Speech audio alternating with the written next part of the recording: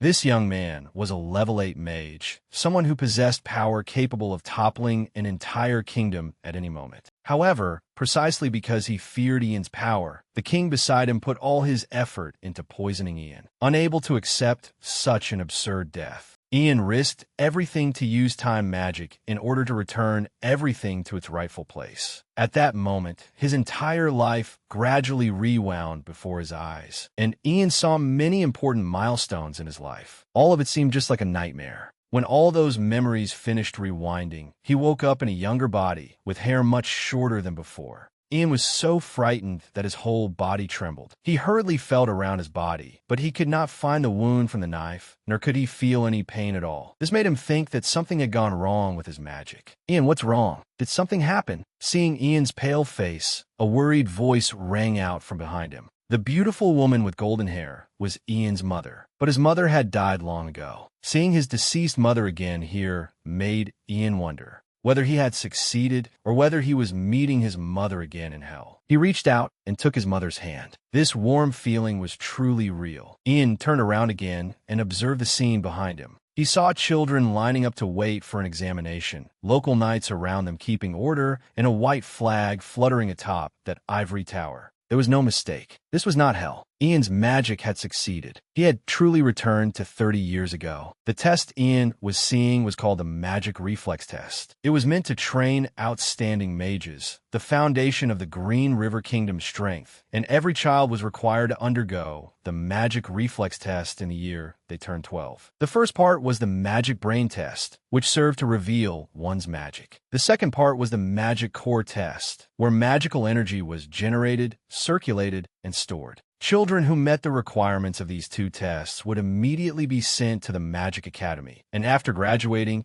they could hold a portion of national authority. Ian was somewhat bewildered. Returning a full 30 years into the past seemed much farther back than he had expected. Fortunately, the time spell, which he had spent a great deal of time studying in order to atone for his sins, had taken effect right before he died. At first, Ian had only intended to return in order to avoid committing his sins, but in the end, Rangna was the one who forced him to use it. Many people had given up everything because of him, and many had lost their lives because of blind loyalty. He had revered his oath of loyalty and his friendship with Rangna, devoting his entire life to him, accepting being used, only to be betrayed and killed by him in the end. Just thinking about it made Ian's blood boil, and this time, after regressing, he decided he could never allow things to unfold that way again. In this life, everything would be different, and to make that happen, he had to find something first. After adapting to everything that had happened, Ian regained his usual calm demeanor, then said goodbye to his mother, because his name had already been called from that side. "I'll be back soon." The relieved smile on Ian's face gradually put his mother at ease. At that time, she had no idea that hidden inside her young son's body was a man already over 40 years old. Ian knew that in this life, he would not stop at merely having the strength of a level 8 mage. He even had to become stronger than that in order to protect himself and the people he loved. At this moment, he had walked up to the local knights to register. Ian Page from Moan Village. As soon as he heard the name Moan Village, the knight immediately recognized him. "Ah, you're Vanessa's son, aren't you? Go in. Don't ask unnecessary questions and bother the mage." The young mage in charge of testing the children was sitting inside the tent, constantly sighing. "Sir Arona, how many children are left? I think you'll have to stay here for at least half a day longer." The knight named Aaron replied, immediately making the young man exhale from sheer exhaustion. However, the moment Ian stepped in and greeted him, he immediately sat up straight and put on a businesslike smile to welcome him. "Hello, young boy. Hurry and come in.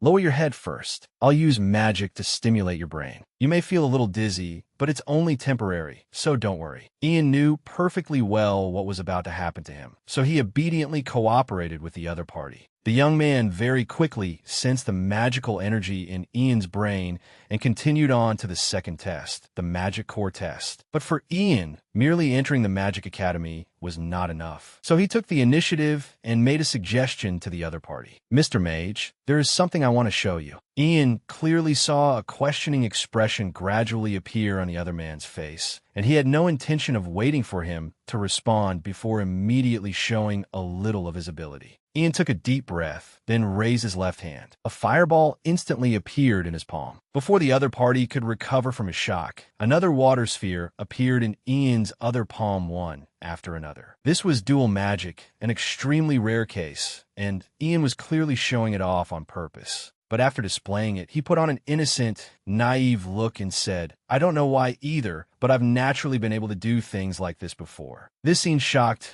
not only the young mage, but also the knights standing behind him. To make sure, the man asked Ian, "Has anyone ever taught you these things?" "No, sir. No one has." Ian immediately shook his head. Of course, this was power he had obtained in his previous life. But how could he tell the other party that he was a regressed level 8 mage? To examine things more carefully, the young man decided to use detection magic on Ian. It was a magical skill used to detect lies by checking every movement of the target's body. "Think carefully before answering me. If you lie, you may become a criminal. You, your family, and even your close neighbors could all be beheaded." This warning came from the young mage. But his magic had no effect on Ian, a man who had endured a lifetime of storms inside the body of a 12-year-old child. Under the pressure of detection magic, he remained calm as if nothing had happened and replied, "How would I dare lie in a place like this?" Just like that, the young man had no choice but to concede defeat to this child, because his detection magic could not discover any lie at all. That also meant the child before him was a shining gem that needed to be protected. But before either side could speak first, Ian suddenly heard a scream, and the owner of that scream was his mother. Outside, Ian's mother was having her wrist tightly gripped by a knight. Although she clearly looked uncomfortable and was still trying to pull her hand back, the other party shouted, "Be quiet. Don't you know there are important people inside? You've been a widow for 7 whole years, so you must be lonely, right? At your age, you can't be sold anywhere anymore, so stop acting so precious. You should be happy someone has taken an interest in you, yet you don't even know how to be grateful." This knight was the very person Ian had just met outside the tent earlier, and also the one who had recognized him at a glance as Vanessa's son. At that time, Ian had thought he might have mistaken the man's sly smile, but it turned out the man really did have ill intentions toward his mother. Hearing the commotion, Aaron and the others inside the tent also came out. "What's going on?" As soon as he saw him, the familiar knight hurriedly released Vanessa's hand and replied, "It's nothing, sir. This lowly kitchen wench doesn't know her place, so I was merely teaching her a lesson." The moment he finished speaking, before anyone could react, Ian had already charged forward. Lowly, he had originally intended to teach the other party a lesson, but the young mage stopped him. The mage informed the familiar knight that just a few minutes earlier, Ian had been recognized as a mage because he had met both requirements. For that very reason, his parents now held authority equal to that of nobles, and those who dared to disrespect nobles or mages were no different from challenging the emperor's authority. That crime alone was fully enough for them to be judged and executed. When he said this, Aaron and the knights behind him all drew their swords at the same time. Seeing this, the lustful familiar knight was scared out of his wits. He hurriedly knelt down, kowtowed to Ian, and begged him to be merciful and forgive him this once. "Why are you apologizing to me? There is someone else more deserving of your apology." Ian replied coldly. This tone and expression were nothing like those of a 12-year-old child. Sensing the immense threat in that voice, the man hurriedly turned toward Vanessa and knelt down. "Madam, my crime deserves death, but please give me one more chance." Vanessa was probably also very confused, unable to adapt to this dizzying change. She looked toward her son with a plea for help in her eyes. Ian sighed, then slowly walked over to the knight and crouched down to meet his eyes. "Listen." He lowered his voice so that only the two of them could hear. "I know all about disgusting people like you who go around speaking ill of my mother. A piece of trash like you had better go and tell them about the lesson you learned today." "Yes, sir. I understand. Thank you, Lord Mage." The man could only swallow the humiliation and grit his teeth as he replied. Once that was over, Ian walked toward the young mage and thanked him for helping him just now. "It is the Ivory Tower's duty to protect mages." The man replied kindly. After saying that, he turned toward Aaron and instructed him to watch over and protect Ian and his mother from now on. He would give Aaron the remaining information through a crystal ball. Just like that, Ian was taken by Aaron back to the inn where knights like him were staying. Ian had no objection and tightly held his mother's hand. then said goodbye to the young mage. The young man watched Ian's back for a long while, then could not help secretly marveling. At that age, he is already so intelligent and has such outstanding talent. It seems the royal palace and the ivory tower are going to become lively soon. That night, when everyone had fallen asleep, the lecherous knight carried his belongings and left the inn in a drunken state, muttering curses non-stop as he walked. Of course, he was extremely resentful after suffering humiliation in front of Ian that morning, so he still harbored the ambition that one day he would defile Vanessa right in front of him, while Ian would have to kneel down and beg him to spare mother and son. To him, that scenario was beautiful. Unfortunately, it would never happen because he had encountered someone who held grudges. In the morning, because adults were present, Ian could not conveniently take action. But now, he had come all the way to find him. Like a cat, Ian silently approached the other party from behind. First, he used paralysis magic to make him completely unable to move. Only then did Ian speak. "What did you just say about my mother? I told you I would be keeping an eye on you, didn't I?" His voice was not overly severe, but this sudden appearance and the paralysis magic made the knight lose his nerve once again. For a moment, he could not utter a single word, while Ian continued, "Today, you were humiliated by the son of a lowly kitchen maid. Because you were so ashamed, you went drinking, wandered down an empty street, and suddenly slipped on this bridge, falling into the surging current below. And that is how you died." As he spoke, Ian created the scene exactly as he had described it. With a splash, the knight's body fell into the river, while Ian stood on the bridge with an ice-cold face completely devoid of expression. Ian had truly wondered whether doing this was right or not. He had gone this far only to learn how to atone for the sins of his previous life, to turn back time so that he could make the right choices and wash all the blood from his hands. But then, meeting someone like that man made him realize he could not completely erase it.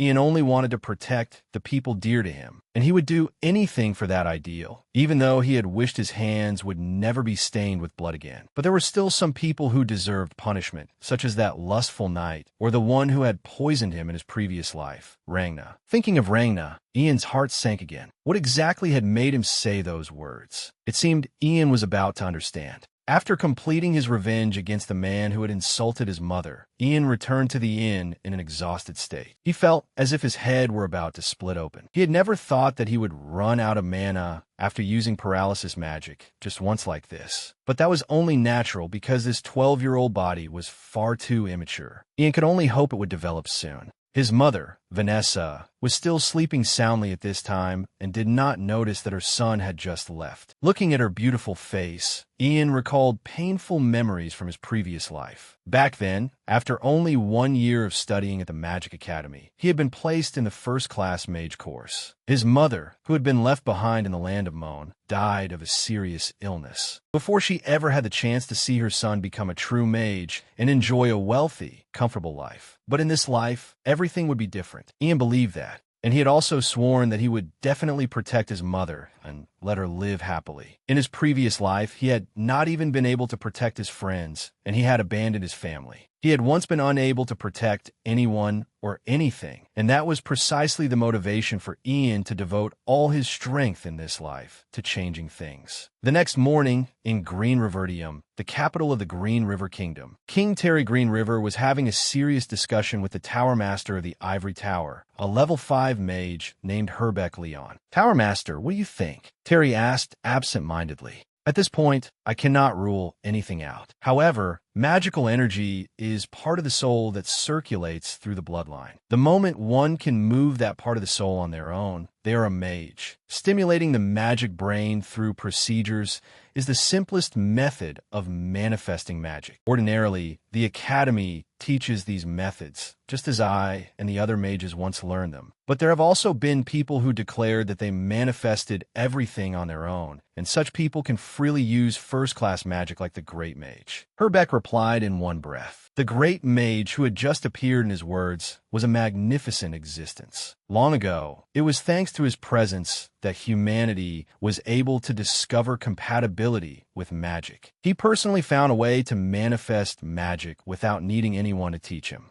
One could say he was a legend among mages. His existence was like the dragons in legends or myths. The difference was that dragons were merely illusions, while the Great Mage's existence was real. And the reason they were bringing up the Great Mage, with his ability to manifest magic on his own without stimulation from others, was Ian and the dual magic he had displayed yesterday. It was something that even Herbeck's logic could not explain, so he wanted to verify it with his own eyes. The mage sent to Moan Village is not someone who likes to lie, Your Majesty. If this is not an exaggeration or a misunderstanding, then that boy's ability is truly dangerous. That is all I can tell you at this time. Terry pondered for a few seconds. Then his gaze suddenly shifted toward the door. Prince, are you out there? Yes, father. A rather young voice came through. It is I. Come in, Terry ordered. The door opened, and a handsome face appeared. It was the current crown prince of the kingdom, Hayden Green River. Terry had personally asked Hayden to come because there was something important. The last time he had left the palace was 5 years ago, when they went on an inspection because of the famine. This time, the king wanted his son to go out once more, accompanied by cavalry, 300 royal soldiers, and 3 third-level mages. Hayden's mission was to go to the land of Mo and bring a boy named Ian Page back to the palace. Father said Ian Page. Hayden asked again, wasn't it a bit too exaggerated for him to personally go capture just one little boy with such a large force? You still haven't heard anything about that boy? Terry asked in return, his tone sounding very disappointed. Then he sighed again. Forget it. I told you to pay attention to all the news in the kingdom. I will assign another prince to handle this. The moment the king said this, Hayden looked flustered. He hurriedly begged his father to entrust the mission to him, promising that he would complete it without allowing any mistakes. After some consideration, Terry still decided to give that responsibility to his crown prince and told him to hurry back and prepare because this would be quite a long journey. After Hayden left, Herbeck also asked to withdraw, saying that he needed to return to the ivory tower to make preparations. Do you have something you need to prepare? Terry immediately asked. As your majesty knows, we mages greatly dislike going outside. If I do not go back now and persuade them, I may not be able to mobilize 3 mages to accompany the crown prince tomorrow.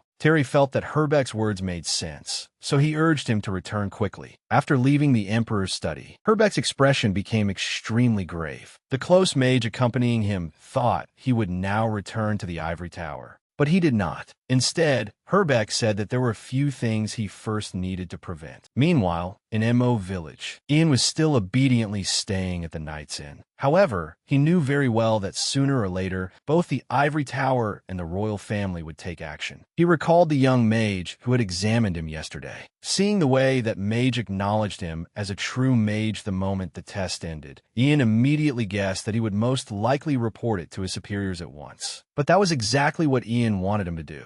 The current king was desperately eager to find a talented person who could accompany Crown Prince Hayden Green River, while the Tower Master of the Ivory Tower, Herbeck, stood on the side of the 5th Prince, Rangna. This would create conflict between the royal family and the Ivory Tower. Whether Ian sided with the king or the Ivory Tower, or even chose his own path, with such outstanding talent, his potential would still be limitless. The only difference was that in this life, Ian was no longer a naive person who would allow others to manipulate him as they pleased. While Ian was still absorbed in thinking about this, a large crowd had already gathered around the inn, and the extremely loud voice of the young mage from yesterday pulled him out of his wandering thoughts. Mage Ian Page of the kingdom, please hear the king's decree. Ian was startled. The king's decree? It seemed Terry had acted much faster than he had expected. The moment Ian poked his head out the door, he was met with the young man's professional smile. You're awake, little one? The king has just issued a decree for you. I will first teach you the royal etiquette, so please follow my instructions. Ian obediently nodded, but in truth, he had already memorized these rites thoroughly in his previous life. Just like that, Ian courteously knelt on his right knee and placed his left hand over his chest. His movements were so proper and fluid that the young man was shocked, wondering whether this was truly Ian's first time doing this. Setting that doubt aside, the preparations were complete. Holding the magical crystal orb in his hand, the young man solemnly announced, Mage Ian Page, please listen to the king's decree. I highly value Ian Page's talent and recognize him as a mage of this kingdom. I permit his name to be registered in the ivory tower and I also invite him to visit the royal palace. My eldest son has been dispatched to accompany him on the road to the palace. May this journey proceed smoothly." When the entire royal decree had been proclaimed, Ian also calmly rose to his feet. Another group of knights had already arrived there. Their leader was Aaron, captain of the Mo Knights, who was responsible for escorting Ian to the Lord's palace. For him and the other knights in the unit, being able to escort the crown prince and Ian was an absolute honor. Therefore, his attitude toward Ian was extremely careful. And it was not only Aaron. Even the Lord of Mo, Marcus, was already waiting at his palace before Ian officially entered the castle. He had repeatedly reminded his two children, Ravi and Margaret, that they must pay attention to their words and at the same time treat the mage who was about to arrive with the utmost respect. The carriage stopped. Ian and his mother stepped down from it. Their status was completely different from yesterday. Though Ian was still young, that could not change the fact that he was a mage recognized by the king, and his talent had even made the king restless. For that reason, Marcus knew very well that he had to receive this child perfectly. After entering the Lord's castle, Ian immediately became a hot topic among everyone, including the maids. They were all talking about how Ian had been able to create fire with his bare hands during the test. He truly was an astonishing child, and after entering the castle, Ian did not lazily indulge in comfort. Instead, he spent 15 consecutive days in the training grounds. Ian trained with extreme seriousness, and what he displayed had far surpassed anything other children his age could do. Even so, Ian was still not satisfied. This much was not enough for him. If this were his previous life, after using Frost Nova, he could have frozen the entire Mo palace. But now, in the body of a 12-year-old child, he could only freeze this small training ground. This tiny body still had too many limitations, requiring Ian to find something that could make up for the magic he lacked. "Mage, Sir Mage," an urgent voice rang out, pulling Ian away from his current thoughts. A servant from the Lord's palace ran over in panic, begging for his help because the master of the castle, Marcus Moglian, had disappeared. According to this man's account, Marcus had still not returned to the palace after going goblin hunting yesterday. Young Master Ravi and the knights who had accompanied him on the hunt were the same. At present, all the manpower in the palace had already been mobilized to search, but there were still no results. They had only been able to find a few traces left behind after a battle. After listening to the butler's report, Ian was silent for a few seconds. He did not think this was the time when Marcus was supposed to die. In his previous life, Lord Marcus Moglian really would lose his life at the hands of an enemy's assassin, but the timing was right before the first Unification Resistance War that would occur in the future. As for his son Ravi, he would give up and flee from this land right after the Resistance War broke out. Because of that cowardly act, he would be executed immediately after the war ended. Wouldn't asking Mage Marco for help be more useful than asking me? Ian asked in return. If Marcus had gone hunting as usual, then the possibility that this had happened because of Ian's regression was very low. In any case, Ian had to consider it carefully, and naturally, he did not want to get involved in trouble. But the butler looked troubled because Mage Marco was currently not in Moglian, as he had gone on another mission. This made Ian extremely suspicious. Marco was the mage of this territory, yet he had gone to another land to carry out a mission? That sounded unreasonable. Could it be that his return to the past had truly created a butterfly effect, causing everything to deviate from the course it had taken in his previous life? For a mage to go outside his assigned territory on a mission was something that rarely happened. Ian did not know the exact details of the matter, but he thought it must be related to him. For example, if someone had secretly reported this matter to the master of the Ivory Tower, then that could create danger for him. The strongest weapon Ian currently possessed was his ability to know the future in advance. And if Lord Marcus's death changed the future, he would lose that ultimate weapon. No matter what, Ian could not allow this to happen. Seeing that Ian had been lost in thought for quite a while, the castle butler seemed anxious and spoke again. "There is nothing more we can do, so I had no choice but to come here and ask for your help." "Where?" Ian had made his decision. "I will cooperate with you in the search." After agreeing on that, Ian returned to his room and made some brief preparations. Vanessa looked worried. She had heard about what had just happened and was not at ease when she saw that her young son also intended to go up the mountain with the search party. Even if Ian had been recognized as a true mage, in the eyes of a mother like her, he was still too young to do such things. "It's all right, mother. I'm a mage now," Ian earnestly reassured his mother. Even so, Vanessa's worry did not lessen in the slightest. Ian gently held both of her hands, then promised that he would definitely return. Vanessa still wanted to say something more, but suddenly, a girl rushed into their room with her face covered in tears. It was Marcus's daughter, Margaret. This young lady was always very cold, but now she cast aside all pride and begged Ian to find her father and older brother. "If you can find them, I am willing to do anything to repay you. I will ask Father to give you a great deal of money, land, and even servants, so please." Ian was made dizzy by Margaret's torrent of words. He only wanted to leave this place quickly. However, when he absent-mindedly glanced at the girl, he was drawn to the gold ring on Margaret's finger. Ordinary wealth clearly could not move Ian, which proved that there was something special about that ring. "I promise I will find them," Ian affirmed in a firm tone. When Margaret heard this, she immediately felt much more reassured, and a smile finally appeared on that beautiful face. After that, Ian asked her to lend him the ring she was wearing, saying that he could sense magical energy emanating from it and that it might help him find where the Lord was. Just hearing that, Margaret had no reason to refuse Ian. She immediately took off the ring and placed it in his palm.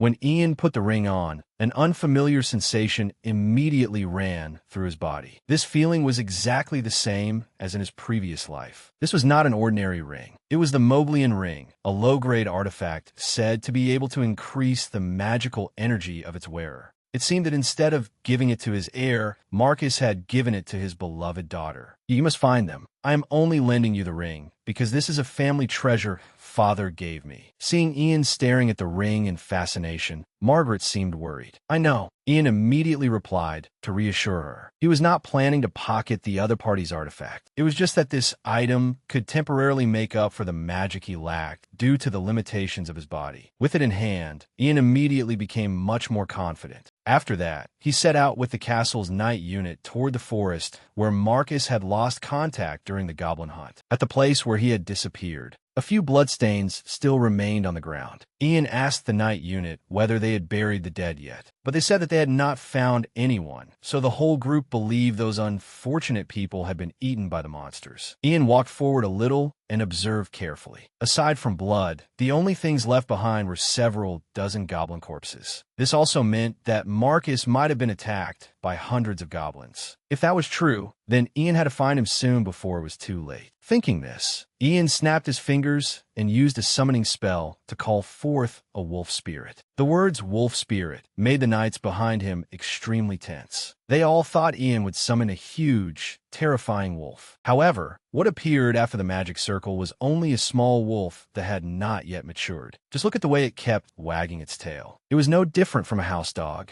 Even Ian was somewhat disappointed by what had appeared before him. If it had been him in his previous life, he would have summoned a large wolf, but this wolf spirit looked no different from a puppy. Still, with his current amount of mana, there was nothing more he could do. Ian could only accept reality, then assign the adorable creature the task of tracking the path Marcus and his followers had taken. After sniffing around for a while, the wolf spirit let out a cry and quickly ran off. Ian immediately followed it, while the night unit did not seem to trust the little dog very much. "We only need to follow that wolf spirit," he stated firmly. Compared to that little wolf, Ian's words carried far more weight. The group of knights hurriedly withdrew their doubts and advanced with him. Fortunately, Marcus was still alive. But at this moment, he was lost deep in the forest and facing a horde of goblins. Goblins surrounded him on all sides. So even though the Lord was still struggling to fight, he could not suppress his despair. He was swinging his sword entirely on instinct, unable to think of what he should do next. If this continued, Marcus would surely die from exhaustion. Thinking of his young daughter at home, Marcus did not want that to happen at all. "Ravi," he suddenly shouted, "we will deal with the goblins here, so you must find a way back to the palace. Tell them that Mount Moblian is being threatened by goblins. Hurry."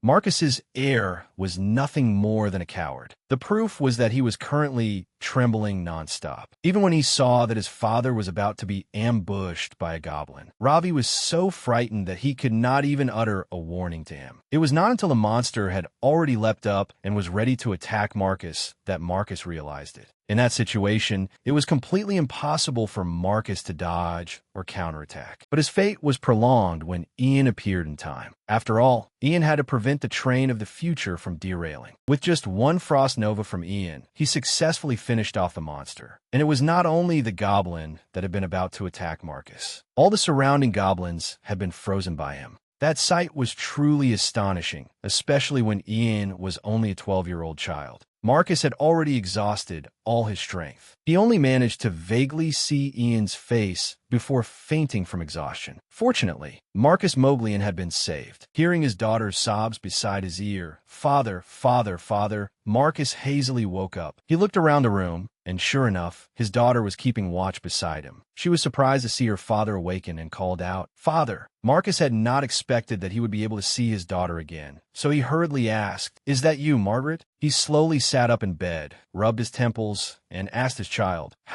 "What happened?" Margaret recounted everything to remind him. "Sir Ian saved you." At this point, she could not suppress her emotions, and tears streamed down her face. "Father, you and brother were unconscious for 2 days. You have no idea how worried I was." As soon as he heard that the Lord had awakened, the butler rushed over. "My lord, thank goodness you have awakened as well." When Marcus saw him arrive, he immediately asked about the current situation. "Haga, are the others all right?" But Haga faltered and could not speak. About that, Haga hesitated for a moment before finally explaining clearly. 12 soldiers and Sir Roten were unable to return. When Marcus heard this, he once again sank into silence. After that, he asked the butler again, "Where's the young mage? I must meet him in person." At that moment, Ian was training alone in the practice yard when he suddenly heard someone calling his name. "Sir Mage." It turned out to be Haga, who had come under the Lord's orders. He said, "There you are, sir." Ian replied, "I heard the Lord has awakened." Haga answered happily, "Yes, and it is all thanks to you, Sir Mage." After a few words of greeting, he finally spoke respectfully about the main matter. "The Lord has ordered me to bring you to the reception room. I believe he has something urgent to tell you." Haga finished speaking, but Ian still could not understand what the Lord's intention was in wanting to meet him. A while later, Marcus, now neatly dressed, went to the reception room. Seeing that his benefactor had arrived, he spoke cheerfully. "Welcome." His son Ravi had come with him as well.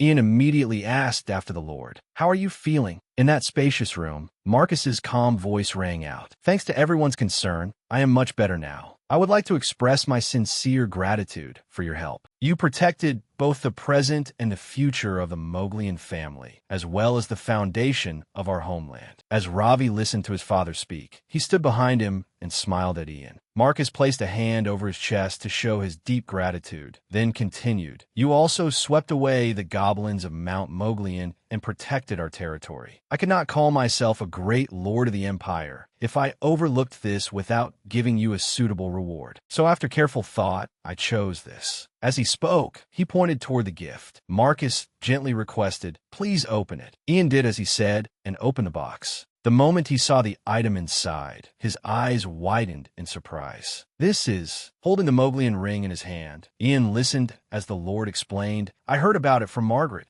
She told me you wanted to borrow this ring because you could detect mana from it." Marcus asked Ian curiously, "I always thought it was only an old family heirloom, but does that ring possess some kind of power? Is it of any use to you, Sir Mage?" Ian explained at once. "This ring amplifies the mana of the wearer. It was a great help when I swept away the goblins in the canyon." Hearing that, Marcus's joy was plain as he said to him, "That is fortunate. That ring, I would like to give it to you, Sir Mage. Please regard it as a token." Hearing him say that, Ian's attention shifted back to the Lord. He raised his head and asked, "A token?" At that moment, Marcus declared firmly, "From this moment onward, Mage Ian Page will forever be regarded as an honored guest of the Moglian family. This shall be the token of that enduring promise. Will you accept it?" Ian reached out and touched the ring. He did not answer the Lord right away, instead thinking to himself, "Forever an honored guest among the nobility of the empire. That is a covenant that lasts 1,000 years." Seeing his hesitation, Marcus bowed his head and continued with utter sincerity, "Our family will always welcome Lord Ian Page's visits. If you ever require assistance from our family, we promise that we will always stand on your side." Ian remained silent. The Lord and his son both placed their hands over the left sides of their chests and pledged, "I swear upon the northern flow of the Green River that we will uphold this promise from generation to generation."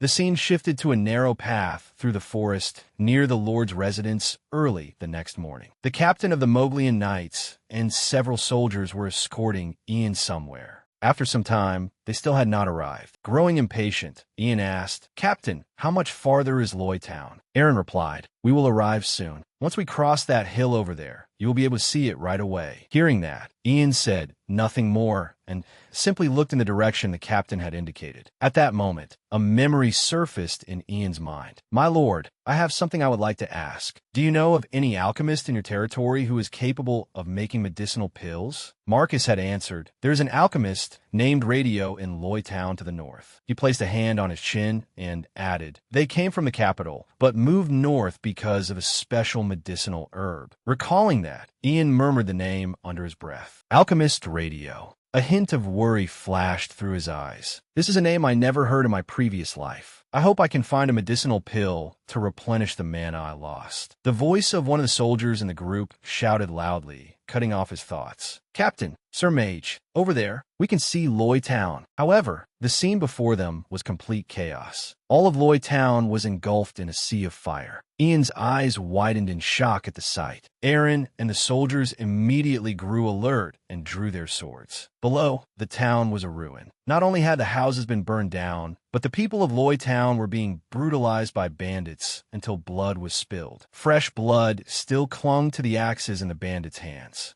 One of those axes belonged to the leader. He slung it over his shoulder and casually ordered his subordinates, "Gather up the stragglers. Start sorting them out." A satisfied smile spread across his face as he continued, "Finish quickly so we can move on to the last village." As soon as the leader gave the order, his subordinates grabbed a nearby boy. The boy struggled desperately and screamed, "No!" The boy's father was Radio. He hurriedly rushed forward and called his son's name, "Douglas." The moment Radio came closer, the bandits beat him to the ground. One of them kept stomping on him while cursing, "You're about to die anyway, you useless trash." He was kicked so hard that he was covered in blood, but the bandits still did not stop. Watching his father being tormented, Douglas could not endure it and continued to struggle. "Let go! Let me go! Father!" Hearing the shouting beside him, the leader turned and said, "This stupid brat is annoying." Then he spoke cruelly to the child. "Will you shut your mouth if your father dies?" Douglas immediately froze and tried to hold back his tears. Perhaps he was afraid that if he made even one more sound, his father would not survive. But the bandit still did not stop. He raised a sharp knife in his hand toward the father and said coldly, "I will sell your son to a very fine place. Farewell." As he said those words, there was no trace of humanity left in his eyes, only utter madness. At that moment, Douglas cried out in despair, letting out a heart-rending scream. At the very moment his father's life hung by a thread, he was stunned to see the bandit pierced through by a stake of ice. Red droplets splattered endlessly across Douglas's face, leaving him frozen in shock and silence. The leader died instantly. Only in the next second did his subordinates realize what had happened. One of them kept stammering, What is that?" Another finally recognized what had pierced their leader. "Is that ice?" The mustached bandit panicked as well. Where did that come from? Just then, the bandits began passing the word among themselves. "Over there, soldiers." Ian did not bother saying a single word to them. He simply continued casting ice magic toward the group. Sharp ice stakes rained down, accurately shooting straight into them. The bandits screamed and scrambled to flee. "Damn it, run!"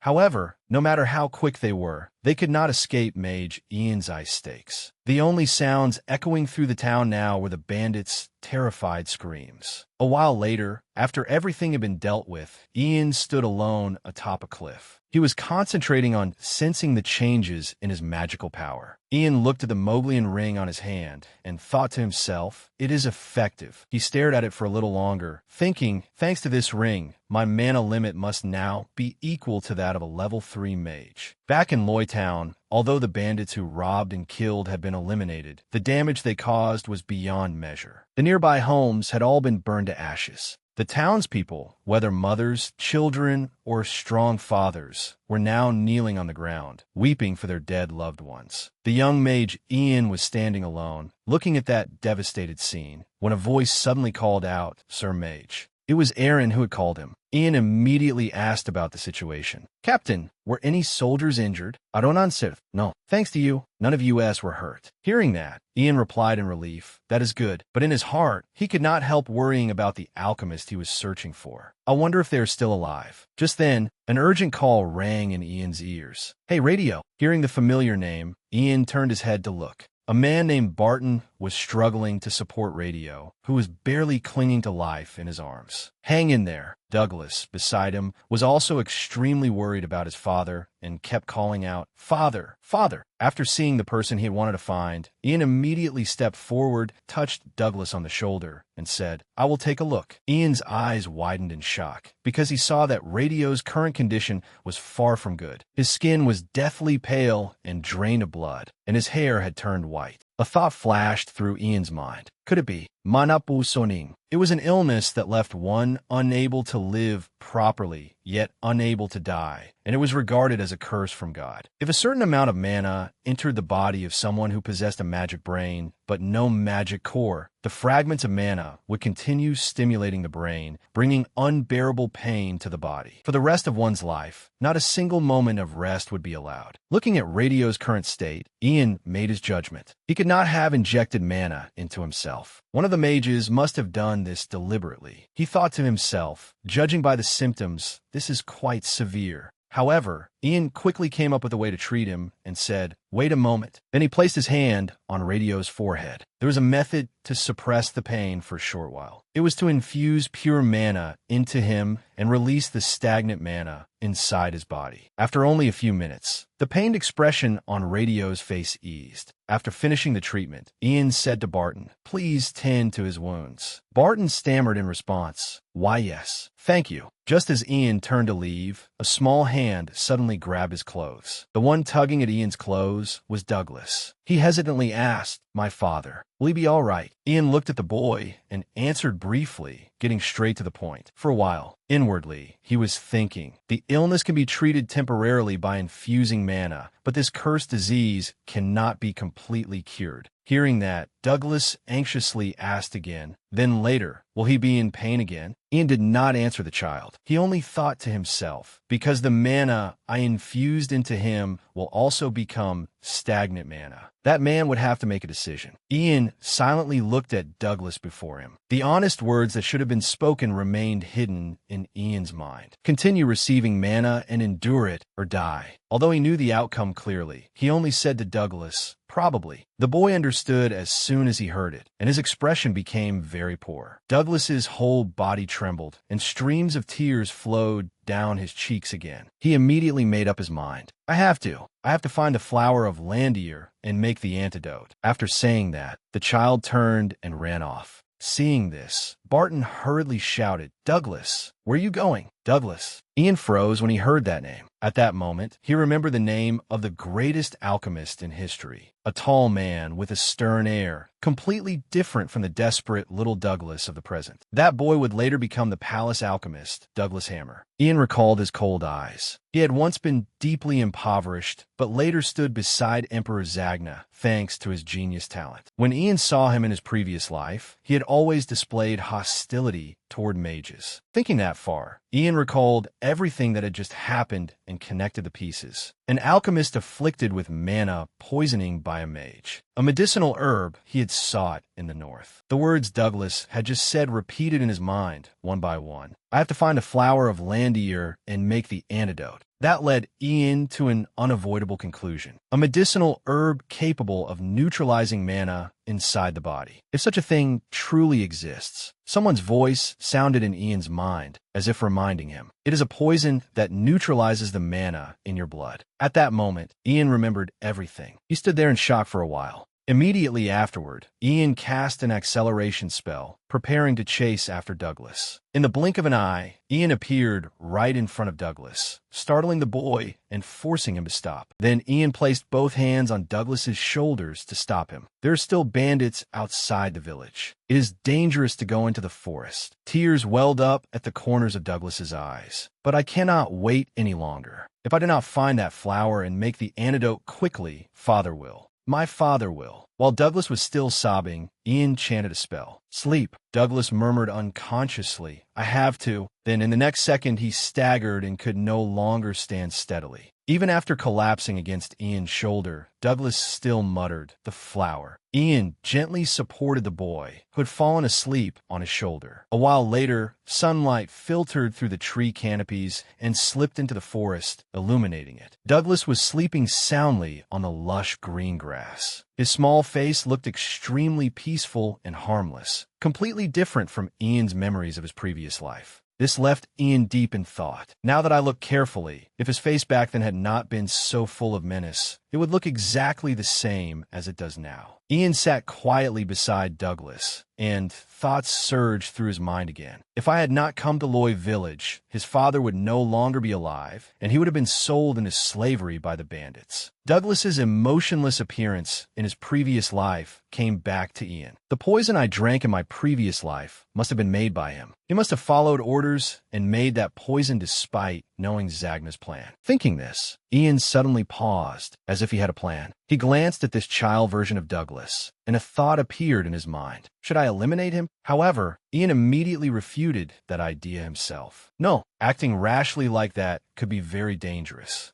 After all, only Ian knew of Douglas's limitless future. He had the talent to become the greatest alchemist in history. I can make him one of my own. Though he thought that, Ian remained uneasy. Even if he lives differently from before, there is no guarantee he will not betray me. His hand, wearing the Moglian ring, paused. In that moment, the young mage seemed to have made a decision. In that case, just then, someone called Ian again. Sir Mage. Captain Aaron walked over. Ian asked, what is it? Panting, Aaron answered, you suddenly ran off, so I followed you. Once his breathing had steadied, Aaron looked over and saw Douglas there. He asked curiously, who is that child? Ian did not explain everything that had just happened and simply answered, I thought he might do something reckless, so I put him to sleep. After saying that, he slowly stood up and continued, since you are here, please take him back to the village. Ian walked past Aaron. Seeing this, Aaron asked, are you not coming with us? Ian glanced back and hesitated before saying, I have somewhere I must go. As soon as he finished speaking, his figure was gone, leaving only the sound of the wind whistling around them. That night, at the small house where Radio and his son lived, although it was already late, lamplight still spilled through the window. Radio sat beside his son's bed. He looked at him for a while before speaking. Douglas, are you asleep? Hearing his father call him, Douglas stopped pretending to sleep and answered at once. No, Radio looked at his son and said, Barton told me. Some mage came to the village and saved us.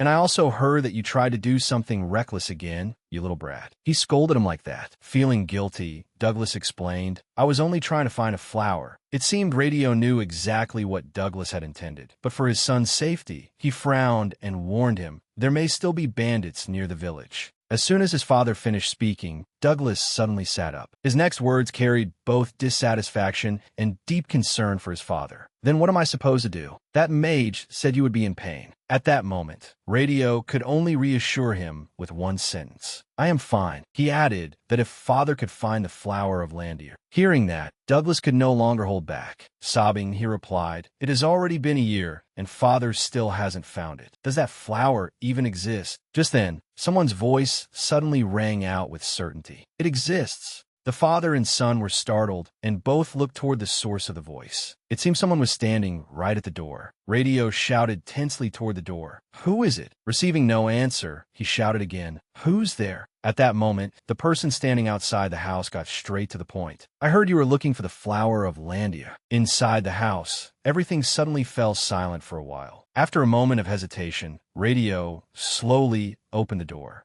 When the person removed his hood, it turned out to be a familiar face, the young mage, Ian. He stepped politely into the house. "Pardon the intrusion." Douglas's eyes widened in surprise, and then he vaguely recognized him. "It's that mage." Radio was also shocked when he heard his son say this was the mage who had saved him that morning. "What?" After that, Ian slowly introduced himself. "I am Ian Page." Then he placed a small block of ice on the table. That object quickly drew Radio's attention. He immediately asked, "What is that?" But the next second, when he saw with his own eyes what was inside the ice, Radio could not believe what he was seeing and blurted out, "That is..." It turned out that the thing Ian had placed on the table was precisely what Radio had always been searching for. It was the flower of Landier. Ian knew that Radio desperately needed this flower to cure his illness, so he made an offer. "I will give you this flower, but let me ask you one question." Ian asked him seriously. "How did you learn about this herb when its effects are still unclear?" Radio did not answer the question right away. Instead, he hesitated. It was because of a diary. That was the answer he finally gave Ian. Radio repeated it once more. "I saw it in a diary." Then he stopped hiding it and directly took out the book. "This book is the herbal diary my father left me." At the same time, Radio's hand flipped through the pages and stopped at one of them. If you look at this page, in the middle of the diary, information about the flower of Landier was written very clearly. It had the effect of nullifying mana and could only be found in the northern part of the continent. It was a 12-petaled flower with poison in its stem and blue roots. It withered as soon as it was picked and could not be cultivated or harvested. Ian took the diary and looked through it himself. Then he asked in curiosity, "Did your father also know alchemy?" Radio answered, "It is the family business." After hearing that, Ian immediately understood. Then this diary must be a family heirloom. Radio himself confirmed it as well. Something like that. Ian raised his head again, looked him straight in the eyes, and said, "Then you must know that, for a mage with a mana heart and a mana brain, the flower of Landier, which can nullify mana, is a deadly poison." Hearing this, Radio froze for a moment. Then he immediately explained, "I understand what you mean, but the alchemists of our family would never create pills to harm others." Afraid Ian would not believe him, Radio even declared firmly, "I can stake my family's name on it." However, Ian's sharp gaze had already shifted elsewhere. That probing gaze finally stopped on Douglas, leaving the boy a little surprised at being stared at.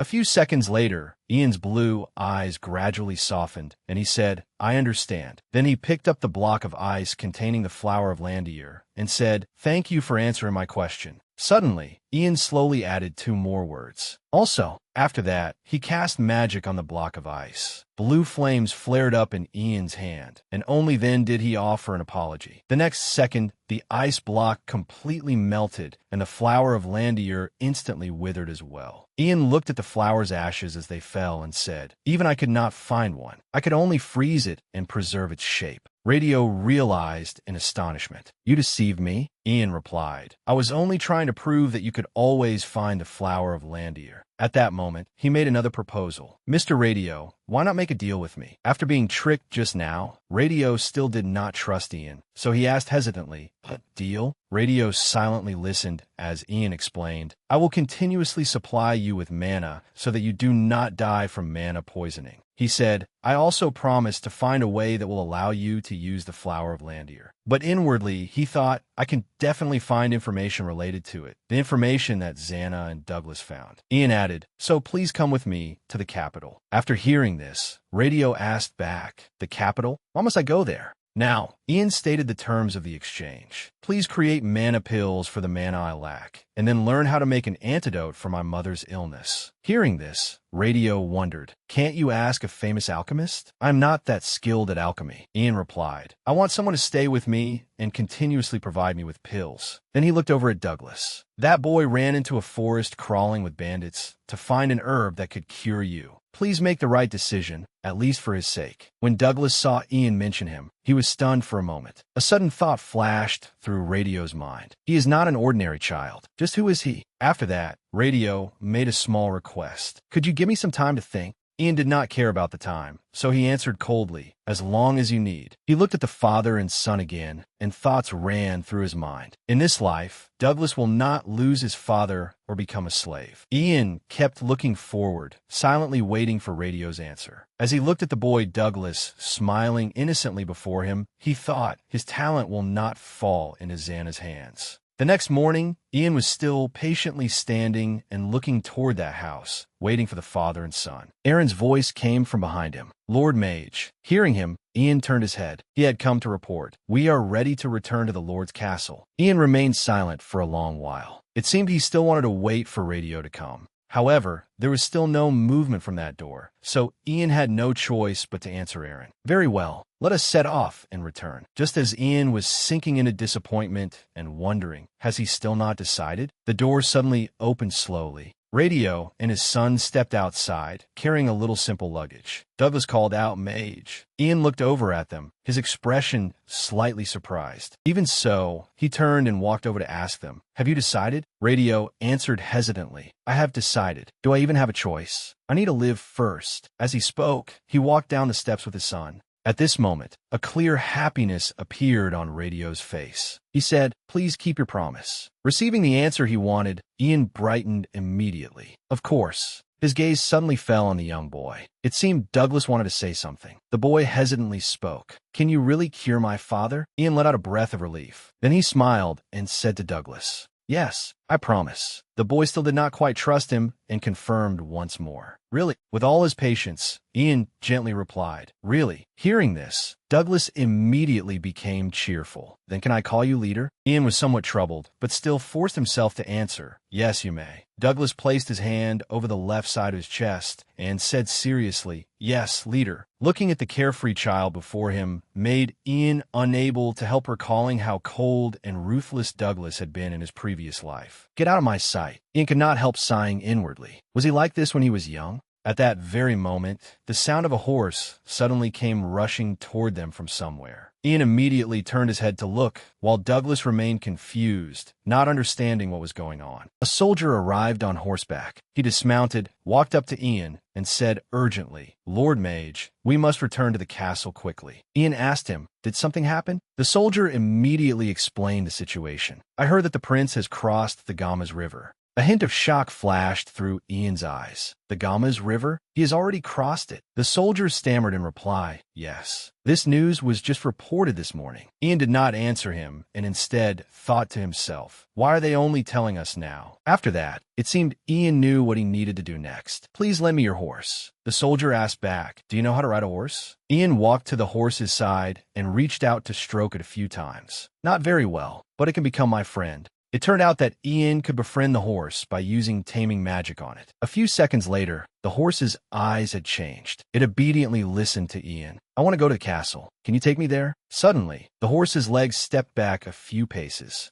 Then, it gently lowered itself and lay down, meaning to let Ian climb onto its back more easily. While the people around them were still stunned, Ian gave his instructions. "Sir Aaron, please bring Mr. Radio with you." At this moment, Ian had successfully climbed onto the horse's back. Then he hurriedly added, "I will go ahead." The scene shifted. On this side, Crown Prince Hayden's procession continued moving forward. The royal carriage traveled among the cavalry. Inside the carriage, Hayden sat in thought, looking through the window. He recalled what had happened before. "You summoned me, father," Emperor Terry said in a stern voice. "There is something I want to tell you before you leave. I heard that Herpex frequently meets with the fifth prince." Hearing his father say this, Hayden was also startled. He silently listened as the emperor continued. "Since many nobles act according to the ivory tower, you must already know how important it is which side the tower master takes." At this point, Terry had also understood. He guessed that it seemed the tower master intended to side with the fifth prince. More than anyone else, he understood his own child well. The fifth prince, Xana, is a clever child. I am certain he will use Herpex and try to draw people of renown under his command. Terry paused for a moment, then looked toward Hayden. At that time, he had said, "Ian Page, do everything you can to make him your man before the ivory tower approaches him."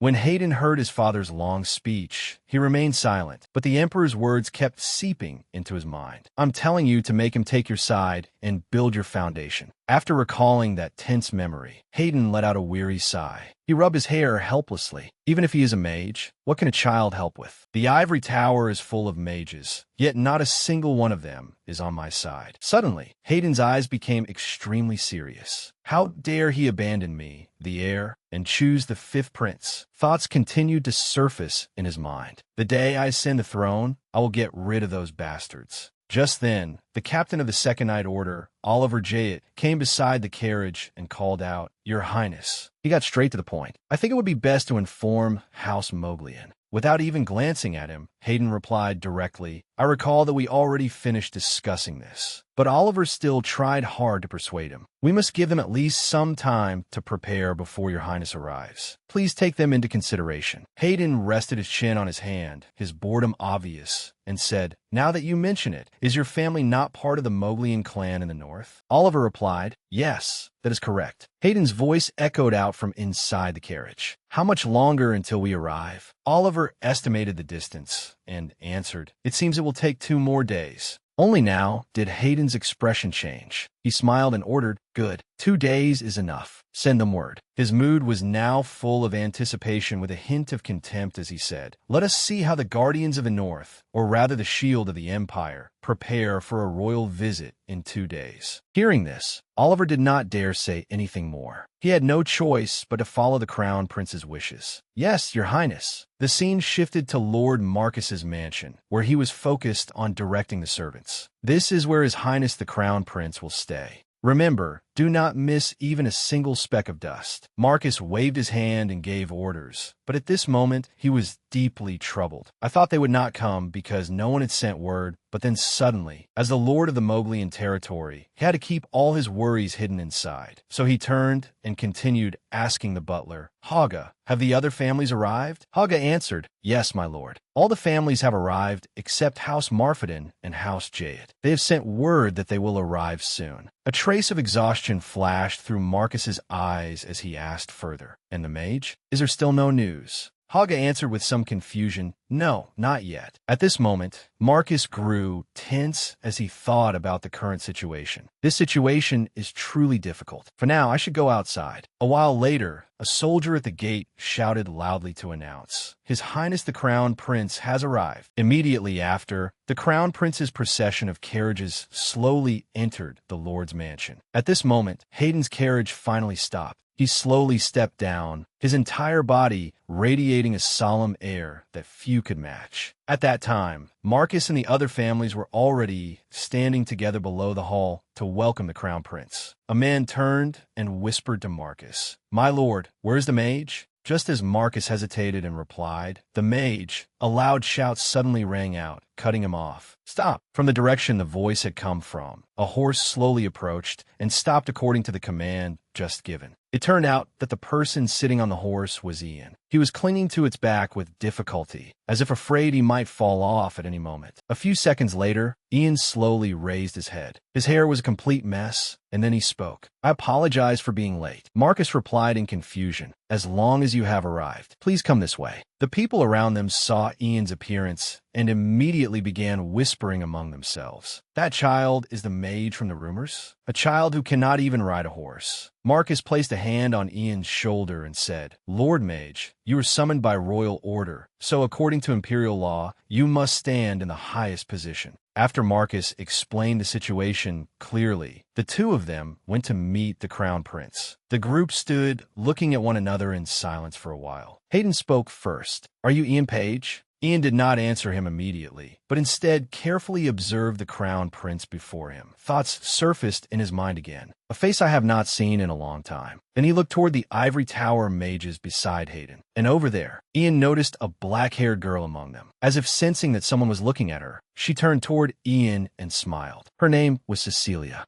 A smile appeared on Ian's face, because he knew very well that she was a spy from the Cowd Empire. Time passed like that, and the scene shifted to the banquet inside Marcus's mansion. Oliver was patiently reminding the crown prince at this moment. "Your Highness, you must not drink too much." However, Hayden ignored him and replied, "Besides this wine, what else is there worth drinking?" Then he voiced the dissatisfaction in his heart. "I cannot believe I have to socialize with these hateful nobles after traveling such a long distance. This banquet is not fun at all, and I do not like that brat either. I want to go back and rest early." Hearing the crown prince complain, Oliver could only silently listen. Elsewhere, Cecilia stood in a corner by the wall, holding a glass of wine and separating herself from the noisy crowd. She pondered silently. What a strange coincidence. The Count Empire is also interested in that brat. Cecilia then recalled that not long before this, the Count Empire had given 2 orders: eliminate the rumors about Ian Page by observing him personally. As she thought this, a determined light flashed in her eyes. If it is true, then I must capture both the mage boy and his mother and return to the Empire. Cecilia looked through the nobles before her, but did not see Ian anywhere. What kind of person is he to cause such a commotion? I suppose I will go look for him. She went alone to the training yard not far away. When she saw a familiar figure, she immediately recognized him.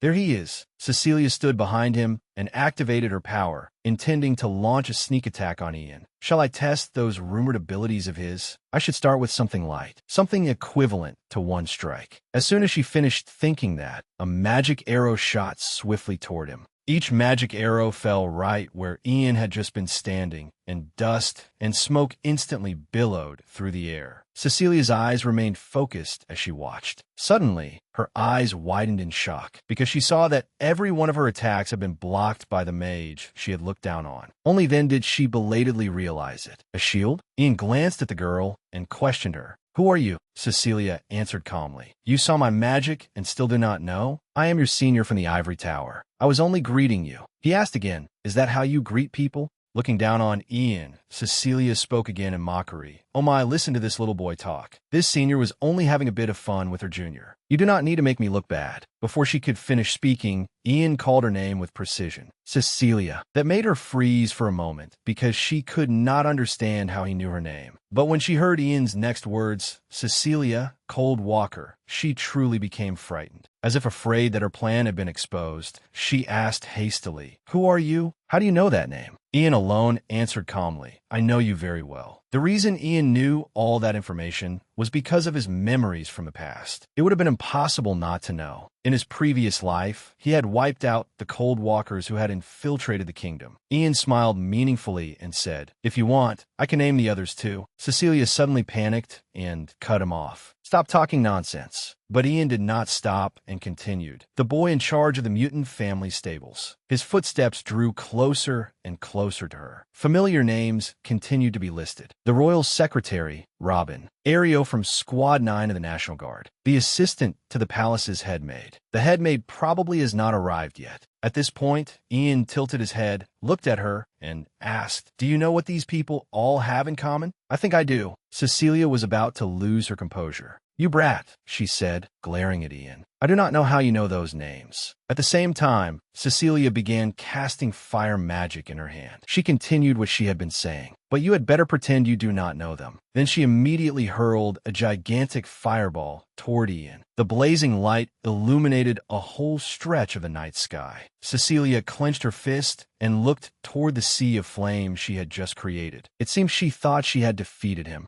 But in the next instant, from within those still burning flames, a figure rushed out as fast as the wind. Cecilia stood stunned when she saw Ian walk out safely, without a single scratch. Ian slowly approached with a sphere of magic in his hand. "I already know that you are one of the Cold Walkers." She tried to stay calm and asked, "Then why are you here alone if you already knew?" Yet inwardly, she could not stop being shocked. Did he really avoid my attack just now? What is he? As Ian spoke, he raised the sphere of light high. "I knew you would come looking for me at the training yard." Cecilia's gaze followed the movement as well. And in the next second, she opened her eyes wide in shock for perhaps the countless time since meeting Ian. Because what stood before her was a series of ice stakes pointed directly at her. Under the hazy moonlight, those ice stakes looked even more glittering and mystical, radiant like something divine. At that moment, he said with certainty, "I predicted it." Then Ian coldly pointed his hand toward her.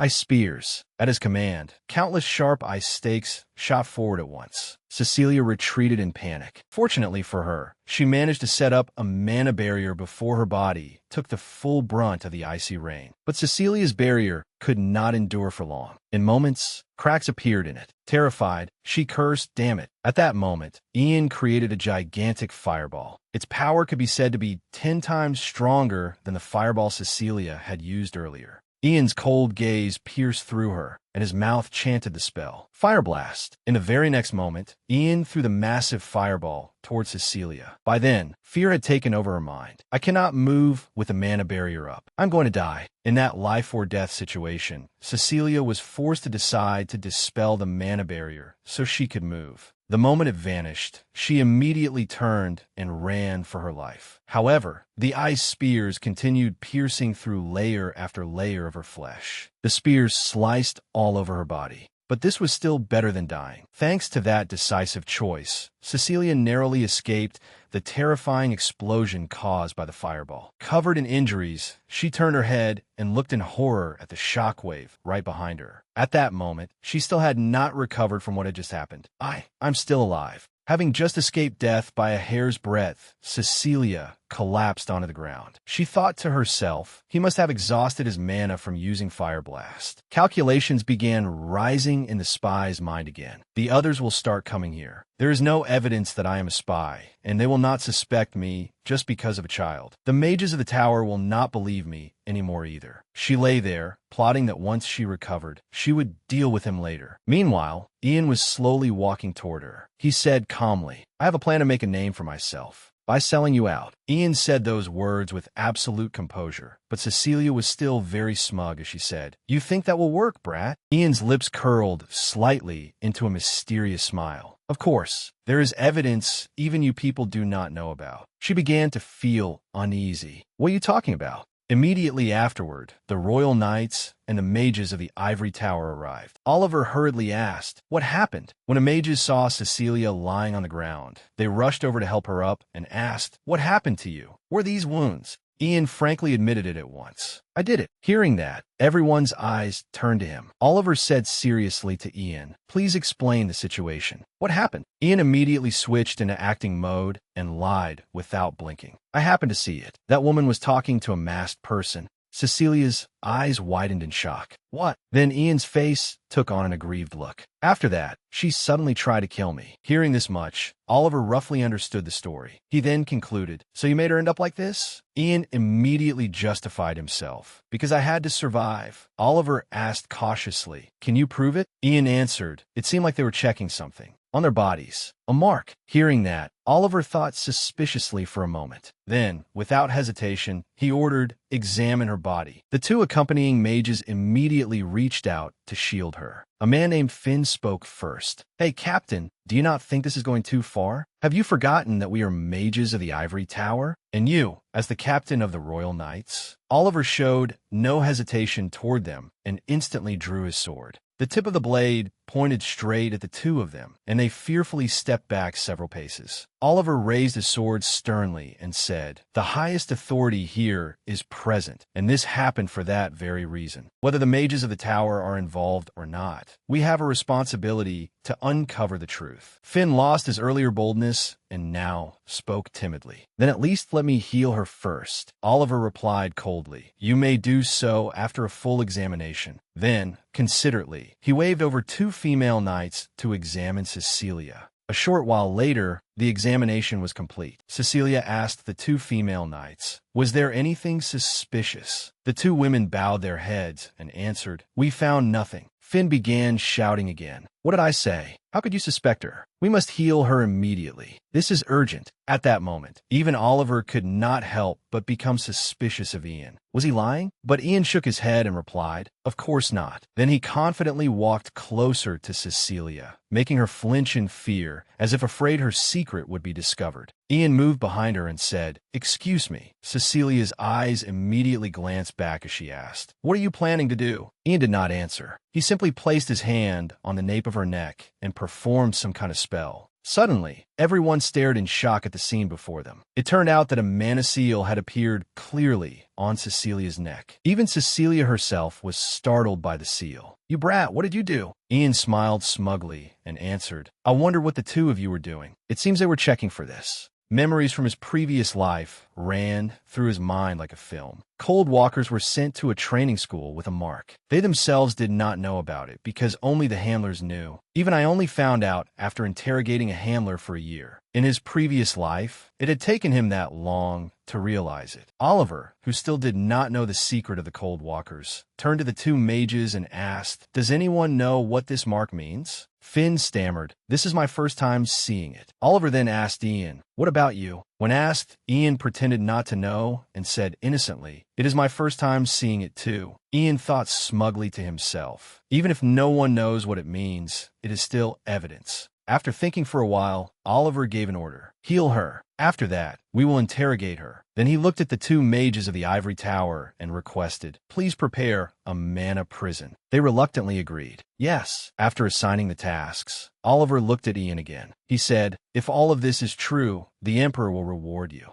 Ian pretended to be dazed when he heard those words, although everything had already gone according to his calculations. Afterward, Oliver immediately reported what had happened in the training yard to the Crown Prince. Hayden asked in shock, "That child defeated a third-rank mage of the Ivory Tower?" Oliver answered, "That is correct." Hayden laughed and said, "I never thought he would really be able to do it." Then the Crown Prince asked the man standing before him about his impressions. "What do you think, Captain Oliver, about that child?" Oliver also answered seriously, "It seems what the dispatched mages said was true. The way the child acts and speaks is not like a child." Hayden folded his arms and began to think. He said, "I think I should meet the boy and speak with him before reaching a conclusion. Captain, bring that child here." A short while later, as soon as Ian entered the room, he bowed respectfully. "Did you call for me, Your Highness?" The Crown Prince went straight to the point. "Yes, from what I have heard, one of the mages sent by the Ivory Tower was a spy from Kout, and I also heard she was a rather capable mage." At that point, Hayden praised Ian. "I think your achievement in defeating and capturing her is worthy of great appreciation." However, Ian answered with extreme modesty, "I am merely being overpraised." A satisfied smile appeared faintly on Hayden's face. He continued, "And so, I wish to reward you. Please tell me what you want." Ian fully understood what the Crown Prince's true intention was. He thought to himself, he is trying to find out my inner desires by asking what I want. Since it has come to this, should I say it? Ian hesitated and said, "Then, if Your Highness permits it, I would like to see the site of the old ivory tower on the way to the castle." Ian looked straight into Hayden's eyes as he said that. Hayden was surprised. The site of the old ivory tower? Why do you want to go there? There is nothing to see. Ian pretended to be flustered, clasped his hands together, and stammered, "I have only heard about it through stories, and I have always wanted to go there at least once." Hearing that innocent answer, Hayden gradually lowered his guard. Since visiting a historic site was what the boy wanted when he could have asked for anything, perhaps he was still just a child after all. And so, Hayden easily accepted Ian's request. "Very well, then I will take you there." Ian quietly lowered his head and smiled smugly. "I think I will be able to obtain it sooner than expected." He was secretly delighted as he thought about what was about to happen. The site of the old ivory tower and the item hidden deep beneath it. The dragon language scroll.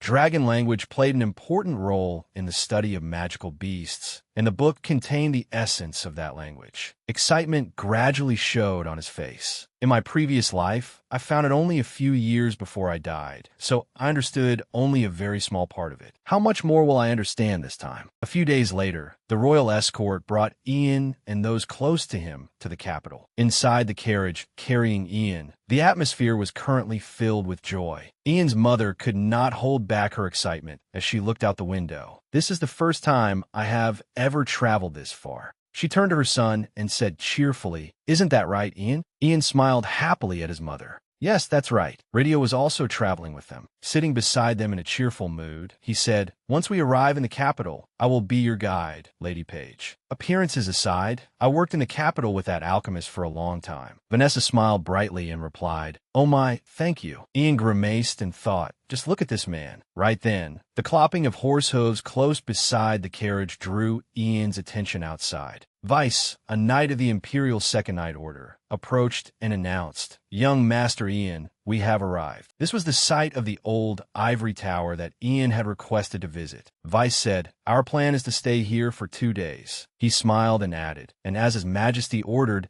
you'll be free to explore this place during that time." Vice smiled solemnly and said to everyone, "Please follow me, everyone. I will guide you." After that, he led everyone to a small village beside the old ivory tower to rest for the night. The village was truly peaceful in the quiet darkness. When the village chief heard that members of the royal family and mages were visiting, he immediately came out to greet them. "I cannot believe you have all visited our village. This is an honor that will last for generations." Hayden answered with a cheerful smile, "It is nothing." Ian was somewhat surprised to see the crown prince being so friendly with the people. He thought to himself, perhaps he treats commoners with kindness. Memories from his previous life again passed through his mind. Back then, he had always worn a gloomy and hateful expression on his face. And one reason for that was because Gianna had always been beside Ian. Looking at that bright smile, Ian also came to understand. So perhaps he only made that expression toward people who were not nobles or royalty. He thought quietly, "I can see why the current emperor favors his eldest son more." Suddenly, Douglas came over and called out, "Leader, when are you going to the old ivory tower?"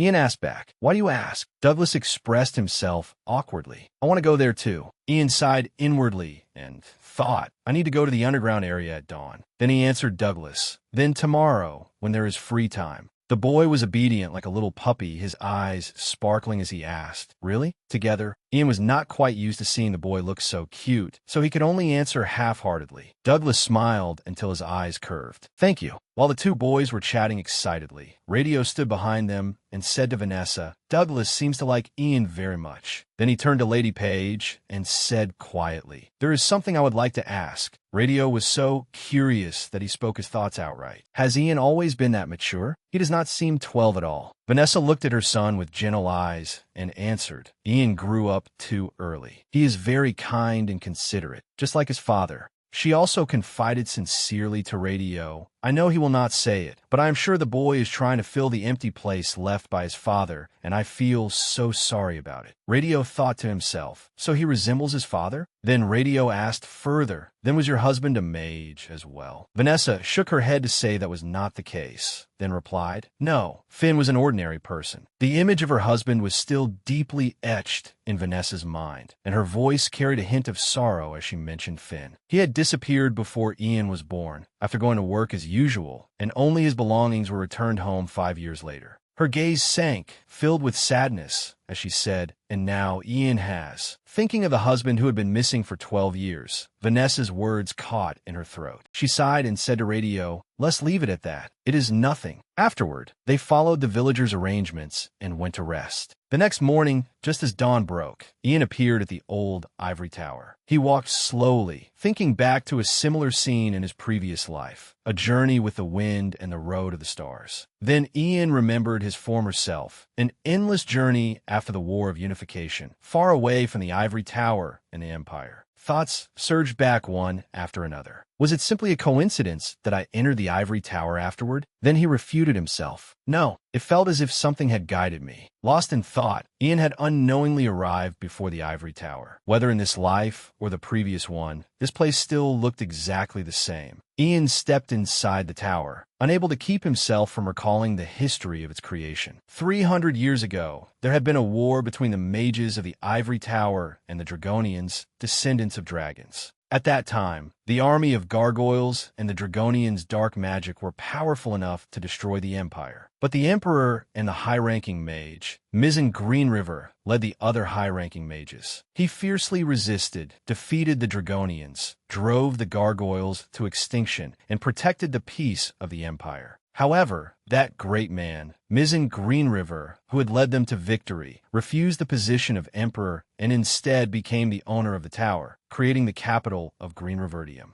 In the end, this place fell into ruin and was abandoned. Ian walked around the tower a few times, as if searching for something. It is around here. Ian's hand lightly touched a mechanism, and immediately after, the ground beneath his feet suddenly changed. In an instant, a staircase leading down into a tunnel appeared before his eyes. Here it is. Ian did not hesitate and went straight in. The space below was completely pitch black, so Ian immediately cast magic to illuminate it. A sphere of light that looked like a small sun lit up every corner of the place. Rays of light gradually erased the surrounding darkness. Then, all of a sudden, they shone upon a statue shaped like a monster. The statue was humanoid, but it had long ears, sharp fangs, and even wings. It looked extremely lifelike. Ian looked at it and thought to himself, I was truly shocked the first time I saw that statue. At that very moment, the thing suddenly began to tremble continuously. Then, in the next second, it immediately began to move, becoming a monster of flesh and blood as it roared violently. The reason he had been shocked when he saw it before was because he had never imagined that a gargoyle, something supposedly extinct for 300 years, had been hidden here. In an instant, it leaped from the stone pedestal and vanished from Ian's sight. But only a second later, the gargoyle appeared in front of Ian. It charged wildly toward him. Ian remained extremely calm, and another sphere of water appeared in his hand. The water sphere rapidly expanded, then shot straight toward the monster, leaving it no time to dodge as it took a terrifying blow to the stomach. The force of the water sphere was so powerful that it drove the gargoyle hard into the corner of the wall before finally stopping. Ian silently observed the scene before him. That was because he was rather worried as well. In his previous life, killing it had been very simple, but now he would need to put in more effort. Sure enough, just as he feared, the gargoyle was completely unharmed. At that moment, its eyes were filled with nothing but Ian's image, as though it had identified him as the target it had to eliminate. The gargoyle kicked hard off the wall, using the momentum to charge at Ian once again. Seeing this, he quickly cast magic. Ice spears. Sharp spears of ice rose from the ground in response to his chant. The monster was completely unguarded, and immediately afterward, the ice spears pierced through its abdomen. Its scream of pain echoed throughout the space. But Ian did not stop there. He continued with his next attack, as streams of glowing electricity ran around his body. Ian's eyes remained fixed on the gargoyle with determination. In the next second, an extremely powerful lightning strike came crashing down on the monster. A moment later, it finally stopped resisting because its entire body had been burned black and was smoking. Ian looked at it and thought, the gargoyle has been dealt with. He calmly calculated his next step. Now it is only a matter of time. As expected, a short while later, another secret mechanism appeared beside him. The door slowly sank down, opening a path inward. Ian smiled in satisfaction and thought exactly the same as last time. Then he gently used Feather Fall to descend. From above, Ian lightly landed below without the slightest difficulty. His footsteps began to take their first steps after coming down here. Following the memories of his previous life, Ian walked forward without hesitation toward the book he wanted to find. He thought happily, we meet again sooner than I expected. The dragon language scroll lay alone on the table. A thought suddenly flashed through Ian's mind. I wonder who hid it here? He tilted his head curiously. Was it a dragon or the first mage? Ian's hands held the book with care. Dragon language, a mysterious language that I did not even understand in my previous life. If this time I can. At this thought, Ian suddenly paused slightly. It turned out that the scroll was completely blank, without a single word on it. Ian carefully turned through each page, but there was still not a single page with writing on it. What happened? Suddenly, he thought of a possibility. Perhaps, maybe it was because he had already used it in his previous life. As though he had understood the reason, Ian slowly closed the scroll. He thought to himself, if only I could read it one more time as I did in my previous life. Ian opened his mouth as if he wanted to say something, but then he froze for a moment. Only now did Ian realize something. He could not produce any sound. However, Ian immediately calmed himself and thought, dragon language is not a sound made through the voice. It is a miraculous language that uses mana as its root. Then there's only one explanation. I cannot use the dragon language that has disappeared, and without dragon language, I cannot use time magic. I cannot turn back the past. Regret was clear on his face. He had thought he might be able to do it repeatedly, but if he thought about it from another angle, learning this early was good for Ian, because things might have become worse if he had not known about it. More than anyone else, Ian himself knew clearly that his second life had only just become heavier. The scene changed, and a prosperous city gradually appeared in view. A soldier immediately reported, "Young Master Ian, we will soon arrive at the capital, Green Revertium." The carriage carrying Ian and his family was entering the city, gates one after another. Ian sat in the carriage and looked out the window. At last, I am in the capital. Behind them was the cage confining Cecilia. Ian thought to himself, perhaps I should be more cautious, because there was one entirely possible scenario. If Cecilia escaped and contacted another Cold Walker, the Count Empire would begin watching him. For that reason, Cecilia would certainly speak about him, the person who knew everything about the existence of the Cold Walkers. And things would become even more troublesome. In many ways, Ian's train of thought was abruptly cut off by what was happening outside. Ian's convoy, led by Oliver, was being stopped. Herbert and the people from the ivory tower spoke up, forcing them to halt for the moment. Oliver paused briefly to get a clearer look at the person before him. Only then did he realize that it was the leader of the ivory tower. He dismounted and questioned him. "What authority do you have to block the road?" Oliver was startled and surprised when he heard him say, "I have received an order." Herbert calmly took out the written order and said, "It states that all authority to interrogate Cecilia and anything related to her will belong to the ivory tower. Perhaps you are being a little hasty." Seeing this, Oliver did not back down and asked in return, "You received authorization before the spy even arrived?" However, Herbert insisted, "Shouldn't matters like this be handled as quickly as possible?" He told him, "Take a rest, Captain. The ivory tower will take responsibility from now on, so do not worry." Those words were no different from an insult to him as the captain of the Night Order, but Oliver could only grit his teeth and endure it because Herbert had the order.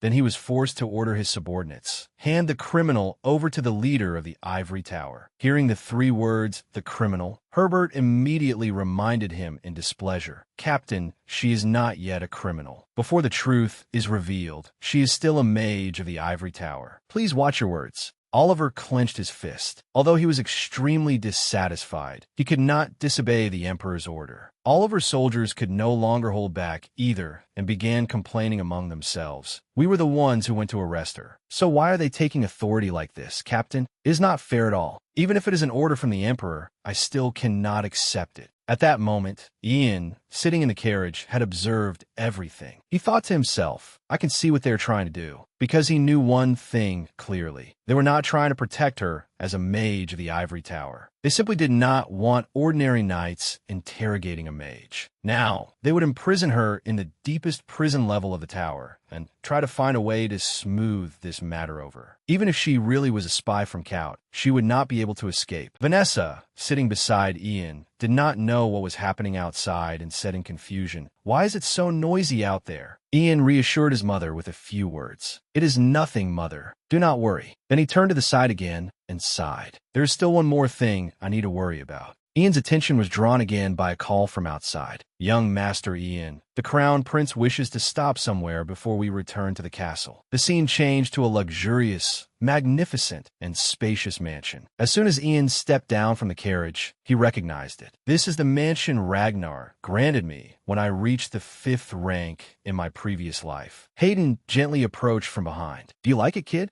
He smiled and continued, "This is the mansion you have been awarded." Ian immediately bowed respectfully and offered his thanks. "Your grace is incomparable, Your Highness." Hayden laughed cheerfully and replied, "What are you saying?" Ian silently compared his two lives. "In my previous life, I was 26 when I received this mansion. In this life, it is 14 years earlier. It is quite beautiful." Hayden did not notice Ian's thoughts and happily nodded as he made plans. "Your family will live here now, while you will come with me to the castle. We need to meet the Emperor, do we not?" As soon as Hayden finished speaking, Ian looked slightly embarrassed. His lips moved as though he wanted to say something, and then he decided to speak his mind. "If Your Highness permits, may I look around a mansion with my mother?" Hayden readily agreed to that request. Of course, naturally. Only then did rare excitement appear on Ian's face, and he immediately thanked the Crown Prince. The mansion was clearly extremely grand, from its exterior design to even the decorations inside, which were exceedingly luxurious. Vanessa looked around in astonishment and exclaimed, "Oh my." Ian followed his mother and asked, "Do you like it, mother?" She hesitated before replying, "How could I not?" At that moment, Ian told her, "This is our home from now on." Vanessa asked in surprise, "This place?" Her young son answered calmly and certainly, "Yes." Ian felt happy seeing his mother happy, and he recalled what had once happened. "When I received this mansion in my previous life, mother had already passed away." Meanwhile, Vanessa was still exclaiming without pause, "I cannot believe it. Is this truly a place to live? It is impressive, even more so than the Lord's castle." Ian thought to himself, "No matter how great a mage I once was, I still could not bring mother back." Then he explained to his mother, "It means this place was once used by the royal family." She was astonished once again. The royal family? Looking at his mother's back, still present here before him, Ian silently made up his mind. But now it is different. The things I want to do for mother, and the things I want to do with mother, are all possible now. He walked over and asked how she felt about the place. "What do you think, mother?" At the same time, Ian's heart was filled with anticipation. This time, I will be able to see it. His mother's happy expression, something he could not see in his previous life. The heart of 12-year-old Ian thumped loudly, and his cheeks flushed as he happily waited for his mother's answer. Very soon after, she replied, "It is spacious and beautiful, and very large too." But it came with the worry any mother would have. But how could all possibly be cleaned? Ian's entire body immediately turned to stone upon hearing his mother's answer, which was completely beyond his imagination.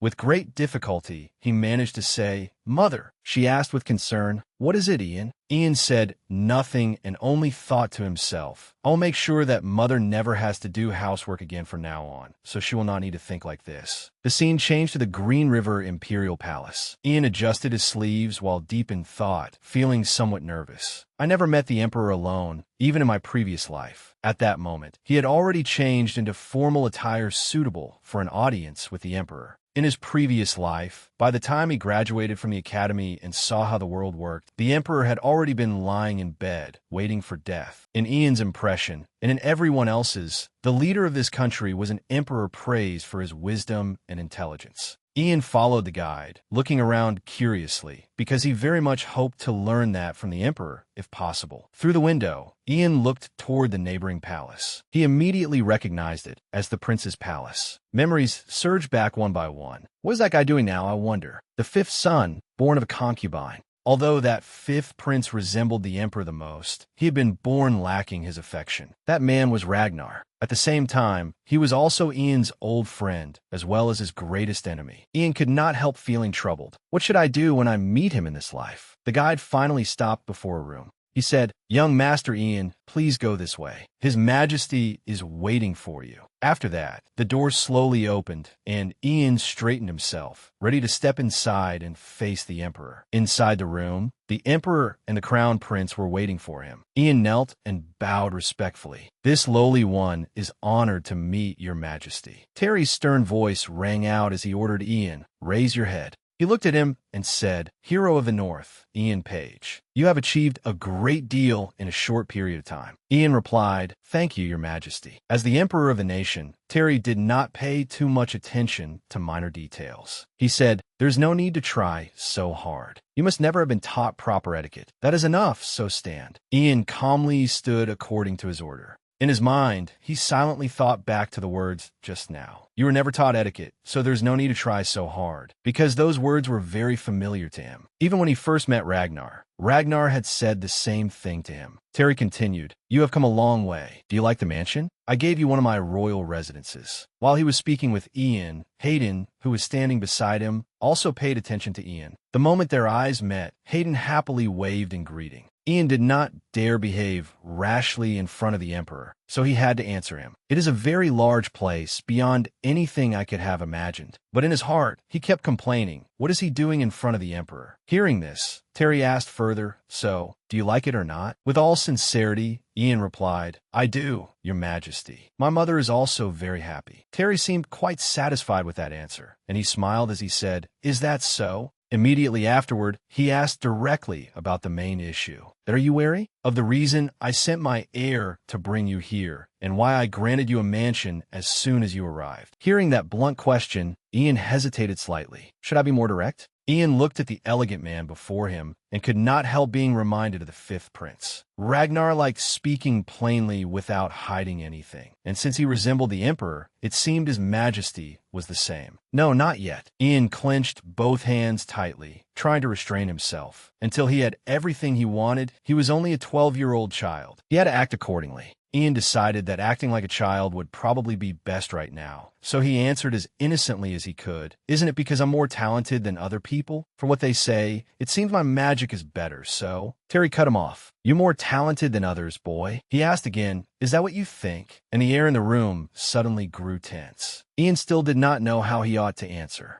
Seeing Ian troubled, Hayden felt uncomfortable as well, so he raised his head and called out, Father. Hayden forced out a smile and helped Ian out of the situation. What would a child know? Terry was somewhat surprised when his son spoke up. He thought to himself, this is the first time I have seen that boy protect someone. It seems this young mage will be the best choice to assist Hayden with the succession. Only after thinking that did he reply, true. Then Terry continued speaking to Ian. Your talent. I summoned you here because of your talent. Even the knights and mages who saw that talent could not help praising it. I hear you were of great help in uncovering that spy. In a room where only 3 people were present, the Emperor's voice rang out evenly. When a citizen achieves something, it is only proper that he be rewarded. Now tell me, is there anything you want? He asked Ian so directly again. Ian rejoiced inwardly because he had achieved his goal. At last, he had his chance. The authority of the current emperor, I've thought about it a great deal. He kept reminding himself, I'm only a child. At that moment, Hayden answered on Ian's behalf. He once said he wanted to visit the old ivory tower. He's very curious. Children his age are all like that. I think you should allow it, Father. Hearing Hayden say exactly what he wanted, a faint smile appeared on Ian's lips. Terry did not think too deeply about it and agreed right away. Very well, I will give the boy a seal. As long as he is here, he may move about with it. Then a servant, following orders, brought the seal to Ian. Unexpectedly, it was made of gold. It glittered constantly in Ian's hand. Terry added, you may also show it to someone and ask for directions. He asked, that is all you want, correct? Ian answered softly, what more could I ask for? At that moment, the Emperor said cheerfully, then I shall reward you myself. Now bring it in. After his command, several maids entered one after another. They brought in a large chest filled to the brim with gold coins. Terry said, this is your reward. Then he turned to the dozen or so maids beside him and said, these servants will clean the mansion every day. I will send them to the mansion so that you may live comfortably. Looking at those servants, Ian could not help thinking of his mother's worries. It seemed his mother would no longer need to worry. Ian said sincerely, thank you, your majesty. A while later, everything finally came to an end, and Ian stood alone outside the door. Ian thought to himself, he must be different from the others. Rather than feeling drawn in, I feel more suspicion. He thought that the Emperor was probably like that toward everyone, just like Ragnar. As he thought, he tightly gripped the seal he had just received. Suspicion is fundamental to ruling and managing. Ragnar liked saying that. Lines of thought followed along with each step he took. Focus on what matters first. I don't have much time. A while later, Ian went alone to a garden within the Imperial Palace, and the guard there immediately noticed him. He asked, Mage, what brings you here? Ian answered in an innocent tone, where's the garden? Then he happily took out the seal. The Emperor told me to show this. The guard saw it and immediately changed his attitude. Yes, please come this way. I will guide you.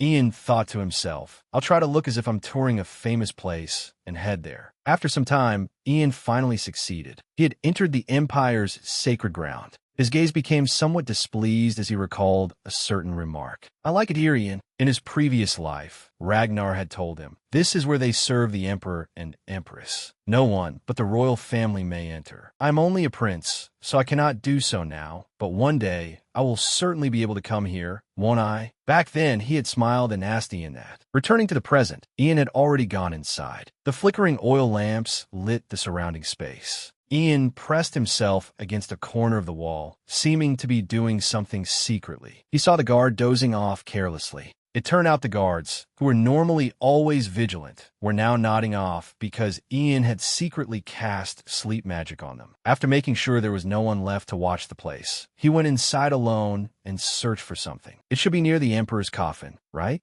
Ian kept searching around. It has to be around here. Suddenly, Ian's attention stopped at one spot. His eyes widened in surprise. Found it. Ian cried out joyfully in his heart. Stoneheart mushrooms. He immediately used ice spears to skillfully harvest the mushrooms. Having obtained what he wanted, Ian exclaimed, "Excellent. This much will be enough," and slowly put them into his bag. Suddenly, at that very moment, a sound came from over there. "Where are you going at this late hour?" Ian froze when he heard that voice. An ominous thought flashed through his mind. Someone's here? Don't tell me. Ian quickly dispelled the ball of light in his hand. The space inside immediately became pitch black. The people outside were whispering about something. At times, Ian could only vaguely hear a few words. "Pardon," but he did not know what they had already said to each other. Someone replied, "I understand." Ian felt a little nervous. He silently stood in a dark corner of the room, waiting to see what was happening outside. At that moment, Kevin stepped in and spoke. "Your Highness, Princess, even so, this place is a little." At that moment, Ian, hiding in a corner, thought to himself, "Princess? There are only 3 descendants at present, so whoever it is, it cannot be Ragnar." Princess Haley Greenriver answered softly, "Not many people visit this place, and honestly, people rarely even pass by. Sound will not leak out of this room."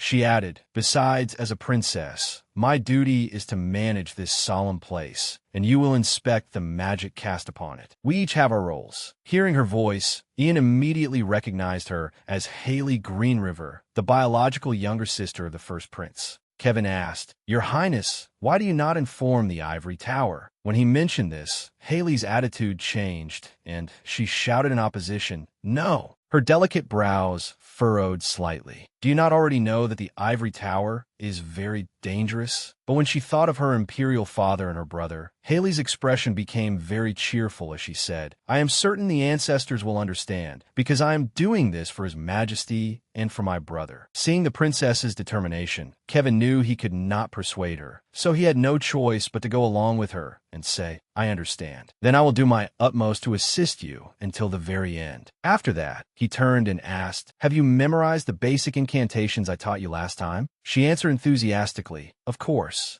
Kevin praised her, "Very good," and then made a request. "Then please show me light first." Haley also performed it very seriously. "Then let the mana flow through like this." Sure enough, in the next second, the princess was able to create a small ball of light. Ian, watching that scene from the dark corner, was shocked. "The princess is using magic?" Seeing her own light, Haley complained, "Why is mine so small?" Kevin patiently explained to her, "Because you only recently began practicing magic." Ian recalled Haley Greenriver from his previous life. She had lived her entire life like a bird in a cage, and when Ragnar ascended the throne as emperor, along with the execution of the first prince, she followed her brother and quietly ended her own life. Only in this life did Ian realize one thing. I never expected a woman like that to be a mage. Why would she hide something like this? Ian was somewhat curious about the reason she was doing this, because in the Green River Empire, concealing the potential to become a mage was a crime. Private magic education outside the Ivory Tower and the Academy was as well, and I'm sure that Mage knows this too.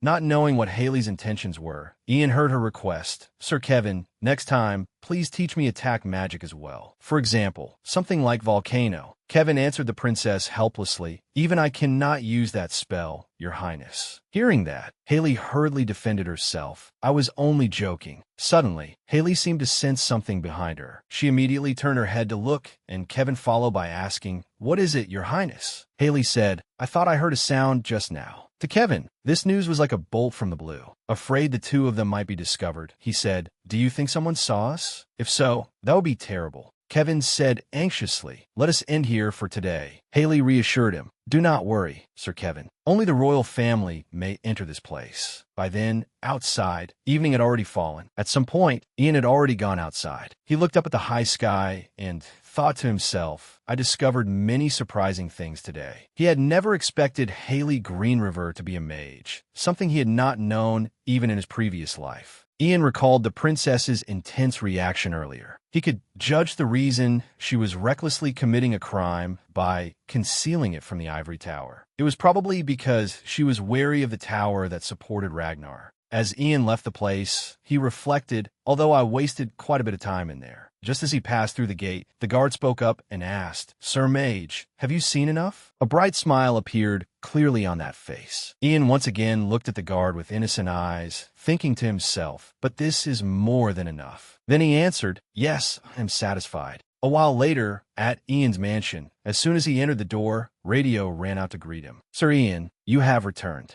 Ian stepped closer and asked, "Yes. Where are my mother and the others?" He answered, "Lady Page is speaking with the servants sent by the Imperial Palace, and Douglas is touring the mansion." According to Radio, his son was behaving as obediently as a puppy, excitedly touring this new house. The boy kept exclaiming about the place. "It's so huge." After hearing that, Ian said, "Good. Then, Mr. Radio, may I speak with you for a moment?" So the two of them enter a room to talk. Only then did Ian speak with relief. "I want you to make a potion for me," Radio asked in confusion. "What kind of potion are you referring to?" After that, Ian took out a bag of mushrooms he had just gathered earlier. Then he explained more about the mushrooms. "These are stoneheart mushrooms. They are poisonous. They paralyze the body and cause the heart to stop." Hesitation appeared clearly on Radio's face. "You are asking me to make a potion using such a dangerous mushroom? A poison might be possible, but a potion." At that very moment, Ian mentioned, "Have you ever heard of interrogation magic?" He hesitated for a few seconds, but still answered, "I have heard of it." Ian made his intention clear. "I need a potion that will help me avoid that kind of magic. Can you make it?" As soon as Ian finished speaking, Radio also agreed and said, "I will have to experiment. Is it urgent?" "It is urgent. The sooner, the better." Ian insisted on the demand with that urgency. While Radio was thinking about something, Ian noticed the sound of knocking behind him. A notification came from outside the door. "Sir Ian, the Ivory Tower has sent you a letter." After a moment, the maid respectfully brought the letter in. Ian slowly took out the paper and read it. Every sentence and every word had been written very carefully. "Dear Mage Ian Page, like the royal family, the Ivory Tower is also very eager to meet you. Therefore, although we should originally wait until the day of your official enrollment in the academy before meeting, surely it will not be difficult to teach a talented mage alongside other new mages." Ian carefully read each line of the letter. "For that reason, I would like to propose that we meet 1 week from now, and I hope you will accept the Ivory Tower's request as a mage whose name is on the Ivory Tower's list." As soon as he finished reading the contents of the letter, Ian immediately said to Radio, "You have 1 week." Radio asked in surprise, "1 week?" For the first time, Ian showed such an attitude toward Radio. "Is it difficult?" Radio also knew for certain that negotiation was impossible, so he reluctantly answered, "Of course not. 1 week is no problem. It is just that I will have to give up sleep entirely." Radio said that dejectedly. Hearing that, Ian still could not change this decision. "Then I apologize for troubling you, but I will be counting on you." That luxurious blue carriage was Ian's carriage, and he was on his way to the Ivory Tower. Ian sat alone in the carriage, his hand rummaging through his pocket for something. In his hand was a dark black potion bottle. It turned out to be the medicine Radio had made from stoneheart mushrooms. "Drinking this will keep my heart beating steadily for 2 hours." Anxiety appeared on his face. "Only 2 hours?" Through the small carriage window, Ian cast his gaze outside. He saw the Ivory Tower standing tall ahead. This was the place he had abandoned everything and left in his previous life. Now, Ian had returned to this place. After a moment, the attendant informed him, "Sir Ian, we have arrived at the Ivory Tower." As soon as Ian stepped down from the carriage, a gentle voice drew his attention. "You have arrived, Sir Ian Page." A girl came out of the Ivory Tower. She introduced herself as Maris, then greeted him with a bright smile. "Welcome to the Ivory Tower," Maris said enthusiastically. "Please come this way. I will guide you to the Tower Master." Then she led Ian inside. "This is the first floor of the tower, the entrance hall." Maris introduced it to him in that way. Ian raised his head and looked around the place. Seeing this familiar scene made Ian think, back then and now. No, both in the present and in the future, this place remains unchanged. Maris pointed ahead and said, "Do you see that golden disc?" Ian answered, "Yes." She then explained its function. "It helps you move to the different floors of the tower. It is a device called a mana lift." According to Maris, the golden ones were for high-ranking mages, so they could go directly to the top floor. "Would you please step onto the disc?" Ian slowly stepped onto the golden disc as well. She continued guiding him. The high-ranking mages are waiting for you in the Tower Master's room on the highest floor. Then, farewell. As soon as Ian had settled on it, the golden disc beneath his feet immediately lit up, revealing a magic circle shaped like clocks. In the very next instant, a dazzling light illuminated the entire entrance hall. Ian stood calmly within it, perhaps because he had become far too familiar with this in his previous life. At that moment, Ian tightly gripped the potion bottle in his hand, and in the very next second, he drank it down. In an instant, the golden disc arrived and stopped. At that moment, Ian had finished preparing everything, ready to deal with whatever would happen next. He walked up to a large black door. Then the door slowly opened. Ian followed it and went inside. Seeing him appear, the master of the ivory tower, Herbeck, spoke in greeting. "Welcome, Ian Page." He sat arrogantly in his chair and spoke in a superior tone. "Thank you for accepting the invitation to come to our tower." Seeing that Ian still had no reaction, he continued, "Do not just stand there. Have a seat." Inside that room, there were many other people besides Ian. Herbeck said, "You must be rather surprised, but there is no need to be afraid." He said that while all of them were staring fixedly at Ian, according to him, this is only a small request that every mage who joins the tower must go through. Ian slowly sat down in the chair that had been prepared for him. Looking at their reactions, he understood well enough. From the atmosphere, he could tell they wanted to make sure he would obey them. As Herbeck spoke, he opened some kind of information panel in his hand. "I know about your talent, but even without taking that into account, you are already quite remarkable. To be honest, I am still a little suspicious." He spoke without even glancing at Ian. "But are we not Manhwa brothers, bound by a bond stronger than blood? If we can remove that suspicion, we should do so right now." Ian answered in an innocent voice. "Do you mean you're going to torture me?" Herbeck crossed his arms and denied it. "Good heavens, how could we do such a thing? There is no place for barbaric acts in this tower." Suddenly, his gaze changed completely, becoming extremely sharp and cold. He said, "We will merely ask a few questions, and you need only answer them." In that tense atmosphere, he announced, "Now then, let us begin." Reading precisely from Ian's personal information panel, Herbeck said, "Ian Page, born in the year 488, zodiac sign Aries. Your father's name is Fun Page, a wandering adventurer, and your mother's name is Vanessa Page, formerly a maid in the castle. Is any of this information incorrect?" Ian answered honestly as well, "No, is all true." The bald man beside him asked further, "I would like to know more about your relationship with the alchemist radio." From this point on, Ian began his performance. With the help of the secret medicine, he answered with complete calm, "My mother is very weak. I needed an alchemist who could provide a steady supply of medicine, and the Lord introduced him to me." Another person questioned Ian, "Why did you visit the old ivory tower?" Ian answered, "I saw it often in books. I always wanted to go there." Next, the man in blue, named Ronald, also spoke up. "Do you remember Mage Cecilia?" Ian calmly answered, "Of course I remember." The man's serious voice rang out evenly. "You saw her speaking with someone wearing a mask, and Cecilia was caught trying to kill you. Can you confirm that this information is true?" She is still keeping silent.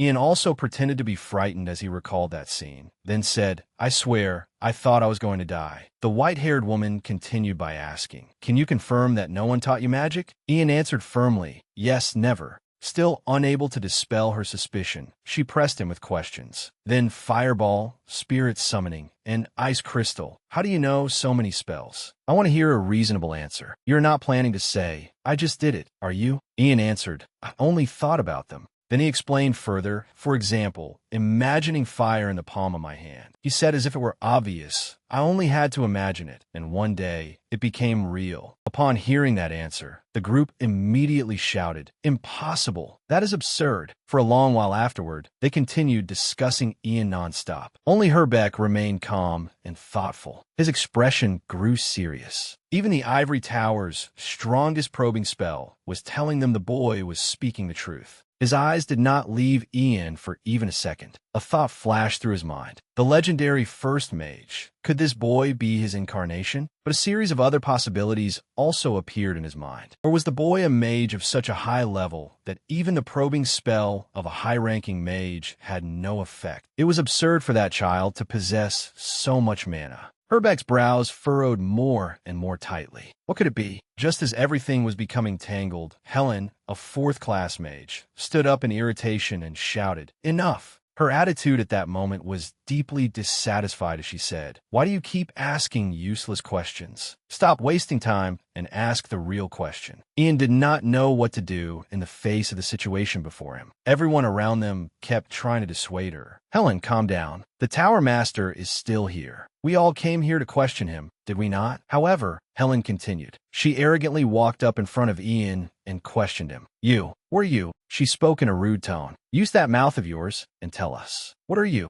Why do you say nothing but nonsense? Hearing Helen's harsh words, Ian thought to himself, that is right. She is that kind of person. Looking at the red-haired woman before him, Ian recalled that Helen had been the youngest fourth-class mage before he arrived, and just like her nickname, the Lady of Fire, she was very fierce. However, Ian had no intention of yielding to her either. Do you not already know? Helen froze at being questioned in return. What? Ian pointed toward his information panel and said, it is written over there. His voice rang out as he read those lines again. Ian Page, born in the year 488, zodiac sign Aries. Did you not read it? Hearing that, Helen was immediately provoked. She clenched her fist tightly. Her face was now filled with nothing but anger. How dare you speak like that? While the two of them were still in conflict, Herbeck finally cut in loudly. Enough. His gaze seemed as if it could pierce through Ian. In a stern voice, Herbeck said, Ian Page, let me ask you one final question.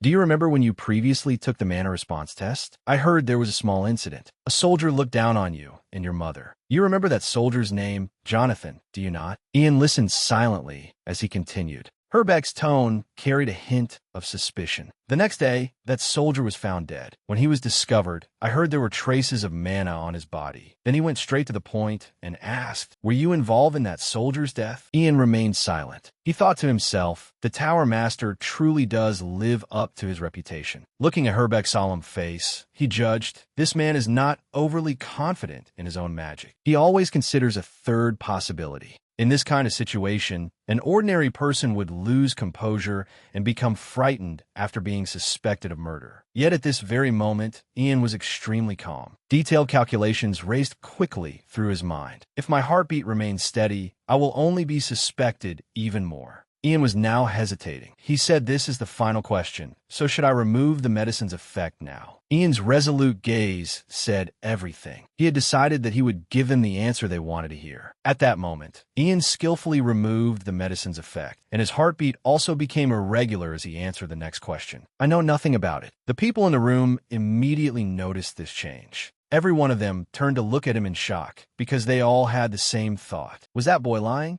Only then did Herbeck's facial muscles relax slightly. He said, you are not involved in it? Ian calmly answered, that is right. Herbeck seemed very satisfied with this answer. He said, of course, there is no way you could have killed him. Thank you for your honest answer to such a difficult question. After that, the Tower Master justified it with another remark. When I said there were traces of mana on his body, that was only something I made up. He slipped off a bridge and died. His words made it seem as though he believed he had successfully tested Ian's heart. Ian silently gave no reply, because he alone knew that his performance had succeeded beyond expectations. But the matter did not end there. Herbeck added, I would like to end this meeting here and go eat, but there is still something I must do, so I hope you understand. His even voice rang through the room again. As you may already know, your talent is unprecedented, even in the tower. It is a mysterious power about which we have no information. Therefore, we must be even more cautious. He explained it that way, then continued, we must determine your current limits and how far you can go. A crystal sphere was placed right by Ian's seat. According to Herbeck, the device before you is called a mana vessel. You may consider it an important component that operates most of the tower. The Tower Master explained to Ian what its use was. At present, there is not much mana stored inside, so it is this color. But when it contains more mana, it will turn blue. Herbeck ordered him, try pouring mana into it. Ian asked in return, all of it. He answered, of course. We are trying to see your limits, after all. Ian walked up to the mana vessel, calculating in his mind. The vessel can withstand the mana of a third-class mage. Pouring in an amount of mana equivalent to that of a second-class mage would be the wisest decision. After thinking that, he placed his hand on it. Ian said to himself, if I show them a mana amount within their expectations, I can minimize suspicion and be assigned to a class. Suddenly, he stopped for a moment as thoughts continued to pour through his mind. But why? I'm only an 8th class mage. I'm not a grand wizard, nor am I a leader renowned in history. I have always read the mood and lived a life of calculation. While he was lost in thought, the vessel had turned blue at some point. Recalling his previous life, he had been able to give up everything: strength, authority, glory. He himself had been able to give up everything he possessed. Mana continued pouring out from Ian's body and flowing into the vessel, but he was still deep in thought. But magic, there is nothing I understand more clearly than magic. The powerful amount of mana surged more and more. One thing could be stated with certainty: when it came to magic alone, no one stood above Ian. The mana vessel received an enormous amount of energy, and its blue color grew darker and darker. Only a second later, it could no longer contain any more and cracked apart. Then, in the next instant, the vessel completely exploded, causing the people around him to cry out in astonishment. Streams of mana that had escaped from the vessel were still flying all over the room. It seemed Ian had truly poured all of his magical power into it. His breathing had now become labored. He tried to regulate his breathing again. Even Herbeck was rendered speechless upon seeing that sight. The people beside him were still standing frozen in place. Only Helen spoke up. How can this be possible? She picked up a fragment of the vessel. A mana vessel can contain the mana of a 3rd class mage. A thought flashed through her mind. Then that child is above a 3rd class mage. Ian had now regained his calm.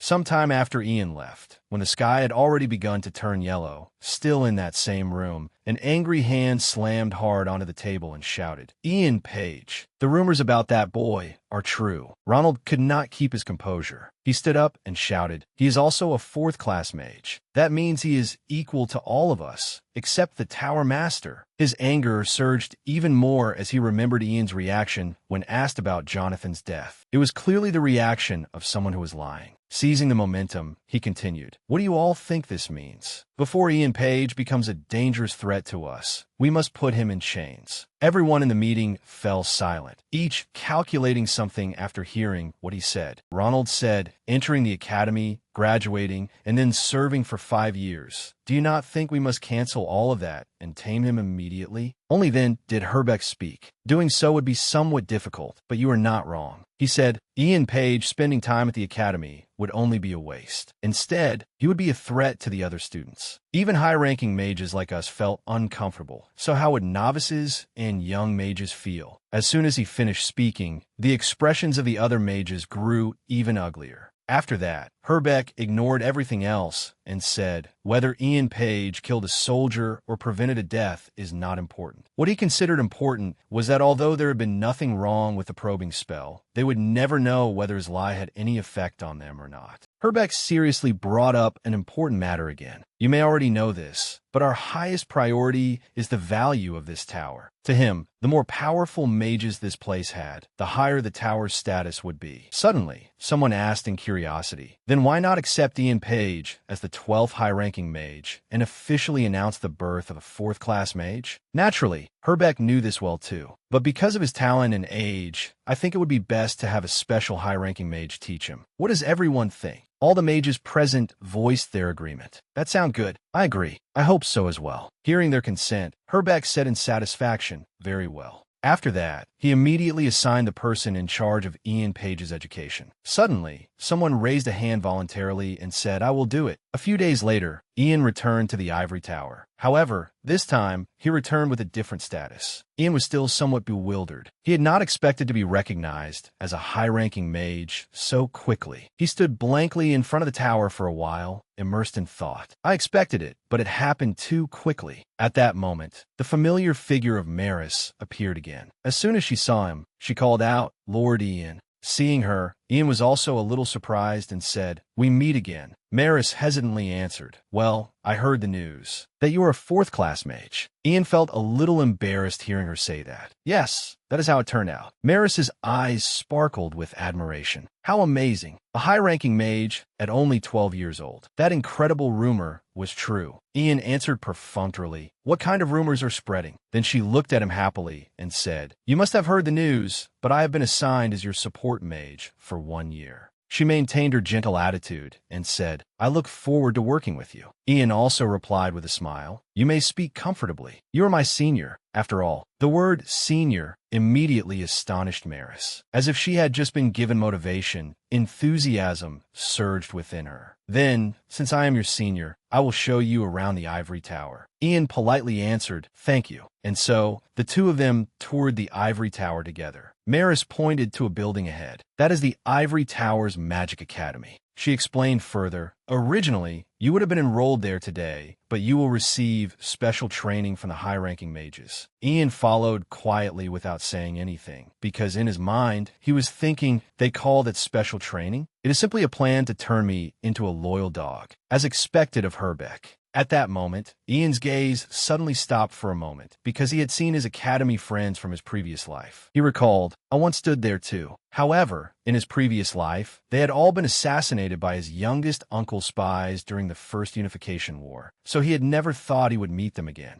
Expectation rose in Ian's heart. It may be very difficult to become close friends, but I should go greet them soon. A little later, Maris brightly introduced the place to him. This is your private laboratory. She also spoke with great thoughtfulness. I heard you would be using it, so I cleaned it thoroughly with cleaning magic. The door to the laboratory slowly opened. Ian was surprised when he saw the room inside. His eyes widened in astonishment, because this was also his room in his previous life. Seeing Ian's reaction, Maris immediately spoke. When this tower was created 300 years ago, there were 24 high-ranking mages. But now, less than half remain, so there are many spare rooms. She said, the Tower Master wants you to use this room for yourself. After that, she left him alone in the room. Then please wait here. I will go call the mage in charge of you. The door abruptly closed. Inside, the atmosphere immediately became silent because Ian was the only one standing there. He took a step and touched each familiar object. It has been a while since I last entered this room. Ian wistfully recalled the old memories he had here. Unlike last time, in this life, he had obtained this room 7 years earlier. Now he had the authority of a high-ranking mage. A thought flashed through his mind. There was something he had to do. It was to create a new force within the ivory tower. Ian quietly calculated the time. Within 6 years from now, he believed this was around the time Ragnar would begin acting under the tower's protection. I have to create it before then, a force capable of opposing Ragnar, who is protected by Herbeck. But Ian himself understood very well that this would be extremely difficult. After all, power here was based on loyalty to the Tower Master, fear of overwhelming strength and rank. There was only one possibility that could allow Ian to do it. If he reached the same level, surpass the Tower Master, then the time would come when he could take full control of this tower. Thinking this, Ian sighed and thought it would be best to behave like a polite child until then. Even I cannot surpass the 5th class with this small body. Suddenly, the sound of the door being opened roughly startled Ian. From outside the door, someone walked in without even asking his permission. Hello. Ian turned around curiously. A strained smile appeared on his face. It seemed another troublesome matter was about to come. Did they really have to send her? As it turned out, that person was Helen. She stood there boldly and said, "Long time no see," then smiled again as if provoking Ian. "You insolent brat." Ian looked at her and thought to himself, Helen, did they really have to send her? At that moment, Ian moved his lips as if about to say something, then said innocently, "You're the one who cleaned up the broken bottle." But she no longer got angry. She merely remarked, "It seems you are beyond insolent." Helen calmly stepped forward. "Fine, I assume you have heard the news. Proper conduct, the history of the tower, magical theory. Those are things you would learn at the academy, but the Tower Master wants you to be taught inside the tower." Recalling Herbeck's words, she said, "He said something about how the other children would lose confidence if a monster like you studied with them." As Helen spoke, her hand seemed to be casting some kind of spell. The problem was, a book on the shelf fell under Helen's influence. She arrogantly held the book in her hand and said, "What good would that do?" Meanwhile, a series of other books also flew out after it. And in the next second, several books fell to the floor all at once. She waved her hand, tossed away the thing in her hand, and said, "Boring things like this are not my specialty, and those old hags teach them far better than I do."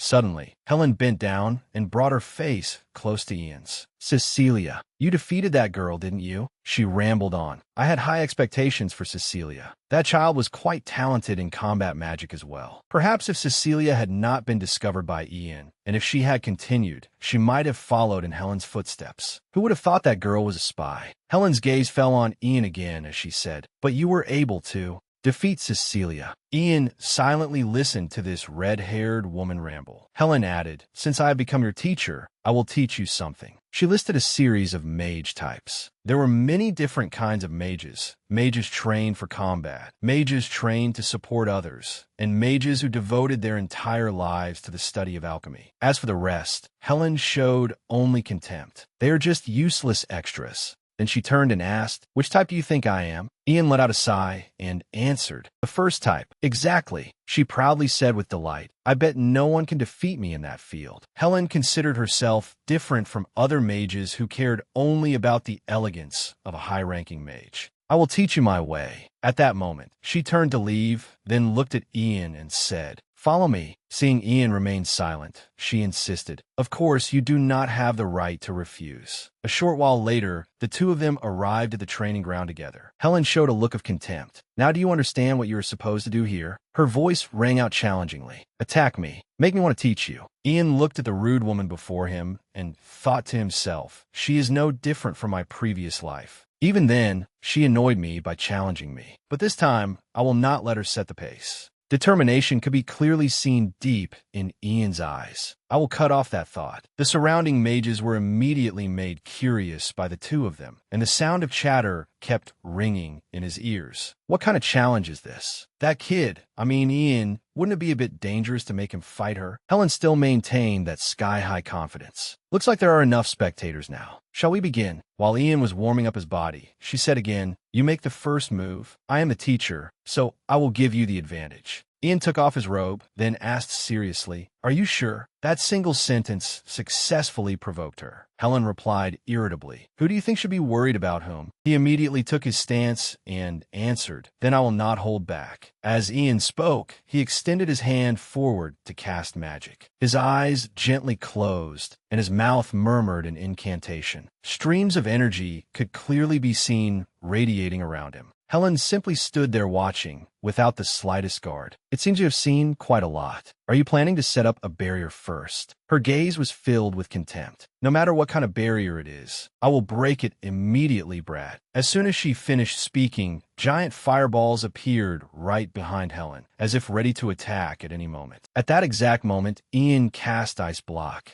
Blocks of ice began freezing upward from Ian's feet. In just an instant, the cold ice had reached his neck, and then Ian completely froze himself inside it. Helen's eyes widened in shock when she saw his action. Are you kidding me, kid? She tapped the ice block a few times and said, the best thing you could think of was just an ice block. Are you planning to sleep in there until your mana runs out? Hello, can you hear me? The reason Helen reacted that way was because Ice Block was the strongest defensive spell to protect its user, but when Ice Block was activated, the user would fall asleep and therefore could not use other spells. She continued grumbling, good grief, I have no idea what you were thinking. I was a fool to hope that. Suddenly, the words Helen was about to say caught in her throat because she heard a sound from behind her. The surrounding crowd also heard that strange sound. What is that? What sound is that? Only Helen sensed that the sound was coming from Ian's Ice Block, and she immediately turned around to look. Helen's blazing red eyes stiffened at that moment. An unimaginable thought flashed through her mind. Impossible. That is impossible. Helen repeatedly denied it to herself, while still staring fixedly at Ian. At that exact moment, Ian's eyes, which should have been fast asleep, suddenly opened. Helen thought in disbelief. He can still move inside the ice block? That thought made her unconsciously retreat several steps. Suddenly, a series of roots appeared around Helen, surrounding her. She ground her teeth in irritation and cursed. Damn it. At that moment, those roots kept growing longer and attacking Helen. Each and every one moved at extremely high speed. If she let her guard down for even 1 second and failed to dodge in time, she could be pierced through.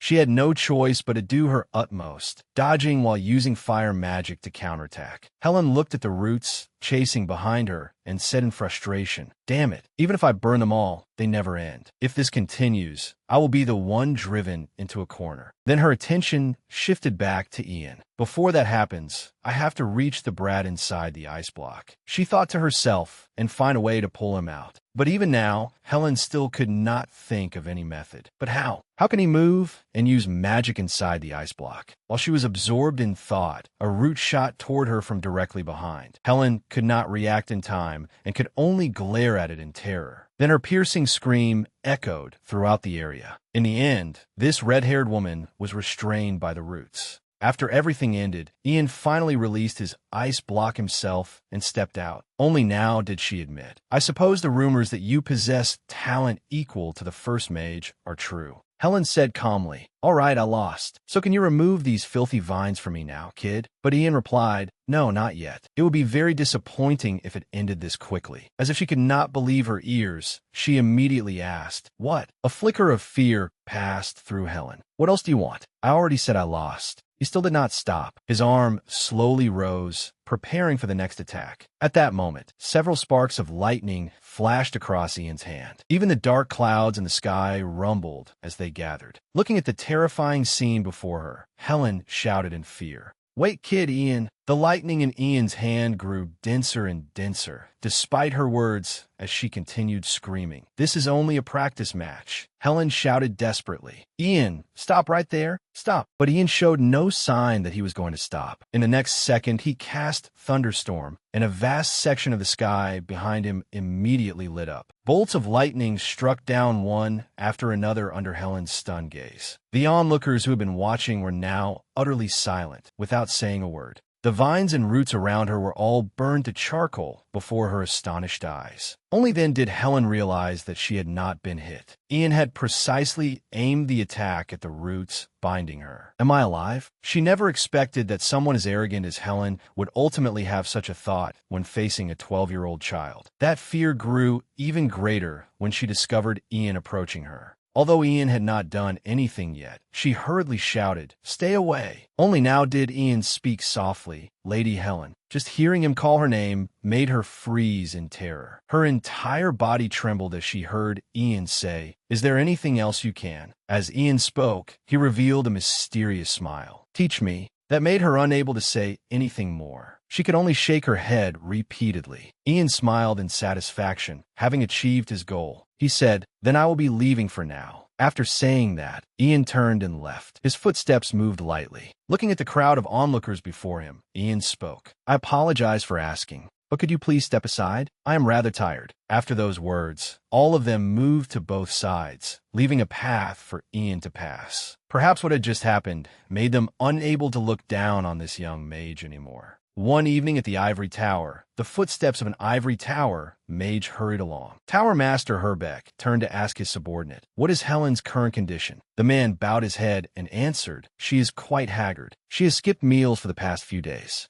His face darkened. To think she picked a fight with a 12-year-old child and ruined her own elegance. How foolish. He had been terribly mistaken when he thought, "I tried to shatter Ian Page's pride by having her teach him. I never imagined Helen would be defeated by that brat." Only now did Herbeck belatedly realize that from the beginning, this had never been a question of whether they could control him or not. He was not a dog they could chain up and control, but a wild wolf. Herbeck justified his mistake by reassuring himself. "It seems we will need more time than expected to turn him into a useful tool we can use." He hurried to a room, and the door immediately opened when he arrived. As it turned out, the one waiting for Herbeck was the fifth prince, Ragnar. He spoke. "You are here." Herbeck answered respectfully, "I apologize. It seems I have arrived late, Your Highness." Ragnar closed the book in his hand and replied, "It is fine." After that, he asked the Tower Master, "Before that, could you tell me the details?" At this moment, Ragnar's face showed interest in this story. He stated what he wanted to hear. The incident involving that mage boy, Ian Page. On a beautiful morning at Ian's mansion,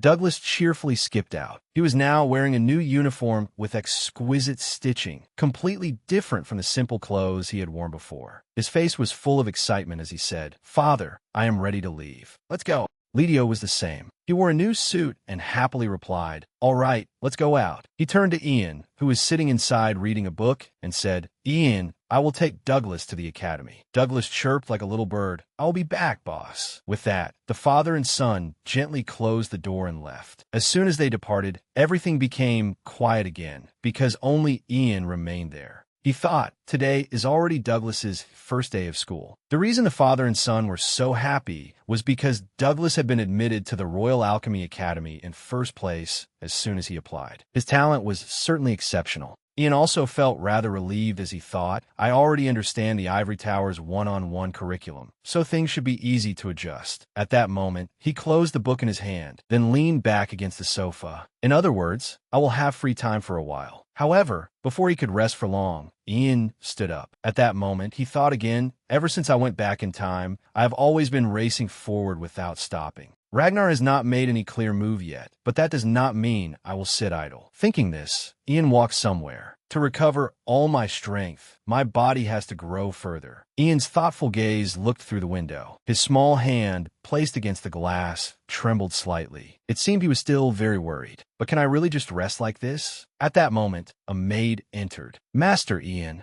She brought Ian an invitation sent from the Imperial Palace. Ian looked at the invitation and asked back, an invitation? Even after holding in his hand, he was still puzzled. There is no event going on, is there? Ian looked carefully at the seal. This sealing mark is. Only then did he realize that the invitation had come from the first prince. That evening, Ian went to the place where the banquet was being held. It was also an extremely splendid castle. Although he had arrived, Ian still could not believe it. He really invited me to a place like this. That was because there had always been an unwritten rule stating that mages who were not of noble birth should not be invited to such banquets. He placed a hand on his hip and hesitated in thought. What is this man thinking? Looking at the vast castle, Ian thought again, and I did not expect the banquet to be personally hosted by the first prince. Perhaps it was because, in Ian's impression, the prince he remembered from his previous life had been very withdrawn in his dealings with other nobles and had never held any social event with them. His attitude had caused him to lose the chance to make his debut in the political world, and as a result, all the nobles turned their backs on him. Clearly, Hayden in his previous life was nothing like a first prince who had begun building trustworthy relationships with other nobles. In the end, the result was that Ragnar seized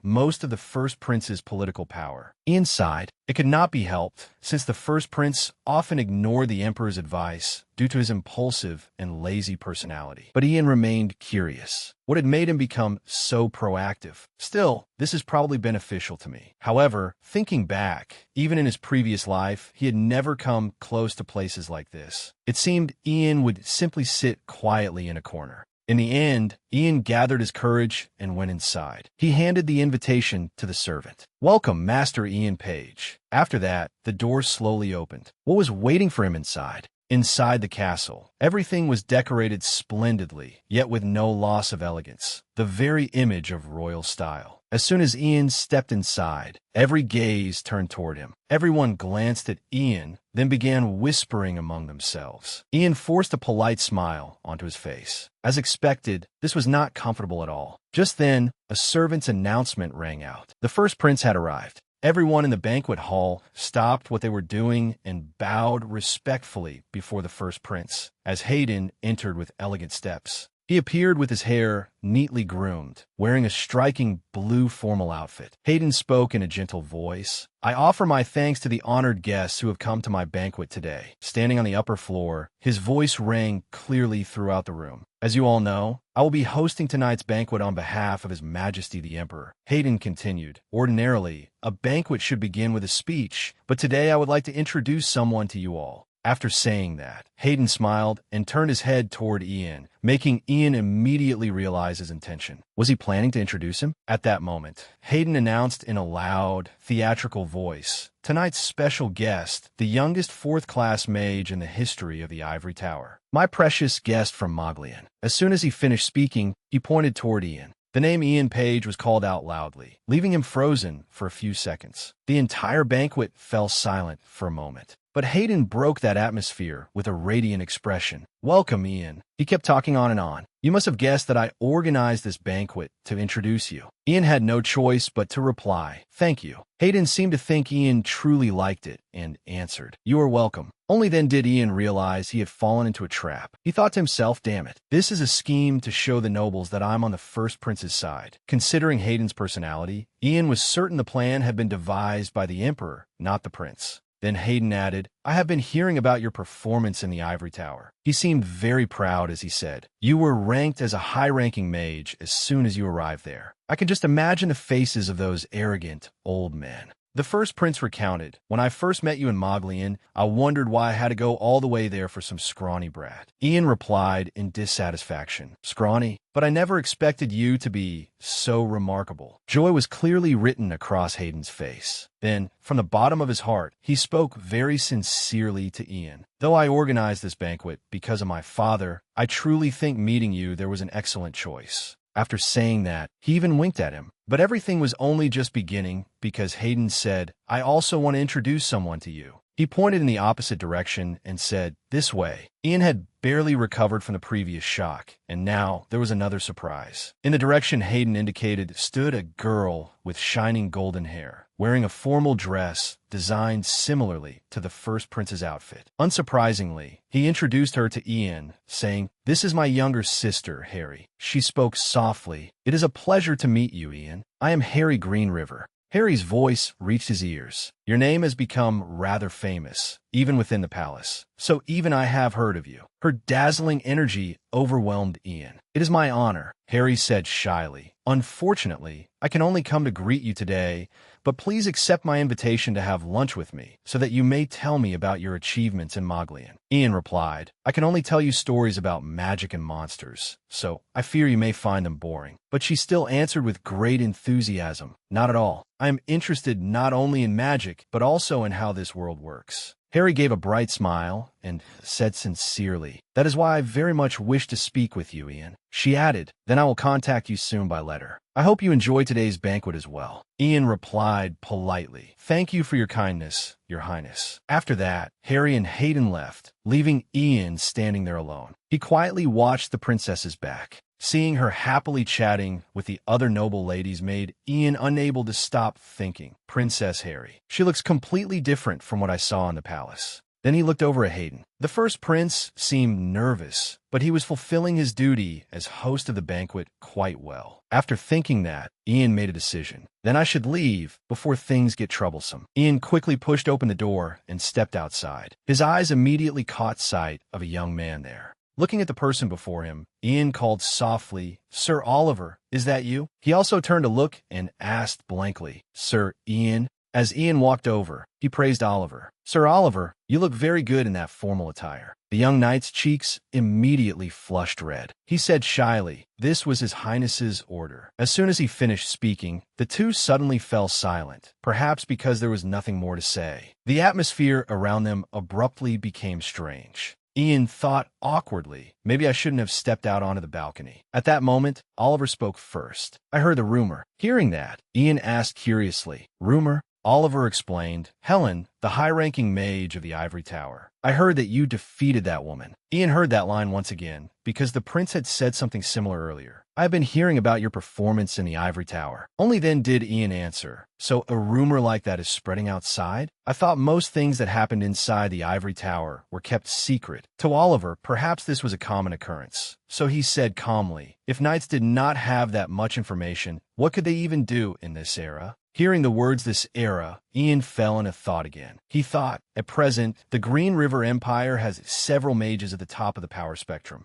Only knights, who were considerably weaker, were treated as little more than decorations or ornaments. Meanwhile, Oliver spoke again. "I was very surprised. You are not only the youngest fourth-class mage, but you even defeated Helen, the one called the Lady of Fire. Sometimes I even wonder whether you are truly as young as you appear." As soon as age was mentioned, Ian felt a stab of guilt and said, "You are overestimating me." Suddenly, Oliver said with a serious expression, "Now no one can doubt that you have gained the first prince's trust." The prince usually avoids interacting with other nobles, yet he personally hosted this banquet just for you. But precisely because of that, there is something I must confirm. The captain of the Knight Order was now kneeling before him just to confirm one thing. Whose side will you take? Ian stood stunned for a moment when he saw how serious Oliver was. To me, it does not matter who you are or whether you reach such a rank despite being so young. What worries me is the fact that the mages of the Ivory Tower are openly assisting the fifth prince. So now I ask you, will you stand on the Ivory Tower side? Ian answered calmly, "That is a meaningless question. Who could give a proper answer in a situation like this?" Even so, Oliver asked firmly, "As a knight serving the prince, I must hear your answer." His sharp gaze fixed on Ian, and he said in a stern voice, "Are you a friend or an enemy?" Ian also knew very well that Oliver Zutz was the loyal knight who had fought alongside the first prince until the very end. Still, he answered vaguely, "I am not sure yet." An idea flashed through his mind. "Perhaps I can give Sir Oliver a hint." Then he continued,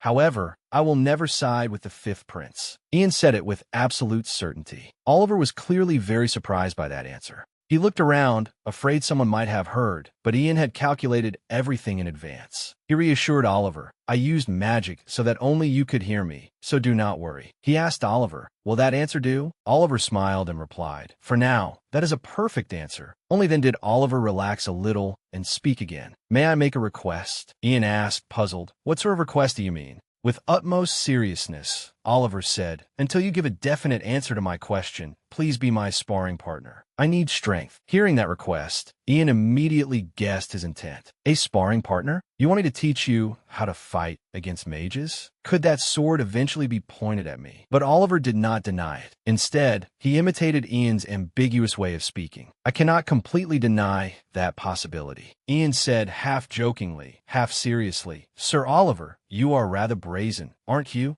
He looked straight at him and said, "Obviously, I will refuse this request. There is nothing in it for me." Suddenly, Oliver removed something from his neck. He carefully held it in his hand. "This necklace was personally given to me by the Empress on the day I was appointed as the first prince's bodyguard," he said sincerely. Oliver said it was a necklace enchanted to purify the mind. Ian seemed to recognize the item as well. It was one of the imperial family's treasures, one he had been unable to find any information about in his previous life, aside from the fact that its last owner was the Empress. Oliver handed that precious necklace to Ian. "I will pay with this necklace. I believe it will be more useful to you, a mage, than to a knight like me." Ian asked in return, "Was this not personally bestowed upon you by the Empress?" Oliver said without hesitation, "She gave it to me so that I could serve my master better. My request is for the sake of fulfilling that duty. I am certain she would understand." Ian hesitated for a while without answering. But in the end, he decided, "If you are willing to go that far, then I accept. I will take this necklace." After saying that, he took it into his hand. Oliver's face clearly showed that he was completely satisfied. Just then, a massive explosion suddenly erupted inside the banquet hall. The two of them were shocked and looked inside at the same time. The explosion was so great that its force shattered even the tightly closed doors, and flames and smoke billowed out. Oliver's eyes immediately lost their usual calm. At that moment, he realized that the first prince and the princess were still inside, then shouted desperately, "Your Highness!" Ian and Oliver quickly went inside. Oliver's urgent voice rang out, "Where are you, Your Highness?" Immediately after, Hayden's voice answered, "Captain, over here." Fortunately, both the first prince and the princess were unharmed. Hayden frowned and said, "How could something like this happen inside the palace?" Oliver hurried over. Princess, are you both all right?" Hayden replied, "We are fine." As expected, the Knight Order acted swiftly. Vice Captain Paulins and the other knights also rushed in at once. "Your Highness, are you hurt?" Then he turned to Oliver and asked, "Captain, are you injured?" Oliver immediately asked, "I am completely fine. What is the situation outside?"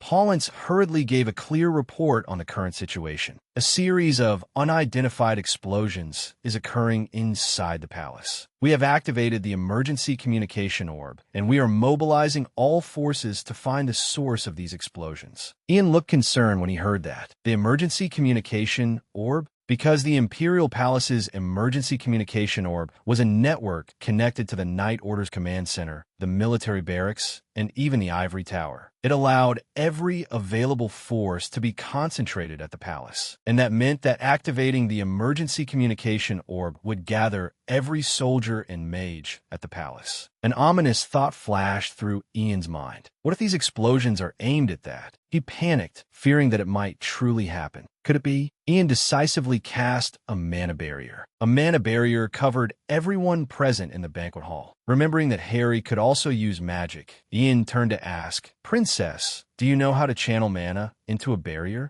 She said in surprise, "What?" Ian's tone was extremely grave. "This is an emergency, so I need an answer." Harry hesitated and replied, "I have learned," but without waiting for her to finish, Ian cut her off. "Then can you maintain it?" After that, he decisively turned and walked away. Ian approached the nearby maids. "I have something to ask. Has a maid named Isabel ever come here?" They all trembled as Ian questioned them. One frightened maid spoke up. "Igriegagis." She was assigned to a separate palace, but she said she wanted to come see the banquet. Hearing this answer, Ian understood. As expected, their real target was Cecilia. By drawing the forces to the palace through the explosions, they would infiltrate the Ivory Tower while its surveillance was weakened. Ian calmly analyzed the situation. "It does not matter what happens to Cecilia, but I have to make sure the information she has about me is not passed back to the Kawalker family." At the same time, in the prison of the Ivory Tower, someone was secretly infiltrating the place. Those footsteps stopped in front of Cecilia's cell. A voice spoke. "Long time no see, Cecilia. I'm surprised you're still alive." Because that person was carefully covering himself, she did not recognize him immediately. "Who is it?" He slowly removed his hood. "It's me, Daniel."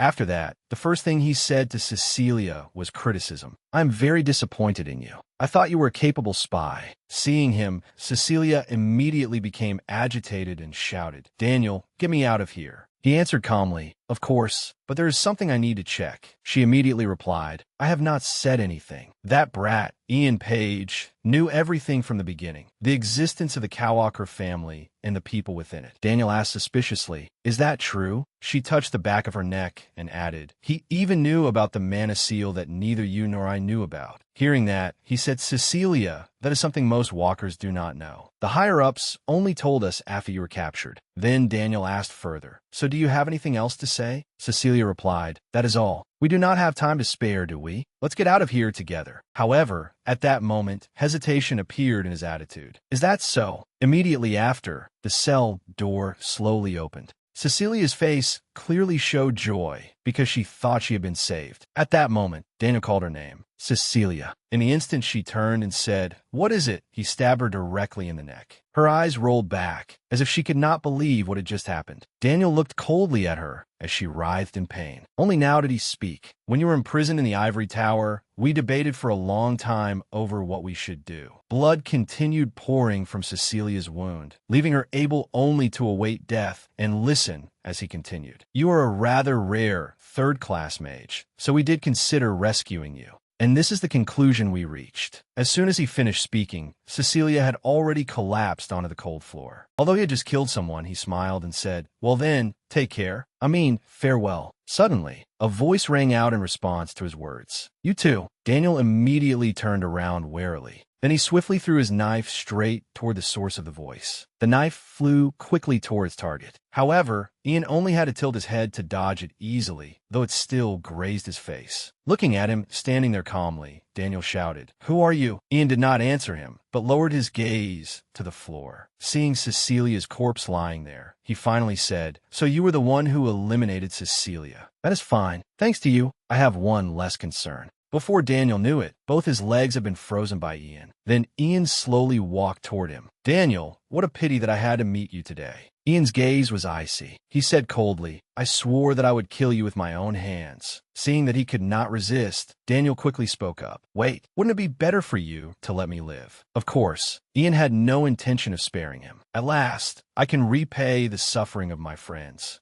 Daniel panicked and tried to justify himself. What are you talking about? I never killed your friend. Ian replied, Of course you haven't, because only he knew. It will still be another 10 years before that happens. The frigid block of ice continued freezing his entire body. Only then did Ian continue. I promised myself that when I returned, I would put everything back where it belonged. Then his hand gently touched the block of ice. In the blink of an eye, it instantly shattered into hundreds of pieces. Ian looked at the murderer before him with a sharp, cold gaze, then stepped closer to the corpse. Sure enough, there was also a mana seal on the back of his neck. I've confirmed the mana seal on his neck. That's enough. At that moment, hurried footsteps came from outside. It turned out to be Ronan and the mages of the Ivory Tower arriving. His eyes widened in shock as he shouted, Ian Page, what on earth happened here? Ronan stammered when he saw the two corpses lying at Ian's feet. Elsewhere in the Emperor's palace, Terry slammed his hand down on his chair in fury and shouted, 2 people have gone missing inside the palace. He loudly rebuked them. From a maid to a royal scribe, what has the Ivory Tower been doing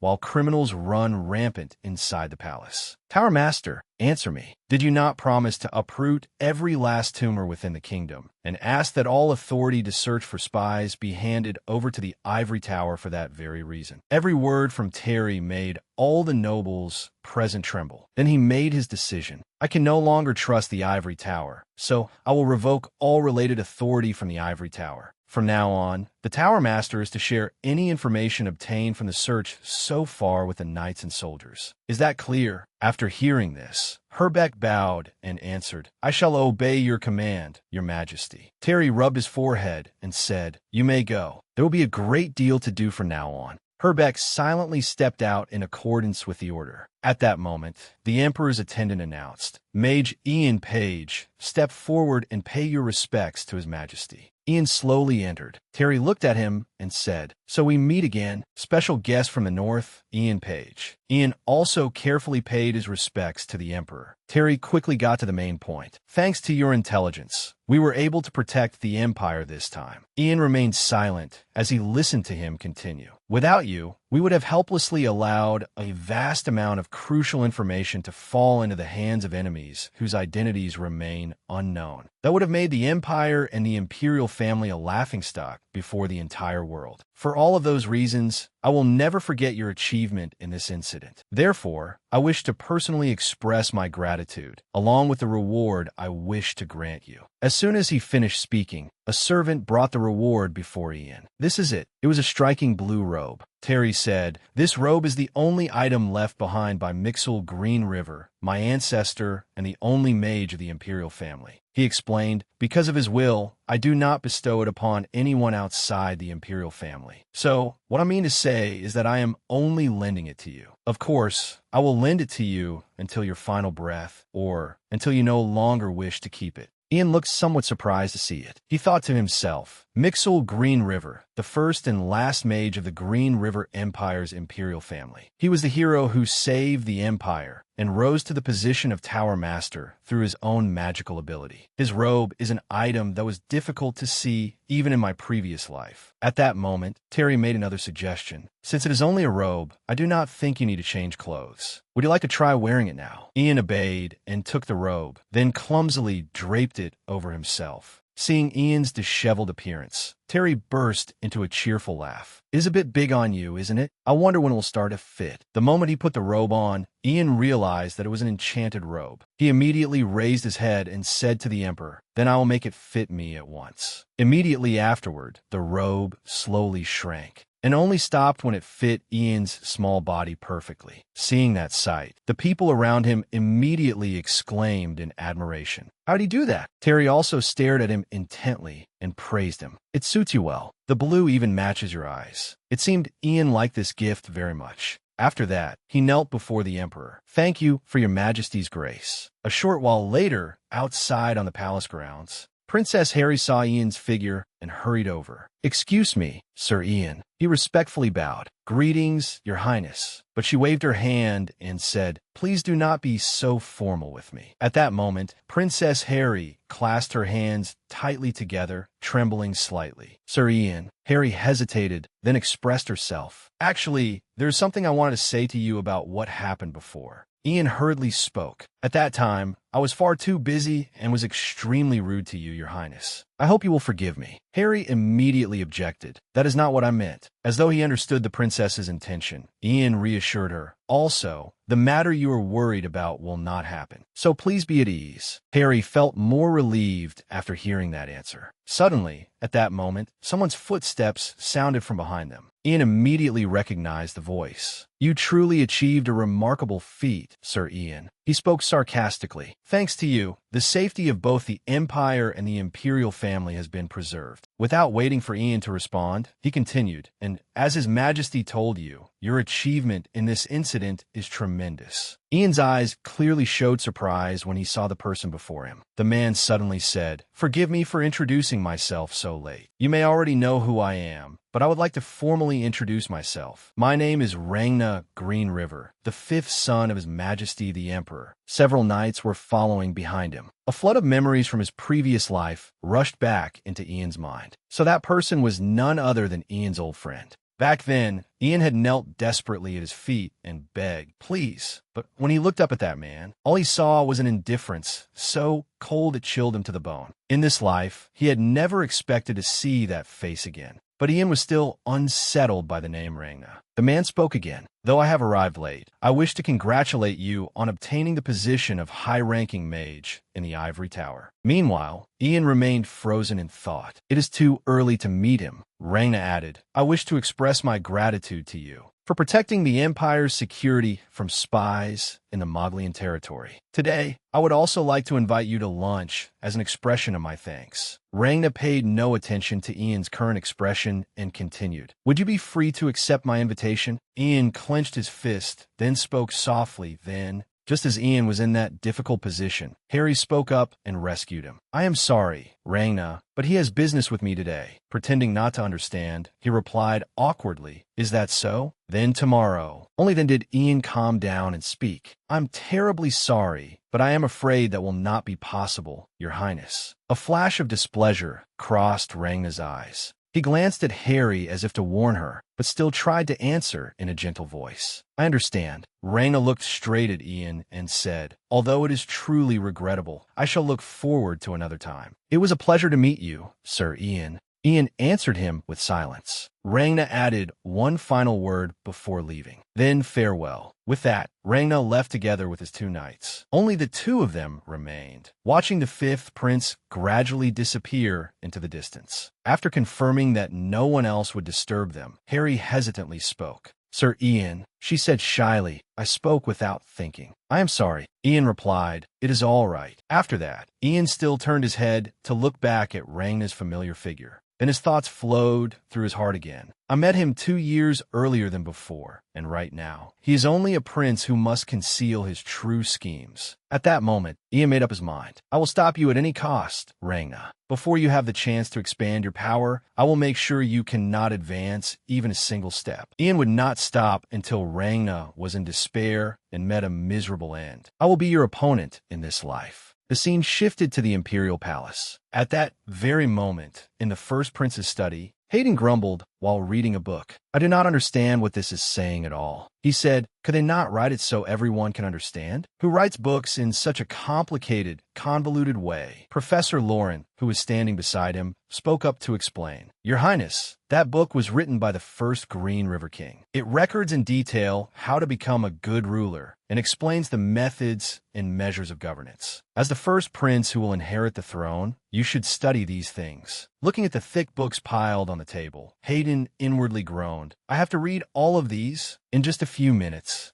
Lauren brought over even more books and stacked them higher on the table. He said, furthermore, you must also study history, philosophy, economics, politics, and etiquette. Only when the stack of books had nearly risen past Hayden's face did he finally stop. These are all the books you need to read. The more Hayden looked at them, the less he wanted to study any of it. I do not care anymore. He found a random excuse to escape. The feng shui is not right today, Professor. Lauren was on the verge of tears. Your Highness, if you do not read now, your father will scold me. After that, Hayden changed the subject again. He asked Vice, by the way, Vice Captain, today is the last day the captain spars with Sir Ian, is it not? Vice answered immediately without hesitation. Yes. Hayden began thinking absent-mindedly about them again. They must be fighting right now. He no longer cared about reading books at all. Then he immediately stood up. Let's go. It has been a long time since I watched them spar. At the same time, at the 2nd Royal Night Order headquarters on the main training ground, Sir Oliver was slowly regulating his breathing, then carefully lowered his center of gravity. At the same time, Oliver thought until the very last moment. I swear. His 2 hands tightened around the sword in his grip, and in the next second, he opened his eyes as though sensing danger approaching. Just as expected, what appeared before Oliver at that moment was a downpour of ice rushing straight down toward him. With his resolve, Oliver did not shrink back at all, but decisively accelerated and charged forward. With the agile body he had honed through thousands of repetitions and training, Oliver easily dodged the entire rain of ice. Oliver's feet scraped against the ground as he came to an abrupt stop, and thanks to his decisiveness, Oliver avoided the next fatal strike. Immediately afterward, a series of sharp earthen pillars thrust up one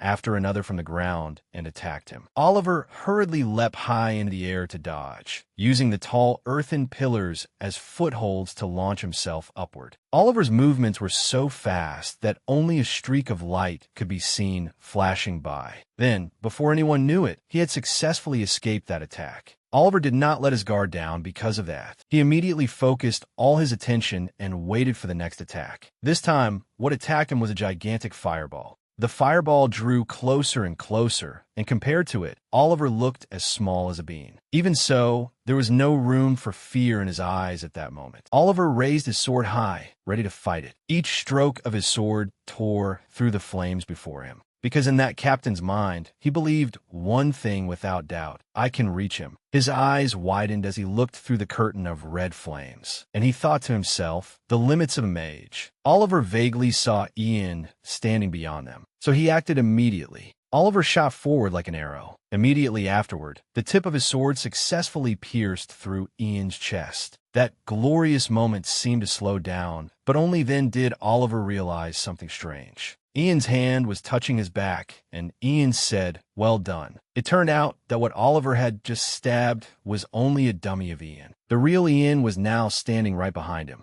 Oliver was silent for a moment, seemingly a little disappointed. Then he slowly turned around and said, "So I could not even scratch you, Ian?" Ian only smiled as he looked at him, and only afterward did he gently reply, "You speak of scratching me when you were aiming for my heart. If I had been injured, I would have died for certain." The two of them cheerfully shook hands. Oliver spoke up. "Thank you for helping me over the past few years." Ian also replied politely. It was the payment for the necklace. Oliver himself also knew that the help he had received far exceeded its value, and Ian acknowledged his efforts as well. "You truly have improved noticeably compared to 5 years ago. You cut the fire explosion in half with a sharp sword." Oliver said, "Ian, may I ask you something?" Ian agreed immediately. "Of course. How strong are you now?" Oliver asked bluntly. Ian evaded the question a little. "I'm not as strong as you think." At present, Ian was a 5th class mage. In his previous life, he had only reached the 5th class when he was 26 or older, which was relatively fast already, but he had hoped that he would at least reach the 6th class. Ian looked down at his palm and felt it. "But I cannot accelerate the growth of my body and mana heart, so the 5th class is my limit." Then he clenched his fist again with anticipation. "I hope my body stops growing as soon as possible." Just then, a familiar voice rang out. As expected of the greatest mage in the Empire, Ian turned and saw that it was His Highness. Hayden said cheerfully, "I heard today was the final sparring match between you two." Every word he spoke was filled with interest. "All right, shall we go have breakfast together? To strengthen both my right arm and my left arm, I will give you the finest meal." Despite such an enticing proposal, Ian refused. "I apologize, but today is the day I complete my studies at the Ivory Tower, and I will be entrusted with duties as a mage who has become stronger. Therefore, I must go meet the Tower Master immediately." Hayden reluctantly replied, "I understand. Then it cannot be helped." Although disappointed, he still said, "Go on. Let us eat together the next time." Ian answered, "I will arrange a time as soon as possible." After that, Ian cast wind magic to envelop his body, then respectfully bid farewell to the first prince. In the blink of an eye, he was no longer on the ground, but had flown high into the sky. Ian smiled and said, "I will return." Immediately afterward, he disappeared into midair.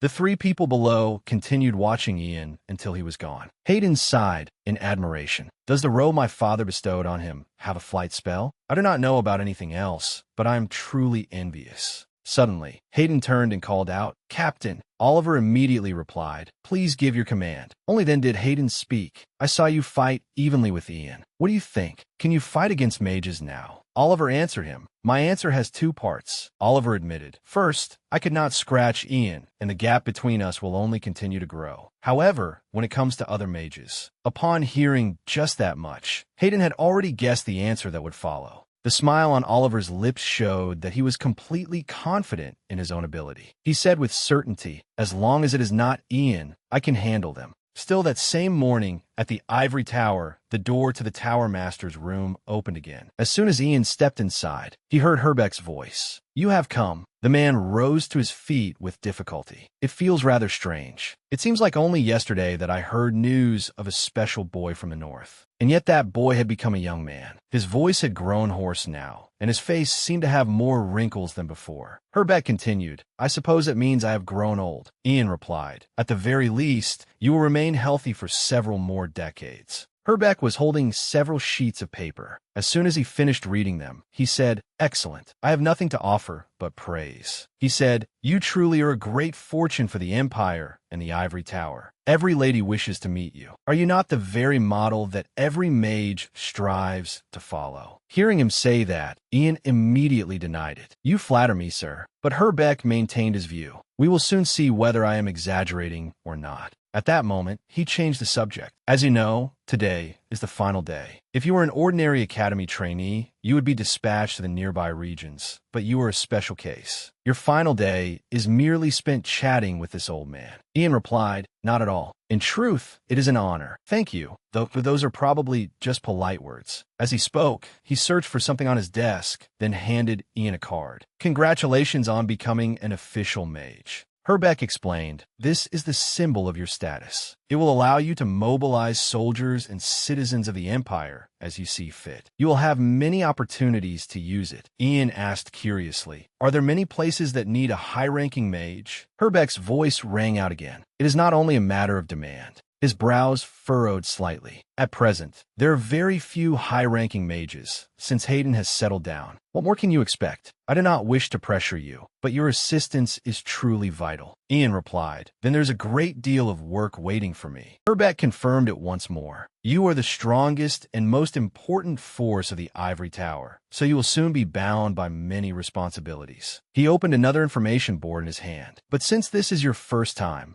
I will let you choose." The information board clearly displayed 3 locations. Ian also raised his head and looked at them. The first place was Rodmere, the city with the largest seaport in the Empire. Next was Benson, the city that produced the most iron in the Empire. Ian then turned to the last one, and there was Fieric, the northeastern land where he had been assigned in his previous life. Back then, Ian had been assigned there because the previous mage had died in an accident, and he was sent to replace him. Ian stepped toward the third board and made his decision. "I am interested in Fieric." Herbeck was also satisfied with that choice. "That is a place in desperate need of help." He said, "We have already dispatched 2 third-class mages and several soldiers from the army, but it is still not enough. The monsters from the Great Plains appear to be causing trouble." Then Herbeck handed Ian a sheet of paper. "The details are written here. Read it. Do you think you can give them an answer today?" "If you refuse, I will have to find..." Ian interrupted him. "No, I will go there." He declared firmly, "I will go to Fieric." That afternoon, at Ian's mansion, Douglas still had not managed to put the skewer of meat in his hand into his mouth before he exclaimed in surprise, "You're going to Fieric on your very first mission?"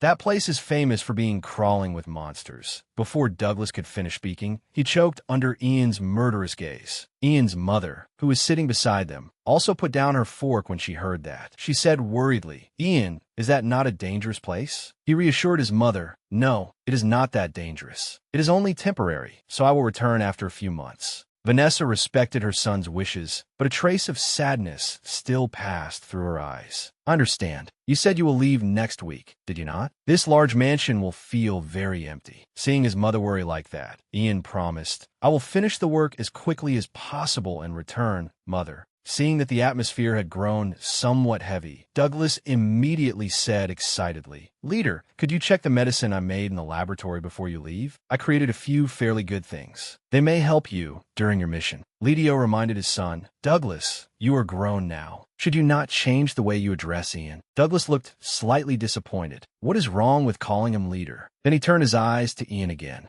Well then, Ian did not understand what Douglas intended by staring at him like that. Douglas said innocently, "What about Big Brother?" Those words made Ian, who had just taken a sip of water, hurriedly spit it out. The words Big Brother shocked Ledio to the core. At that moment, Ian and his mother were also left speechless. However, Douglas seemed to like the name very much. The corners of his mouth lifted into a smile, and he called him again. Big Brother Ian. Ian froze for 5 seconds. Are you truly the Douglas I knew in my previous life? Unlike Ian, Vanessa was delighted. How wonderful that you have gained such a cute younger brother. Mother has another son now. Ian called helplessly, "Mother." Beside them, Lidio's heart suddenly began pounding. He stammered, "Miss Page, what do you mean by that?" Ian thought to himself, and why did he suddenly blush? After that, the father and son became a complete mess again. Lidio reminded him, "You must call him Lord Ian." But Douglas said, "We are family now. Lord sounds too distant." Lidio said bluntly, "You are freeloading here, and you still want to be picky?" Douglas retorted, "What do you mean, father? My genius mind is very beneficial to this family." At that, Lidio gave up as well. "Genius, is it? Fine, whatever. You are a genius." Vanessa smiled softly as she watched the father and son being so close. Meanwhile, Ian silently looked at his mother, who was very happy at that moment. That also made him feel happy. A thought appeared in his mind. This is not bad either. However, Ian changed his mind afterward. "You are not allowed to call me Big Brother." Hearing that, Douglas burst into tears. A week quickly passed. Ian was now standing in front of his mansion, and Lidio's voice rang beside his ear. "Are you ready?"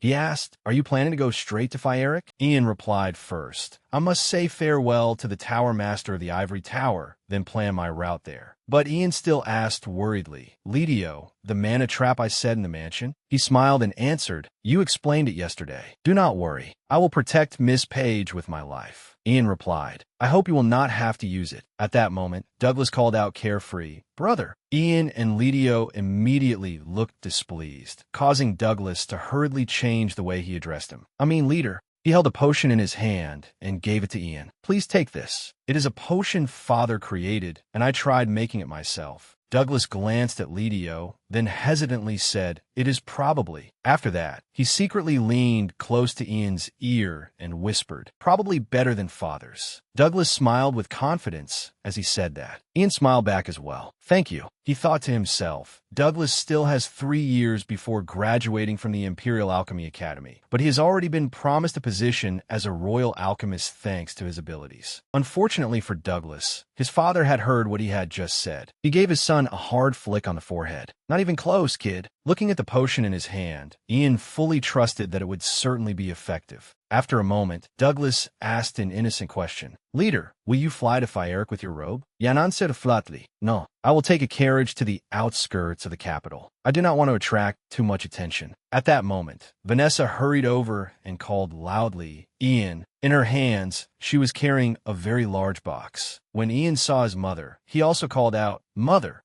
She carefully handed him the box. "Eat this on the way. I packed a lot." Vanessa had thoughtfully prepared everything. The first box contains the food you need for today. The other boxes have beef jerky and dried fruit for later. Her affectionate gaze rested on her son. "I also baked the red bean buns you like." Ian replied, "Thank you, mother. I will eat plenty." Suddenly, she stepped closer and embraced Ian tightly. "Be careful. Do not get hurt. Do not skip meals." Ian was somewhat surprised by his mother's hug, but he soon accepted it. He wrapped both arms around his mother's waist and returned her embrace tightly. "Yes." He looked at his mother and said, "I will return soon, so please do not worry too much." After saying goodbye to everyone, Ian finally spoke. "Then I will be going." The wheels began to turn toward Ian's new journey. His loved ones still stood there, but they gradually moved farther and farther from his sight. He was a young man who had lived through 2 lives, someone who seemed as though nothing could shake him anymore. Yet at that moment, as he parted from them, he still seemed to feel a slight emptiness.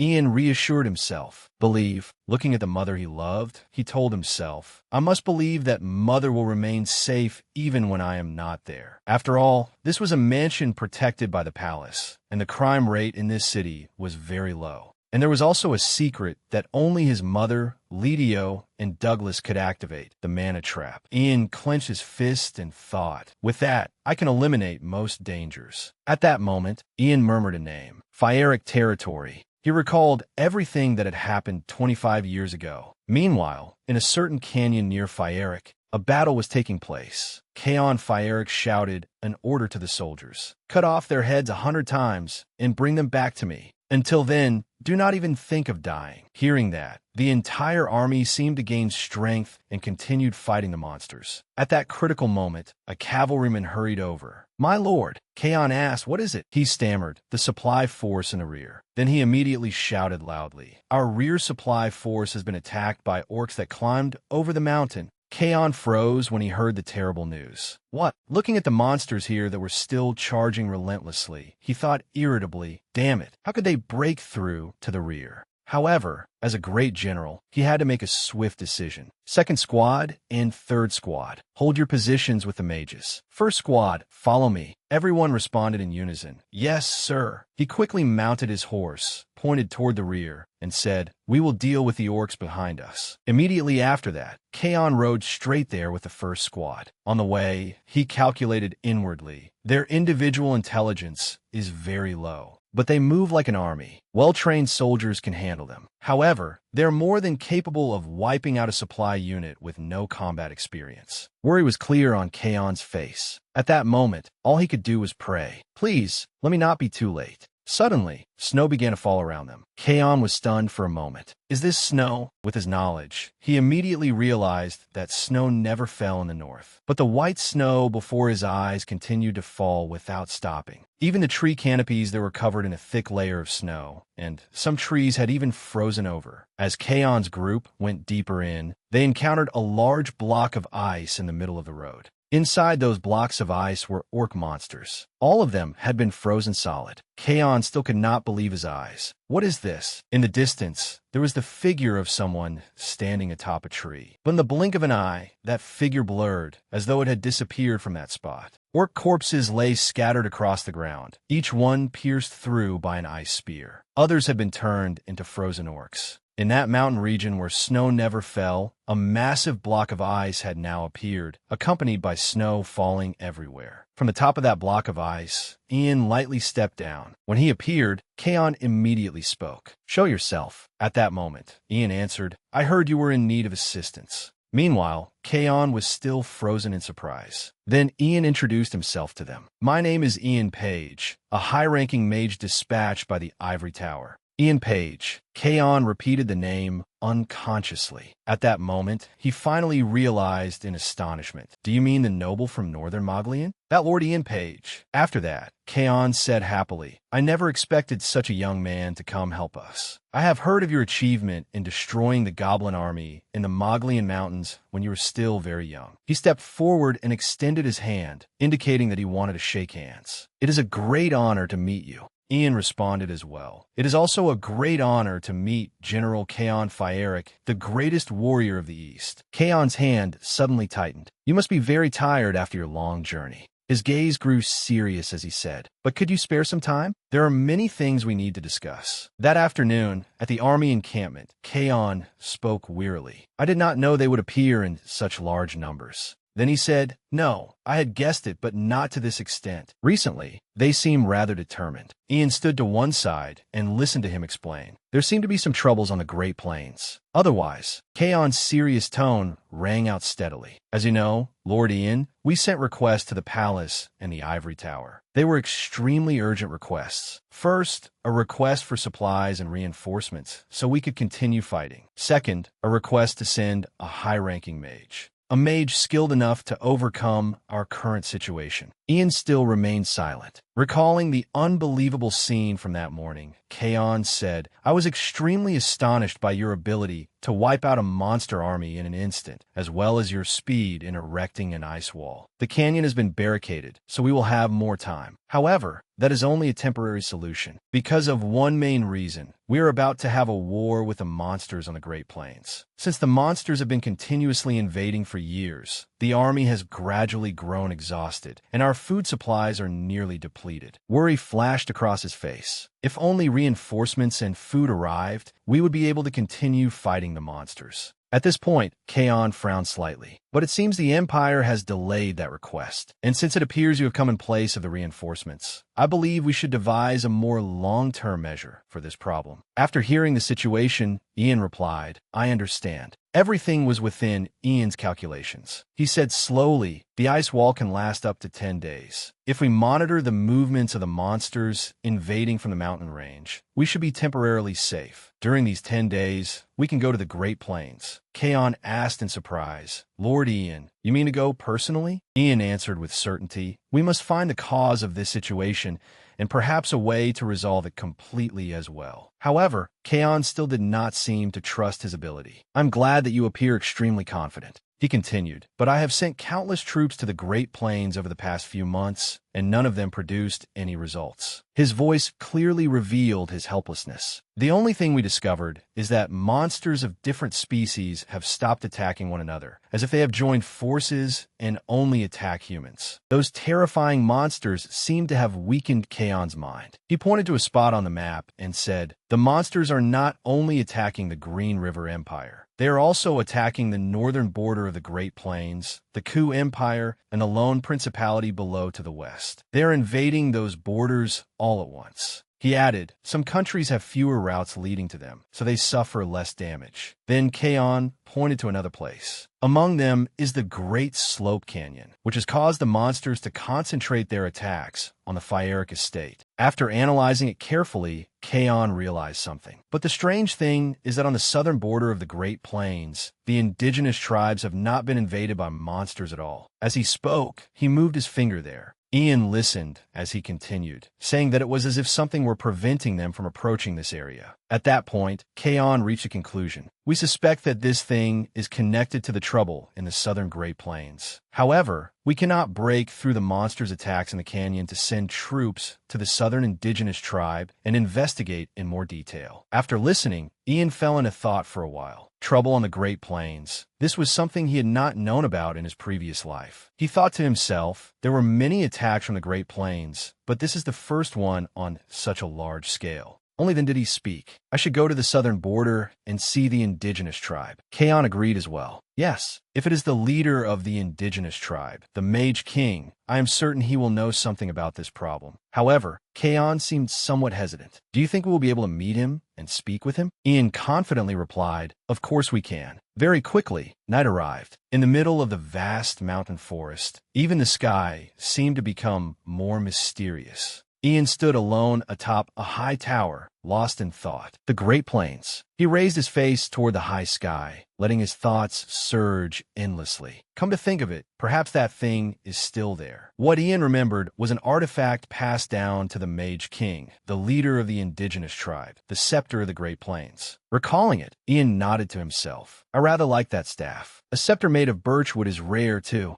Then practical thoughts pulled him out of his reverie. 3 years from now, the Green River Empire, the Corwood Empire, and the Ron Principality would form an alliance to fight against the monsters on the Great Plains and exterminate them completely. In the end, most of the monsters would be wiped out on the Great Plains, and the 3 nations would divide the Great Plains, which were filled with natural resources. Ian clenched both hands as he thought about that. During that period, the Mage King disappeared, and the indigenous tribes of the Great Plains were turned into slaves. His thoughts wandered on. Something that had not happened in his previous life had now occurred. Ian thought that perhaps this change had happened because he had returned. At that moment, a fear rose in his heart, a problem on the Great Plains that he knew nothing about. Recalling their conversation that day, Ian had said to Kaon, in 10 days, the ice will melt and break apart. By then, I will certainly find the cause of this situation and a solution. If I do not return within 10 days. Before he could finish, Kaon had interrupted him. I believe you will return in 10 days. Good luck, Lord Ian.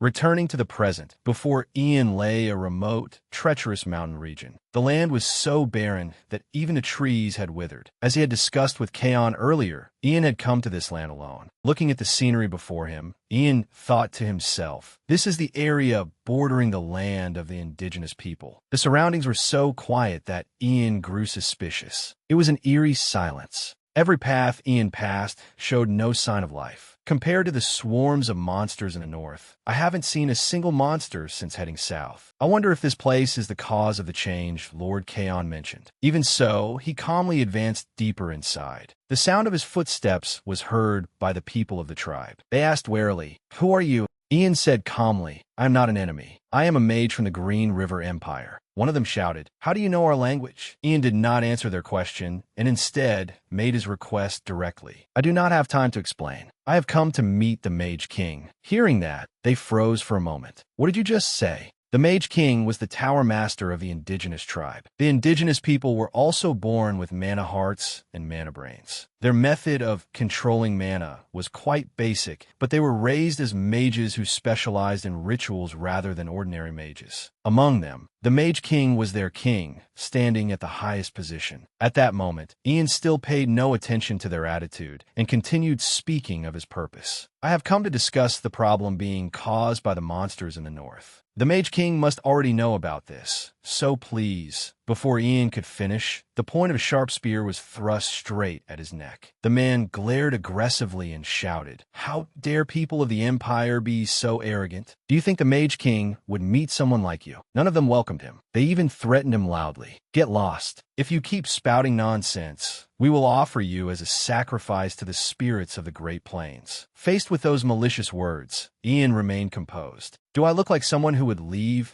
just because you told me to?" Ian's expression now seemed to show that he could no longer be patient. The man still showed no fear and charged with his spear. "It seems you will have to die before you understand your situation." That indigenous man recklessly attacked Ian, unaware that he himself was the one about to be in danger. From thin air, Ian formed an ice spear. Then he decisively cut the man's spear in half. The spearhead fell to the ground while the man had yet to even realize what had happened. Ian then warned him, "Your head will be next." His words were as light as a feather, yet extremely lethal. "Do not make a scene here. Take me to the Mage King." Right amid the chaos, an aged voice rang out. "What business does someone from the Empire have here?" All of them, including Ian, turned to look. Seeing the familiar staff in the old man's hand, Ian vaguely recognized it. "That staff is." Then he asked directly, "Are you the Mage King?" The old man gave a slight nod and answered, "Yes, I am called that." Ian said, "I am surprised you came all the way out here." Without waiting for the old man to reply, he went straight to the issue that needed to be resolved. "The monsters of the Great Plains are invading the borders of 3 nations. However, when I moved south, I did not see a single monster. Do you know why the monsters are only invading the north?" The old man answered, "Monsters invading the borders is a common occurrence. We do not know why this is happening."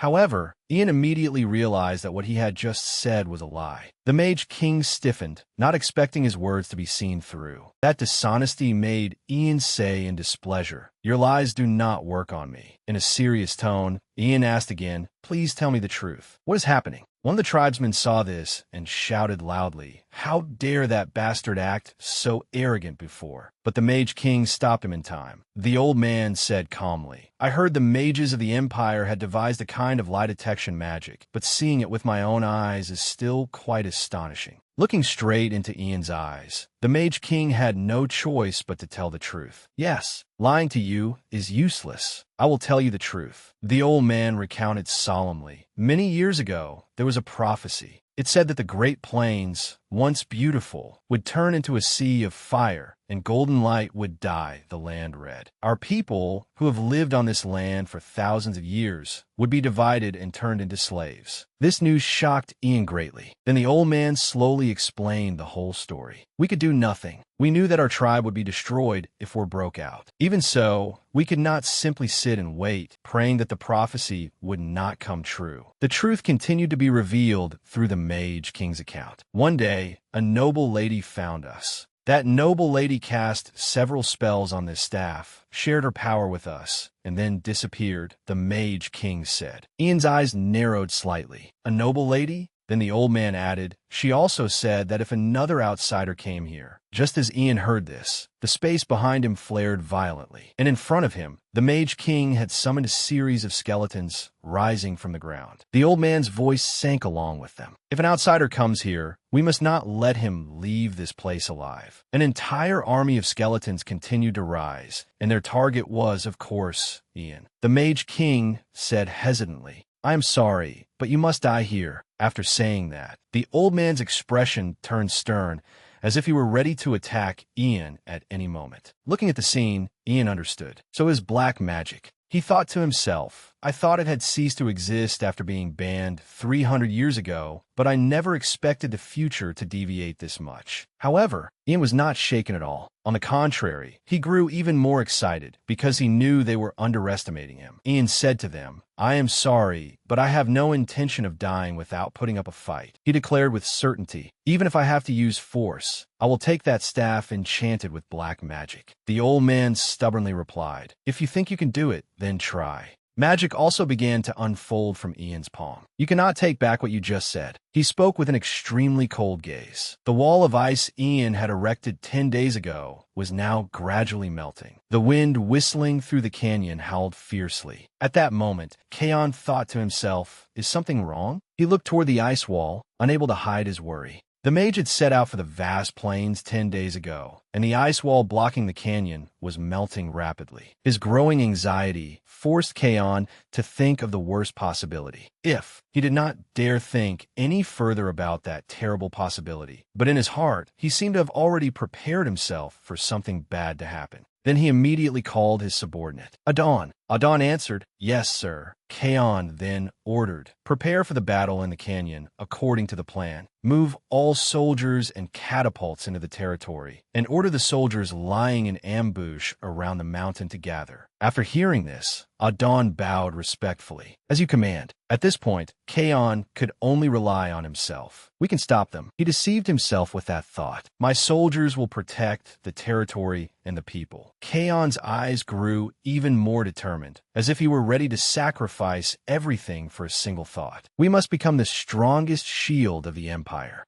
The sound of the wind grew louder and louder, as fierce as the howls of monsters. Because the misty haze rising from the ice prevented Khan from knowing what was on the other side of the ice wall, he could only assume it was the sound of monsters and ordered the soldiers, "Prepare the catapults." The next second, he shouted the order to fire, but his words caught halfway. His heart began to pound fiercely because he had seen the silhouette of a person emerging from the canyon. It turned out that person was Ian. He was walking while panting heavily. Kaon froze for a moment before realizing in shock. He called loudly, "Lord Ian." The staff in Ian's hand was surrounded by a dark aura. Ian gave a warning. "This scepter." He struggled to continue. "Never touch it." As soon as he finished speaking, Ian could no longer stand and collapsed straight to the ground. Kaon's panicked voice rang out, "Ian." It was unclear how much time had passed before Ian finally woke up. He opened his blurry eyes and looked up at the ceiling, then scanned the room. Only then did he fully come back to his senses. Ian was lying on a sick bed, his entire body carefully treated and bandaged. He wondered aloud, "Where is this?"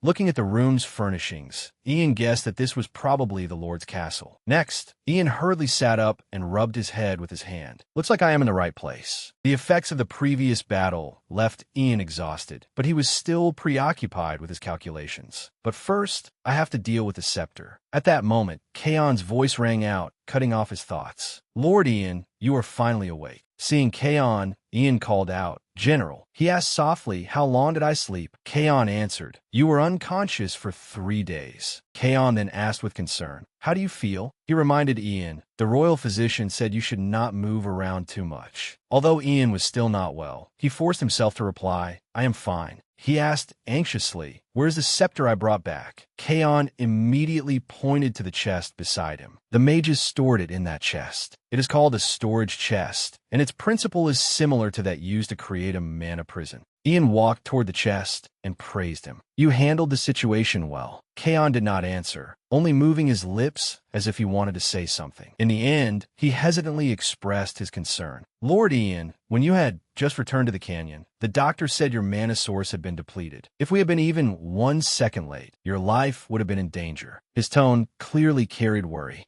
Then he asked further, I know it is impolite to ask this of someone who has just recovered, but I have no other choice. I need to know exactly what drove you into such danger. I truly want to know what happened on those plains. Ian did not hide anything. He began to explain, this staff is the cause of the abnormal change on the plains. He held it tightly in his hand, as if afraid it would harm everyone. Ian continued, the staff uses black magic. The Mage King controlled the monsters with black magic and illusions from this scepter. Hearing this, Kaon was extremely shocked. Wait, what do you mean? Did black magic not disappear 300 years ago? While casting some kind of magic on the staff, Ian replied. After that, someone passed down to the Mage King the secret method of using black magic, though we cannot know who that person was. Magic flowed from Ian's fingertips into the scepter. He continued, after the Mage King died, the black magic and illusion spells were lost, and the monsters began to rise up and attack the new master of this staff. All of that made Ian suspect something. It seems this is the staff's curse to destroy the evidence. After hearing the whole story, Kaon understood as well. So you had to face many obstacles on the way back here because of this staff. If this staff is that dangerous, should it not be destroyed and thrown away? However, Ian explained calmly, I've always liked this staff. Kaon had not expected that at all. Is that the only reason? After Ian purified it, the staff became sparkling and beautiful, completely different from its original gloomy appearance. Ian said, that is all. I have erased all the black magic spells engraved on the staff. Before he could finish speaking, Ian's heart suddenly clenched.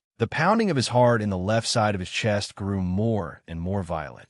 Ian's whole body began to tremble, and even the staff he was holding fell from his hand. The pain continued to torment him. My chest. Ian's vision also grew blurry. He only managed to see Kaon calling out in panic. Ian, are you all right? After that, Ian's heart kept pounding rapidly with no sign of stopping. The worst thought flashed through his mind. Don't tell me. My mana heart. At that moment, fresh blood poured from Ian's mouth, soaking the bandages wrapped around his chest. He still could not determine what was happening to him, and a trace of confusion flashed through his eyes. It was not over yet. At that moment, he continued to cough up mouthfuls of fresh blood. The floor beneath him was now covered entirely in Ian's blood. Standing beside him, Kaon shouted in panic, Are you still all right? Seeing that the situation was growing more serious, he immediately turned and ordered, Adon, call the doctor at once. Adon answered, Yes, sir. Ian's whole body was covered in blood, but he still said, I am fine, General. I only need to remove the impurities. Kaon hesitantly asked, Impurities? Ian explained so he would understand. This happens to an incomplete mana heart when it reaches a new level. It is nothing to worry about, but Kaon confirmed once more, Are you truly all right? Ian answered truly. He looked at his hands and thought to himself, If my guess is right, I have mastered the 5th class and have just entered the 6th class. His hands, which had been covered in blood moments ago, were now clean again. I can feel mana on a completely different level than before. Ian smiled as he thought about having advanced to a new class. Finally, still not reassured, Kaon said, In any case, it is a relief. But to be certain, we still need to call the doctor to examine you. Ian replied, Thank you for your hospitality. Then he added, There are many things I must thank you for, but I have to tell you this first. For days after you left for the Great Plains, the Ivory Tower sent a letter. When a mailbox was opened, there was a blue crystal sphere inside. Guilt appeared on his face. I promised I would hand it over as soon as you returned, but I could only do so now because you were unconscious. Then he said to Ian, Please take a look. Ian accepted the sphere, thinking to himself,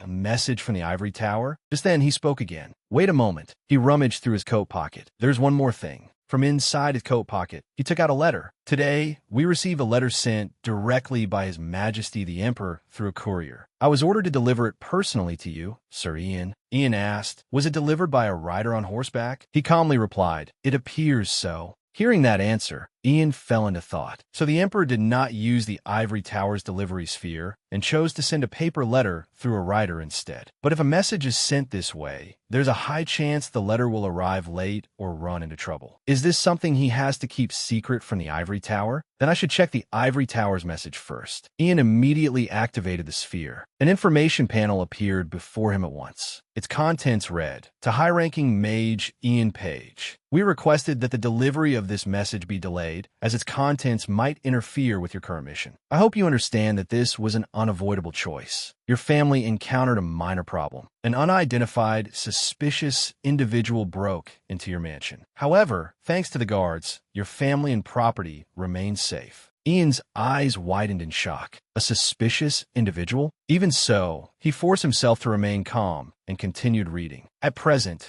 your family's safety has been secured under the absolute protection of the royal family and the ivory tower. Therefore, we send this message to inform you that there is no need to worry." By the time he read that far, Ian's entire body was trembling uncontrollably. His hand clenched tightly. His eyes were now filled with anger, because he knew very well that this message must have been sent precisely to make him worry. "What are you plotting? Tower Master Herbeck?" Even so, he tried to keep his composure. He took a deep breath, then decided to read the Emperor's letter and think afterward. The letter opened with a very sincere greeting. "Dear Mage Ian Page." Every word of the letter had been written carefully. "If you receive this letter, it means luck is still with me and my son. I silently thank the goddess of fortune and wish to make a request of you." Ian slowly read each line. "As a high-ranking mage currently on a mission, you surely have not yet heard the news, but a treaty among the three nations regarding the subjugation of monsters in the western Great Plains will soon be signed in the free city of Demidra." Reading this, Ian thought in surprise, they're already about to sign the monster subjugation treaty? That was supposed to happen 3 years later. In the letter, Terry wrote that it had been decided that Crown Prince Hayden Green River, 5th Prince Ragnar Green River, Tower Master Herbeck Leon,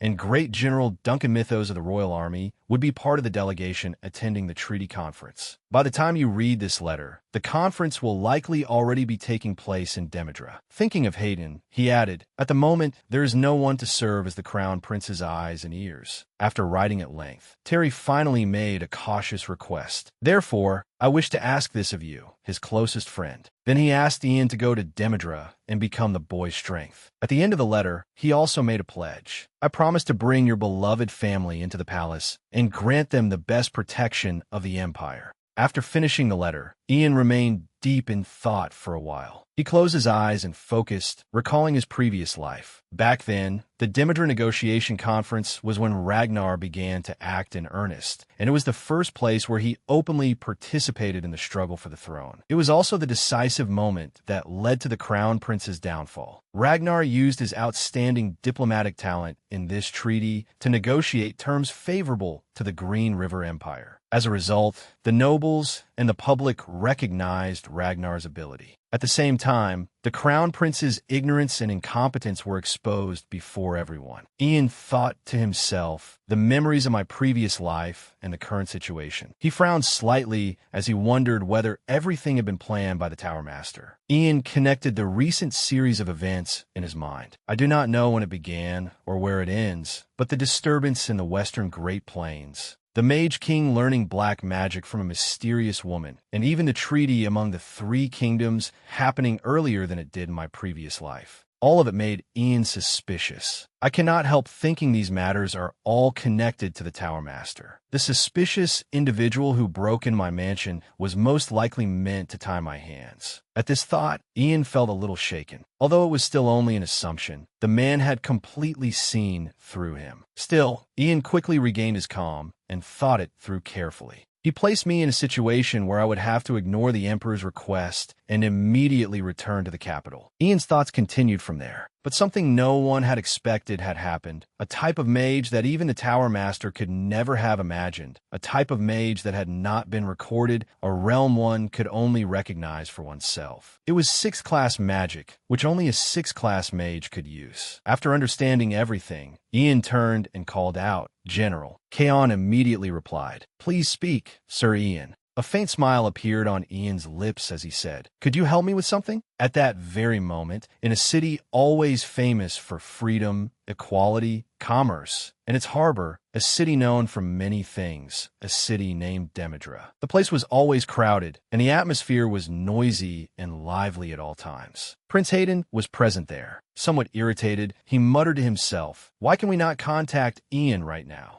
Oliver, who was standing beside him, spoke up. "Please be patient, Your Highness the Crown Prince." He said, "Sir Ian is coming as the Crown Prince's representative. Not even Your Highness can do anything to increase his speed right now." Yet Hayden was still uneasy. "I know, but I still cannot feel at ease." That was because the current situation was extremely unfavorable to Hayden. He continued, "You know it too. Most of the envoys are centered around the ivory tower, and it is made up of nobles who support that foolish Ragnar." His brows furrowed slightly. "I have a bad feeling. I wish Ian were here at times like this." Oliver moved his lips as if to say something, but then stopped. Elsewhere, Herbeck was calculating. "This moment has finally arrived." He thought, "We have prepared a great deal for this day. I believe that young man will rush to the palace." Then he recalled what Ragnar had once said. "I have found Ian Page's movements." The fifth prince had been certain that Ian prioritized his family's safety, and that if something involved them, he would erase everything. When the negotiations ended, the prince would.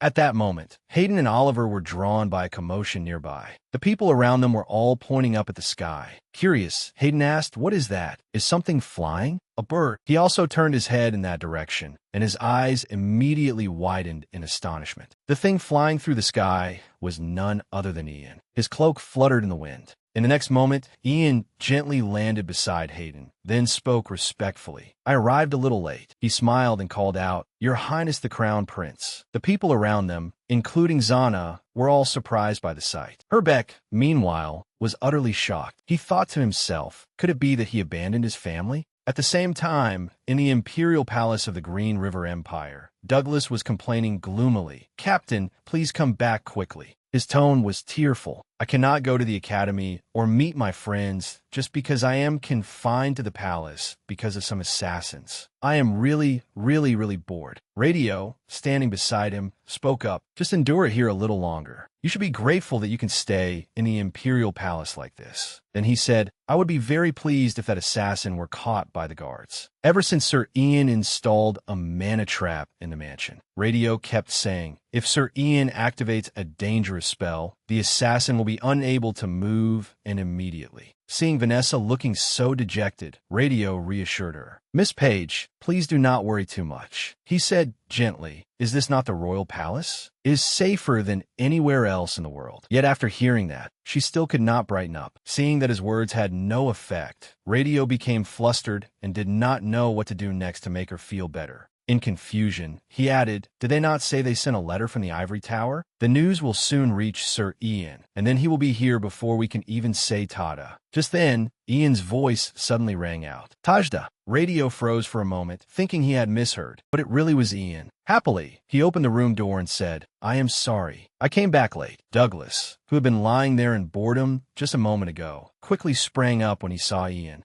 The two adults also turned toward the door in utter astonishment, seeing their family member whom they had not met in a long time. Everyone hurriedly called his name. "Ian." Ian walked over and took his mother's hand. "You must all have been very worried." Only then did Vanessa's face brighten again. She looked at her son with affectionate eyes as she heard him say, "You can all rest assured now." He smiled at his loved ones and declared, "I will protect everyone." As for why Ian was able to be here at this moment, they would probably have to go back to the previous evening at the Fyeric mansion. At that time, Ian had said to Kaon, "General, I have a request I would like to ask of you." Kaon eagerly responded, "You saved this entire capital with me. You may ask anything of me. Please tell me." After that, Ian made his request. "Then, for this period of time, I want you to protect me." As he spoke, his hand rested on the left side of his chest, showing that he was making this request with all his sincerity. Kaon was somewhat surprised by the request. "Protect you?" Ian began explaining his reason for doing so. "The magic I am about to use. I may lose myself while performing this magic.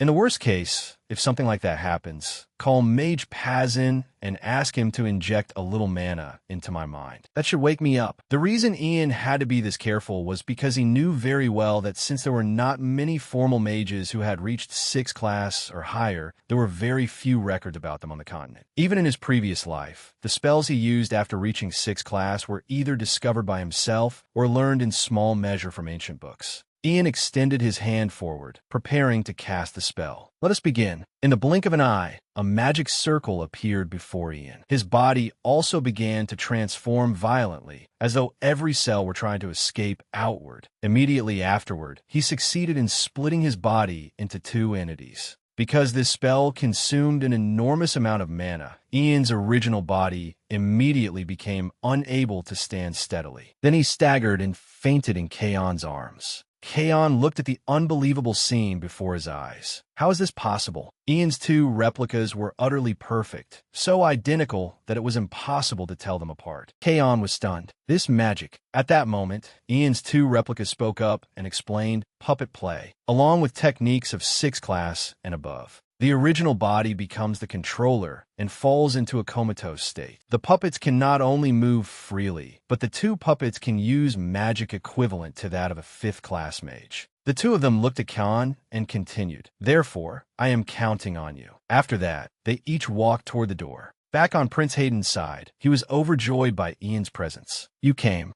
for me." Hayden stepped forward, took Ian's hand, and said emotionally, "We must be connected in spirit. I missed you so much, Ian." Perhaps because Ian understood the prince's personality too well, he said nothing in response to that excessive display and merely let out a soft sigh. Just then, Herbeck approached him and spoke. "I was wondering who had arrived." He asked, "So it was you, Ian?" Herbeck said gently, "I heard from Lord Fieric that you completed your mission. I was told the mission was so difficult that you collapsed." Then he praised Ian without end. "You have achieved a great accomplishment for the Empire." Ian replied only politely, "I merely did what I had to do as a high-ranking mage." After rambling for a while, Herbeck finally asked the main question. "But why are you here? I am certain I told you to return to the Ivory Tower and rest. Have you not heard what happened to your family?" Ian interrupted him. "I received a letter from the Ivory Tower." He placed a hand on his chest. "But after completing my mission, I received an order from the royal family." The letter in his hand served as clear proof of why he was there. Ian continued, "As soon as I received the royal order, I immediately joined the delegation and came to assist the Crown Prince." Seeing this, Herbeck suggested, "May I read the letter for a moment?" Ian handed it to him as well. "Here it is." Herbeck did not hesitate and immediately opened it to read. The letter bore the Emperor's name as well as the royal seal, proving that Ian's words were true. But that also shocked Herbeck. "I thought they would try every possible method.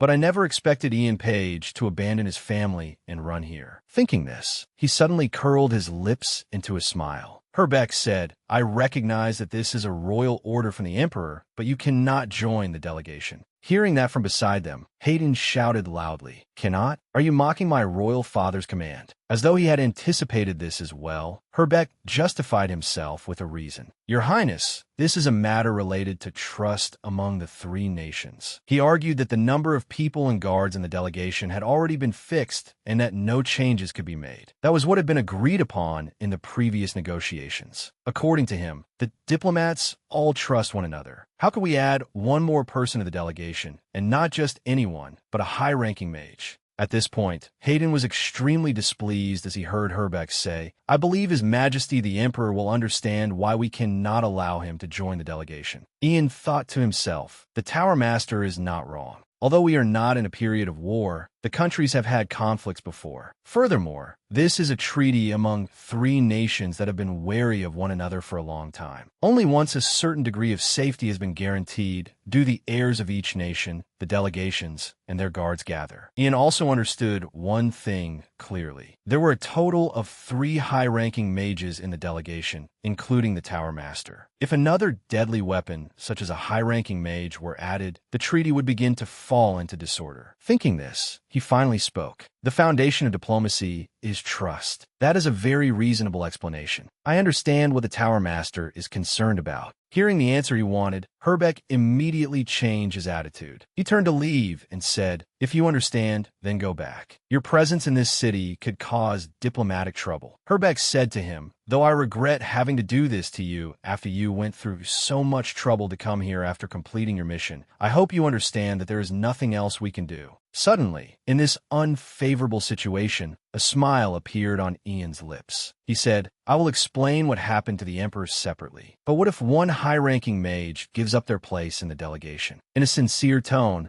Ian voiced his opinion. "Could I replace that person?" He added, "This is a direct order from the Emperor, so we should be flexible on this matter." Herbeck had not even taken a step before he hurriedly turned his head and said, "Of course that would be possible. But who would?" As soon as he said that, someone spoke up in agreement. "I will give up my place." The person who had offered to yield his spot stepped forward. It turned out that person was Ronan. He raised his hand to indicate his intention. "I will give up my place in the delegation." The people around them immediately fell completely silent. No one dared to voice an opinion, fearing that if they carelessly said something improper, they would be implicated themselves. Even Hayden and Oliver froze for a moment, not expecting that someone would truly be willing to yield his place to Ian. That also made Herbeck cry out in shock. "What are you saying, Ronan?" But Ronan was very firm in his decision. Then Ronan began to explain. "As I just said, are we not citizens of the Empire? No citizen disobeys an imperial order." Hearing Ronan say that, a hint of amusement flashed through Ian's eyes. Ronan added, "Even if it creates complications for diplomacy, the delegation's duty is to represent the Empire as citizens of the Empire. It is an honorable mission. But in carrying out that mission, if I can help execute the imperial order and support diplomacy by yielding my position, then I will gladly do so." Those words were so reasonable that Herbeck could no longer refute them. Ronan respectfully looked toward Hayden and said, "I shall now hand over the sacred duty of serving as part of the delegation to Ian Page. I humbly ask your highness to permit this change." Herbeck immediately answered as well, "I approve. I am deeply impressed by your sincerity and loyalty to the Empire, as shown through what you have done for it. I order you to prepare thoroughly and return safely to the capital." Ronan replied, "I am grateful for your highness's grace." Then he turned toward Ian again, as though he had something more to say. Ronan softly entrusted his duty to him. "I trust you with the duty of serving as part of the delegation. Please be certain to fulfill your duty without error." Ian also replied gladly, "Thank you, senior." But Ronan said, "There is no need to thank me." Thoughts about this man surfaced again in Ian's mind. High-ranking Mage Ronan. Based on the memories of his previous life, he was one of the few decent mages, though he was firm and uncompromising on every issue. His convictions were not based on loyalty to the Tower Master or to the Ivory Tower. Because Ronan was that kind of person, Ian could completely grasp what mattered to him. Ian thought with satisfaction. He only cares about his own magical ability. In exchange for teaching him a few spells that even Tower Master Herbeck does not know, he easily came over to my side. After that, Ronan said farewell. "Then I shall take my leave now." He repeated the words Herbeck had just said, because a high-ranking mage who is not part of the delegation remaining in this city would create difficulties for diplomacy. That was what the Tower Master had said. Herbeck trembled with rage, but there was nothing he could do. Only now did he realize something. "I thought he was just an ignorant brat, but has he already planted roots in my ivory tower?" Herbeck's gaze went straight toward Ian. In his mind, that name repeated endlessly, Ian Page. Herbeck frowned, seeming to have made up his mind. "I will not allow a brat like him to ruin the plan I have long prepared, turning the Empire into the Empire of the Ivory Tower." Thinking that, he stared at Ian, as if he had already identified him as an obstacle in his path. Right behind Ian at that moment, someone was also observing the situation. Ragnar remained silent without saying a word, but from his eyes, it was clear that he, too, had begun to be wary of Ian. The smile on Ragnar's lips was now gone. Majestic castles and strikingly designed architecture. That was Demidra. This was a neutral city that did not belong to any particular nation.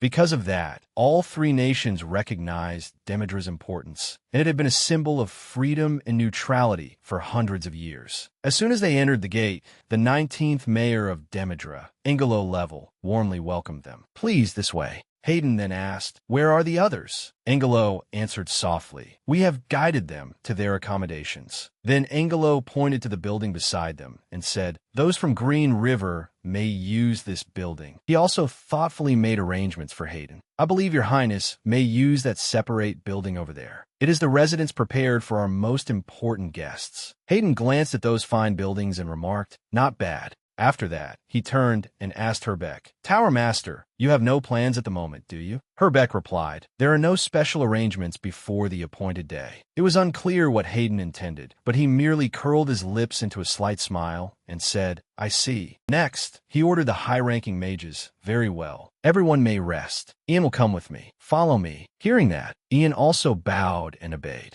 Once the orders had been given, Ian left together with Hayden, but Ragna remained standing there, watching their backs. A while later, in Ragna's room, someone pushed the door open. It turned out to be Herbeck entering. Before Herbeck could speak, Ragna spoke first. "I will not hold you responsible." Then he brought up Ian, "That mage standing beside you. He is troublesome." Ragna's eyes were extremely cold at that moment. "I do not have a good feeling about this either." Herbeck answered, "I understand." He added, "But please do not worry too much. It is true that Ian Page's magical abilities are exceptional, but the core of diplomacy lies here and now." According to Herbeck, magic had very little to do with this matter. "Even I have no right to speak." No, even if I were to speak, there would be nothing to say. Herbeck found more reasons to justify himself. When nations conduct diplomacy with one another, do you think a young mage must also be present? He believed that a high-ranking mage at the diplomatic table was merely decoration. Then Herbeck reminded Ragna, "Your Highness, as you have prepared, please become the center of the treaty." Ragna sighed and replied, "I understand, but I still find him troublesome."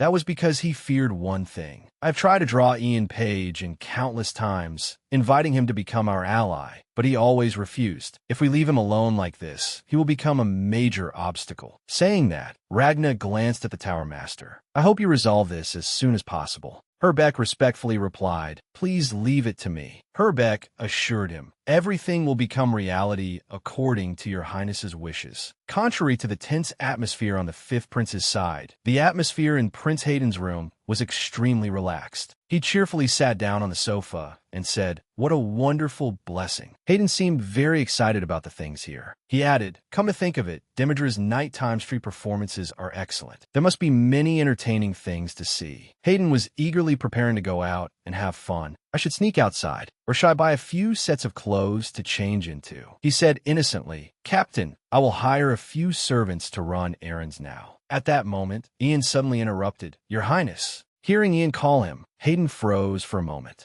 Seeming to realize that he had gotten too carried away and might have angered Ian, Hayden hesitantly asked, "What is it, Ian?" As expected, Ian was extremely displeased with Hayden's carefree attitude. Even though Ian did not say a word, that expression alone was enough for Hayden to realize it, that terrifying face. However, because of his position, Ian could only admonish Hayden carefully. "Do you understand what position you are in, Your Highness?" Ian patiently explained the current situation to him. "You came here as the representative of the Green River Empire and as the heir to the throne. You are also the person in charge of the negotiations among the three nations. What I mean is that you did not come here for a vacation." By this point, the anger in Ian's heart had already flared up. Ian bluntly scolded Hayden, "Please abandon the idea of going out to play." Yet Hayden still asked naively, "Why? We still have a great deal of time." Hayden's innocence made Ian explode. "You must begin preparing immediately." Seeing Ian get angry at him, Hayden turned to Oliver with a pleading look. Oliver noticed it, but ignored him, immediately turning his head away.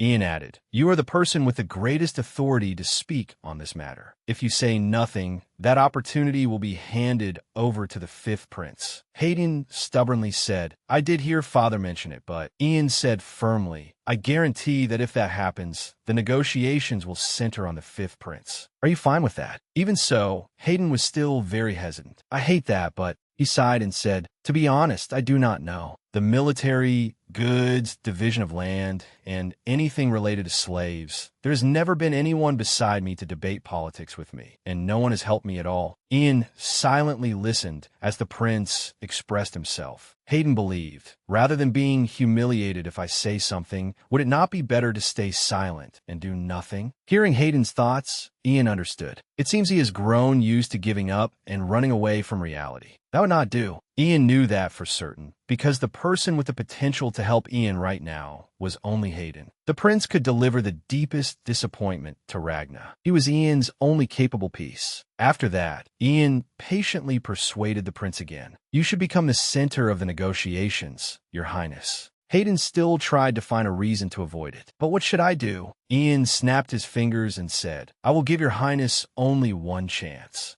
Immediately, pens began writing nonstop on blank sheets of paper in midair. Ian explained clearly, His Majesty the Emperor requested that I become the Crown Prince's strength. This is an opportunity for the Crown Prince to act on his own. Ian said it was by the Emperor's order so that the Crown Prince would not lose the initiative to the Prince. I will list every issue that will be discussed at the negotiations, along with the corresponding solutions. Ian snapped his fingers once more and said, Therefore, Your Highness, the room door immediately locked tightly at Ian's words. From now until the appointed day. All of this. Hayden looked fearfully at the countless documents flying chaotically all around the room. Ian said to him seriously, You must memorize it all. 1 week later, in Demidra, the day of the three-nation treaty negotiations was held in a castle. Ragna's footsteps carried him inside as he said to those accompanying him, Also, I heard that after my elder brother entered that residence, he did not come out for an entire week. Ragna's eyes showed curiosity. I wonder what happened to him. Herbeck Leon immediately replied, I was worried as well, so I placed surveillance all around the residence where the Crown Prince was staying, but nothing happened. He continued, I heard that His Highness only occasionally went out to the garden, and he looked very exhausted. Ragna calmly answered, I see. At that moment, Hayden Green River also arrived. He appeared cheerful. Ragna spoke, Good morning, Imperial Brother. Did you sleep well last night? Hayden answered amicably, I did. Ragna smiled and said, I am very glad to hear that. Ragna continued, Then I will head to the conference room with the delegation first. I will see you later, Imperial Brother. He walked past Hayden.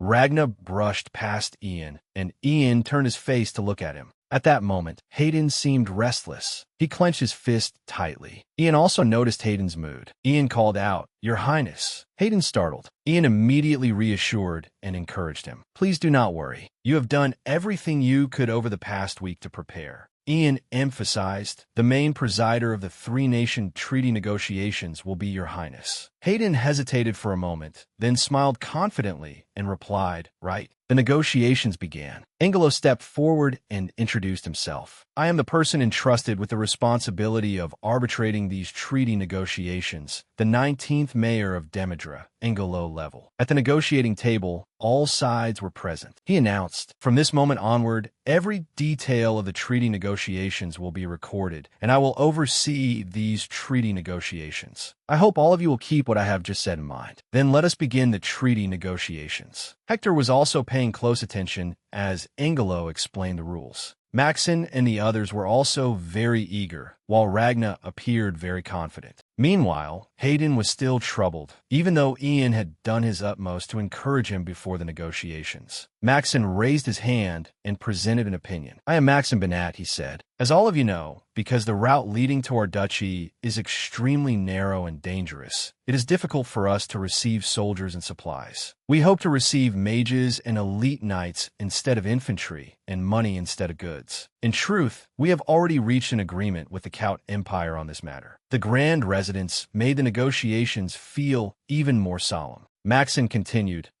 please do not misunderstand. If the Green River Empire has a proper reason to oppose it, we are willing to begin negotiations again. As he spoke, he looked toward Hayden. Ian immediately looked at Hayden, his eyes full of trust. He thought to himself, the opening topic is the expeditionary forces. Do it. Speak just as you practiced. Hayden remained silent. Meanwhile, Ragna was observing him. Ragna then spoke up. I will speak on behalf of the Crown Prince. At that moment, Hayden also spoke. Regarding the issue of the military, The one who will speak is our empire's great general and undefeated commander, Sir Duncan Mistos. I will leave this matter to him. Hayden introduced Duncan and invited him to speak. Maxon looked puzzled and wondered inwardly. Was the fifth prince not the one in charge? Hayden emphasized, "We have an expert on this issue, so there is no need for me to speak, correct?" He turned and signaled to Duncan. "Sir Duncan." Duncan obeyed. "Yes, I will speak." Duncan began, "In my opinion, regarding the duchy's request, we need only proceed as it is." At that moment, Ian was listening with a smile. He observed the situation. Everything in the negotiations was going smoothly. Hayden confidently raised opinions, and Max inside also exchanged views openly. Ragna appeared very surprised and confused. The negotiations continued, and the day had grown late. Ian thought to himself, "It is almost over." At that moment, Crown Prince Hector Count of the Count Empire clasped his hands and said, "Let us be frank with one another." He believed dividing the territory into 3 parts without any plan is precisely why we cannot divide it fairly. The quality of the natural resources and land across that vast region differs. If one receives a good portion, it is like winning the lottery. But if there is nothing beneath it, would that entire area not become worthless? Outside, the sky was gradually darkening. Some nations will suffer losses, so they will have no choice but to feel displeased. Displeased is putting it mildly, but is that not exactly the sort of thing that could cause war to break out? Ian became serious and thought to himself, the most important topic of the treaty negotiations is the negotiation over the division of territory and natural resources after the expedition. Hector put forward his proposal with this wish. Our empire does not want any trouble. It would be wonderful if we could maintain peace for 1,000 years, or even 10,000 years. For that reason, if you have a good proposal, please speak. Let us enjoy what we have achieved together without causing resentment. Max inside was energetically exchanging views and discussing among themselves. Ragna turned to look at Herbeck Leon and said, "Tower Master." Herbeck smiled, while Ragna looked worried. Ragna raised his hand to speak. "This is merely my humble opinion, but I would like to share it." Suddenly, Hayden slammed both hands hard on the table and shouted, "I know a way to prevent anything bad from happening." Everyone was surprised. Maxon also had to abruptly stop discussing and turn to look at Hayden.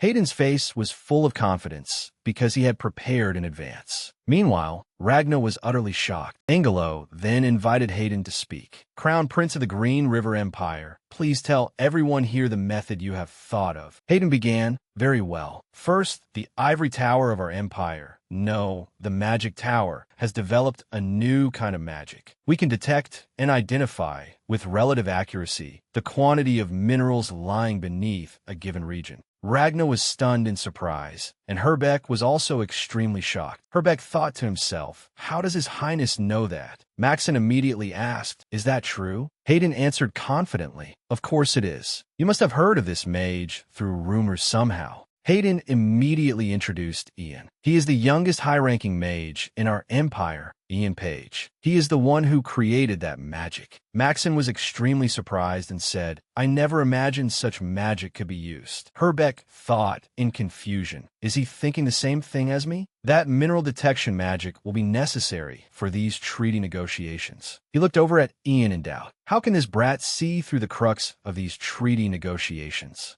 Hayden stood up and said, "We are considering using that magic to create something called a resource map because we must determine just how valuable that land is." He made everyone picture an ideal map, and with a completed map, they would be able to divide the Great Plains into different territories among the nations based on certain demands. Maxon offered his opinion. "The borders may become somewhat complicated, but in any case, we will have to cultivate and mine this land for decades to come, will we not?" At that moment, Ragna merely kept silent, boiling with rage. Ragna glanced at Ian, and Ian also turned to look at him with an extremely confident expression. Ian smiled, the smile of a victor. Meanwhile, Hayden continued arguing. "I'm certain there is no better method than this. That is my opinion." Outside, the sunset beautifully blanketed the castle. Oliver was standing there, waiting for good news. Seeing Hayden rush out energetically, Oliver was surprised. Hayden called, "Captain." Hayden ran over cheerfully, and Oliver immediately called, "Your Highness." Overjoyed, Hayden spoke excitedly as he ran. "Captain, you should have seen it too. Today, I managed to turn that meeting upside down." Ragna's face and the Tower Master's face were both utterly sour. "It is such a shame you could not see it." After hearing that, Oliver smiled.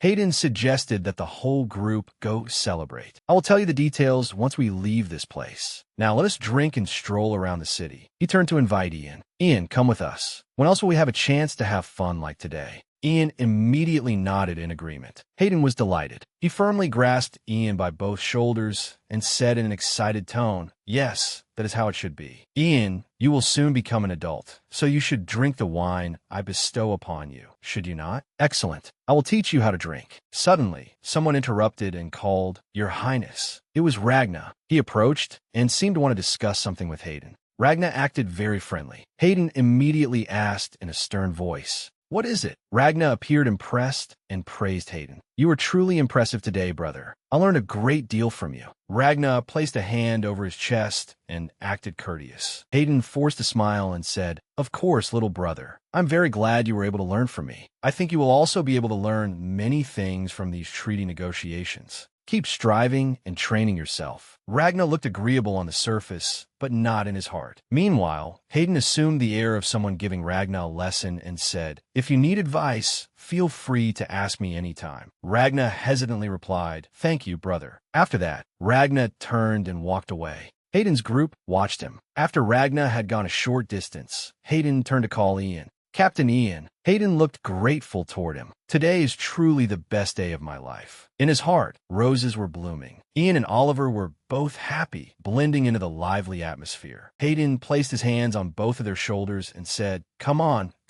We have held back all week, so today we let loose." He instructed Oliver, "Captain, you should relax and act normally today too. Do not be too stiff." Then Hayden turned to Ian and said, "You will soon become an adult, so you should drink the wine I bestow upon you, should you not?" I think I just said that." Suddenly, he noticed something strange. "Wait, Ian, what is wrong with your hands?" At that moment, both of Ian's hands were glowing. Ragna's group also turned back to look. Hayden and Oliver looked bewildered. Ian spoke up, "It seems this is my limit." Hayden immediately asked in confusion, "Your limit? Explain it so I can understand." Ian gradually began to fade away. He said softly, "I apologize, but I think I will drink the wine your highness bestows upon me at the Imperial Palace." Hayden asked in panic, "What do you mean?" Ian quietly replied, "I will explain everything to your highness at the Imperial Palace." After that, Ian disappeared. Hayden still did not understand what was happening. Everyone watched as Ian vanished completely. Herbeck alone thought to himself, "A clone? All this time that was a clone? A clone should not be able to exist."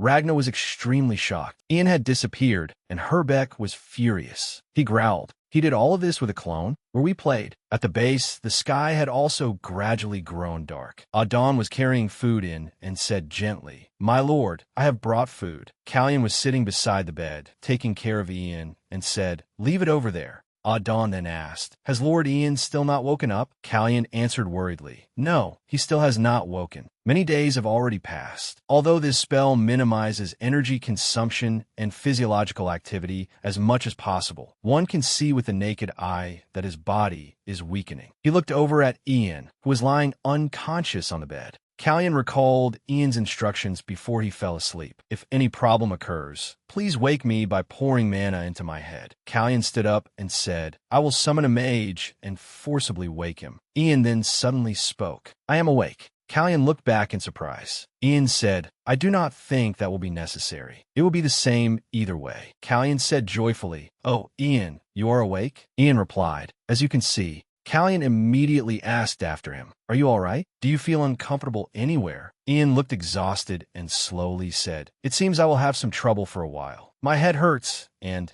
I cannot move. Also my stomach." Callion asked back, "Your stomach?" He asked in alarm, "Does your stomach hurt? I will call a doctor." Ian continued, "My stomach is hungry right now." Callion suddenly fell silent. The two of them paused for about 2 seconds. Ian emphasized, "Very hungry." The next morning was a bright, sunny day. Ian was preparing to depart. Callion said to him, "Why not stay one more night? No matter how busy I am, I must prepare a feast for our Savior, even if time is a little short." Ian answered politely, "Your help last time was enough. Was that not the duty of a high-ranking mage like me, Savior? If it had not been me, another mage would have come to help. The sunrise here is truly beautiful." Callion immediately said, "I do not think so. If it had been another mage instead of Lord Ian, I would have blocked the monster's path and then returned." He looked grateful. Callion continued, "In truth, when I first saw you, I was half in doubt. This young man was standing before the monster horde on the Great Plains, and I wondered whether he could do anything at all. But I was wrong. For the past several years, I could not do anything on my own. Yet Lord Ian solved the problem at its root in only 10 days. After hearing that, Ian smiled.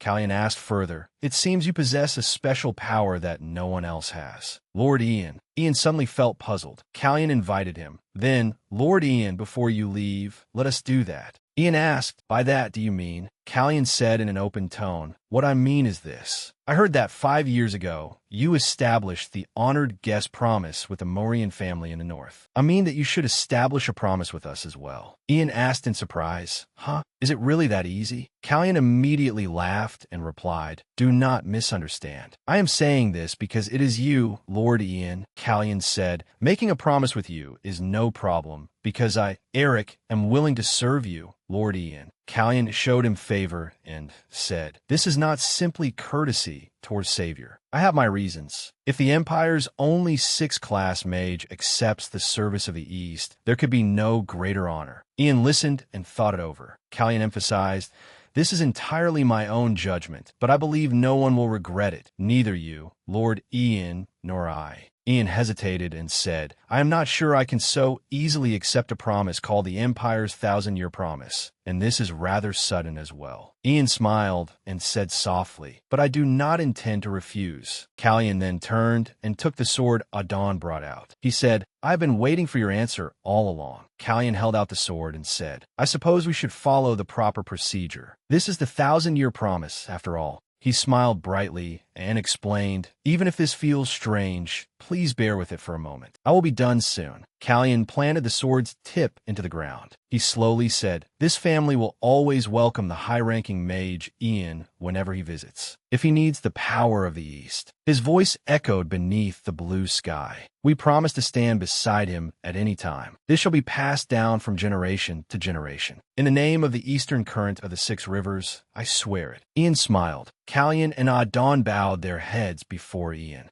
After that, the two of them smiled and said, "No matter how many times I say it, something still feels off. How nice it would be if I could simply say this is an oath made by me alone." Ian smiled and replied, "When I visit next time, I will also ask for your help." Callion immediately said, "Please let us know before you arrive. I will show you what a feast in the East looks like. You may look forward to it." Ian said humbly, "I will do that. Then I shall be going." A breeze swept past, and Adon and Callion watched him go. Ian began a new journey. He stood looking over the land for a moment and thought to himself, "So many things happened in such a short time, and I even obtained an unexpected result." Ian smiled with satisfaction. He raised his staff and said, "The person mentioned was the King of Mages. The one who engraved this magic into the staff, the revival of black magic that disappeared 300 years ago." He looked determined and thought, "When I return to the capital, I will have many things to investigate." Hearing that Ian had come home, Vanessa hurriedly ran downstairs. She called loudly, "Ian." Ian looked over and saw his mother coming. He called back happily in an obedient voice, "Mother." Vanessa, teary-eyed, asked as she walked, "How could you suddenly disappear in a smoke? Do you know how worried I was about you?" "I was truly shocked." She looked worried, covered her mouth with both hands, and said, "Goodness, why are you so thin?" Vanessa pinched Ian's cheek and said, "You must have had such a hard time. Half your face is hollowed out. You went there to work, but did Lord Peerich not feed you?" She said in bewilderment. "How infuriating." Ian hurriedly explained, "Something happened there. I just need to eat more." Ian took something out of his pocket and said, "Oh, right, Mother. Please take this." He opened his hand and gave Vanessa a transparent blue sphere, saying, "This is a mana communication orb made from a mana crystal ball. On my way back to the capital, I asked a workshop to make this for us. In the future, Mother, you can use this to speak with me whenever I am in the capital." Ian pointed to his staff and said to her, "I set mine on this staff. I am sorry for making you worry."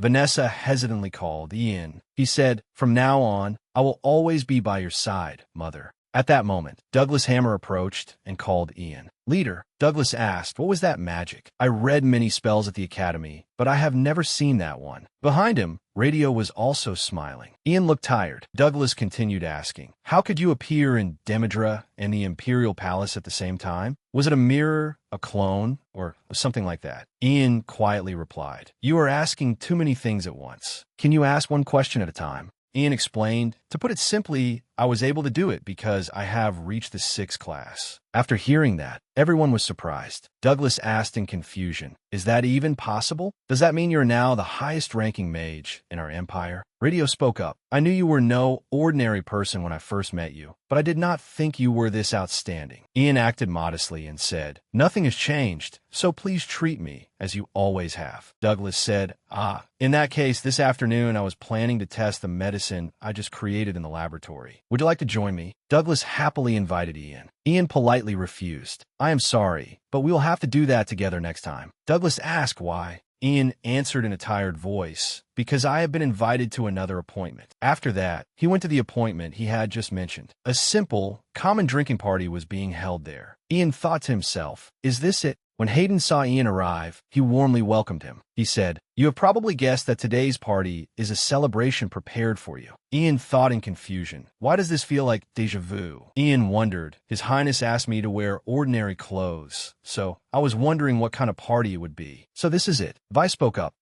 Lord Ian, welcome." Oliver was also there to greet him. Then the two of them pulled Ian over to the banquet table. "All right, please sit." Lord Ian, "Hey, bring the snacks to the table." Hayden immediately placed an enormous glass of wine on the table. He said to Ian excitedly, "Drink, Ian. Congratulations on reaching the 6th class. I specially brought several barrels of the finest wine into the Imperial Palace for this party. Fine wine like this is not easy to find outside." Everyone enthusiastically enjoyed the excellent wine. Hayden shouted, "All right, drink." Ian thought in confusion. Come to think of it, I do not think I drank much in my previous life because Ragna never drank a drop of alcohol. He said alcohol made people dull and careless. Ian gently and slowly lifted the full glass of wine. Ian swallowed, gathered his breath, and drank the entire full glass in one gulp. Hayden smiled and asked, "How is it, Ian?" Ian set the glass down on the table. Ian wiped the corner of his mouth, looked refreshed, and said, "It is actually quite good." Hayden smiled brightly. "Is that so? I am glad you like it." The people around them turned and asked, "Your Highness, please tell us what happened in Demidra." Hayden answered happily, very well. And so he enthusiastically told them the story, leaving Ian sitting alone in a corner. Oliver then approached and started conversation. "Young Master Ian, I will fill your cup." Ian turned to look at him and called, "Sir Oliver." As Oliver poured the wine, he continued, "If this is your first time drinking, you should not push yourself too hard." Oliver said, "If you get drunk and something happens, you might launch a fire arrow at the Night Order." Ian laughed and said, "Haha, Sir Oliver, you're always worried." He looked toward Hayden and said, "Actually, I was rather surprised to see His Highness so close with the Night Order and even enjoying himself with them. Is it all right for him to do that?" Oliver immediately explained, "All of the knights have sworn loyalty to him. They can be trusted." Ian then reflected, "Loyalty and trust, is it?" Oliver looked at Ian for a moment. He continued, "I think I know why young Master Ian does not have friends." Ian replied in surprise, "What? Why are you suddenly saying that?" Oliver said, "In truth, I knew from the moment I met you." He began to recall. "Do you remember our first conversation 5 years ago in the Morian territory? Cecilia turned out to be a spy whom you had captured alive." Oliver recalled the image of Ian as a child and continued, "Although you had just caught a spy who was a 3rd-class mage, it was as though nothing had happened to you at all. At that time, you were very emotionless. You were truly skilled at controlling your facial expressions. Children at that age cannot hide their expressions or true emotions." He set his wine glass down on the table. Oliver analyzed, "But back then, I could not read a single expression on your face. It was as if you were a soldier who had been trained for years not to reveal his true emotions. Ian thought, at that time, I could not pretend to be young. Oliver believed. That was when I sensed it. This boy is far too closed off, even though he is still so young. He probably has no friends with whom he can share his true feelings. Oliver affirmed, I'm fairly good at noticing things like that.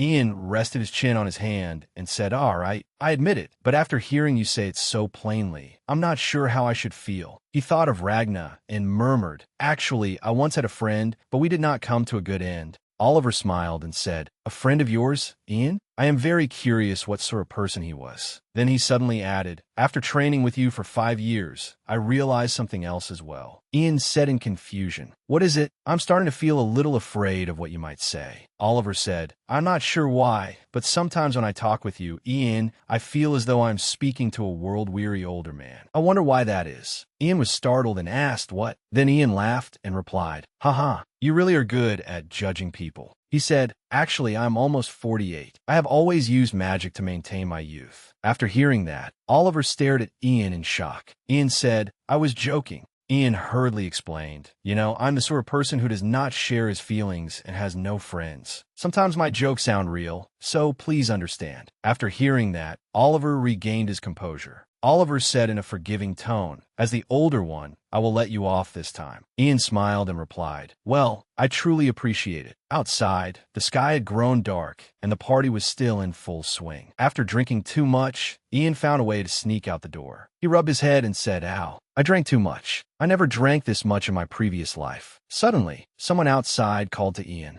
Ah, Sir Ian. Surprised, he looked over and saw Vice sitting outside the door. Ian called out, Vice Captain. He asked him, what are you doing out here? Vice laughed and replied, haha, actually I am not very good at drinking. After 1 or 2 cups, I start feeling tipsy right away. He asked Ian, I'm hiding here to get some fresh air. What about you, Sir Ian? Ian answered, I came out to get some air too. I'm still not used to that sort of crowd. Ian secretly observed Vice and pondered, Vice Paulence, Vice Captain of the 2nd Imperial Knights. In my previous life, he was the 2nd best swordsman after Sir Oliver. Ian analyzed. He was a commoner, but his swordsmanship and loyalty to the imperial family earned him the trust of the Crown Prince and Sir Oliver, and he was promoted to Vice Captain. Vice suddenly spoke up and asked, come to think of it, Sir Ian, you said this was your first time drinking, right? How was it? Drinking for the first time? Ian smiled and replied, not too bad. A little bit is fine. Vice burst out laughing and said, that is a relief. Let's go drinking together from time to time. The others want to thank you, Sir Ian. Even Captain Oliver, who rarely speaks, has started talking to you, has he not? And it has been a long time since I last saw His Highness look so radiant. It is all thanks to your strength, Sir Ian. Ian hesitated and answered, thank you for saying that, but I simply gave His Highness a slight push forward. Ian pictured Hayden being crowned. He continued, but in a positive way. He smiled faintly and said, I think I have grown attached to this. Vice looked surprised. Seeing that, Ian asked, what is it? Vice replied in a hurried voice, oh no, I was just surprised. I did not expect you to make that kind of expression too, Sir Ian. Ian was confused, not knowing what Vice meant. Just then, Finn stepped out and called to him. Vice Captain, there you are. He said, the Crown Prince is calling for you. They said that if you do not come in and drink more, they will strip you of your position as Vice Captain. Vice asked in shock, huh, seriously? He stood up and said goodbye to Ian. Sir Ian, I will go ahead. Ian smiled and said, you should have paced yourself from the beginning. Vice replied, if I could, I would have. The night sky was full of stars, and Ian wandered off alone. He stood gazing at the stars and thought, the memories of my previous life. Old images surfaced, and Ian thought, you no longer rely on them as your weapons. The changes caused by your choices will gradually affect one another and create situations completely different from your previous life. What will this lead to? No one can predict it. Inside, Vice was struggling with Hayden. He was smiling brightly. On Ragnar's side, he stood there scheming. He was calculating something. Meanwhile, Terry Green River was reading a book. He was a wise emperor. Ian thought of his mother and his family. Vanessa's smile was radiant. Ian thought, I can only protect the people I cherish. I can only move forward. He smiled. Ian silently said to his enemy, this is only the beginning. Ragna. On Ragna's side, Ragna was asking Herbeck, what is your plan now? Ragna's expression was full of schemes and malice. He emphasized, what did I say? I told you to eliminate him before he became an obstacle. Did I not remind you of that over and over? Herbeck answered quietly, "Yes, your highness did say that." Ragna continued, "And what did you say every time I reminded you? If I waited a little longer, you would turn him into a useful weapon and offer him to me. You always said that and ignored the matter, did you not?" He said, "So what is he now?" "He is blocking every path." Herbeck looked remorseful and said, "I misjudged the situation. I should have dealt with the problem quickly, but I only kept delaying." Herbeck frowned and said, "No one could have expected a young man to do such a thing." He repeatedly insisted, "I will make no more excuses. However, this will be the last time your highness has to wait." After hearing that, Ragna asked sternly, "The last time?" Herbeck emphasized, "This will be the last time. I ask your highness to wait just a little longer." He looked confident and said, "Because all preparations are complete." After saying that, Herbeck called someone. "Helen, greet his highness." Ragna asked in surprise, "Helen? Do you mean the high-ranking mage who disappeared several years ago?" He looked utterly astonished. Helen slowly removed her hood and said quietly, "It is an honor to meet your highness." Her face looked dangerous, with bright red eyes. Ragna stammered, appearing bewildered. Herbeck immediately cut in to reassure him. "Please do not be too surprised. She is a human girl, a loyal subordinate of a manager who obeys my orders." He said that she was also a long-term subordinate who would offer even her life to his highness. Ragnar rubbed his chin in thought and asked, "Tower Master, could it be that she—" Understanding his meaning, Herbeck immediately said, "Yes. It is forbidden magic." His expression turned grave. Herbeck mentioned Ian. "Black magic. Ian Page, that thorn in our side, will become a long-term pawn who dedicates his life to your highness. Please do not worry." Ragnar was still uneasy. Herbeck continued, "Your highness, according to the plan, I wish you success in ascending to the imperial throne." At Herbeck's tower, Herbeck was still extremely furious as he thought of Ian. He growled, "Sixth class?" He slammed both hands onto the desk and stressed, "Sixth class." Herbeck raged with murderous intent, his body seeming to blaze with fire. In his fury, he hurled a glass object straight at the wall. Herbeck showed an intense hatred for Ian. He cursed inwardly, "That brat." Suddenly, the sound of someone clattering could be heard. At the doorway, Marco stood with his head bowed. He said, "Tower Master, you called for me." Suddenly, he froze and looked up. Before his eyes, Herbeck looked serious, unlike his frightening appearance just moments earlier. He said calmly, "You have come, Marco." Marco then asked, "Has something happened?" Herbeck replied hesitantly, "No, it is nothing." He slowly explained, "I suddenly remembered the first time I met you. 20 years have already passed. Marco, you were only a newborn baby then, so you would not remember, but that moment is still vivid to me." After hearing that, Marco smiled brightly. Herbeck continued, "You were an abandoned, swaddled child, and you smiled at me." He kept recalling Marco's childhood. "You rolled over and stood on your own 2 feet. I enjoyed watching you so much that at times I even forgot about my work." Herbeck looked proud and said, "But one day, that child not only gained the ability of a mage, but also grew up and became a full-fledged mage. Who could have imagined it? I'm truly very proud of you." Marco immediately gave thanks. "It is all thanks to the kindness you bestowed upon me." He continued, "If I ever have the chance to repay your kindness, I, Marco, will do everything I can." Herbeck raised his hand and said affectionately, "You are like a son to me. It would be absurd to make you repay me." He continued, "However, the reason I called you is because there is an important matter I wish to ask of you. If you have nothing else to do, could you come to my mansion tonight?" Marco immediately bowed in obedience. "Understood. You need only command me." Herbeck smiled faintly, but calculation was hidden within it. He said, "Thank you. Then I will see you later." The scene shifted to a marketplace beneath the quiet night. The door of a small eatery suddenly creaked open, and the shop owner Garrett welcomed the visitor. Then his eyes suddenly widened when he recognized the person. Looking at the figure before him, Garrett shouted, "Good heavens, who is this? Is this not the youngest high-ranking mage of the Ivory Tower, Sir Ian Page?"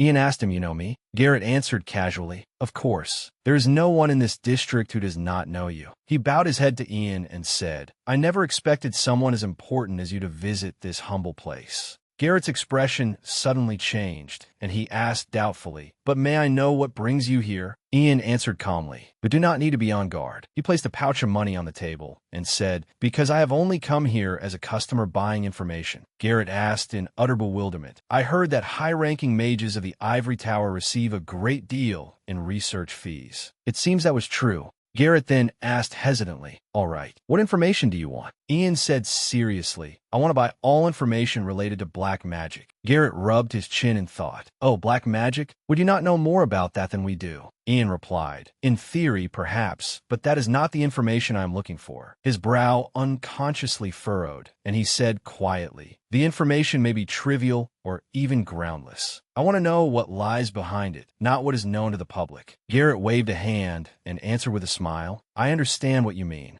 He added, we happen to be tracking something related to it recently. You came at just the right time. Garrett asked seriously, Sir Ian, do you know of the Order of the Dragon? Ian pondered quietly. The Order of the Dragon. Garrett began to explain. It is one of the many religions in the Empire. They are a group that worships dragons as sacred beings. Though they are not famous, the Order of the Dragon is the oldest religious group, having existed for hundreds of years. The scene drifted into a hazy image, and Garrett continued. The Order of the Dragon was originally a small religious group in a remote countryside region. A figure slowly appeared. A grave robber claimed he had seen the last descendant of the dragons, and he came to pass down the teachings and the transcendent power of the cult leader. That is what people say. Then it moved to a crowded place. Although at first they regarded him as a fraud and did not believe him, gradually, people began to join the Order of the Dragon, and it grew stronger day by day. A figure's back appeared. Who was the cult leader? How many believers do they have? What is their goal? There is not a shred of information about them, as though they are covered by a veil. There are many speculations and rumors. Among them are some truly insane rumors, such as that they can resurrect the dead and brainwash people. Garrett folded his arms. I do not know whether the descendant of the dragons truly exists, but if you put many of the rumors together with the current situation, one possibility emerges. Taking in this information, Ian suddenly opened his eyes wide and froze in astonishment. Garrett said confidently, we are certain the Order of the Dragon is related to black magic. He looked at Ian and continued, recently, the powers within the Empire have been seeking information about the Order of the Dragon. His words continued, black magic requires materials even more inhuman than mana. In other words, there are powers that exist with the ability to purchase such things. He said pleasantly, they are quite closed off, so I hear only selected individuals can join. But finding out who belongs to that religion is not easy either. If they can brainwash and control others, then would they not be able to enchant people with high status and authority in the Empire? Garrett smiled as he spoke. Garrett informed him, that is all we know. We will continue investigating them. So if we obtain more information, I will send it to you by letter. Ian pulled up his hood, preparing to leave. He turned back and said, all right, please continue the investigation.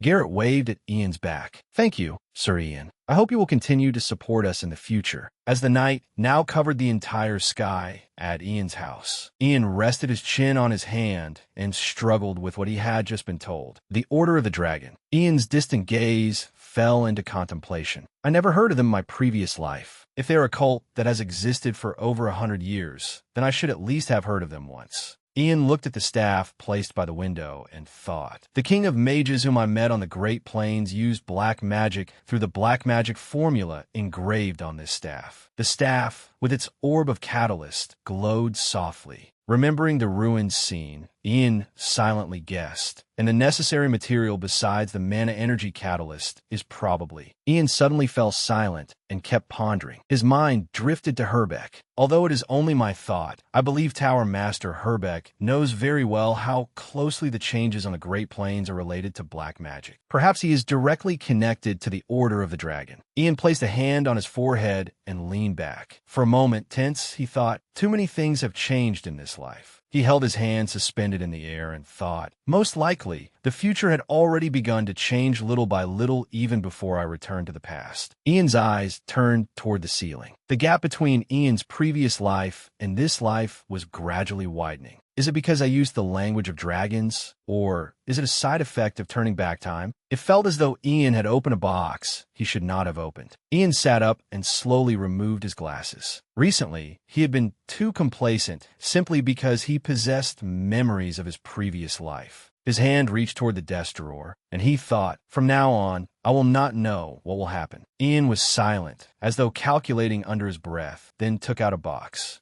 When he opened the box, a metal necklace emitted a faint light. He thought, I must prepare for every possibility. Outside the house, a gentle voice spoke. Marco, I apologize for making you come all this way so late. Marco smiled and replied, It is all right, Tower Master. Marco then asked, May I know what you wish to ask of me? Herbeck snapped his fingers, producing a long ringing sound. Ah, that matter. The guards immediately withdrew outside, leaving Marco utterly confused. Herbeck then said in a cautious tone, This is something no one else must know. He stood up with his staff in hand, looked at Marco, and said, Would you follow me for a moment? Marco asked in confusion, Where are we going? Herbeck took a book from the shelf and said, The pages turned, emitting a soft light. This book will guide us. The faint light from before suddenly swirled in an extremely mysterious way. Immediately, energy flowed out of the book and formed a teleportation gate. Looking at the scene before him, Marco was stunned and asked in confusion, Tower Master, what is this? Herbeck said, What is wrong, Marco? He turned to Marco and urged him, Hurry and enter this gate. Although Marco was extremely bewildered, he obeyed and stepped inside. Marco slowly entered the teleportation gate. He followed behind Herbeck at a slow pace through the pitch-black space. Suddenly, there was a dazzling speck of light. Marco raised his hand to catch it and thought light. The light grew larger and larger, forcing him to squeeze his eyes shut and cover his face with his hand. Then Marco's eyes suddenly widened in horror. Before Marco was a prison block. Inside, figures whose lives or deaths were unclear were locked away here. Some had collapsed with their faces against the wall, while others lay sprawled across the ground. Seeing the horrific scene, Marco hurriedly asked, Tower Master, these people are. Herbeck immediately answered, Do not be too surprised. These things are merely materials. Marco was shocked, his eyes widening as he shouted, What do you mean, materials? Are they not all human beings? He looked toward the prison cell beside him and froze. Inside was a young man who had lost one arm. Marco recognized him as Creed. He said hesitantly, You must have. Herbeck immediately cut him off. He nearly died. An accident happened while he was practicing magic. Then there was another young man with a dazed expression, leaning weakly against the wall. The mages here were all much the same. They had all nearly died while carrying out missions due to accidents or because of illness.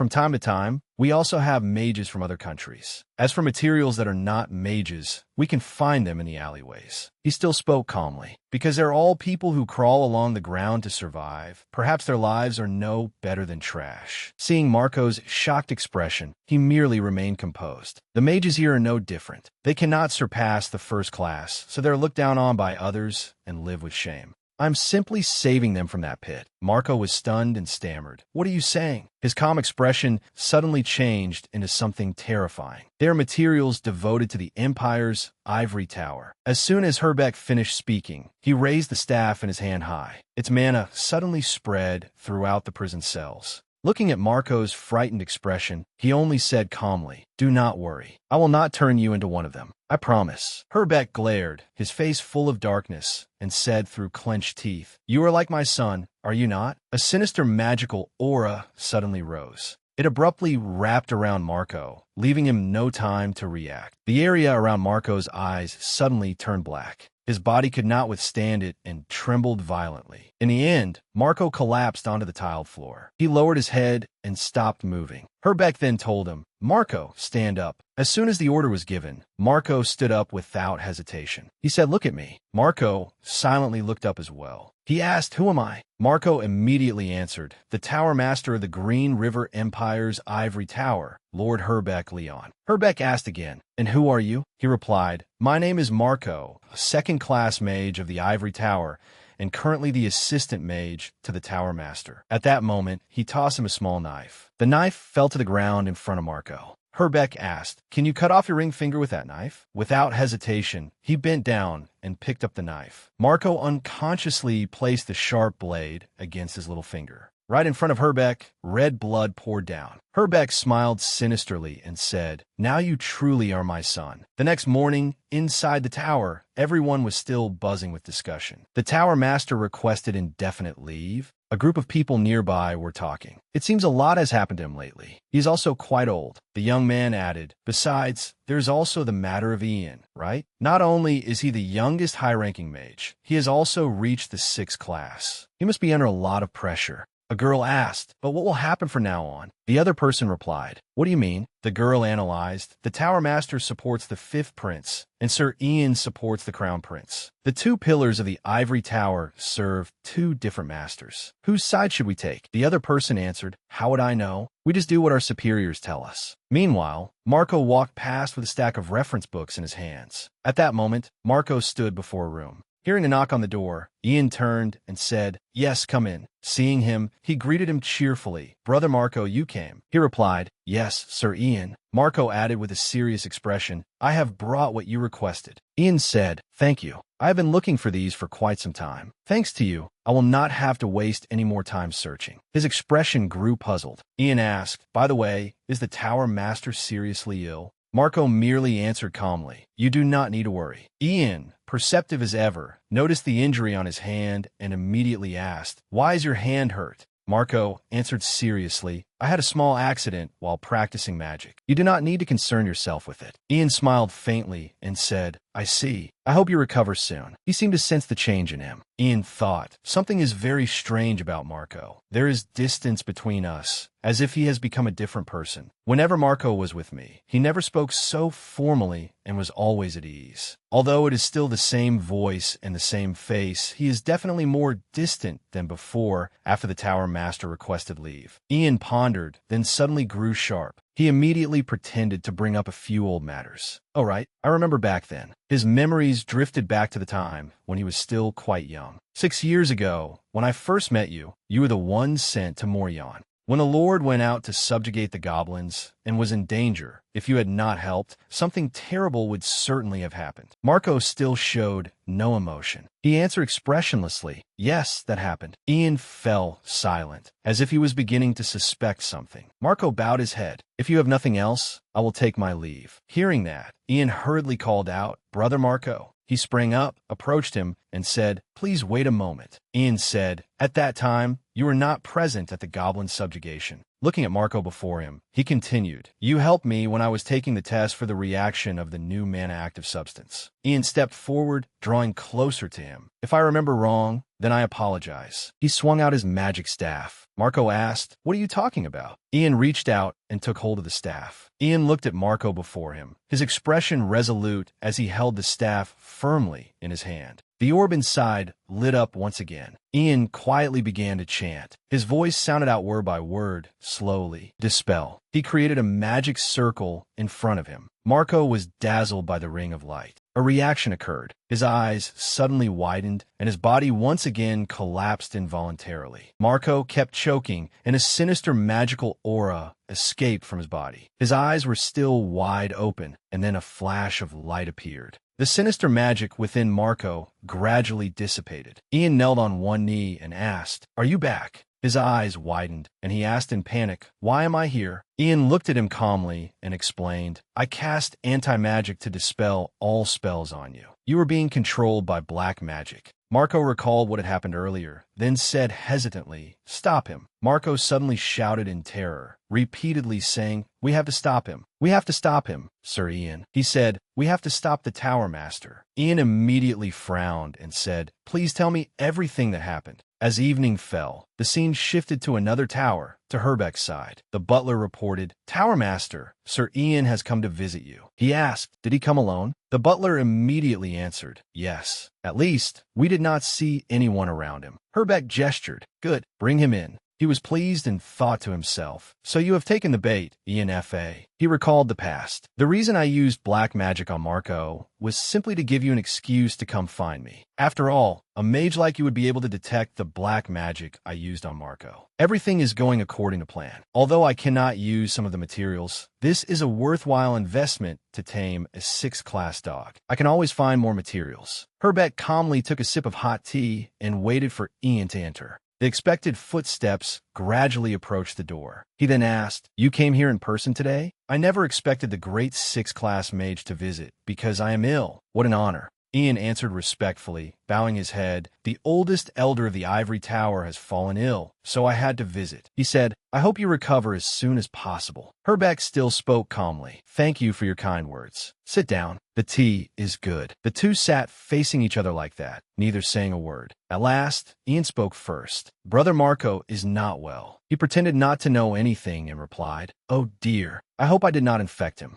He continued, "I looked him over, but it does not seem to be that." Herbeck smiled and replied, what a relief. That boy Marco has always been very diligent. I have always worried that he would overwork himself." Ian set down his teacup and said, "And I heard something unbelievable from Brother Marco." Herbeck began to grow serious, his expression sinking. He continued that there is a gate in your mansion leading to a secret laboratory, and that you are conducting inhumane black magic research there. He gave an innocent, awkward laugh and said, "How could that be?" Marco must have seen wrong, because he was unwell. Ian still spoke in a firm voice. He was being controlled by black magic. He narrowed his eyes. "And the one who cast black magic on him was you, the person who was like a father to him," he said through clenched teeth. "He asked me to stop you." Herbeck answered with feigned innocence, "I do not understand what you are talking about at all." He set down his teacup and said, "A gate leading to a laboratory? That does exist. It is the power of an artifact I obtained by chance. It is quite convenient for this old body of mine." Herbeck only laughed mockingly. "But black magic experiments? That joke goes a little too far." He stood up and said, "Since we are speaking of this, would you like to see my laboratory?"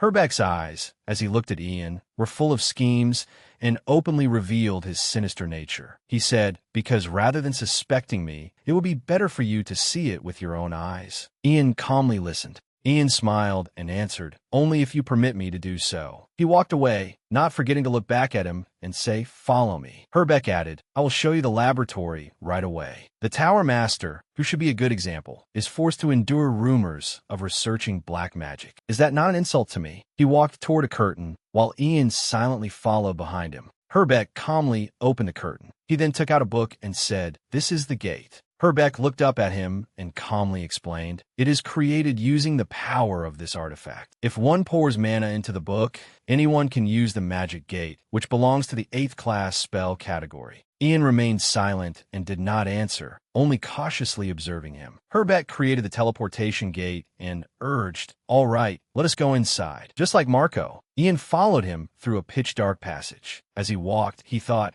Herbeck Leon in my previous life was recorded as one of the greatest tower masters in the Ivory Tower. His memories returned to the image of that man, the great mage who prepared the foundation for the unification of the continent. He was simple and upright, a master of the Ivory Tower more than anyone else. He, the man who regarded Jangna as his master and helped him ascend the throne, led the Ivory Tower to the greatest power and status in human history. Ian reflected, his expression growing distant. As servants of the same master, I also respected the Tower Master. Suddenly, Herbeck's footsteps stopped. Herbeck softly called to him, "Ian." In a contemplative tone, Herbeck asked, "Do you know?" Herbeck looked at the staff floating before him and continued, "There was a time when I wanted to become a hero, to become a mage strong enough to protect the Empire and save suffering commoners." Herbeck held out his trembling hands, staring at them as he spoke. "However, little by little, I realized." He suddenly clenched both hands tightly and emphasized, "I could not change anything with my own strength alone." He slowly raised his head, his voice low and hoarse. Herbeck stepped forward, reached out to take the staff, and said, "There is a special power in this world." He glanced back at Ian and added, "A power that can turn me into a hero." The sinister magical aura around him abruptly rose.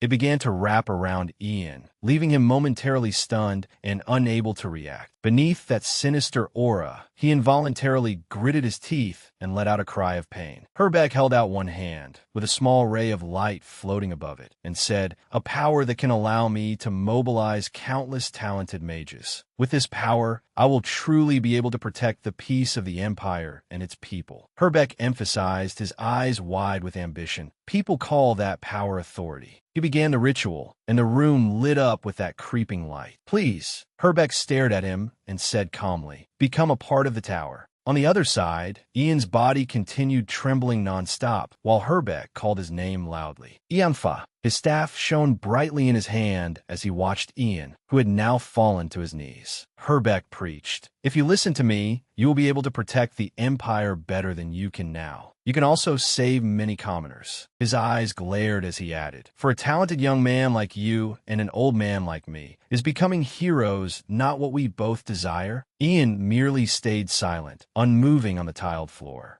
Herbeck simply stood there and silently observed him. Then he suddenly spoke, his voice full of authority. "Now stand up." When Ian heard that, he immediately obeyed. He calmly stood straight and looked at him as if awaiting an order. Seeing his obedience, Herbeck's body trembled as if he were suppressing laughter. Then his expression opened up and Herbeck shouted triumphantly, "Too easy." It was as if it was nothing at all. He looked at him, eagerly testing him. "Good. Let's see how you answer. Who am I?" Ian lowered his face calmly and immediately answered fluently. "You are the master of the Empire's ivory tower, Lord Herbeck Leon." With an ambitious expression, he looked at Ian expectantly as Ian paused. And contrary to that expectation, Ian suddenly tilted his head, curled his lips into a contemptuous smile, and answered, "And a madman." Herbeck immediately stiffened, his eyes widening in shock. "What did you just say?" As soon as he finished speaking, Ian punched him right in the middle of the face, sending him falling backward. His body slammed hard into the wall, and he let out a cry of pain. Herbeck clutched his face, his eyes wide as he looked at Ian in panic, and stammered, "How did you?" Ian stood imposingly before him and let out a relaxed breath. Herbeck still had not recovered from his shock. "Impossible. This is impossible." Ian looked at him, his expression calm, yet making others feel a chill as he raised his voice. "Tower Master." He spoke slowly, causing Herbeck to cower in fear, his mind in chaos. "Did you not say you were not researching black magic?" Ian explained, "Perhaps you do not know this, because you cannot surpass the limits of a 5th-class mage, but the difference in ability plays an important role." He slowly approached step by step and added, "A 5th-class mage using black magic is still only a 5th-class mage." Ian knelt down in front of Herbeck and said, "Besides, did you think I would come here without preparing countermeasures?" He curled his mouth into a faint smile and kept provoking him. "Normally, you would never let something like that escape your notice. It seems you were in quite a hurry." Herbeck angrily wanted to shout, but his face was dotted with sweat from fear. "You." Without waiting for him to finish, Ian reached out as if to grab his head. He formed a magic circle and shouted, "Mana active substance extraction." Both of Herbeck's eyes widened in shock. Herbeck's body gradually trembled, losing its strength. After a while, Ian removed his hand from his head, leaving behind lingering blue light. He slowly stood up. Ian said, "Rest for a bit. Having that much mana-active substance extracted from you, it will probably be very difficult for you to move." He turned around, but did not forget to mock him with a smile. "Because you are already quite old, it will take some time for your mana-active substance to recover." Ian turned his back and left. Meanwhile, Herbeck, already exhausted, cursed weakly, "You bastard." Ian reached out and received the small ray of light floating there. Following the light, he used it to guide him deeper inside, to a room filled with treasure. The golden metals inside shone brilliantly, as if competing with one another in dazzling splendor. In addition, countless piles of gold and precious pearls were hidden here. Ian immediately burst into laughter and criticized, "Ha, the simple and upright tower master of the ivory tower. Nonsense." Standing at the threshold and looking inside, Ian remarked, "You have no relatives at all, so I was wondering what you plan to do with all the wealth you've amassed. Perhaps you never intended to return any of this to the Empire and were thinking of hiding it from everyone in this mansion." Ian gave a faint sneer. "Were you planning to take it with you into the next life?" Herbeck still sat trembling in the corner of the room, unable to recover his strength. Then Ian glanced toward the prison cells. Inside, the haggard people held in this place were still imprisoned, curled up there. Ian quietly approached, his expression softening in thought. Though their condition was terrible, a few were still breathing. They all shared the same state, drained of vitality, struggling, and suffering. Ian suddenly frowned, his voice filled with resolve as he said to them, "Please wait just a little longer. I will get everyone out of here and make sure you receive treatment." Suddenly, Herbeck spoke from behind him. "Marco, do you think he was the only one?" Ian turned back to look at him. Herbeck abruptly burst into laughter. despite the pain in his body. He looked up at Ian and said, I still have many subordinates outside. Compared to someone like Marco, they are far more useful. At that revelation, Ian showed no reaction and asked calmly. So, hearing that, Herbeck became agitated, as if he wanted to lunge at him, and threatened through gritted teeth, Don't play dumb, boy. I'm certain they've already begun moving. They won't stop unless I signal them. I set them up to behave that way from the beginning, with only 2 targets in mind. Ian listened quietly, then said calmly, My family and the Crown Prince? Herbeck tried to maintain his threatening tone as he offered a deal. How about it? Why not make a bargain with me? Herbeck said, My proposal is very simple. We will pretend to forget what happened today. He pointed around with his hand and said, If I don't reveal this doorway, there will be no evidence at all. You won't be able to expose me with your word alone. Herbeck continued threatening Ian. I don't know what you're plotting, but touching me will do you no good. In the end, you'll beg and regret having done it. Ian was not at all worried by that threat and replied indifferently, No thanks. Herbeck was bewildered, staring at him with wide eyes in astonishment. He shouted loudly, trying to threaten him. I'm warning you, your mother and the Crown Prince really will die. However, Ian did not waver. Instead, he challenged him, saying, If you can do it, go ahead. Unable to believe what he had heard, Herbeck stammered, What? Ian lifted his chin and repeated mockingly, I said go ahead and try. The scene shifted to night at Ian's house. Vanessa was sitting on the balcony when a gentle voice spoke. Lady Fa. Radio was in front of her, and he came closer to remind her the wind is strong today. With a kind and calm expression, he told her, Let's go inside. Vanessa's expression suddenly hardened with worry as she said, Ian still hasn't returned, and I can't contact him through the crystal sphere. Her gaze dropped into the distance, but she could not hide her unease. Vanessa kept saying he would definitely let me know if he was going to be late. Radio smiled gently and reassured her. Lady F.A., young Master Ian is the only 6th-class mage in the Empire. Even a group of bandits would kneel before him, so you need not worry. Hearing that, Vanessa raised her voice in agitation. To me, he is still my little son. Startled by her agitation, Radio fell silent after hearing her words. Radio hesitated, then soon felt embarrassed. I apologize for being rude, Lady F.A. He placed a hand over his chest and bowed his head slightly to show his sincerity. Radio said gently, I also have a young son, yet I failed to consider your feelings. Please forgive me. Vanessa realized his sincerity, and her expression softened as well. She smiled and said, It's all right. She looked down at the empty road below and began to speak. I've always thought that Ian is a child who carries far too many burdens. Vanessa's memories drifted toward Ian's figure. He never leans on anyone and always tries to solve problems by himself. It pains me deeply.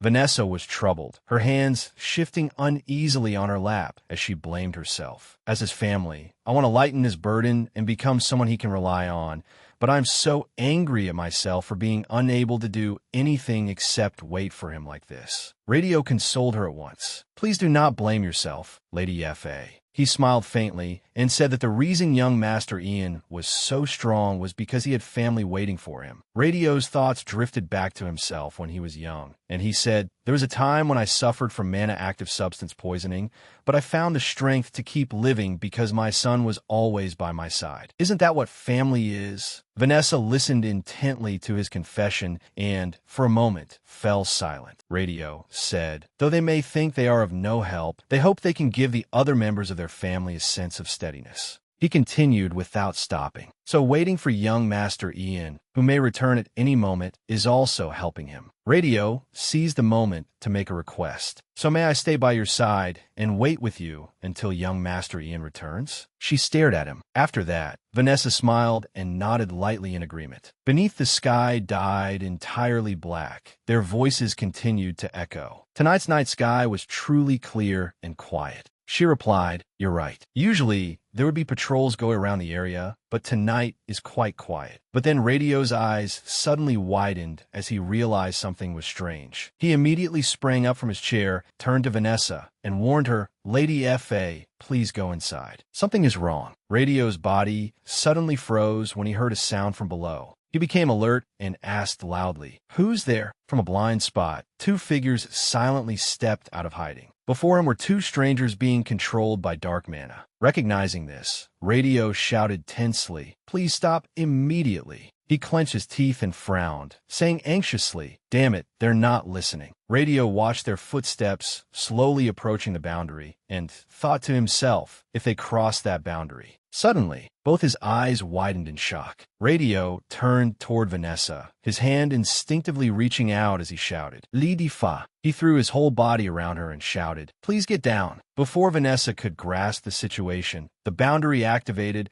and a blast of fire lightning immediately struck down violently. Not far outside, Hayden and Oliver had turned back to observe. Hayden cried out, startled. With bewilderment clear on his face, he said, "That scared me half to death. Why was there suddenly thunder and lightning?" Oliver also spoke up. "Your Highness, are you all right?" In a firm tone, Oliver said, "I have a bad feeling. Let us return to the palace." Hayden immediately put on a displeased expression and refused. "Go back already? Come on, we haven't done anything yet." He looked toward the residential district, placed his hands on his hips, and said, "I worked up the courage to ask Father's permission and am secretly traveling around the places where our people live. I can't go back like this." Hayden turned back to look at him and asked with slight curiosity, "More importantly, Captain, I have a question." Oliver bowed and replied, "Please ask, Your Highness." Hayden lightly scratched his cheek, looking puzzled, and asked, "Well, I was wondering if I could learn a bit of swordsmanship." Hearing that, Oliver asked in surprise, "Swordsmanship?" Meanwhile, Hayden turned his face away shyly. Feeling embarrassed, Hayden quickly explained, "It's nothing major, just for self-defense." Would it be very difficult? If not, learning the stances would be enough. Suddenly, Oliver sensed someone watching them.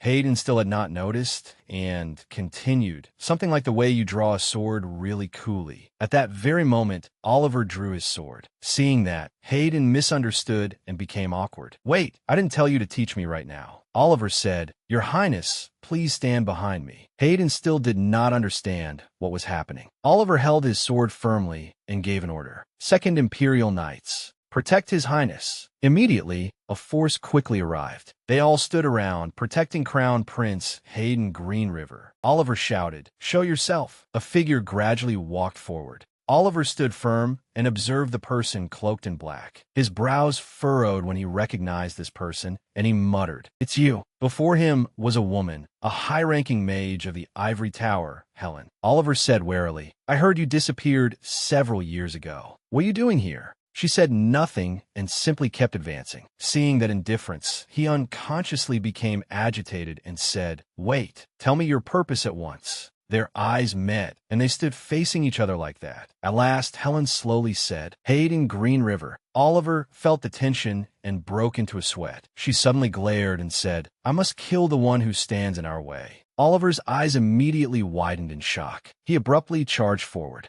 He swung his sword and slashed at Helen, but she blocked it in time with her staff. Helen's eyes suddenly changed in color. Oliver immediately knocked her away and forced her back. Helen landed, then suddenly retreated several steps. Her eyes suddenly blazed as she muttered. Flame burst. Flames rose around Helen's body, gathering into dangerous, burning spheres. The spheres immediately flew toward Oliver. He took a stance to receive the attack, yet the corner of his mouth curled up in a strangely unreadable smile. Suddenly, he swung his sword and cleaved the sphere in front of him in two, splitting it into two blazing streams of fire. Seeing the unbelievable scene before her, Helen's eyes widened in surprise. Giving her no time to react, Oliver immediately sprang forward. Oliver rushed in, his sword already poised to strike her. The two of them immediately fell into battle. Helen moved gracefully, easily avoiding his attack. Oliver leaped up, raising his sword high to bring down a strike from above. Helen immediately activated a mana shield, blocking his fatal blow. Oliver's sword struck it and was immediately repelled, rendered useless. He temporarily stepped back and watched as she calmly withdrew her shield. Oliver smiled faintly and declared, "A mana-active substance shield. It seems I can finally test it." He silently straightened up and said, "I wanted to show young Master Ian first." Oliver removed his glove with his teeth. Then he ran that hand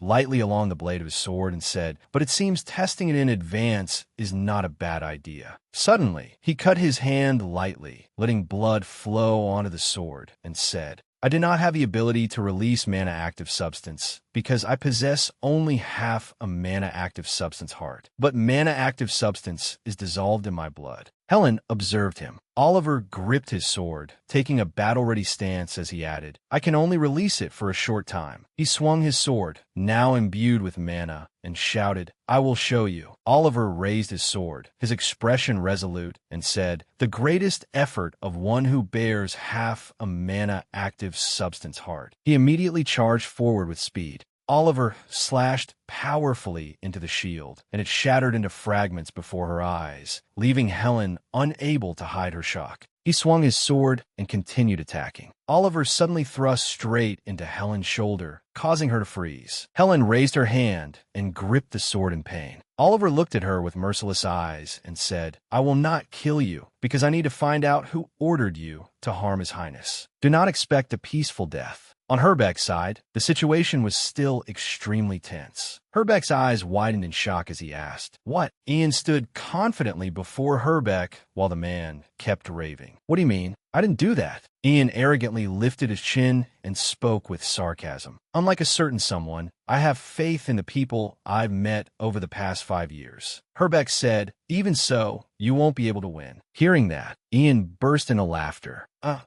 Listen, he said calmly. Do you think I've only been sitting around all this time? Didn't you send a few suspicious people to my house during the negotiations at Hydra Night? A trick that doesn't work can't be used twice. As soon as he finished speaking, Herbeck's face tensed so much that it was drenched in sweat. Ian said, The intruder should be surrounded by mana traps by now. Perhaps they're no longer in this world at all. Finally, he tilted his head and shrugged indifferently. Negotiations have failed. I no longer gain anything from this discussion. Ian declared, You will have to stand trial, but execution would probably suit the things you've done better. He smiled, but his words carried an oddly threatening force. Because I will make that happen. The ivory tower you spent decades building with so much blood and tears, I will take it over properly. Ian stepped in front of Herbeck and said, The ivory tower you spent decades building with so much blood and tears, I will take it over properly. He stopped right before him and spoke. To be honest, I didn't intend to do this. After saying that, Ian bent down and reached his hand toward him. He placed his hand on Herbeck's head before the man's astonished eyes. A current of electricity suddenly burst from Ian's hand as he said softly, Expanding the authority of the ivory tower is something a tower master should do. As Herbeck trembled under the effect of the electricity, Ian continued, I understand why you supported the fifth prince rather than the crown prince. Because there was a time when I also thought Ragnar was an ideal candidate to become ruler. Ian continued, speaking despite Herbeck's screams of pain. Secretly accumulating wealth? There is nothing surprising about a person doing that. Ian emphasized his words as the electric current grew stronger and stronger. Dragging my family into this was the worst mistake you ever made. Ian said, However, the king's anger can fall upon anyone, can it not? The scene shifted elsewhere, to the castle the following morning. In a luxurious space, a voice rang out with authority. The heinous crimes of Tower Master Herbeck Leon have been exposed. Emperor Terry Greenriver sat on the throne and spoke before all the soldiers. That criminal forgot his position as Tower Master and immersed himself in the black magic tower. Recalling the image of the people sitting in the prison cells, he added, Not only that, he used human souls as sacrifices and cruelly exploited the lives of innocent citizens and his fellow mages. Terry slammed his hand on the table in fury and said loudly, This is a grave crime. Even his death would not be enough to repay it. He declared with anger clear on his face, Everything he has done is unforgivable. I have no intention of showing leniency. Everyone present became anxious in the face of his wrath. Therefore, from this moment on, all titles and authority of Herbeck Leon shall be stripped away. I order his execution. Of course, this shall be a public execution, Terry said. His name will remain forever in the history of the Empire as the most horrific criminal of all time. If he has hidden any relatives or accomplices, Terry's eyes narrowed with determination as he emphasized, I declare that we will surely find them and uproot them completely. Terry spoke through gritted teeth. We will also investigate everyone connected to this incident and whether any other mages have been studying black magic. I will personally oversee the investigation and all related matters. He looked down at all the nobles below and said, Throughout this investigation, there will be no exceptions regardless of status, and and I order all nobles to make every effort to cooperate. Terry offered an immediate measure and declared quietly, I expect there are some who aided the Tower Master's schemes without knowing what was truly happening. I permit them to have the black magic cleansed and to return to their original state. He said sternly and firmly, but the punishment for the high-ranking mage Helen, who targeted the Crown Prince's life, will be different from that of those victims. Terry looked toward Hayden and added, though she may have acted only under the Tower Master's orders and may not have been in control of her own mind, the act of attempting to assassinate the Crown Prince is an extremely grave crime that cannot be pardoned under any circumstances. He made his decision and declared loudly before everyone, therefore, I sentence the high-ranking mage Helen to life imprisonment. Then Terry waved his hand and said in a praising tone, lastly, as for the two heroes who helped prevent this incident, we cannot fail to acknowledge such outstanding deeds. He calmly pointed out, Ian F.A. stopped Herbeck Leon's scheme, and Knight Oliver Zeus splendidly stopped the high-ranking mage Helen. Step forward. Slow yet powerful footsteps approached as he continued. As Ian F.A. is still investigating the black magic incident, the ceremony recognizing his contribution will be held after this matter is completely concluded. A figure with a sturdy build stepped forward confidently. Terry introduced him. And now, here before us, is the knight who protected the Crown Prince from a fourth-class mage. He looked at the figure before him and loudly praised him. Sir Oliver. Terry looked at him, then said, come closer. Before him, Oliver bowed with noble and courteous grace. Terry continued, Captain of the 2nd Imperial Knights, Oliver Zeus. He judged, you're truly a blessing to the Empire and worthy of praise. Not only because you protected the Crown Prince, but also because you were able to surpass the limits into which humans are born. I am certain you will become an ideal model for the entire Empire and for knights throughout the world. Terry slowly rose as he spoke. I will not allow the efforts and achievements of a man like you to go unrecognized. Standing on the high steps before everyone, he declared at this moment, Captain of the 2nd Imperial Knights, Oliver Zeus, shall be granted command over all knights in the Empire and bestowed the highest title, Sword of the Empire. Everyone who heard it gasped in admiration, and the crowd immediately began to stir and murmur. Terry believed that title had been vacant for a very long time. He explained, the reason the title of Sword of the Empire has not been bestowed upon anyone for hundreds of years is because the sword has had to hide beneath the shadow of magic. Below him stood Oliver, while Terry's words continued. However, Oliver Zeus has overcome that shadow and surpassed the limits of the sword. He has also demonstrated his loyalty as a knight of the imperial family, and he will continue to do so elsewhere. Hayden stood watching Oliver and smiled inwardly, and he will continue to do so. Until the final words of the introduction, Hayden kept looking at Oliver with a gentle gaze. Terry took out the national treasure sword and said, therefore, I have decided that it is most fitting to bestow upon him the title of Sword of the Empire. He commanded, Imperial Knight Oliver Zeus, kneel.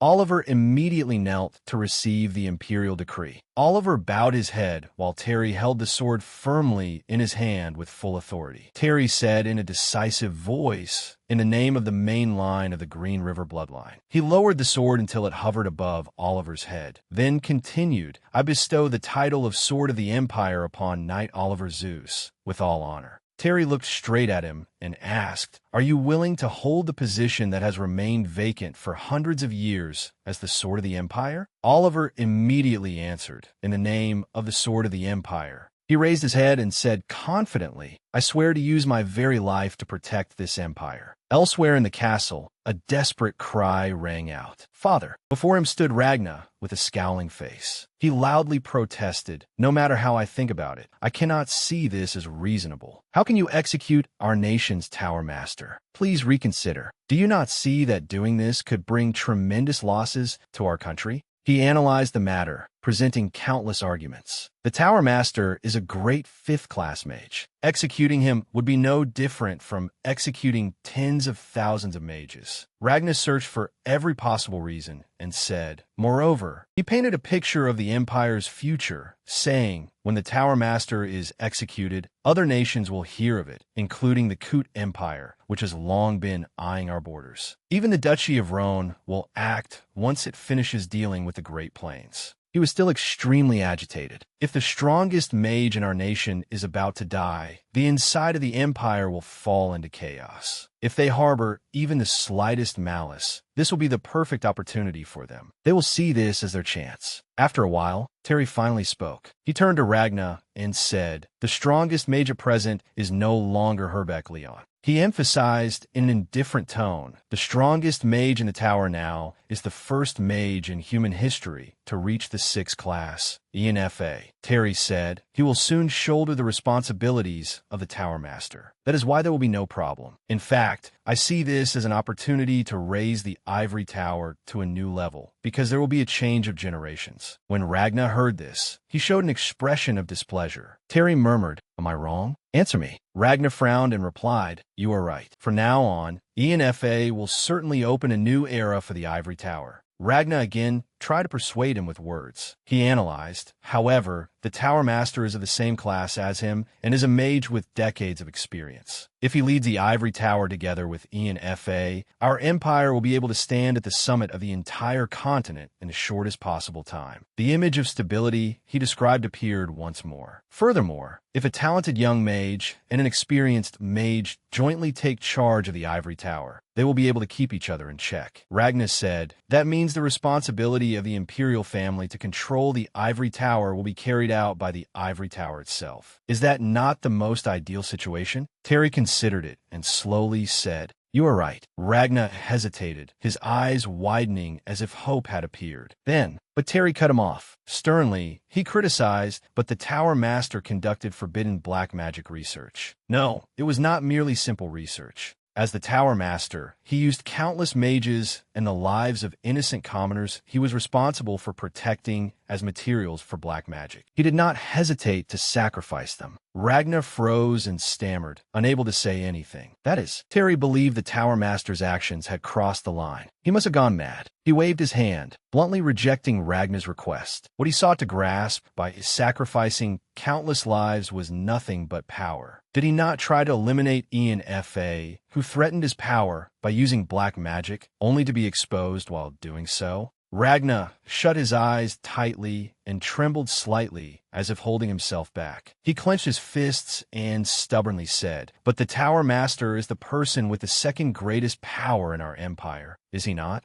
Although his methods were wrong, the black magic he researched could become a very powerful weapon and bring enormous benefits to our empire. Ragna offered his opinion, his face again looking innocent. "And as for the materials used for black magic, we could use dangerous criminals instead." Hearing this, Terry raised his voice and said sternly, "Sacrificing people in that way for the common good as well. That is precisely your problem, Ragna." Ragna froze and asked, "Pardon?" Terry explained, frowning in displeasure, "That is why I cannot choose you as my heir. Black magic is an absolute evil that corrupts the soul and breaks the order of the world. Our founder, Michel Greenriver, struggled greatly to ban black magic and make it disappear completely from this land." Terry lowered his voice sharply, but asked gravely, "You know that very well too, do you not?" He said, "Ragna, I know your thoughts, your nature, and your ambition. You are very intelligent and bright." Terry reminded him, "However, you lack one very important thing, and I'm certain you know what it is as well." He warned, "Perhaps you have always hidden that flaw of yours until now, but you will not be able to hide it when it is something essential." Terry walked past Ragna, not forgetting to turn back and say, "Just like what you are doing now." He explained, "The ultimate purpose of politics is to carry out justice in this world. The quality of an emperor who can rule and enact that justice is a heart that fights for the benefit of commoners." He declared firmly, "Someone like you, who sees others as tools, does not possess that quality." Ragna's expression suddenly darkened, yet he remained silent. Then, all of a sudden, he let out a bizarre laugh.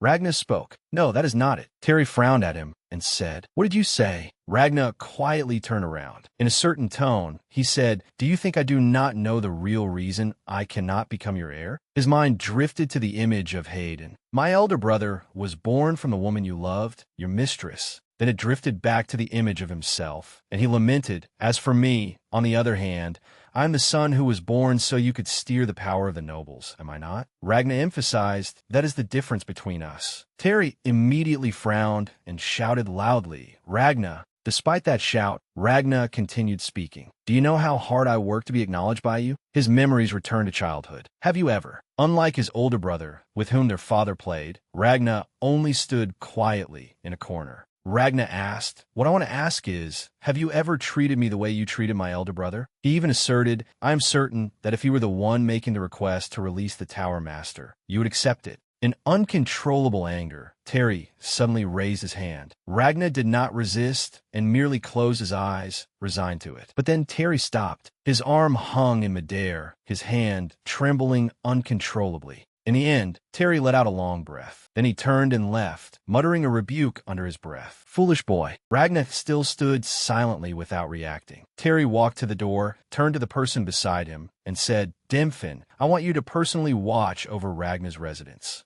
He gave careful instructions. Make sure he cannot leave and that no one is allowed to contact him. Terry asked again, "Do you understand what I mean?" Dimfin immediately replied, "I obey your command." By now, the sun had gradually descended into evening. Then, on an early morning, when sunlight shone upon the residence, outside the door, slow footsteps approached. Hearing them, Ragna asked, "Who is it?" From outside, the guard replied, "Your Highness, high-ranking mage Ian Fa requests an audience with you." The moment he heard this, Ragna turned around in surprise. Then he suddenly frowned, showing hatred. Ragna turned away and answered in an irritated tone, "I do not want to see him. Tell him to leave." Despite those words, the door abruptly opened a crack. Ragna immediately showed anger and said, Ian stepped in and calmly cut him off. "This is an urgent matter, Your Highness." The two looked at each other in silence for a moment. Ragna frowned, his expression filled with disgust. "You said urgent?" Ian replied, "By His Majesty's command, we must conduct a test to see whether you have been affected by black magic. As you are the person closest to the criminal Herbeck Leon, I ask for your cooperation." Ragna immediately shouted in agitation, "But today is the day of the Tower Master's execution. Are you saying you will confirm whether I have been manipulated by the Tower Master's black magic? How long do you intend to insult me?" Ian immediately replied, "All officials and retainers, including members of the imperial family, will undergo the same test. Please be at ease."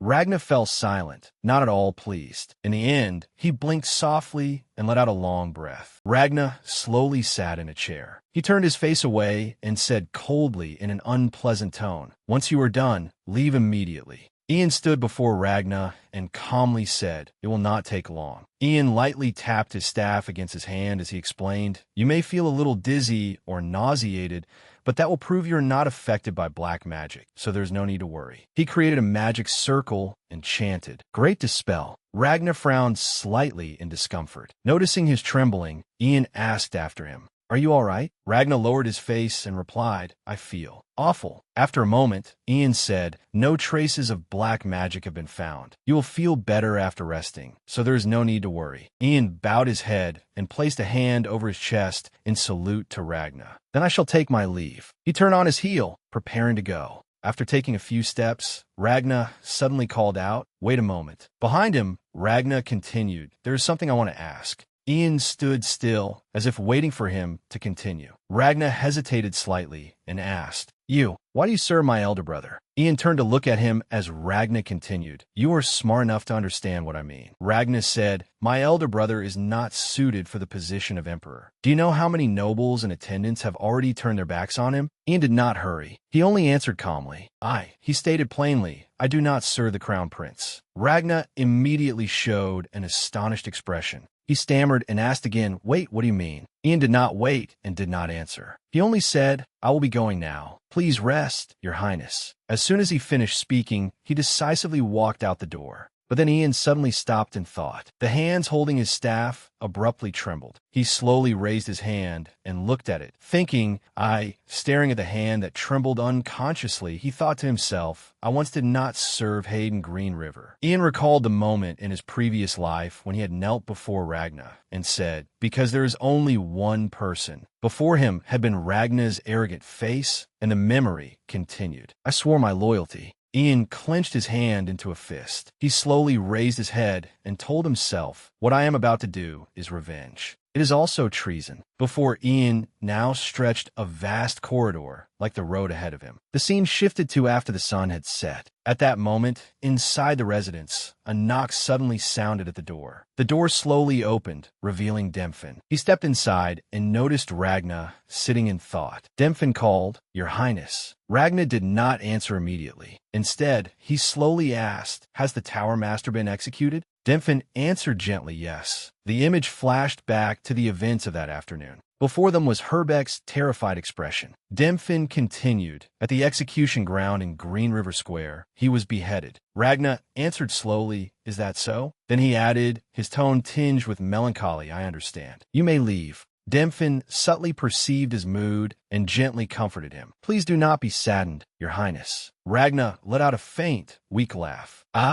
Saddened? Then Demphin suddenly approached. He placed a letter on the table and calmly pushed it toward Ragna. Noticing it, Ragna asked in confusion, "What is this?" Demphin said, "This guard requests permission to withdraw, Your Highness." Ragna silently stared at the letter. Then he reached toward it. Holding the letter in his hand, he quietly read through its contents. After Ragna finished reading, he smiled. He murmured, "There's still a chance." The scene shifted elsewhere, to Emperor Terry Green River's chambers. Ian and Terry sat facing each other, and Ian reported, "The survivors in Herbeck Leon Spatial Gate are all being treated in a safe place. Testimonies from those in the Ivory Tower who have regained consciousness are being gathered and investigated." He calmly said, "In addition, the assets he hid are being recovered into the treasury." Ian continued, "The black magic investigation of those close to him also showed no strange reactions to the test." Terry raised the teacup in his hand and praised him. "You have done a great deal, Ian."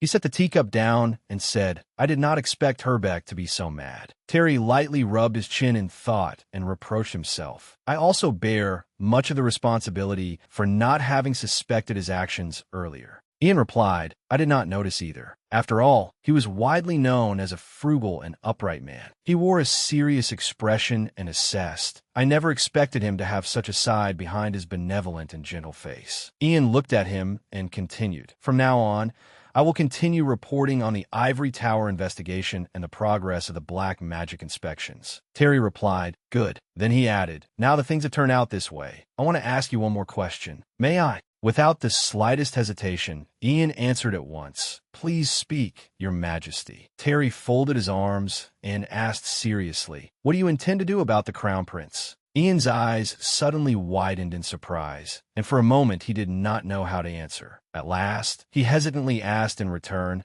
"I do not understand Your Majesty's question." Terry immediately cut Ian off. "No." Terry frowned and said firmly, "You understand." The two of them simply looked at each other in silence for a while. Finally, Ian faltered and spoke. Then he said bluntly, "I cannot swear loyalty to the Crown Prince." Terry was caught off guard and asked, "You cannot be loyal to him?" But Ian continued, "However, I will cooperate so that the Crown Prince can safely ascend the throne." He said seriously, "And so that His Highness may always remain a wise king in the future, I will do everything I can to assist him." Terry gently rubbed his chin and pondered for a moment before saying, "You cannot swear loyalty to the Crown Prince, but you will support him." Terry thought a little longer, then said, "Good. That is enough." Terry picked up his teacup, took a light sip, and said to the guards, "Open it." The guards carried in a strange long box. He looked at Ian and said, "Take it. This is the staff recovered when Herbeck was arrested." The box opened, revealing the item inside. Terry added, "I am sure you understand this well, but the process of choosing a new master for the Ivory Tower is not that simple. Even if there is a clear successor, there is still a great deal to do." At those words, Ian simply listened in silence. Terry began to explain, "Although the legitimate procedure for taking over the Ivory Tower requires the imperial family's approval, at a time like this, we cannot leave the position of Tower Master vacant for long. I have decided it would be better to simplify the procedure. That is why I am entrusting this staff to you."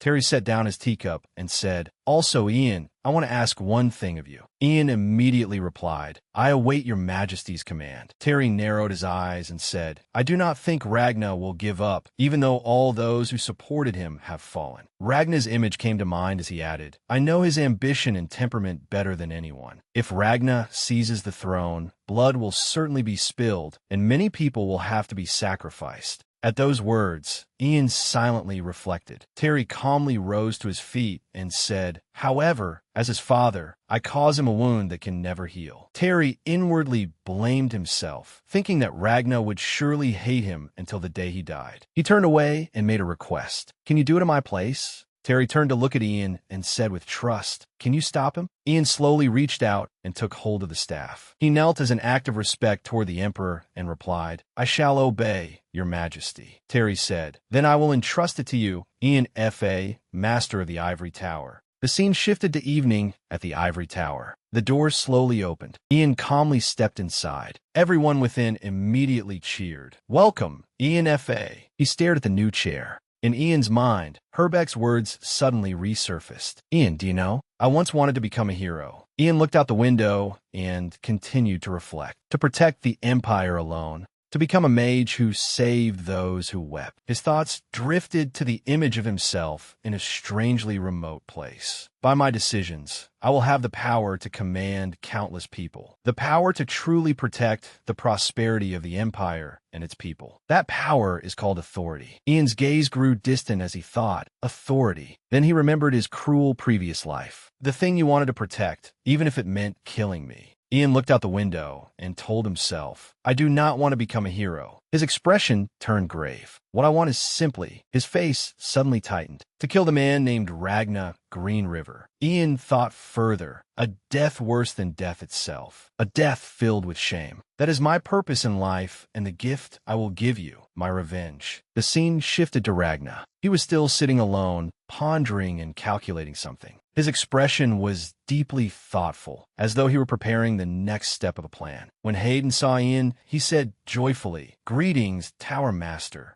Ian looked weary in front of his crown prince. Ian said to him, "This has not been officially announced yet, so please do not call me that." Hayden said, "Who cares? We are the only ones here." He recalled, "I cannot believe the child who begged to go to the old Ivory Tower 6 years ago has now become the esteemed Tower Master." Hayden looked deeply impressed. With a proud expression, he said, "Just watching you grow up makes me feel fulfilled." Ian thought to himself, "When did I ever beg, Your Highness?" Then he said quietly, "Your Highness, as you can see, I am busy inspecting for black magic." Ian said, "You were already examined the day before yesterday. Unless you feel something unusual in your body, please return." Hayden replied in disappointment, "Come on, do not be so cold. You were so busy that I had to come see you in person." Hayden continued asking, "By the way, are you sure I am all right? I have been dizzy and nauseous all day." Ian answered, "Yes, everything is fine, and Your Highness is very healthy." However, inwardly, he thought, "It is not as though I had no suspicions." I also considered the possibility that His Highness had been affected by black magic and had become this foolish because of it. For Herbeck, who wanted to put Ragnar on the throne, the crown prince was clearly an obstacle. It would have been very easy to eliminate him by making him disgrace and ruin himself, but Ian looked at Hayden, who was laughing and joking with him without a care. Ian looked dissatisfied and told himself, "He is simply a natural-born fool." Hayden spoke to him. "Now that I think of it, next is my younger sister Harry, right?" Ian immediately replied, "Yes, that is correct." Hayden said, Ian, before I leave, I have to tell you this. Lately, she has been asking me a lot about you. It seems she is interested in you." Ian asked in surprise, "Her Highness the Princess?" Hayden replied, "Yes. She asks things like what you do in your free time, what you have been interested in recently, what food you like, and so on." Ian thought in confusion. What use would that information be to her? Hayden continued, "But the problem is, even though I'm close to you, I could not answer those questions because I did not know the answers." He headed out, then turned back and said, "Tell Harry the answers when you meet her. They may only be small details, but she will like them." After saying that, Hayden went outside and closed the door. Ian stood there thinking for a moment. He thought, "Grow up, huh?" The Crown Prince has also grown a great deal. His personality has become brighter, he is gradually improving, and he is diligent as well. Ian watched Hayden leave and thought, if he is guided properly, perhaps he can become an emperor who rules wisely. Someone outside knocked on the door. Ian said, "Yes, please come in." A girl entered. It was Harry Green River. She said, "It has been a long time, Sir Ian." Ian greeted her at once. "Your Highness, have you been well?" Harry replied in a gentle voice, "Thanks to you, I have been well."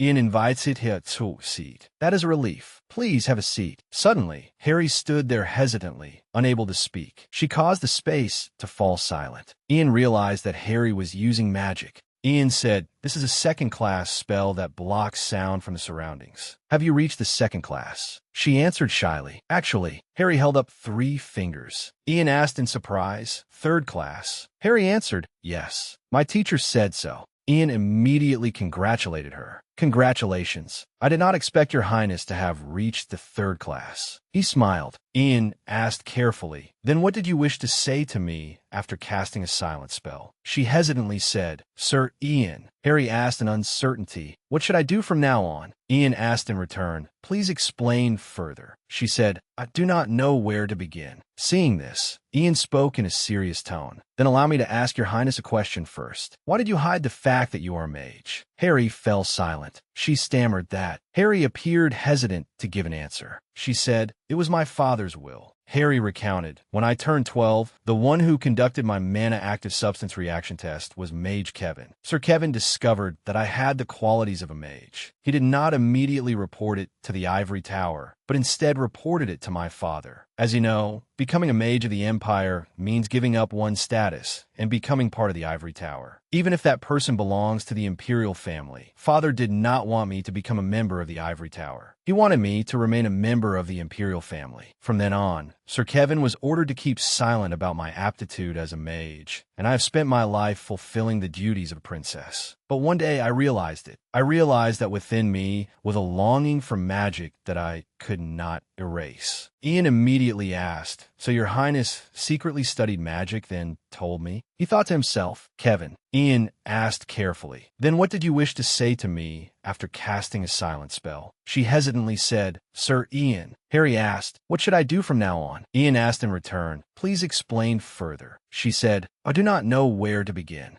Seeing this, Ian spoke in a serious tone. "Then allow me to ask your highness a question first. Why did you hide the fact that you are a mage?" Harry fell silent. She stammered that. Harry appeared hesitant to give an answer. She said, "It was my father's will." Harry recounted, "When I turned 12, the one who conducted my mana active substance reaction test was Mage Kevin. Sir Kevin discovered that I had the qualities of a mage. He did not immediately report it to the Ivory Tower, but instead reported it to my father. As you know, becoming a mage of the Empire means giving up one's status and becoming part of the Ivory Tower. Even if that person belongs to the Imperial family, Father did not want me to become a member of the Ivory Tower. He wanted me to remain a member of the Imperial family. From then on, Sir Kevin was ordered to keep silent about my aptitude as a mage, and I have spent my life fulfilling the duties of princess. But one day, I realized it. I realized that within me was a longing for magic that I could not erase." Ian immediately asked, "So your highness secretly studied magic, then told me?" He thought to himself, "Kevin." He was one of the few people who supported the crown prince in my previous life. "The princess is fortunate." Harry said, "At first, I only wanted to help my older brother. Back then, no one stood on his side." She said, "But now it is different. He has you, who are my goal, and he has Sword Master Oliver. Most importantly, he is now walking the right path." Ian summed up the issue and asked, "In short, your highness no longer has a goal, correct?" She answered him, "Something close to that. Someone who studied magic illegally, am wondering whether I might become an obstacle to my older brother." Ian smiled. He stepped closer to Harry and said, "That problem is simple." She asked in surprise, "What do you mean?" Ian slowly told Harry, "Live your own life. That is all." He emphasized, "Not the life of a member of the Imperial family, but your own life, your highness." She looked uncertain and said, "I am not sure about that." Ian continued, "One's birth does not determine how one must live. If you only do as others tell you, then your life will fall into someone else's hands." Harry fell silent, reflecting on his words. Ian explained, "And little by little, you will forget yourself. You will wander aimlessly with regret and emptiness." As Ian spoke, he thought of himself. Ian offered an opinion. "So I suggest that your highness choose for yourself. From now on, I hope you will make your own decisions and move forward." He advised her with respect. "I am certain that your highness will find your own way of living." Harry softly replied, "Sir Ian." She asked him in return, "Have you found the life you want?" After hearing that, Ian froze. He struggled to give a suitable answer. In the end, Ian replied, "I am not sure. He reproached himself. It seems I made a rude remark. Harry hurriedly reassured him in a rushed voice. Not at all. She said, actually, Ian, you're the first person to say something like that to me. Because I was always forced to fulfill the duties of princess, I could not even imagine any other life. Harry looked grateful and said, thank you for encouraging me, Sir Ian. Ian looked at her and smiled. Ian stood up and said, if your highness continues studying magic, that study will help you on the path you choose in the future. Since you have progressed this quickly, you will develop even further. Harry looked embarrassed and said softly, that is why I wanted to ask a favor of you, Sir Ian. Ian was surprised. She hesitated. Sir Ian, could you teach me magic? Ian asked back in surprise. Ah, was it not decided that Kevin would be the one to teach your highness? Harry replied helplessly. That. Kevin said, he has nothing left to teach me. Kevin had refused to continue teaching her because of his busy schedule. I apologize, your highness, he had said. He was only a second-class mage.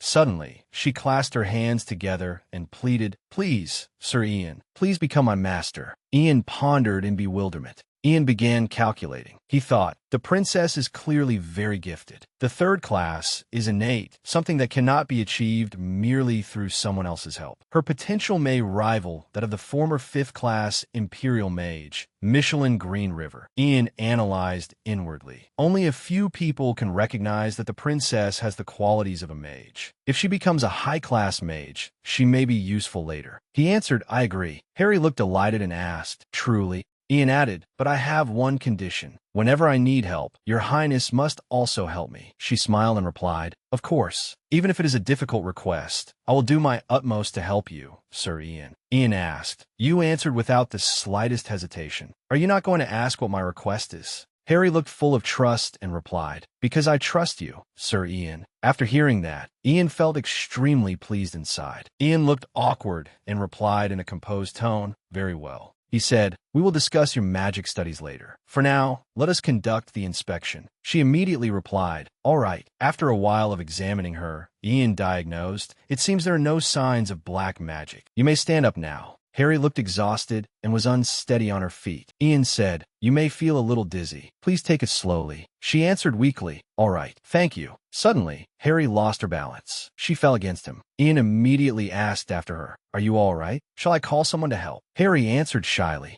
no, I am fine. The two of them fell silent for a moment. Ian then asked, your highness. Ian answered the questions Hayden had told him to answer when he met Harry. Normally, after finishing work at the Ivory Tower, I spend most of my time reading books and researching spells in the laboratory. Therefore, I am also interested in potion making. I'm not a particularly picky eater, but I do not like spicy food very much. She asked shyly, Sir Ian, why are you suddenly saying this? Ian answered frankly, the Crown Prince mentioned your highness's curiosity. Harry immediately panicked and shouted, it was nothing important, but my older brother told you? Ian looked confused and replied quietly, yes. She looked extremely embarrassed. Harry dashed away and said, then, please take care, Sir Ian. She ran straight outside and slammed the door shut. Ian stood there thinking, did I do something wrong? News of the incident involving Tower Master Herbeck Leon, a fifth-class mage, spread widely throughout the Empire and shocked the people. In response to this,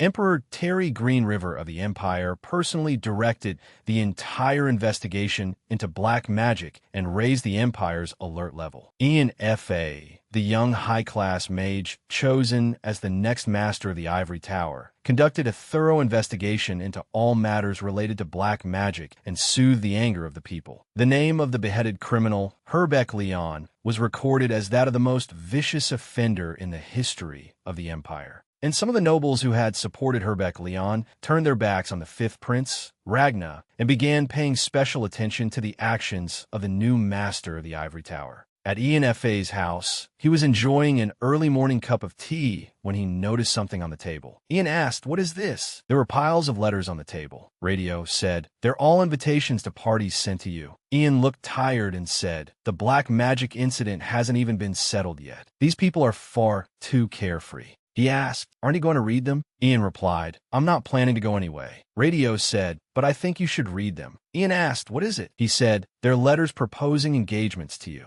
After hearing that, Ian spat out the tea in his mouth. Radio said, one of them is from a count who wants you to become engaged to his eldest daughter, who has just turned 12, and hold the wedding once she comes of age in 5 years. Ian thought helplessly, she only just turned 12? What madman is this? He laughed and said, ha ha ha ha, you're an adult now, so it isn't strange for people to discuss marriage with you. Radio continued, as the youngest high-class mage and the next master of the Ivory Tower, I'm certain there will be many more matters related to your marriage. Ian scratched his head and said, those nobles probably just want to use me to gain political power. He said in displeasure, I can't believe he would use his 12-year-old daughter for a political marriage. He must have lost his mind. Radio smiled and replied, I agree with that. In any case, finding a wonderful life partner is only natural. He organized the letters and said, then I'll help you refuse these letters. Ian thanked him. All right, please help me with that. Thank you, sir. Radio said, it's nothing. I'm sure you're busy investigating black magic, so I have to help you with these things if I want to stay here. Ian fell silent for a moment. He set his teacup down on the table and said, now that I think about it, I don't think I've properly thanked you yet. Radio stared at Ian in surprise. Ian continued, speaking respectfully, thank you for protecting my mother. Radio. He sat still for a moment, then Radio smiled. He said, ha ha, it's all right. In truth, if you think carefully, the active mana trap you set up in the mansion was what dealt with those suspicious people. And I did promise to protect Madame F.A. with my life, didn't I?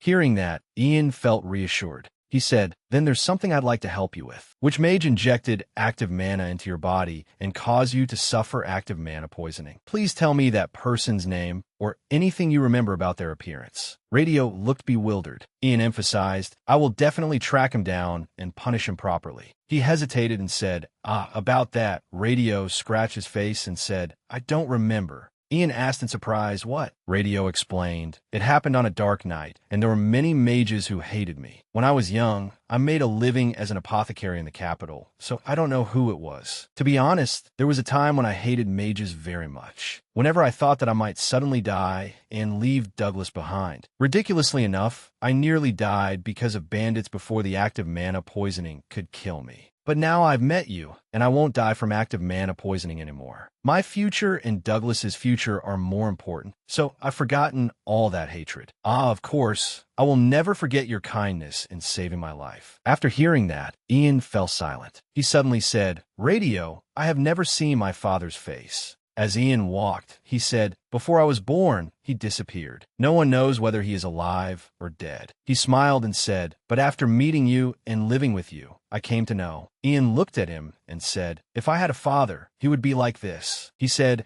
I think I understand why Douglas is always optimistic and cheerful, and why my mother has become healthier. It's all thanks to the medicine you made. Ian looked concerned. He said, in the future, the time I spend away from my mother will increase. Ian entrusted him, I hope you will always keep your promise to protect my mother. Radio immediately agreed. Of course I will, Sir Ian. Ian looked at the clock and said, it's almost time. Suddenly, Douglas opened the door and came in, calling Leader. He was holding a bottle of medicine and said, I did it. A cure for active mana poisoning made from Landier's flower. Douglas said, I have to hurry and give it to Father. Huh, Father? He saw Radio sitting there. Douglas asked, why are you here, Father? I wanted to surprise you with this. Radio was startled and asked, you made a cure for active mana poisoning? Sir Ian, what is going on? Ian explained, I searched the library that only the Tower Master may enter and tested a method to pick Landier's flower. It is a high-class spell that allows the time of an object to be suspended. Fortunately, it worked on plants. Radio walked over to Douglas and stared at him.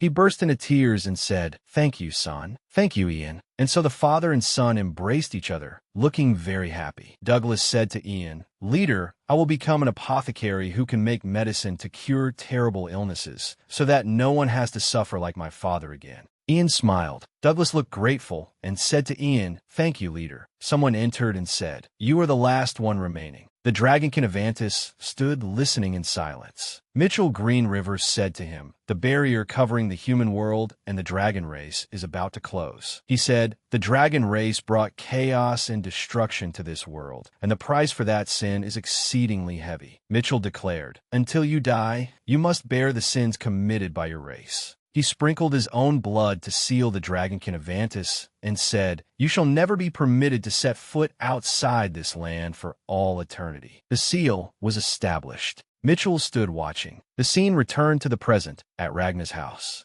He looked surprised and said, "It really is very similar." Before Ragna stood a man with an appearance exactly like his own. Ragna said, "The note said I had to wait for someone to come here, but I didn't think it would turn out like this." He asked the other man, "But how am I supposed to get out of here?" Ragna said, "ENFA has covered this place with the ivory tower's magic to monitor me, so I don't think I can deceive them simply by disguising someone as myself." The other man immediately said, "You need not worry about that. The cult leader possesses more power than the current master of the ivory tower." Ragnar was surprised. "The cult leader?" The other man said, "You will learn the details when you have a private audience with the cult leader." The man took out Manhwa book. A teleportation gate was created. Ragna asked in confusion, "What is that?" The other man said, "Please enter. It is a gate that will help you leave the capital." Ragna asked, "A gate?" A hand reached out from inside the gate. It was Demphin. He called, "Your Highness, please take my hand." Ragna called in surprise, "Sir Demphin." Sweat broke out on him. Ragna took his hand and went in. The two of them emerged outside. Ragna asked, "How can you cast that magic?" Even Herbeck Leon was incapable of casting it. Demphin said, "There is nothing surprising about it." He said, "Your Highness, do you truly think Herbeck Leon could have risen to the position of master of the ivory tower by his own power alone?" Demphin continued, "Though he grasped a great source of power, he was fixated only on seeking promotion for his position. He was someone who would have been eliminated sooner or later. We are more at ease now, thanks to him destroying himself." Ragna thought for a moment. Demphin judged that the world was exceedingly vast. "You may think that this world is merely a place ruled by a select few, and that you are among them. Even the emperor was not chosen." Ragna asked vaguely, "Chosen?" Demphin immediately said, "That is correct. The cult leader believes you are the perfect candidate for the position of ruler." He said, "The perfect ruler is one who will eradicate ignorant elements and bring advanced ideas to the world." Demphin affirmed, "You are also one who inherited the bloodline that will open the path to a new world. The cult leader has long awaited this day as well." Ragna thought in confusion, "What the hell is this?" He pondered. "There's someone with magic even more powerful than Herbeck and ENFA? How can such a person exist? I have heard of the existence of a cult that does not follow the country's common faith, but I never thought the captain of the Imperial Knights and a master of the Ivory Tower were involved too. Are they plotting to change the faith of the nation? They also intend to use someone of the imperial family, like me, as a tool to carry that out." Ragna judged, "This is an opportunity. In my current situation, I need to seize every chance to strengthen my power there, even if it is not exactly a good thing." He thought of the throne. "To do that, I must make use of everything I can in order to reclaim my rightful throne." The two of them stopped. Demphin announced, "We have arrived, Your Highness. Ahead is the ancient castle." He said, "Please follow me." The place was hazy and indistinct, and the quiet space was filled only with the sound of the howling wind. Ragna immediately asked, "Where is this?" Demphin replied, "This is the castle where the dragon race once lived." He explained that 300 years ago, this place had been erased from the earth because it was sealed by the ivory tower's separation magic. Not long after the separation magic gradually weakened, humans found this place. Ragna felt uneasy. He asked, "Why did you bring me here?" Demphin silently continued walking. Another group of people appeared and greeted him. "You have arrived." They showed reverence and said in unison, "We pay our respects to Your Highness." Ragna observed these people. He was silent for a moment. Ragna asked them, "Are you all nobles? I see quite a few familiar faces here."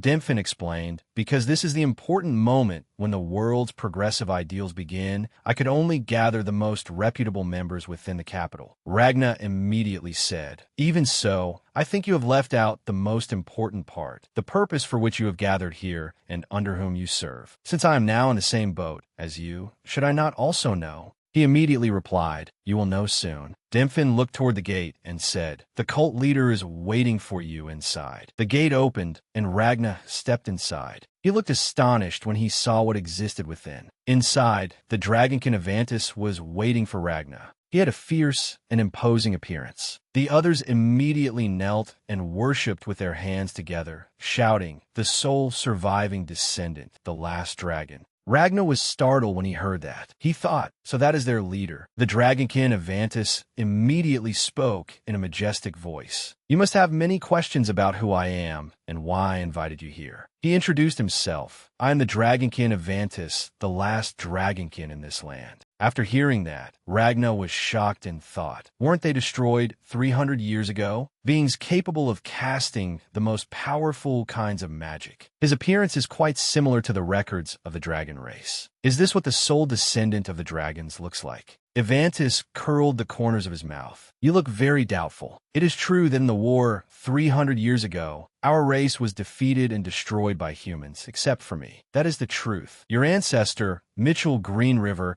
cast a powerful sealing spell with his own blood so that I could not take even half a step outside. I have been waiting for this moment all along. The dragonkin of Vantis stared at Ragnar and said, his bloodline, Mitchell Green River's profound seal. To undo the seal, I need the blood of his descendant. Ragnar asked, wouldn't killing me be easier than using my blood to undo the seal? Why make this proposal? Evantis smiled and replied, you are quite savage, Prince. I simply think it would benefit me to make you emperor. He continued, I will eliminate the old customs and begin a new era of absoluteness. This deal may become the root of a grand plan. The dragonkin of Vantis looked sinister and said, the foundation for a peaceful world where the dragon race and humans can coexist. Ragnar asked, so you mean you will use me as a tool? He predicted, and if I refuse, you will kill me at once, while the impostor remains in my room. Evantis immediately answered, I have no intention of harming you. If you refuse, I will only erase your memories and send you back. He looked down at the lines of the seal and continued, but the reason I chose you is because I'm certain you will not refuse this opportunity. Ragnar was silent. He clenched his hand and said, promise me. Ragnar looked serious as he continued, after you make me emperor, you will not betray me.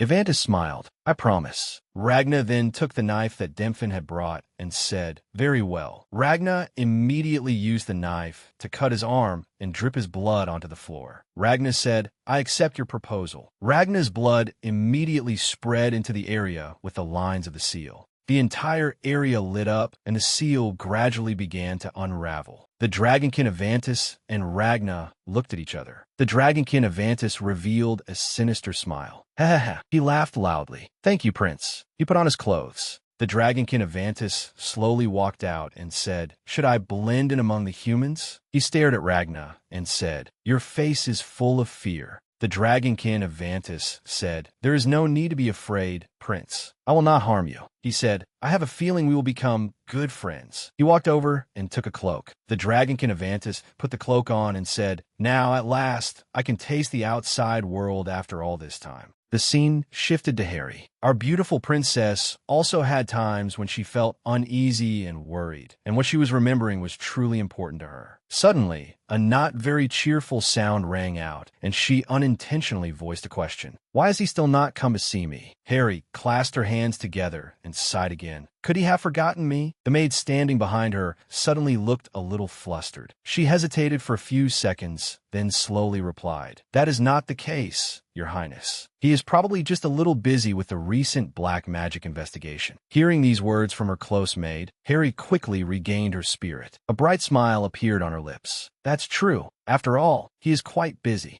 Harry thought to herself, yes, that must be it. But after only a few seconds passed, she could no longer deceive herself, and she again fell into a state of tangled confusion. The maid stood behind her, but she did not dare speak. The silence at that moment was extremely heavy and filled the entire room. Immediately, a loud sound rang out, tearing through the atmosphere. Two other maids appeared with faces full of panic. Your Highness! Seeing their frantic appearance, Harry looked at them and asked, what is it? Did something happen? The two maids clenched their hands at the same time and answered in unison, the time has come. That person is here. The maid on the left quickly spoke first. He has finally come. Then the maid on the right followed. Please wear only a formal dress, Your Highness. Do not add a cloak. Once again, they spoke loudly in perfect unison. Sir Ian F.A. has arrived. Although she did not yet know whether it was true, the moment she heard his name, Harry's face turned red. She slowly asked once more, as if wanting to confirm it again, "He is here?" She clenched her hands with an embarrassed expression and cried out, "Help me!" A little while later, she quickly stepped into the magnificent and splendid main palace. Within the castle, the refined high heels adorned with bows walked swiftly in a disordered rhythm. Harry tried to walk as quickly as she could, perhaps because she could not wait even another second. When she reached the main door, she hurriedly asked the maids, "How is my hair? Is it messy?"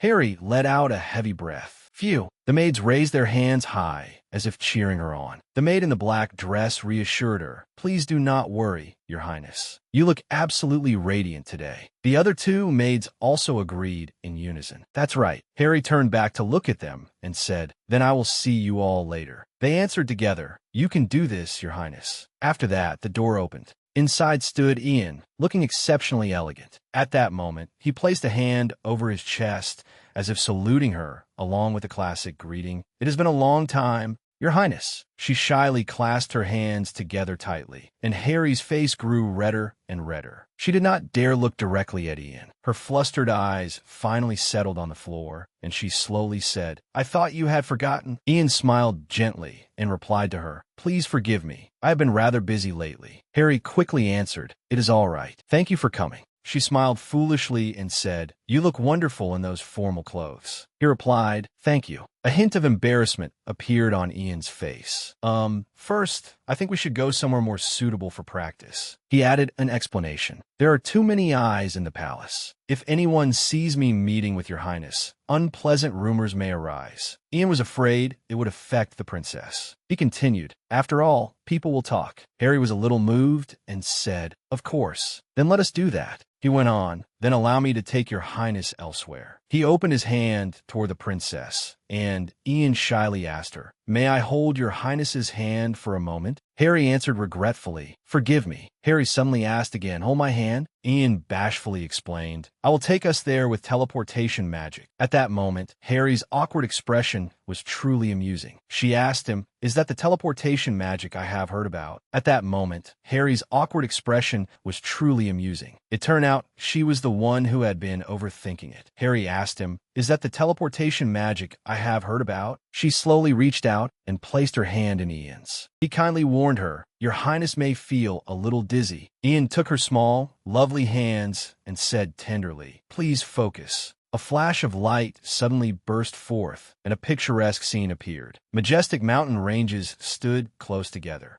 Harry cried out in surprise, "This place." Ian answered her, "These are the hills on the outskirts of the capital. This is a place people rarely pass through." He added, "Because the range of 6th-class teleportation magic is not very wide, I decided to teleport here. This place is spacious and open, so is perfect for practicing magic." Seeing her dazed look, Ian finished the last few words. "Your Highness." Harry still had not recovered from the shock. She began to exclaim, "I have never been outside the palace before." As she said this, Harry's eyes suddenly sparkled more than ever. This was something that perhaps could only happen in a dream. Looking at the flock of birds flying freely across the vast sky, she spoke with heartfelt gratitude. "But after I took your hand, that dream instantly became reality." Harry happily gave a truly blissful smile. She said loudly, "Magic truly is something incredibly wonderful." After saying that, Harry turned back to look at Ian's elegant face. At those words, an image suddenly came to his mind of a woman who, though beautiful in appearance, sat silently on a chair before a large window. But then that image disappeared. Ian answered Harry, "Your Highness is right." A gentle smile appeared on his lips. "Magic truly is wonderful." Harry's sparkling eyes glanced shyly at Ian, and she asked, "Then you must have seen me practicing magic in the Imperial Sanctuary." His gaze remained on Harry's face. "Yes, I was looking around the Imperial Palace and happened to enter that place. I hid in a corner because Your Highness and the Imperial Mage came in, and that was when I saw it." She suddenly turned to face him. Her eyes widened with clear curiosity as she asked, "But why did you go in there? There should have been guards in that area." Ian's voice faltered. "It was only because I was young and curious." She could not help bursting into laughter as if childhood memories had just come flooding back. Her smile made her eyes narrow. I understand. When I was little, I explored the restricted areas of the Imperial Palace with my brother and was scolded several times. Harry looked at Ian with a mischievous yet warm gaze, full of brightness. She made an agreement with him. I will turn a blind eye to the fact that you entered the Imperial Sanctuary, since you also ignored the fact that I was learning magic. Harry continued teasing him. Now we are comrades in the same boat, are we not? Ian's expression at that moment was full of helplessness before Harry's mischief. He quietly said, "Yes." Suddenly, she lowered her voice and became serious. "Come to think of it, my brother will be holding a birthday banquet. You will attend too, right?" Ian quietly closed his eyes, as if focusing on some thought, then answered firmly, "I have received an invitation, but I do not intend to attend." Harry's tone became both surprised and puzzled. "Why? My brother will surely be very disappointed." Ian had his own feelings about his origins and did not want to hear the whispers and gossip, so he decided to refuse to attend. Ian pondered, his voice carrying a slight heaviness. The Crown Prince's birthday banquet will be attended only by people of noble status. Although I have been promoted to Master of the Ivory Tower, my origins are those of a commoner, so the nobles will surely make a commotion if I attend. Ian told himself that he had to take responsibility for the mission he bore. Ian took a deep breath and continued, "The powerful force the former Tower Master built over the past several decades will not collapse easily. They will keep their eyes on me." He paused for a moment. "Everything the former Tower Master painstakingly built will be threatened." Ian continued cautiously, "Until the Crown Prince firmly establishes his position in politics and high society,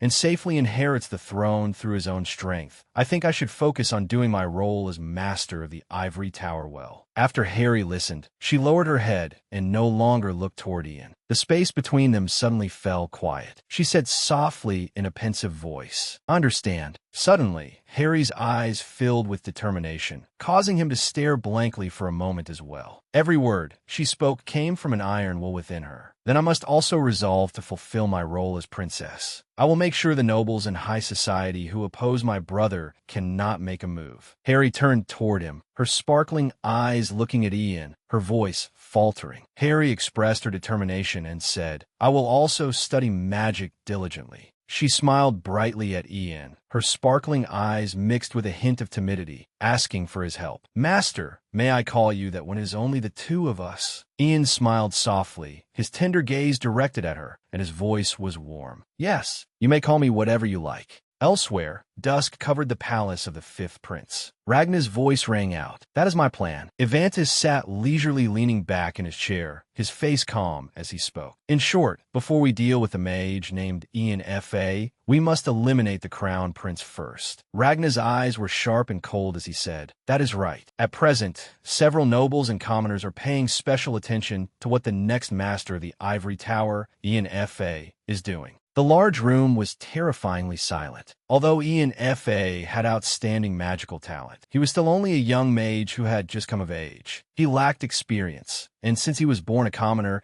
he did not have much influence in politics. Quite a few nobles and vassals were unhappy that Ian had become the master of the Ivory Tower. Ragna's steady gaze secretly revealed pride in his calculations as he continued. "If the crown prince he supports falls, he will be placed at a disadvantage, and we will naturally be able to get rid of him." Demfin maintained a solemn expression, and his firm voice rang out. "We will need a puppet to carry out this plan." Ragnar nodded in agreement, but his gaze carried a hint of hesitation. He replied thoughtfully, "Yes, I still have not decided on a suitable person." Demfin looked at Ragnar with confident eyes, one hand placed on his chest in a proper and solemn posture, and stated, "Will your highness trust me with that task? I know someone very suitable for this plan." Ragnar looked at Demfin and affirmed decisively, "I should trust you completely and entrust this responsibility to you." "Then I will leave it to you, Sir Demfin." After everything had been discussed, Demfin and the others quickly left. At that moment, only Ragnar and Evantus remained in the large room. The atmosphere was quiet now, with nothing more to discuss. Evantus spoke, "Then I will be going as well." Ragnar suddenly called out, "Sir Evantus." Ragnar quickly took a step toward Evantus and hurriedly stopped him. "I have a question for you." Before Evantus's questioning expression, Ragnar did not make him wait long and went straight to the point. With your power, you could seize control of the empire even without using me. If your purpose is to spread your doctrine and establish order, there are many ways for you to achieve your goal. Ragnar did not stop there, but continued pouring out the doubts in his heart, wanting to know the reason behind it all and asking why Evantus had asked him to cooperate with him. Evantus calmly and slowly replied, "I need to find someone." Hearing that, Ragnar's eyes were filled entirely with puzzlement. He hastily asked, "Who?" Evanus's face remained cold. "The last ancestor still remaining on this land. The dragon who controls time, the golden dragon. All dragonkins seek and yearn to become like him." Ragnar broke out in a cold sweat, his voice confused. Is that not merely an imaginary creature from legend? The shock was clear on Ragnar's face, but Evantus maintained his usual calm expression. His eyes did not waver at all, and his voice answered indifferently. "Most humans in this era think so. But dragons have existed and still exist. We cannot find him because he lives in places we cannot reach. However, if a great calamity descends upon this land, the golden dragon will surely appear." At this point, Ragnar began to understand what he was hinting at. His voice came out somewhat hesitant. "By chaos, you mean?" Evantus did not speak at length, only uttering 2 words. "A war." Ragnar was shocked upon hearing those 2 words, but he still maintained his composure. He quickly asked Evantus, "Do not tell me that the war started by the dragon race 300 years ago was meant to lure out the golden dragon." Evantus answered briefly and firmly, "Exactly." Evanus's usually calm expression changed somewhat as he spoke to this point, and his voice contained unwillingness as he said, "But that person said we were not descendants of dragons, so he helped the humans. Do you agree that it was utterly absurd for Mitchell Green River to be able to destroy dragonkin, who are far stronger than humans?" Ragnar was still very confused by this information, and every word he spoke contained doubt. But there are no records of dragons in world history. The records say that the reason Mitchell Green River could destroy the dragonkin was thanks to magic he developed alone in the ivory tower.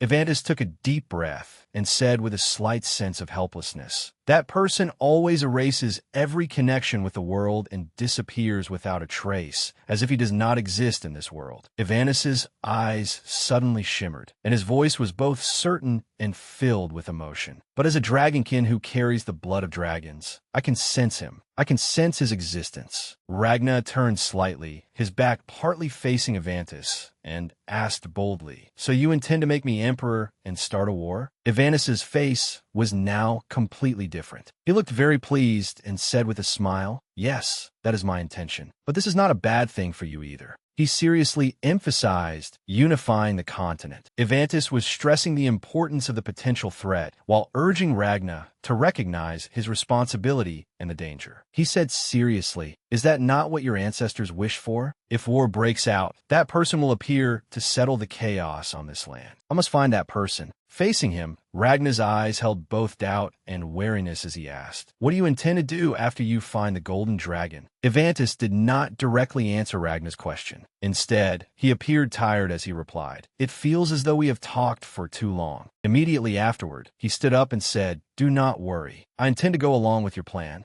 The peaceful morning at the Imperial Knight's Tower was suddenly shattered when Paul's panicked voice rang out. "What? Is that true?" At that moment, the knight with a refined and calm face answered, "It is true, Deputy Commander. You have been ordered to go immediately to the room of the commander of the First Imperial Knight's Order." Paul was confused. He lowered his head as if trying to understand what was happening, then muttered a question to himself. "Why would that frightening Sir Demphin summon me? I have not gotten into any trouble recently." Paul quickly regained his composure after that moment of confusion. He smiled, patted the other knight on the shoulder, and said, "I will go right away. Thank you for delivering the message." Paul quickly left. Standing before the door to Sir Demphin's room, he stopped at the door and tried to calm himself before facing him. Demphin suddenly gave an order. "Come in." Paul appeared before him and asked with a formal posture, "You called for me, Commander?" Demphin also stood up and said gravely, "Paul, come this way." He did not hesitate another second. The atmosphere became tense, and Demphin went straight to the point. His voice was low and decisive. "I heard that the reason the high-class mage Helen previously attacked the Crown Prince was because she had been struck by black magic." Demphin maintained that solemn expression expression as he continued asking. I received a report saying security had been tightened, but has everything been all right up to now? Paul answered immediately, yes, there are currently no problems. The knights have heightened their vigilance and strengthened the protection around the crown prince as well. Good. The crown prince is our future king. His safety is the top priority. Demfin continued, I have had many chances to speak directly with Commander Oliver, but I believe this is the first time we have spoken together like this. Demfin asked seriously but sincerely, it has been some time since you were appointed deputy commander. I wonder if I have done anything to make you uncomfortable. Paul's voice was slightly hurried but sincere. I'm very honored that you summoned me. Demfin smiled, showing his satisfaction, and said, that is good. He slowly stepped closer to Paul, his voice low yet full of authority as he asked him about what Demfin had heard. Your swordsmanship is said to be second only to Commander Oliver, who is granted the title of Swordmaster.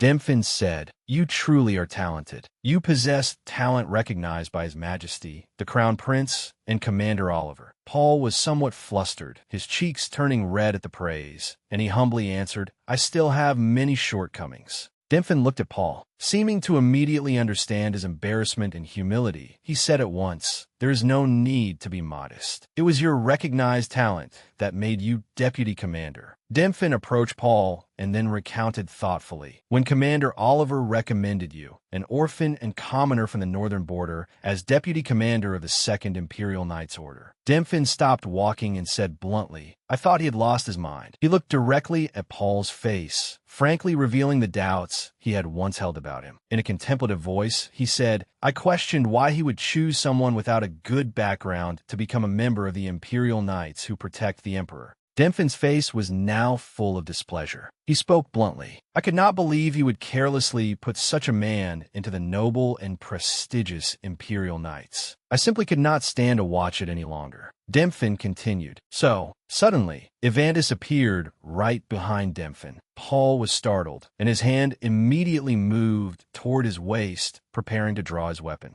His voice rang out with tension. Who are you? Since when have you been there? But Paul had already been restrained by Evandis' magic. He realized he could not move. Demfin gave Paul an order. You must become the foundation of a great empire. The scene shifts to a green forest. The air is fresh, and birdsong mingles with the clash of swords as Hayden and Oliver train. Oliver says, yes, very good. Please maintain your balance in that posture. When Oliver realizes that Hayden is about to lose his footing, he quickly reminds him, Your Highness, wait a moment. The sword in Hayden's hand falls. Oliver smiles at him and says, Your Highness, let us stop here for today. Thank you, Commander. Hayden plops down onto the grass, exhausted, and says while panting, I don't think I'm suited to learning swordsmanship. Oliver smiles gently, his warm, encouraging gaze directed at Hayden. With a voice full of confidence, he says, That is not true. You are certainly better with a sword than most people. Oliver continues, You are improving faster than Tower Master Ian did. Hearing this, Hayden suddenly perks up, his eyes widening. What? I'm improving faster than Ian?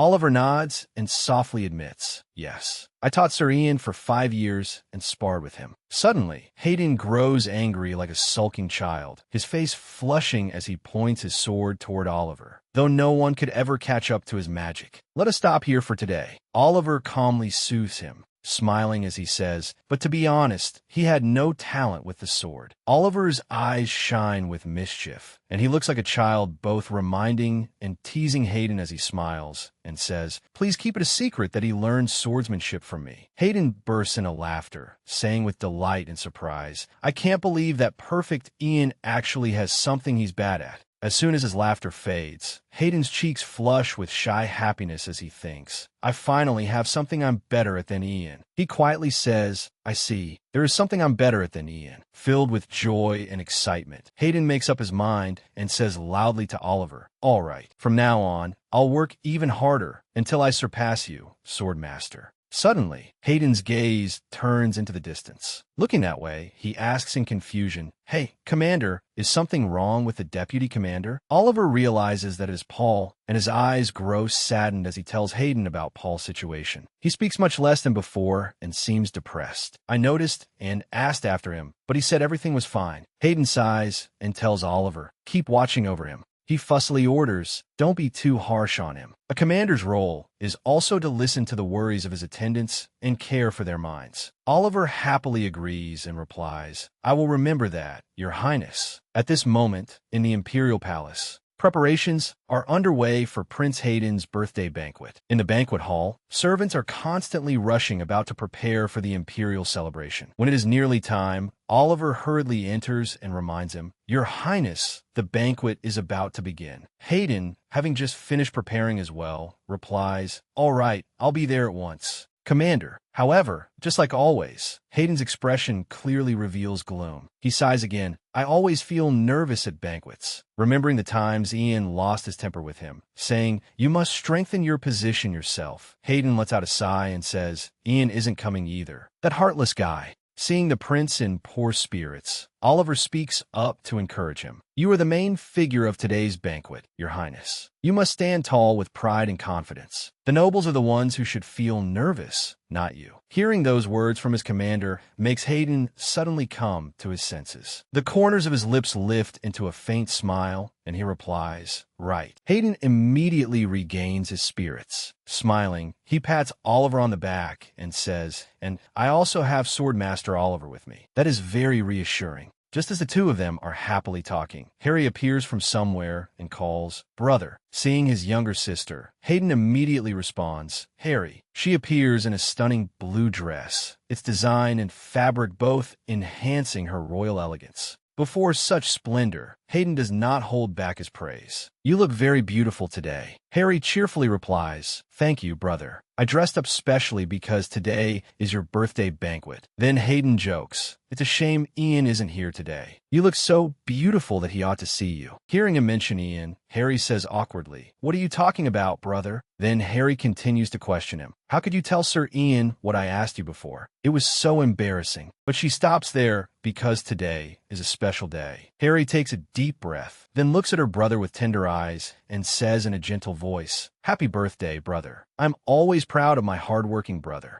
She does not stop there. She stamps her foot firmly on the floor and speaks loudly with a resolute attitude. "I will crush those high society nobles who dare speak ill of you, so don't worry about them." Seeing his younger sister's adorable action makes Hayden laugh happily. "Thank you, Harry. At last, the time has come." The two of them go inside together. Hayden says, "Let's go in." "Yes." As soon as Harry replies, she takes her brother's arm. After a while, when the banquet begins, a servant announces, "Crown Prince Hayden Green River and Princess Harry Green River have arrived." The nobles present immediately bow respectfully in greeting. Following the announcement, the siblings step inside. Both Hayden and Harry appear with great dignity. At that moment, the conductor waves his hand to signal. The musicians waiting for the command immediately begin playing a gentle melody that echoes throughout the room. The nobles hurry to gather around Hayden and Harry, all speaking in unison. "Happy birthday, Your Highness. Happy birthday, Your Highness." Hayden also replies politely, "Thank you. I hope you all enjoy the banquet." At this moment, Oliver stands to one side, watching the prince confidently interact with the other nobles. One can clearly see the pride in Oliver's eyes as he looks at Hayden. At the same time, Emperor Terry also appears at the banquet. The servant is somewhat surprised by this unexpected arrival and fails to react in time. Only when he hears Terry's reminder, "What are you doing? Announce me at once," does the man come back to his senses and reply, "Yes, Your Majesty." Terry then steps inside. As soon as he appears, the clear announcement resounds. His Imperial Majesty the Emperor has arrived. The nobles are all astonished by the Emperor's presence. Even Hayden is surprised. "Father." He hurriedly walks over to his father and says, "I did not think you would come." The Emperor replies, "It is your birthday. As your father, I must come celebrate the day you were born and grew another year older." Terry looks straight into Hayden's eyes and praises him. "I am proud of you,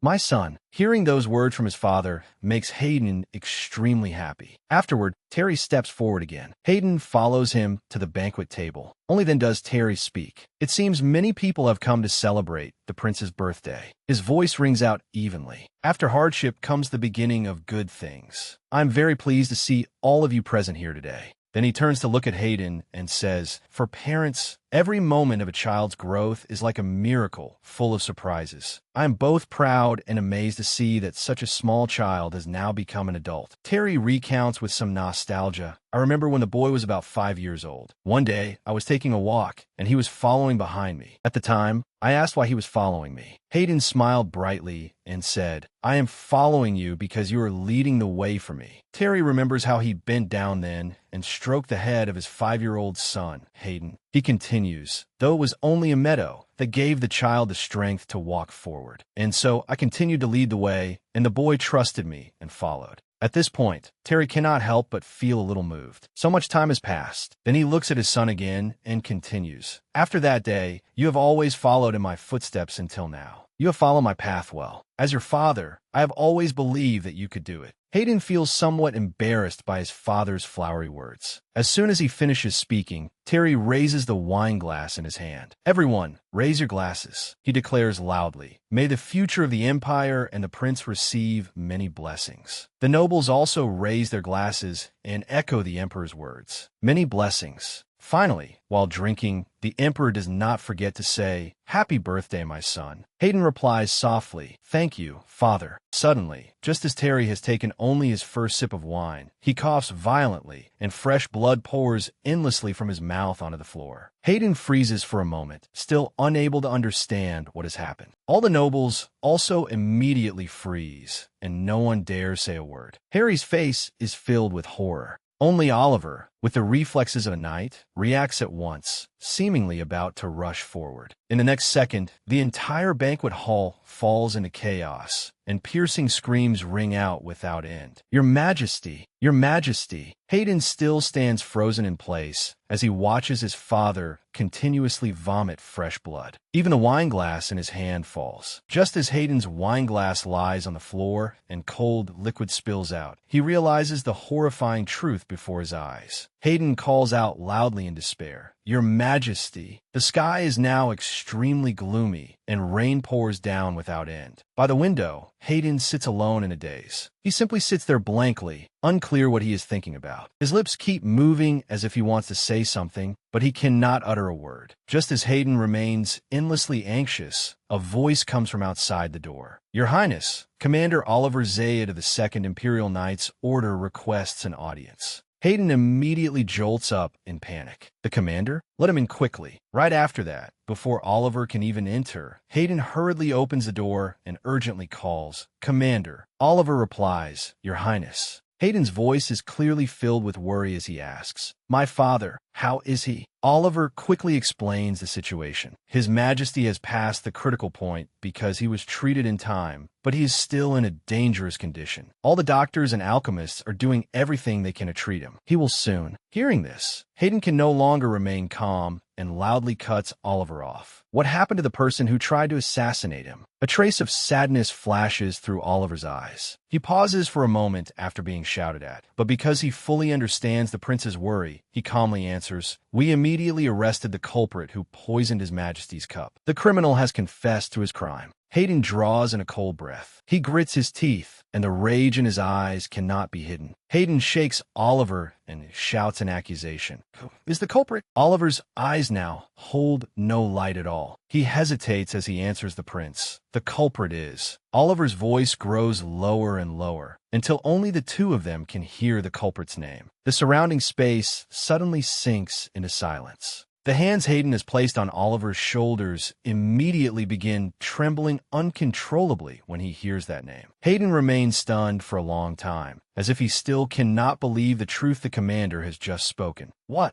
At the same time, elsewhere, an emergency meeting among noble officials is taking place regarding the recent incident involving the emperor. The angry voice of a man in red echoes throughout the room. Why would the deputy commander of the 2nd Imperial Knights Order try to assassinate His Majesty? He rises angrily, slams the table, and shouts, "Wasn't he the knight closest to the crown prince in recent years? Keeping a traitor like him right by their side. What have His Highness and Commander Oliver Zayat been doing until now?" The young man in black beside him also adds, "The culprit did not do this alone. We must expose the person behind him at all costs." A gentleman in blue also speaks in a stern voice. "I heard he bit his tongue while Paul Lance was being interrogated. It seems he has no intention of speaking." At this moment, the hand of the white-haired nobleman points to a spot on the document as he says, "I heard he is an orphan from the northern border. That is right next to the Cowed Empire, is it not?" He adds, "Think about it, everyone. A series of explosions took place inside the Imperial Palace the year before last." Then he brings up the incident from Ian's past. "That was a shocking incident. A maid from the Ivory Tower, a maid, and a secretary in the Imperial Palace were all discovered to be spies from Cout." Then he says suspiciously, "Although he possesses exceptional talent at a very young age, he has no proper background. If we think carefully, he is very suspicious. It is possible he is a rigorously trained spy from Cout." The person sitting opposite him immediately speaks up to refute him, but Paul Lance has no trace of a man of seal. Hearing this, the man says loudly, "Does that even matter now? He tried to poison His Majesty, and he is still keeping silent about the malicious enemy and the reason he did it." He continues insisting on this. Just as everyone is noisily discussing, a man in gray calmly speaks up. "Such problems occur precisely because we decided to use him without considering his status and background. We must strip him of his title as Deputy Commander of the 2nd Imperial Knights Order, and Paul Lance must be executed for assassinating His Majesty." After hearing this, everyone agrees. "That is right. I agree." Amid the endless discussion in the meeting, Ian remains silent and says nothing more. A while later, after the meeting is ended, the sky outside is still just as gloomy. Ian is walking alone to the meeting place when a call rings out from behind him.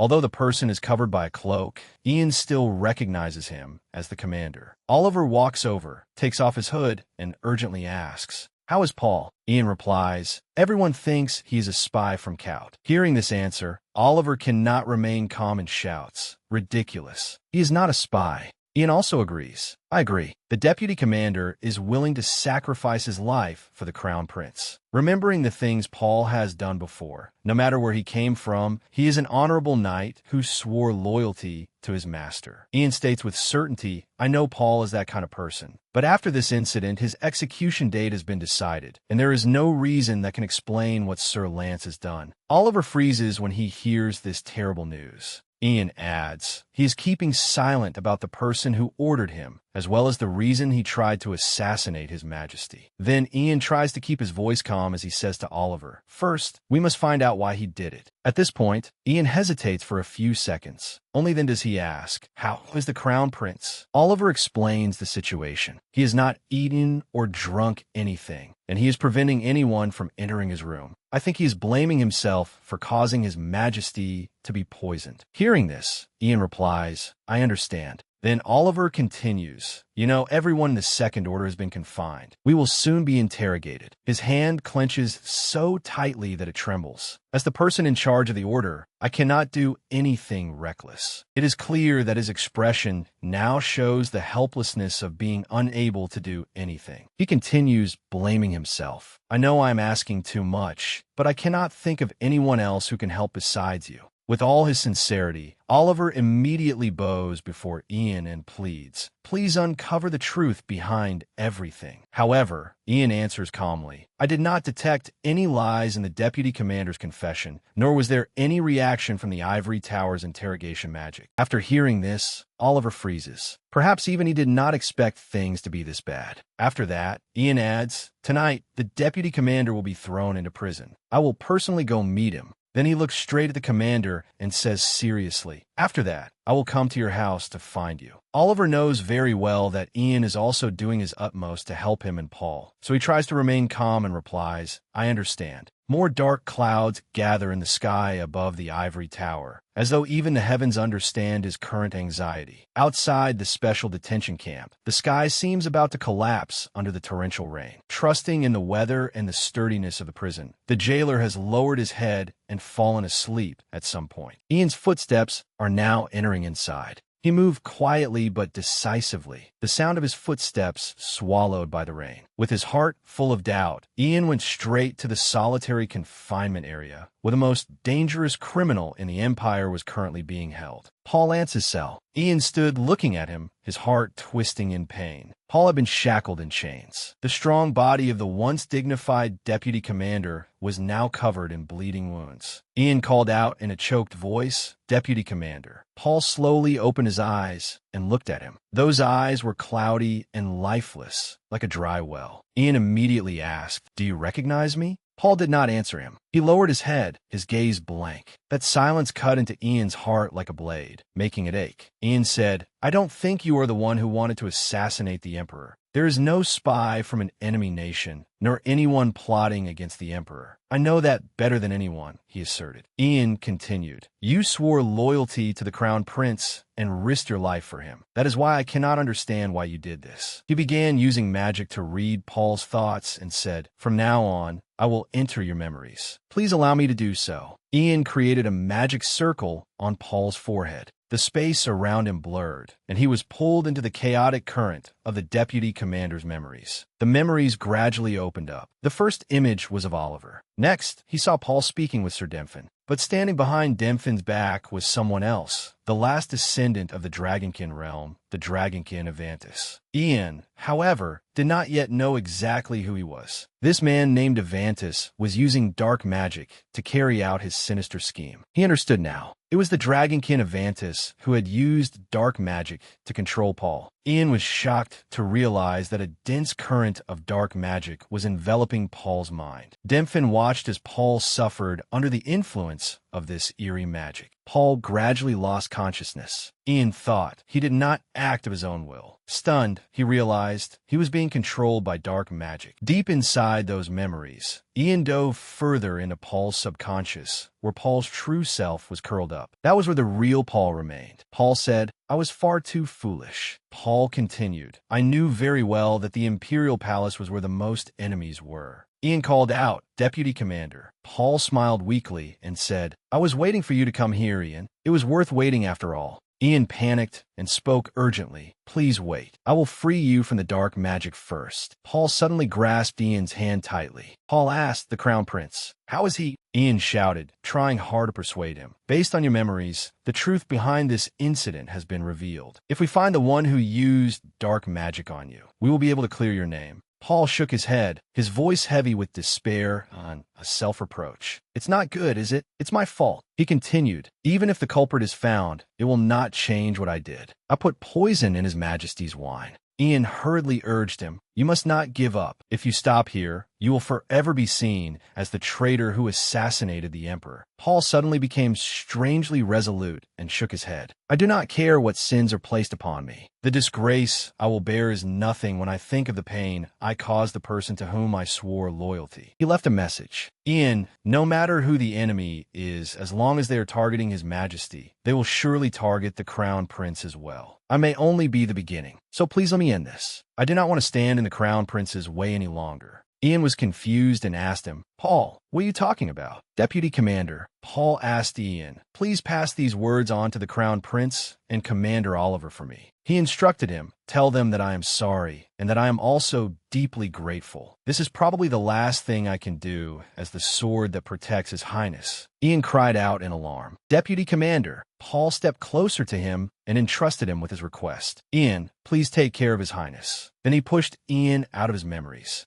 Ian was utterly shocked and devastated. Paul smiled, his figure gradually dissolving into the mist of memory. With a face full of hope, Paul closed his eyes and silently said, "May he shine at the highest place in the Empire." Thinking of Crown Prince Hayden, Paul smiled one last time, a smile strangely peaceful. Outside, Ian had been thrown out of Paul's subconscious and returned to reality in the cold cell. He gasped for breath, sweat soaking his forehead, his expression deeply worried. Ian looked at Paul and breathed heavily. He quickly used magic to force the dark magic out. Grand Dispel. However, everything was completely useless. Ian thought in confusion. Grand Dispel has no effect. He shouted, "Deputy Commander, please hold on. I will neutralize the dark magic right away." Ian said, "I will not let you die meaninglessly like this." Suddenly, he looked stunned. Paul seemed to have stopped breathing. He had chosen to leave forever. Ian froze. Paul Lance, deputy commander of the 2nd Imperial Knights Order, had breathed his last. He had passed away. The rain outside seemed to howl in place of Ian's pained heart, growing louder and louder. At the Crown Prince's residence, a heavy atmosphere hung over everything. Oliver sat curled up in a dark corner, his dark-circled eyes staring blankly into space. Suddenly, he heard a strange sound outside. A warrior's reflexes made Oliver spring to his feet, his hand instantly drawing the sword at his waist as a precaution. Ian called out to Oliver, "Commander!" A familiar voice rang out, and Oliver recognized it as Ian F.A. Oliver lowered his sword, hurriedly opened the door, and rushed out, calling Ian. Ian stood there silently, drenched from the rain, water streaming down his face, making it impossible to tell whether it was rain or tears.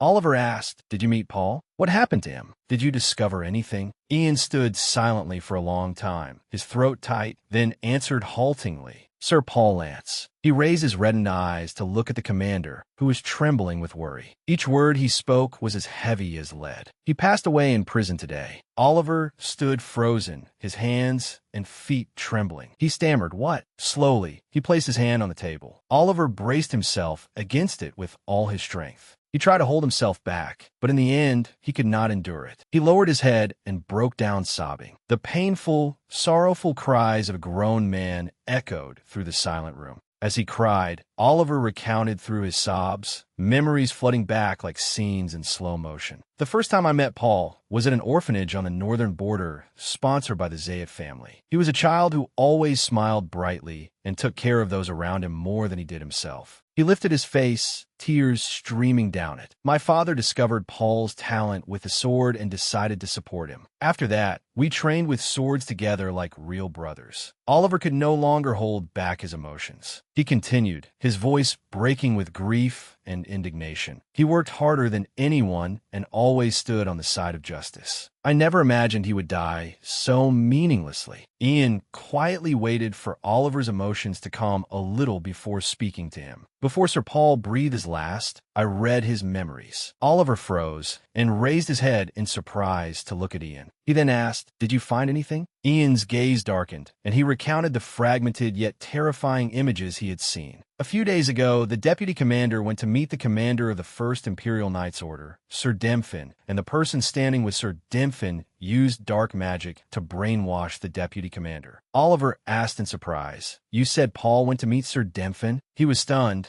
but then he realized a more serious issue and said, "Wait, more importantly, dark magic? It still exists. Who was that person?" Ian answered, "I have never met him before. He had a pale face and long silver hair." In his heart, Ian searched through all the memories from his previous life, but came up completely empty. He silently thought, "Someone I never met even in my previous life." Ian asserted, "I am certain this is connected to Sir Demphin, the commander of the 1st Imperial Knights Order, and the unknown high-class mage who assisted him." Oliver asked worriedly, "You said a high-class mage? How powerful is he?" Ian said, "After I realized the deputy commander was under the influence of dark magic, I tried to use Grand Dispel, but it had no effect. I believe he is someone capable of using magic of a higher level than mine." Ian analyzed the situation. "I think I may know who he is, but I have no solid proof. I'm not sure whether he acted alone or is connected to other dark mages. I have to investigate this matter further." Oliver looked at Ian with fear in his eyes and asked in confusion, "But if he is so powerful that he can cast magic even you cannot undo, wouldn't that be very dangerous for you? If they cast dark magic on you, the Empire will be plunged into a sea of blood." Ian did not answer immediately. He reached into his pocket and took something out. He handed Oliver a stone necklace.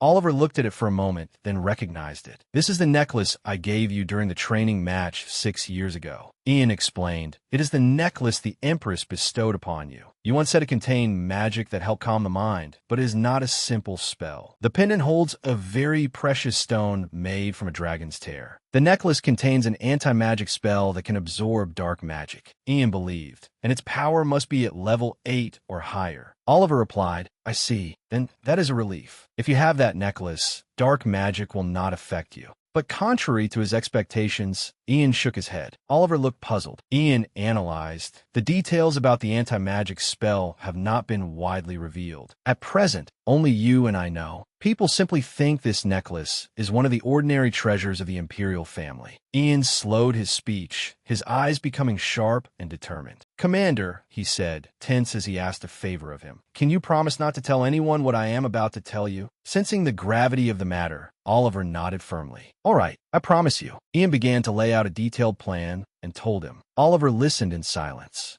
Ian spoke of something, and with every word, Oliver's eyes widened in astonishment. Outside the window, the rain began pouring down more violently. Lightning split the sky, signaling that a great storm was about to come. At the luxurious mansion of the Rangna family, the atmosphere was as gloomy as the dark, cloud-choked sky outside. Dimfin reported to him, Paul Lance has died in prison. Rangna sat in an armchair, quietly looking at him for a moment before turning his face away and replying indifferently. I know. Dimfin continued, and a rat sneaked into the prison. It seems that person realized Paul Lance had been afflicted by dark magic. Rangna answered calmly, of course, but he can do nothing. Rangna leisurely took a sip of tea, his tone showing no concern, believing that Ian F.A. still knew nothing about the existence of the Dragonkin. He said, while everything remains unclear, he will probably try to avoid being affected by dark magic. Herbert's level 5 dark magic cannot affect Ian F.A., who is level 6. But the Dragonkin of Antis is a mage stronger than Ian F.A. By human standards, he is a level 8 master. A cunning glint flashed in Rangna's eyes as he said, although he said he has not fully recovered his power because of the seal, he is still stronger than Ian F.A. The existence of a mage stronger than himself is probably what Ian F.A. has realized. Dimfin then asked, wouldn't he simply give everything up and run away? Rangna burst into laughter. Ha ha ha, he will not do that. If he were that foolish, I would not have had to struggle so much. Rangna laughed and said, in truth, I do not know what Ian F.A. is thinking. 6 years ago, when he first entered the palace, he was already one of the Crown Prince's aides, yet he once said, I do not serve the Crown Prince. Rangna looked at his own reflection in the rippling tea and said, I thought I had hidden myself very well, but there are times when I feel as though he sees right through me, as if he has known me for a very long time. He set the teacup down. Rangna pondered for a moment, then said, I think it would be best for us to observe his behavior for the time being. Early the next morning, at Ian's house, the air in the room was thick with tension. Ian held a carefully sealed letter in his hand. He instructed Ho-Jie, the loyal old butler, in a low yet authoritative voice, send this letter to Sir Pierre in the east as soon as possible. What about the letter I sent to the Moglian mansion in the north? The butler placed a hand over the left side of his chest and bowed respectfully. Reporting, sir. They say it will arrive soon. Ian nodded slightly and said, I understand. He immediately handed an important letter to Ho-Jie, who looked surprised. Ian said, take this. The letter had been carefully sealed with a fingerprint. Ian told him, this is a letter of authorization under the name of the Merchants Guild. Disguise yourself as a merchant and leave the capital. Ian added, I am sure you understand what I mean. Ho-Jie took the letter, his hand tightening around it, and nodded resolutely. Outside, dawn was shining through the window. Ian continued, his voice allowing no hesitation. Once the luggage is packed and the sun begins to set, gather all the servants in the mansion and take them to Moglian with my mother. If you head north, Sir Moglian will help us once he receives the letter. Ho-Jie answered confidently, understood, Master Ian. Just then, hurried footsteps sounded, and Vanessa came rushing over. She called out loudly, Ian. Ian was startled and called, Mother. Vanessa looked worried, breathing hard, her eyes shining with extreme anxiety. Without waiting for anyone to explain, she asked, what is going on? Why do I suddenly have to leave? Ian stepped toward her, trying to remain calm as he reassured and explained, I cannot explain clearly, but the capital is very dangerous right now. I have already sent a letter ahead to Sir Moglian. He will keep everyone safe. Vanessa was deeply shaken and asked anxiously, how can I leave you here alone? If you stay, then I will stay too. Ian gently took Vanessa's trembling hands, his gaze tender but firm, and said softly, "Mother, you do not have to worry about me. I am grown now." Ian smiled brightly and spoke confidently to his mother. "And I am a famous level 6 mage, the master of the Ivory Tower. I am more than capable of protecting myself, so please do not worry." Vanessa immediately looked restless and shook her head again and again, tears threatening to spill. "You are only 18. You are my only son." Vanessa protested. "Why do you keep putting yourself in dangerous situations? I cannot just watch you face danger alone anymore. We should go together." Ian lowered his head, then raised it again, his voice becoming strangely stern. "Mother!"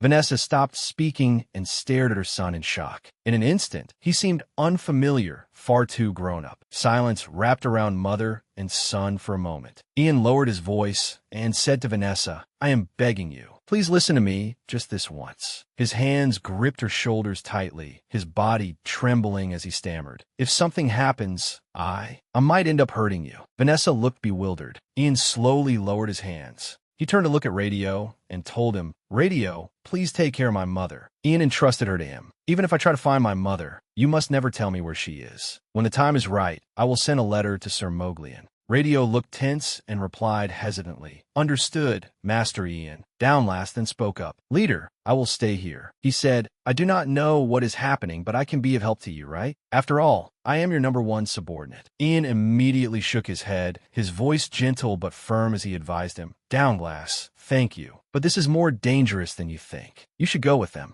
Ian thought of Downglass as an adult in his previous life and silently reflected, "And you are someone I do not want to let fall into that bastard's hands." Ian took a few steps. He then announced to everyone, "Once all of you leave the mansion, I will erase part of my own memories. After that, I will not know where any of you have gone." Ian gave careful instructions. "Please remember the situations I mentioned earlier and act accordingly. I am counting on all of you." Hojie, along with all the support staff, servants, and guards, shouted in unison, their voices echoing throughout the mansion, loud and clear. "Yes, Master Ian." Radio led Vanessa outside, but she kept looking back at Ian, her face full of anxiety and concern. Everyone had gone out and was preparing to depart. When the last figure disappeared beyond the door, the mansion became frighteningly vast and empty, leaving only Ian standing there. He let out a long breath, as if casting off a 1,000-pound burden, yet at the same time taking on another, lonelier one. Ian looked down at the box on the table and thought to himself, "Now only this necklace remains." Ian took something else from his trouser pocket, a small vial of medicine, the liquid inside shimmering with a strange blackish-purple glow. It was an antidote to dispel dark magic. He murmured, "And this."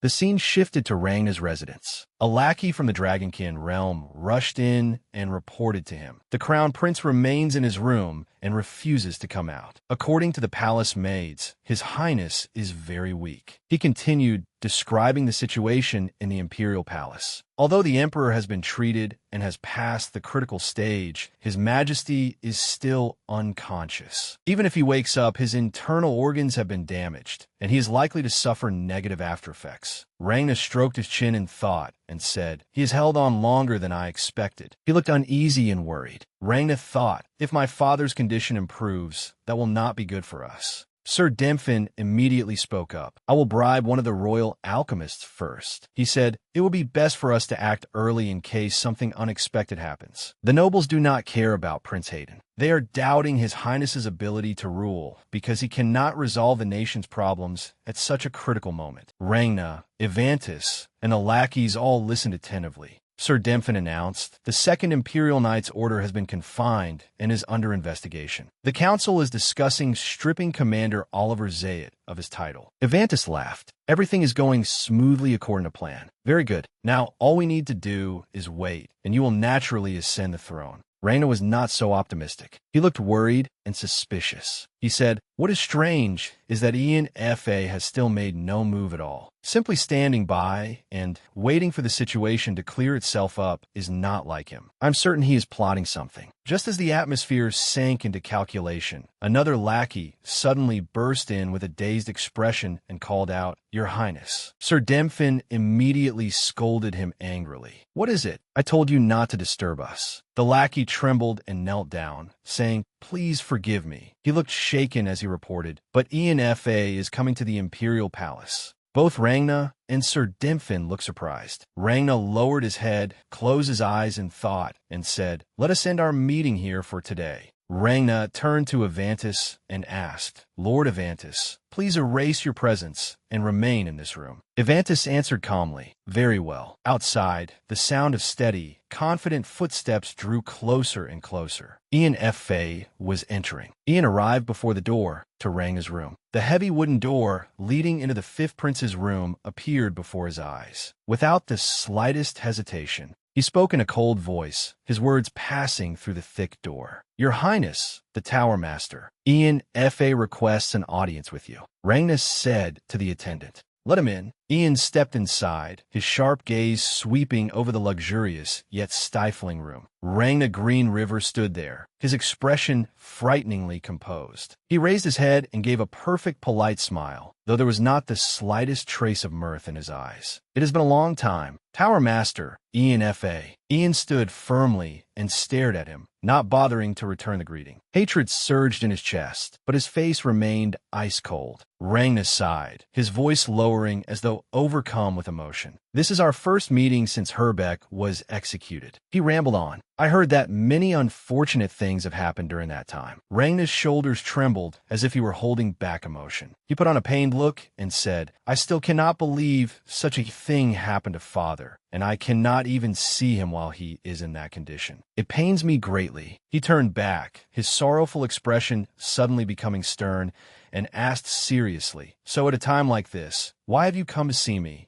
Ian Fa remained silent, his eyes seeming to see through the dark heart of the man acting before him. He took a deep breath, and his low yet weighty voice rang out as he slowly questioned him. "Why? What are you plotting?" Rangna raised an eyebrow, pretending innocence, and asked, "What are you talking about, Tower Master?" Ian did not let him evade the matter. He stepped forward, pressing him, and continued, "Knight Paul was influenced by dark magic. The reason was his meeting with Knight Dimpole Morit, the commander of the First Imperial Knights Order." Ian mentioned the Dragonkin realm. "Your Highness, I am certain the Order of the Dragon is involved in this matter, as are those involved in teaching dark magic, who have always remained by the Crown Prince's side." Rangna remained silent, listening with an expression that was strangely calm, though his body trembled slightly. Ian declared in a steely voice, "Fifth Prince, all of this is your plan." Rangna let out a soft laugh and shook his head repeatedly. "What are you talking about? That is nothing but slander." Rangna analyzed the situation. "If Paul was influenced by dark magic and tried to kill Father, would you not be held responsible afterward, since you were in charge of investigating dark magic?" He spread his arms, appearing innocent, and said naively, "And what is the Order of the Dragon? I have never even heard of it. How could I collude with a gang whose existence I do not even know of? Moreover, every action I take is monitored by the Ivory Tower, and I'm under confinement, so I cannot even set foot outside this Imperial Palace. The Ivory Tower calls itself the guard dog of the Imperial Palace, so you should know better than I do." Ian was silent. He warned, "Your Highness, I can use lie detection magic." Ian stepped forward and said, "I know that everything you just said is a lie. You're connected to the Order of the Dragon and made a pact with someone who uses dark magic." He stood opposite Rangna and declared that the person was the leader of that very gang. Rangna answered calmly, "Is that your conclusion?" Ian looked at Rangna, hatred on his face. Rangna lowered his head, not because he was crying, but because he was laughing. "You are more foolish than I thought." He wore a contemptuous expression, brought his face close to Ian's, and whispered in a venomous voice, "So what do you intend to do? Do you think I will admit that I fabricated that story because I am afraid of what you say?" Rangna threatened him. "Ian Fa, if what you say is true, then what evidence do you have?" He mentioned the death of Paul, the deputy commander of the Second Imperial Knights Order. "The culprit died because he poisoned the Emperor. Even if you used that great interrogation spell, you would not discover any lies in his confession." Rangna sneered, his vicious expression cutting into Ian's heart like a blade, and said mockingly. Paul bit his tongue and fell silent. When Ian heard this, his heart filled with hatred. Rangna continued, "And yet, despite that, you still came all the way here on your own. How foolish." He looked utterly confident and declared, "Ian Fa, you have lost, and I have been chosen." Rangna called out, Lord Evantus. Evantus immediately appeared behind Ian. A pitch-black, cold, and evil aura erupted as he began casting 8th-level dark magic. Ian turned back in shock, a terrifying pressure weighing heavily on his shoulders. Ian looked at Evantus and thought in confusion. He is the man I saw in Bong's memories. Evantus smiled sinisterly and asked him, "What an interesting young man. Ian F.A. was it?" Evantus said, "You deduced the entire truth. He used dark magic to subdue Ian." Evantus looked at him and said, "That robe looks very familiar." He stepped forward, took hold of the hem of Ian's robe, and said, "It seems I cannot forget it. I never expected to see it here." Ian tried to observe the enemy, and a thought flashed quickly through his mind. His appearance, a descendant of dragons, a dragonkin. Evantus turned to Rangna and asked, "Prince, you asked me to turn this man into your pawn, correct?" Rangna answered, "Yes, I still need him." Evantus immediately cast 8th-level dark magic and said, "Very well." Ian appeared to writhe in pain and screamed, "Guh! His eyes turned a blazing red. Ian lowered both arms and endured it. He stood with his head bowed, his body motionless. Rangna asked, "Is it done?" Evantus answered, "Yes." Rangna looked doubtful and asked again, "But he does not look any different." Evantus seemed displeased and said, "You doubt me too much." Evantus then called out, "Ian F.A., harm yourself." Rangna looked at Evantus in alarm and asked hesitantly, What did you just say?" Without a word, Ian obeyed. Ian formed a knife of ice and prepared to harm himself. Rangna cried out in panic, his voice urgent, "Wait." Ian gripped the knife tightly, and Rangna shouted, "Wait! Stop!" Ian immediately stopped. All three stood in silence. Ian stood there, holding the same posture, the sharp knife already drawing blood from his hand. Rangna was still stunned and shaken as he said, "That is enough." Evantus said, "From now on, proceed according to your plan." He turned away and said, "I will go rest." Evantus disappeared, leaving only Rangna and Ian in the vast room. Rangna stared at his new puppet. Rangna's face still bore the tension from moments earlier. He needed one final confirmation. Rangna continued staring at Ian, his expression growing more and more tense. Rangna called, "Ian F.A." He asked seriously, "Who is the monarch you truly serve?" Without the slightest hesitation, Ian knelt on one knee to show his respect. Ian bowed his head, displaying absolute obedience, and replied in a voice of worship, "The one who will rise to the pinnacle of this empire, His Highness the Fifth Prince, Rangna, Green River." Rangna smiled, some of the tension and suspicion leaving his face. Someone knocked on the door of Hayden's room. It was his butler, who had come to inform Hayden, "Crown Prince, please prepare to attend the conference that will take place this afternoon." Hayden answered calmly, Yes, that is today, is it not?" "I heard this is a conference Ian convened using his authority in the name of the Tower Master." Hayden covered his face and continued, "It has been so long since I last saw Ian, so I cannot meet him in my current state." He asked the butler, "Could you help me make myself look a little more presentable today? I am counting on you." The butler answered respectfully, "Yes, Your Highness." The conference was about to begin. All the nobles and those with power and status had gathered there to hear the decision. A young man asked, "This is the first conference convened by the master of the ivory tower himself, correct?" A woman replied, "That is right. It seems he has summoned both the crown prince and the fifth prince to attend as well." One man said, "Until now, they have always remained silent, but I suppose they are trying to talk about that matter." Someone else asked in surprise, "That matter?" The man immediately explained, "You do not know? It is about which of the two will inherit the throne." The crowd began whispering noisily. Will Lord Ian not support the crown prince? Has Lord Ian not always supported His Highness until now? One young man shook his head and said, "But recently, there is a rumor that Lord Ian met the fifth prince at His Highness's palace." Another voice asked, "Lord Ian met the fifth prince?" The young man analyzed, "Many unpleasant things have happened recently, have they not? And since the crown prince has taken some rather disappointing actions, perhaps Lord Ian has changed his mind." Hayden entered, looking surprised. When Hayden saw Ian, he happily called out to him, "Ian."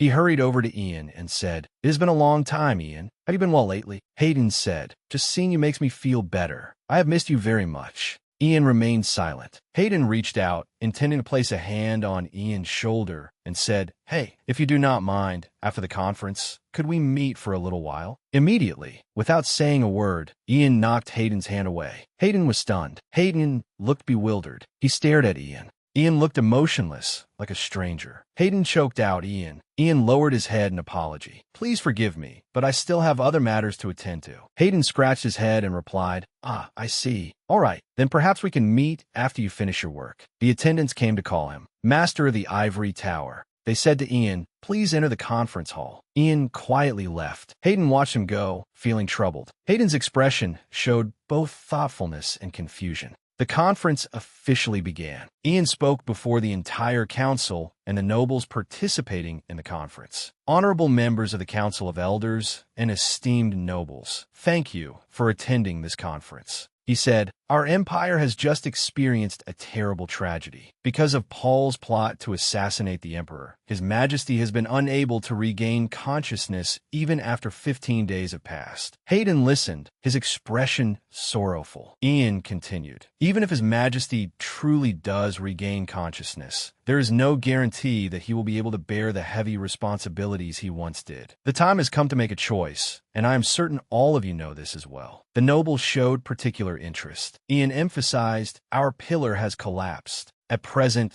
the empire is in a state of alarm, and our enemies at the borders are looking down on us. The fear that has engulfed our land has now turned into chaos that disturbs those territories. With the future of the empire in such an unstable state, we must face reality all the more calmly." Rangna sat listening, his face full of confidence. Ian brought up the position of emperor and the matter of choosing who would become the rightful ruler. He said, "Simply presenting a pleasing appearance is not what will save our empire." Ian emphasized, "What we need now is a leader who will lead us out of the current crisis, stabilize the empire once more, and settle the political situation among the three nations." He stated, "The one capable of making the Green River Empire the greatest nation in history is the one who should be given the crown." Ian spoke solemnly. "That is also the reason why I, Ian F.A., Master of the Ivory Tower." He placed both hands on the table, showing the seriousness of his judgment, and said, "At this conference, I, Ian F.A., have decided to declare this. I hereby announce that I support the blood of the great emperor, His Highness the Fifth Prince, Rangna Green River." The entire council and all the attendees were shocked. They began looking at one another, their faces bewildered. Hayden was frozen in place. Rangna, already knowing the outcome, smirked. Hayden stepped forward and shouted, "Ian!" He reached toward him. Hayden grabbed Ian by the clothes, his face furious. The attendants spoke up to restrain him. "Crown Prince, Your Highness," Hayden demanded. "Ian, how could you?" Ian remained calm. Hayden punched Ian in the face. The attendants struggled to restrain him. "Please stop, Crown Prince. Your Highness," Hayden shouted. "Let go of me. Get away." Ian sat there, rubbing his face as he looked at Hayden, then ordered someone escort His Highness out of the hall. Hayden walked away, his heart in turmoil. As he went, he cried while looking at Ian and shouted his name loudly. "Ian!" The scene shifted to the window of Hayden's room at night. He still lay tossing and turning, unable to sleep. Suddenly, the figure of someone appeared outside the window. It was Commander Oliver. A voice rang out, "Your Highness, it is I, Oliver." Hayden was surprised and suddenly stammered 3 words, "Commander Oliver." When Hayden opened the door and saw that it truly was Oliver, he immediately asked, "Why have you come here so late? You should be at home at this hour." "Your Highness, the situation is urgent. There is no time to explain. Please dress warmly, and we must leave at once." He asked in confusion, "What in the world is going on? Why are you suddenly acting like this? Where are we going?" As soon as the wardrobe door opened, Oliver ran his hand over the cloaks, paused briefly, and said, "There's a shortcut behind the palace. If we go that way, no one will discover us." Holding a cloak in his hand, Oliver stepped close to Hayden. Though he was deep in thought, his voice remained steady. "It is a secret passage used only in emergencies." Oliver approached, but his eyes turned outside as he said, "All the soldiers of the second palace are standing guard outside the door." Hayden froze, his eyes widening as though he could not believe what he had just heard. He asked, simply to confirm he had not misheard, "All the soldiers of the second palace?" Oliver suddenly knelt on one knee and reached out to support him, because Oliver knew Hayden was extremely anxious at that moment. "Your Highness, we must leave immediately." His body trembled faintly. Though hesitant, he still chose to trust Oliver. He placed his hand on the commander's hand. After some time, the two of them arrived somewhere in the forest. Suddenly, many voices shouted together, "Your Highness Hayden!" A young man gripped his reins tightly, looked toward Hayden, and smiled faintly. His voice rang out clearly. "You have arrived. We have been waiting for you for so long." Hayden stammered. "You all are." Hayden's appearance made all of them rejoice at once. "We have missed your highness so much. Your highness looks much thinner than the last time we met." Meanwhile, Hayden's eyes widened, unable to hide his bewilderment because he had no idea what was happening. Hayden turned to Oliver and said, "Could someone please explain what is going on? Why are they all gathered here?" At that moment, Oliver suddenly said to him, "Your Highness, neither the Imperial Palace nor the Imperial Capital is safe anymore." Oliver continued, "That is why, from now on, we of the Second Palace Imperial Guard will protect you. We will escort you to the Pyrrhic estate." After hearing Oliver's explanation, Hayden was quite surprised and wanted to confirm it again. "The Pyrrhic estate? Isn't that in Ian's territory? Why there?" Oliver wanted Hayden to set out quickly, so he said, "I will explain in detail on the way. Please allow us to escort you." Hayden gradually began to understand the situation, but he still wanted to warn them first. "Wait, setting aside the fact that this could cause all of you to lose your noble titles. You might even be beheaded for rebellion." Worry showed plainly on Hayden's face as he continued, "And your title could be stripped from you, or worse, you could be executed for treason." Oliver asked boldly, "On whose orders?" Hayden was startled and asked, "What?" Oliver replied firmly, "We are your sword and shield. The only person who can command us is you. To us, you are our one and only Prince Hayden. Who could ever replace you? We have never received any order telling us to stand by and watch when our sovereign is in danger, no matter how powerful the enemy may be. Protecting you from your enemies is our duty." Everyone suddenly knelt down and said in unison, "We will continue to fight. We will continue to protect you." Their eyes were filled with hope, wishing to fight alongside Hayden to the very end. They boldly requested, "Therefore, please allow us to continue fulfilling the oath we once swore." Hayden choked up at their unflinching spirit and murmured emotionally, "You people." Hayden covered his face with one hand as though helpless and admitted, "I understand." Hayden ordered Oliver, "Commander, on the way, you must explain clearly to me what is happening." The scene shifted to Rangna. Demfin hurried over to Rangna to report the news. "Your Highness, we have a small problem." Rangna immediately asked, "What is it?" He began to report, Hayden disappeared at daybreak. In addition, the Second Palace Imperial Guard, who have been keeping a low profile recently, have also taken their weapons and left. Rangna's expression instantly changed, revealing clear concern. "Have you found out where they went?" Demfin had investigated before coming here, so he quickly answered, "According to witness statements, they headed east." After learning this, he immediately handled it. Then, early in the morning, he reported to the Fifth Prince, "We have dispatched troops to pursue them and will continue sending more troops." But Rangna said calmly, "There is no need. They are planning to go to the Pyrrhic estate." He was so calm because he knew very well that the road to the Pyrrhic estate was winding and rugged, and it was also full of monsters. However, they had Oliver Zayat with them, and the rest were all elite cavalry, so naturally they would not have any problems. If they acted rashly, they would be the ones to suffer losses. Demfin still did not know what to do at that moment, and asked hesitantly, "Then?"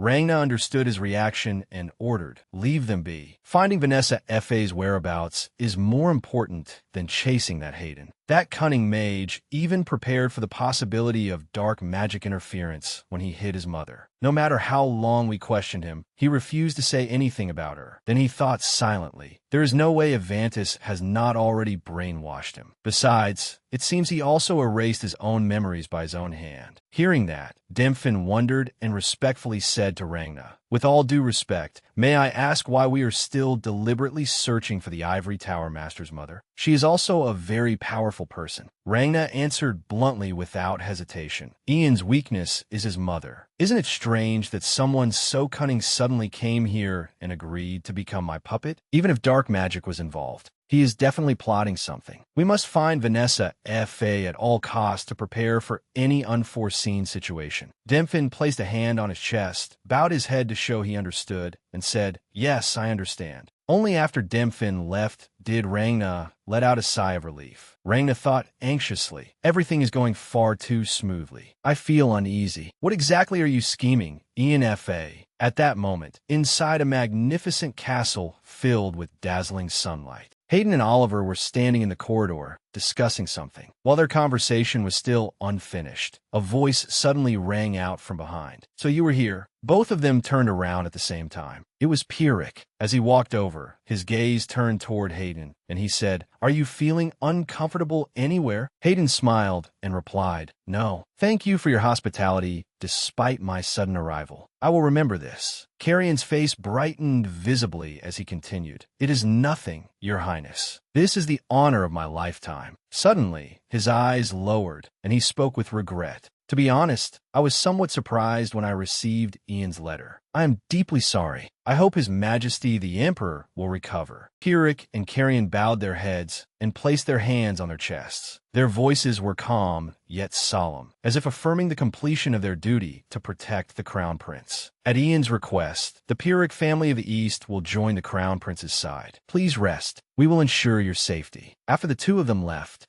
Hayden's facial muscles gradually relaxed, and he gave a faint smile. Moved by Pierrick's sincerity, he said, "The head of the Pierrick family truly is a good man. He is strong and open-minded. Come to think of it, Lord Carrion and the commanders are also here." Oliver's eyes suddenly shone as though he agreed with Hayden's words. His voice carried both pride and approval. "Yes, he is my cousin. He taught me swordsmanship when I was young." Hayden's expression darkened as he said, "I see." Ian calculated everything. He spoke softly again. "Commander, was Ian truly affected by dark magic?" Oliver was stunned and replied, "What?" Hayden turned his face away and said, "It is nothing. Perhaps Ian chose the fifth prince. Ever since we were children, Ragna has been better than me in every way. It is unpleasant, but it is still the truth. Perhaps Ian thinks the same. Just as the nobles all believe he will become an outstanding emperor." Understanding Hayden's feelings as he said those words, Oliver comforted him. "That is impossible, Your Highness." Oliver's gaze fixed intently on Hayden. He repeated what Ian had once said years ago, both as a reminder and as reassurance. 6 years ago, Ian promised he would fight, and he said, "I will never support the fifth prince." Oliver's eyes now shone brightly, his smile radiant, and his voice full of energy. "Please believe in Ian, Your Highness. He must have a plan."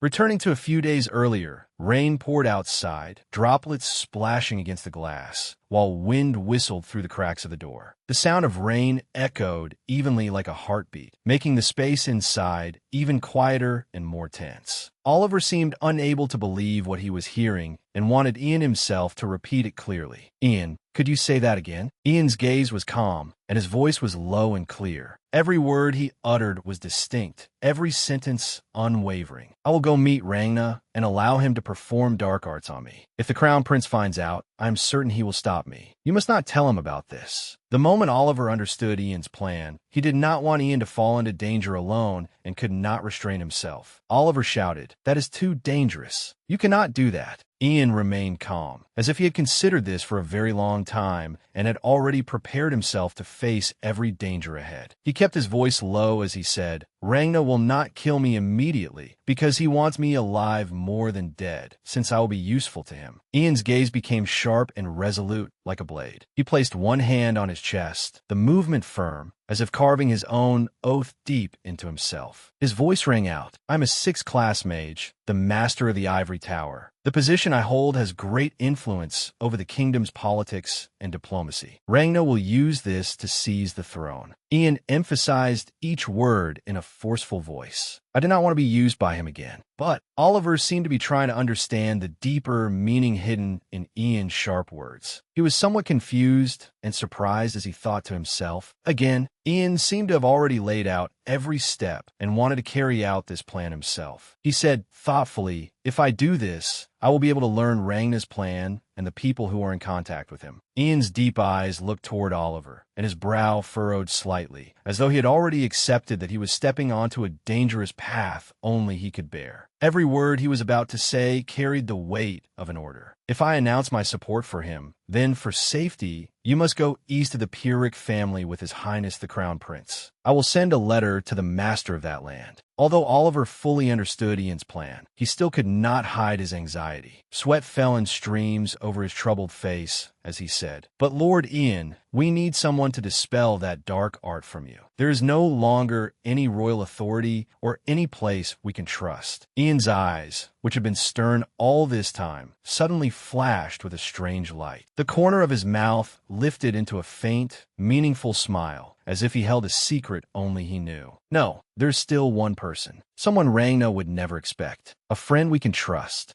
The scene changed. In a large, silent room, Harry sat on the edge of the bed, her gaze filled with sadness. Looking toward the Emperor's bed, where he lay unconscious and unmoving, she could not help feeling heartbroken. In a heavy voice, she called out, "Father." Although she knew the Emperor could not answer her now, she still spoke softly, as if making a report, and also as if expressing her weary heart in the hope that he could hear. "Lord Ian has announced his support for the fifth prince. My elder brother has also left. Ragna is preparing to seize the throne." Now that things had come to this, Harry could no longer force herself to stay strong. She sobbed because she did not know how to handle everything. Every word seemed to be drawn from a heart in so much pain that she could hardly breathe. Her voice choked as she said, "What should I do? Who should I trust?" Now, all the beautiful memories of the past suddenly surfaced in Harry's thoughts. Once again, I cannot believe that all those gentle gestures were lies. The blurred shadows of memory enveloped Harry's mind, making her unable to believe that everything happening now was real. In that heavy silence, Harry trembled faintly and uttered a heartbreaking line. "Even now, my heart still desperately wants to believe him," she whispered, as if pleading, as if begging, as if her inner voice were being strangled by fear. "Father, please wake up." Suddenly, a sound came from outside, breaking the heavy atmosphere. "Your Highness, it is Kelvin." Harry hurriedly wiped away her tears and said, "Come in, Kelvin." She stepped closer to Kelvin and stood before him. Her voice was gentle, carrying both calmness and curiosity. "Is something the matter?" Kelvin's face was grave, and his tone carried a hint of caution, as if he were gauging Harry's reaction.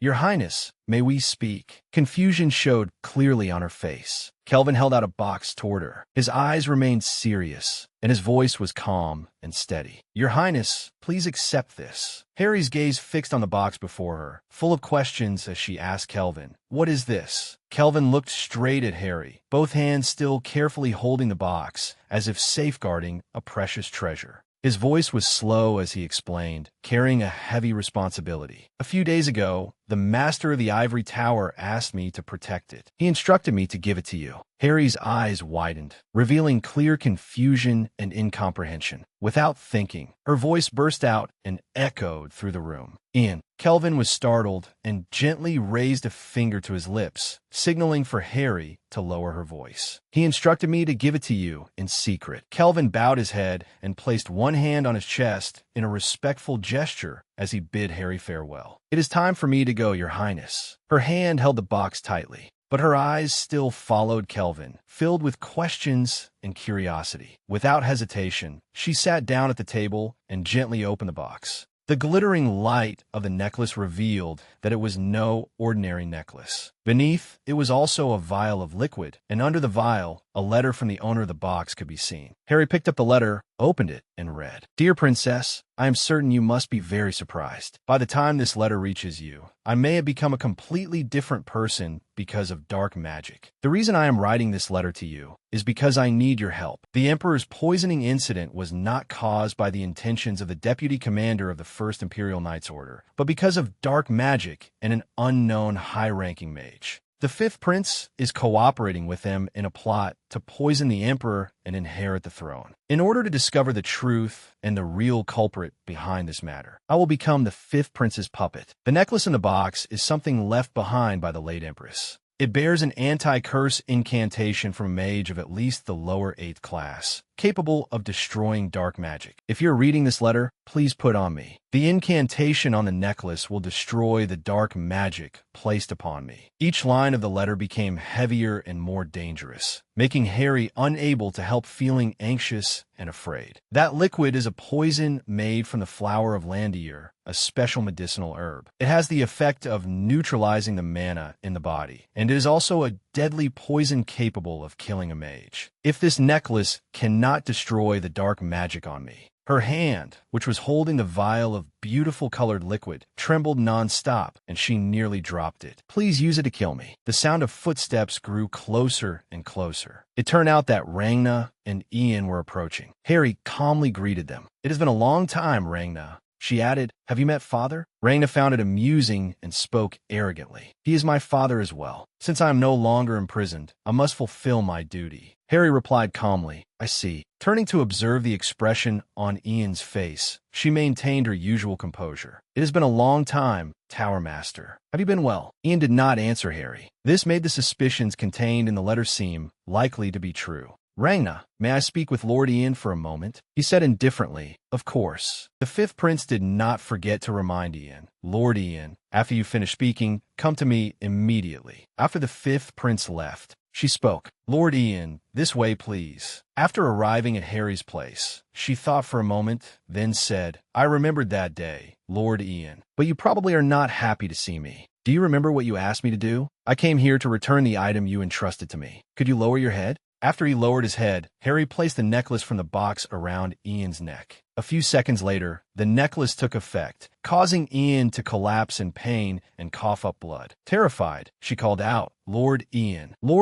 are you all right? The power of the anti-curse incantation from an 8th class mage was truly immense. After a few seconds, the dark magic within Ian was completely purged. He gradually realized that the person sitting anxiously before him was Her Highness the Princess. Knowing that the dark magic had been removed, Harry was overjoyed and hugged Ian. Lord Ian. Ian was quite startled when Harry suddenly embraced him and called out in confusion, Princess. Unable to hold back her fear, tears streamed down her face. How could you do that? How could I possibly kill you? Ian remembered the beautiful colored vial of liquid. That, he answered Harry honestly. I thought I had to risk my life in order for you to believe what I said, but I'm glad the dark magic was destroyed smoothly. I was rather worried that the incantation in that necklace might not have any effect. Hearing this, she became quite angry that Ian had dared take such a risk. What? You were not certain whether that incantation would work, yet you still did something so dangerous. Recalling the countless dangers he had experienced before, Ian could only feel extremely fortunate at that moment. There are times when taking a risk creates a miracle. That is why I am able to exist here. Seeing Harry sitting opposite him in concern, he felt rather guilty and comforted her. Thank you for trusting me, Princess. She was extremely glad that Ian had been saved from the dark magic. No, I am so happy you have returned. Harry reached out to help Ian stand and said, there are many things I want to ask you. First of all, did you discover anything? Ian knew this was the right time to tell the princess about this extremely important matter. Princess, the power of the Order of the Dragon is truly far greater than I imagined. The leader of the Order of the Dragon is the Ivory Tower Master, Aber Leon. Its high-ranking members are also nobles with great power and status. Even Demphin Maurice, who has served His Majesty for decades as commander of the Imperial family's knights, is an accomplice. She could hardly believe what he had revealed. She never imagined that someone trusted by the entire Imperial family would do such a thing behind His Majesty's back. What, Sir Demphin? Ian continued. The cult leader of the Order of the Dragon is the one nicknamed the Dragon Man. He is the person everyone believed had vanished 300 years ago. He can transform into a human form and easily use 8th class magic like a high-class mage. He recounted in great anger. The fifth prince released the last Dragon Man, who had been sealed away by Michelle Green River and colluded with him. She found it both unbelievable and frightening, her entire body trembling uncontrollably. Oh my goodness, how could Rangna be so foolish? He quietly voiced his own conjecture. It seems this is something he has been planning for a very long time. The goal of the Order of the Dragon is not to inherit the Imperial bloodline, but to start a war in order to seize territory. The Imperial castle has now fallen into the fifth prince's hands. Therefore, at present, poison is not the only thing threatening the princess's life. Princess, please do not trust anyone and stay by His Majesty's side at all times. Harry was deeply worried for his safety. What about you, Lord Ian? To reassure her, Ian chose to reveal the plan he had already devised to deal with the fifth prince. I will continue pretending that I am being controlled by dark magic and remain close to the fifth prince. Although she understood Ian's strength, she was still extremely worried about him. Why would you? He had no choice but to find a way himself. I need to find out how Michelle Green River eliminated the Dragon Man. There are no records of this in the Ivory Tower's library, but if I search the Imperial Castle, perhaps. Harry thought of a diary her father, the Emperor, had given her. Lord Ian, there is something I want to show you. Please follow me for a moment. Ian was extremely curious when he saw the diary. She handed it to him. Here, Harry explained, hoping the diary might be of help to him. This is a family heirloom given to me by my father. It is a first-class relic of the Imperial Mage, Michelle Green River. Perhaps it is a diary recorded by his ancestors over many generations. Ian asked doubtfully, perhaps? Harry said sadly, I'm only guessing because no one has ever been able to open this seal. According to the documents left behind, Lord Michelle Green River was a fifth-class mage, but the seal on this diary is magic far more advanced than that. Harry handed the diary to Ian. Can you undo this seal? Ian answered Harry anxiously. I will try. Ian thought of the best method he could attempt. If I pour mana into the diary and try to read it, just as he had hoped, he learned what was written on the diary. This is the language of dragons. Harry was overjoyed. The seal has opened, Lord Ian. Please try reading it. He began opening the diary, reading its recorded contents, and explaining them to her. This truly is a record left behind by the ancestors, beginning after the war against the Dragon Men. Its contents mainly commemorate the mages and knights who sacrificed themselves for the kingdom, and describe plans to leave the ruined lands and rebuild the Ivory Tower. There is also research here on methods of casting magic. One word in the contents caught his attention, and he knew that word. Fawn. Ian was puzzled. Why is father's name in here? He continued reading the contents. That evening, Finn came to find me. My intuition told me that I would never be able to meet him again. I will surely keep that promise until the day I die. I have written his final words in this diary in the language of dragons. Suddenly, everything around him became still, and everything lost its vivid color. Now everything, including Her Highness the Princess and the objects around him, was left only in bleak shades of black, white, and gray. Ian called out anxiously, Princess. He guessed, has time stopped? He noticed a dazzling light shining from behind the door. Ian walked over and opened it. Before him was a vast grassland, a land he had never set foot on before.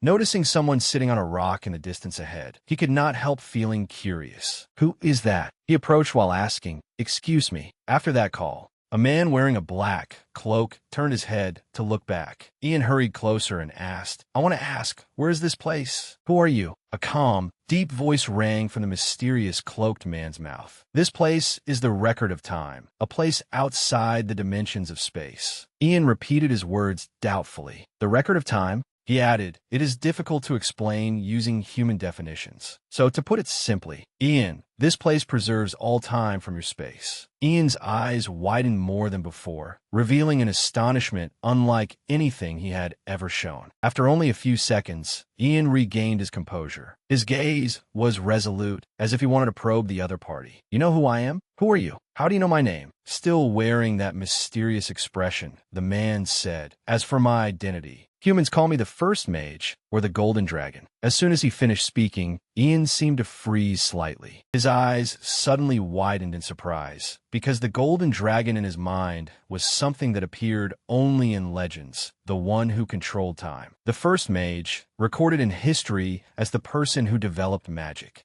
Ian thought to himself, those two are the same person? Before he could remain lost in confusion for long, he quickly heard the other person's voice. The fact that you found this place means you know Michelle. He made a grave mistake. I did not think he would let that dragon man live. Recalling the past, he continued, I do not understand why he allowed that thing to live in this dimension. At that time, he had wondered whether it was sympathy or a form of revenge. Human emotions were unbelievably complicated, yet exceedingly precise. Ian's face was full of confusion. Wait, what are you talking about? What in the world is your relationship with Michelle Green River? The mysterious man answered gently. We were very close. After all, I was the one who granted him the power to destroy the Dragon Men. Ian's legs, which had always been firm, suddenly faltered for a moment, but he spoke with great calm. If what you say is true, let me ask you one thing. Ian's clenched fists tightened more and more as he asked, why did you not do it yourself, instead of giving that power to Michelle Green River?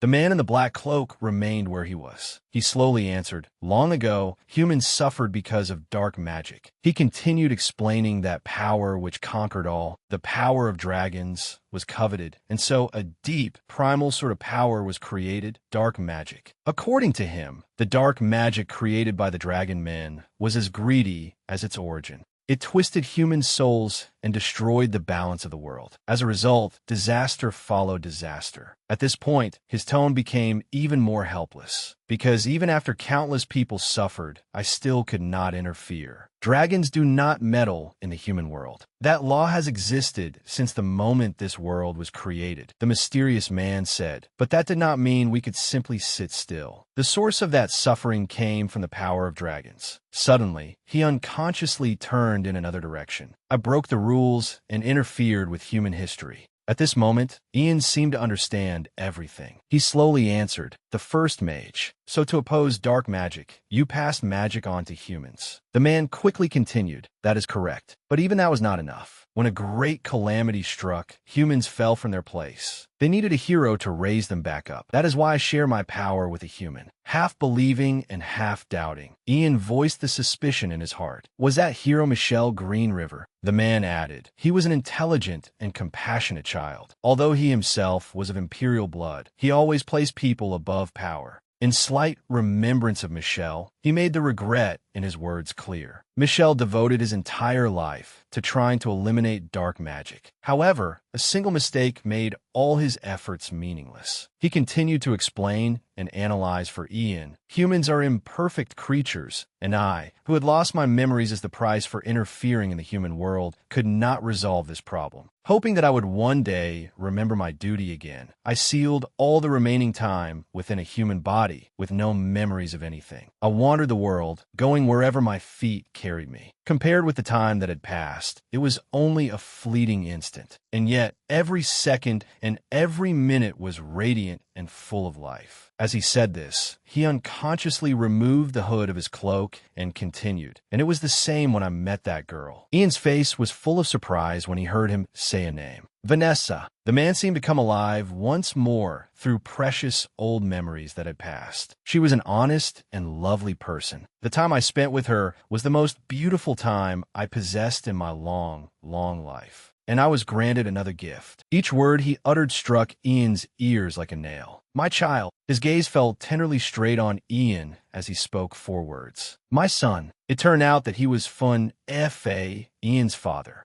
But Ian seemed frozen in shock. His body trembled as he said, please do not say such nonsense. My father died a very long time ago. Hearing this, Fun admitted, that is right. Fun F.A. is dead. The only thing remaining here is a soul that has lost its body and no longer truly exists. I have been waiting to meet you. Ian clenched his fists and replied sharply, what you have done was not merely waiting. At that moment, he seemed to release all the resentment in his heart and shouted in Fun's face, why did you leave? Because of you, mother. He spoke patiently to Ian. There are certain goals that must be pursued for an entire lifetime. Fun explained further. As time passed, the seal gradually weakened, and my memories began to return as well. I realized what I had to do. It was to completely eliminate dark magic, the plague of this world, and protect the world where you and Vanessa live. But the time I had was far too short. He said, it was inevitable that I had to leave my family. At this moment, Fun faced Ian and said, it seems that in this life, you are going through a difficult time. I hope you can find the life and happiness you desire. A trace of hesitation appeared on Ian's face, but he still decided to state the purpose for which he had come here. I did not come here to talk about that. Although Ian had not yet stated his purpose, Fun quickly understood. You are searching for the power that can eliminate the Dragon Man, are you not? Fun continued, the power you seek is already within you. That is because I left my power to you when I left Vanessa. Ian hesitated but still spoke. Power? Fun answered, That is right. He spoke with a face full of confidence. The language of dragons that you use and understand. Do you truly think that is simply because you are a high-class mage? Ian silently thought. Now that I think about it, when was it? Since when was I able to use the language of dragons? Finn suddenly stepped to Ian's side. Now, I will awaken the power sleeping within you. But before that, he added, we had best take a look at it first. At that moment, Ian's expression was still dazed from the overwhelming amount of information he had just heard. After saying that, Fawn's hands gradually emerged from beneath the cloak, drawing closer and closer to Ian. Then he said, I will awaken your latent power. Fawn slowed slightly. But we should look at this first. Ian's eyes showed a hint of astonishment upon hearing those words. His father continued, relieving that tension. The life you truly desire, yet have not realized. A sudden surprise struck. In an instant, Finn sent his subconscious into somewhere in the future. Ian struggled to open his eyes, and a fresh breeze brushed across his body. At that very moment, Ian suddenly realized that he was sitting beneath the shade of a very large tree. After a few seconds of composing himself, as if by natural reflex, he murmured, "Where is this place?"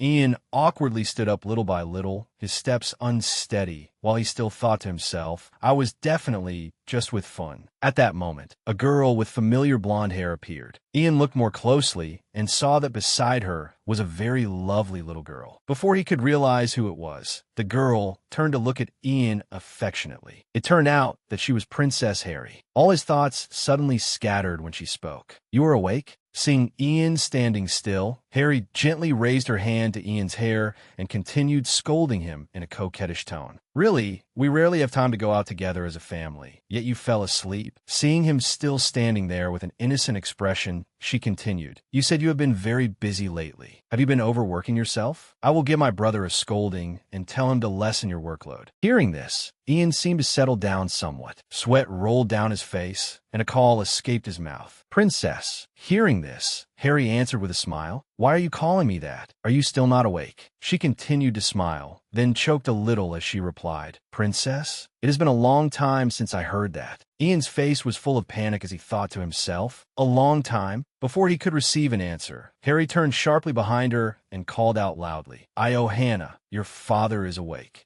Her voice grew louder. Come here and hug your father. Hannah seemed to receive the signal from her mother, hurriedly stood up and turned around. The little girl's clear voice rang out in a call filled with happiness. Father! Hannah ran as fast as she could toward the two of them. As she ran, she shouted loudly, Papa! Hannah hurried over, wrapped her arms tightly around Ian's leg, and nuzzled against him in a spoiled, affectionate way. Ian stared down in a daze and answered softly, What is it? Harry suddenly looked at Ian in confusion, then asked in bewilderment, Why are you standing there so blankly? As she spoke, her eyes shifted down toward their daughter, as if signaling Ian to pick Hannah up. At that moment, his hand was already resting gently on Hannah's shoulder, and the little girl slowly lifted her face to look at Ian. Then Hannah buried her face in his arms, as if searching for affection. She hugged Ian tightly and called in a soft voice, Father. Ian's eyes stung, and tears had already appeared in them. He raised his hand and patted that small back, as if soothing Hannah and letting her feel safe. At the same time, Harry, standing beside the father and daughter, also smiled with contentment. It was a family overflowing with love, ordinary yet happy. In the blink of an eye, that warm embrace turned into an empty, boundless void, and a sense of loss was etched across Ian's face. Ian slowly looked down at his own hands.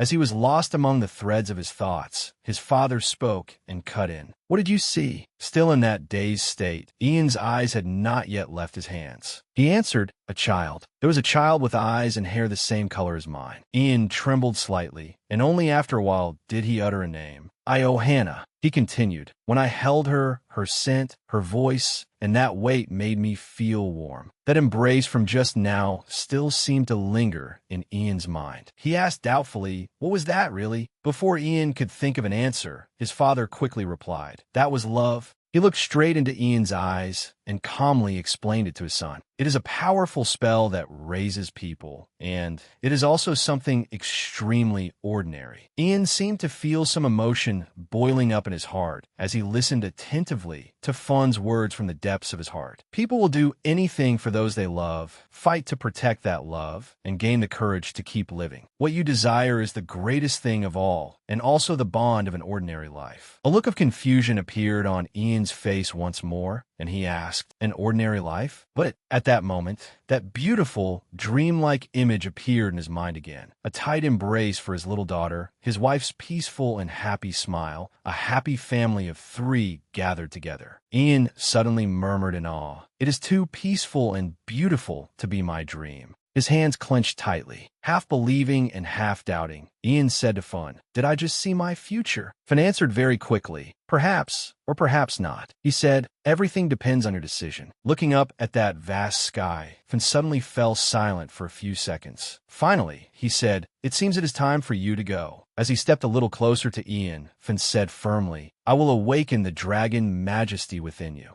With that, his hand slowly came to rest on Ian's hair. Fun hesitated for a moment, then said, "With this final authority, I hope you will accomplish the things I could not." At last, that hand touched Ian's head, and a current of energy flowed into his body. Ian widened his eyes, as if he had sensed something. He thought to himself, "Fun Fa's memories are being transferred to me." Ian exclaimed, "This is..." A magnificent scene suddenly appeared. That ancient divine beast appeared again, enveloping his father's body. But this time, it was not amid countless twinkling stars. Instead, it was within an ultimate light, a radiance so brilliant it could easily blind anyone's vision. At that moment, Fun looked at Ian with eyes full of affection and said, "I will always be with you." After saying that, he seemed like a child who had finally poured out everything in his heart. "I love you." At that moment, Ian's emotions seemed to burst. He looked toward his father, while those 2 words still echoed. "Forever." A flash of light obscured Ian's vision, and the image of his mother stroking his father's hair appeared before his eyes. Before he could see it clearly, Ian was awakened by a loud call. Harry's familiar voice rang out. "Lord Ian, are you all right?" He asked himself inwardly, "What is this feeling?"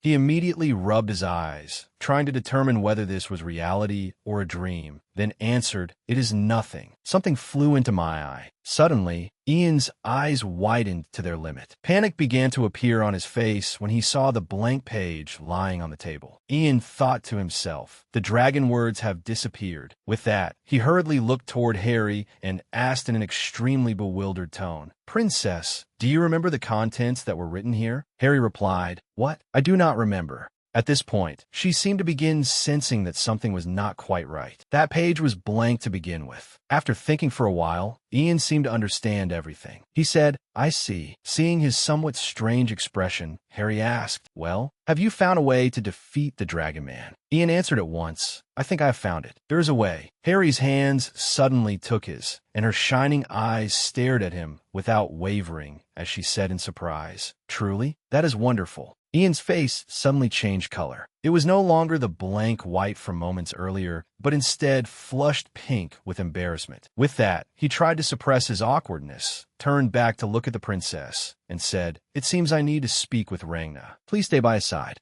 The princess's reluctant expression said everything. In a regretful voice, she asked, "Can I not help?" With a gentle smile, Ian softly replied, "Please take care of yourself. I will be fine. Once everything is over, I will return." Harry held his hand tightly with both hands, lowered her head, and gave him a reminder. "You must come back." Ian's tenderness filled the entire room as he answered warmly, "I promise." The scene changed. The sound of someone's footsteps echoed through the corridor. A man's urgent voice suddenly rang out behind Ian. "Ian, think it over carefully." The voice drew closer and louder. It was Ronald. His brows furrowed as he began to advise him. "Even though the war has ended and the continent has been united, small disputes are still breaking out constantly. Our empire needs an 8th-class mage hero." Ronald reached toward Ian's back and continued speaking. There is still so much you must do in the ivory tower. Do you truly want to throw all of that away? As if both reminding and warning him, Ronald exclaimed, there is no way His Majesty will ever allow you to leave. At that moment, Ian's hands clenched with determination. He gritted his teeth, turned toward Ronald, and replied, whether he permits it or not, I will leave this capital region. I have also finished preparing the necessary procedures for Lord Ronald to become the next master of the ivory tower. A look of helplessness appeared on Ronald's face, and he cried out weakly, Ian.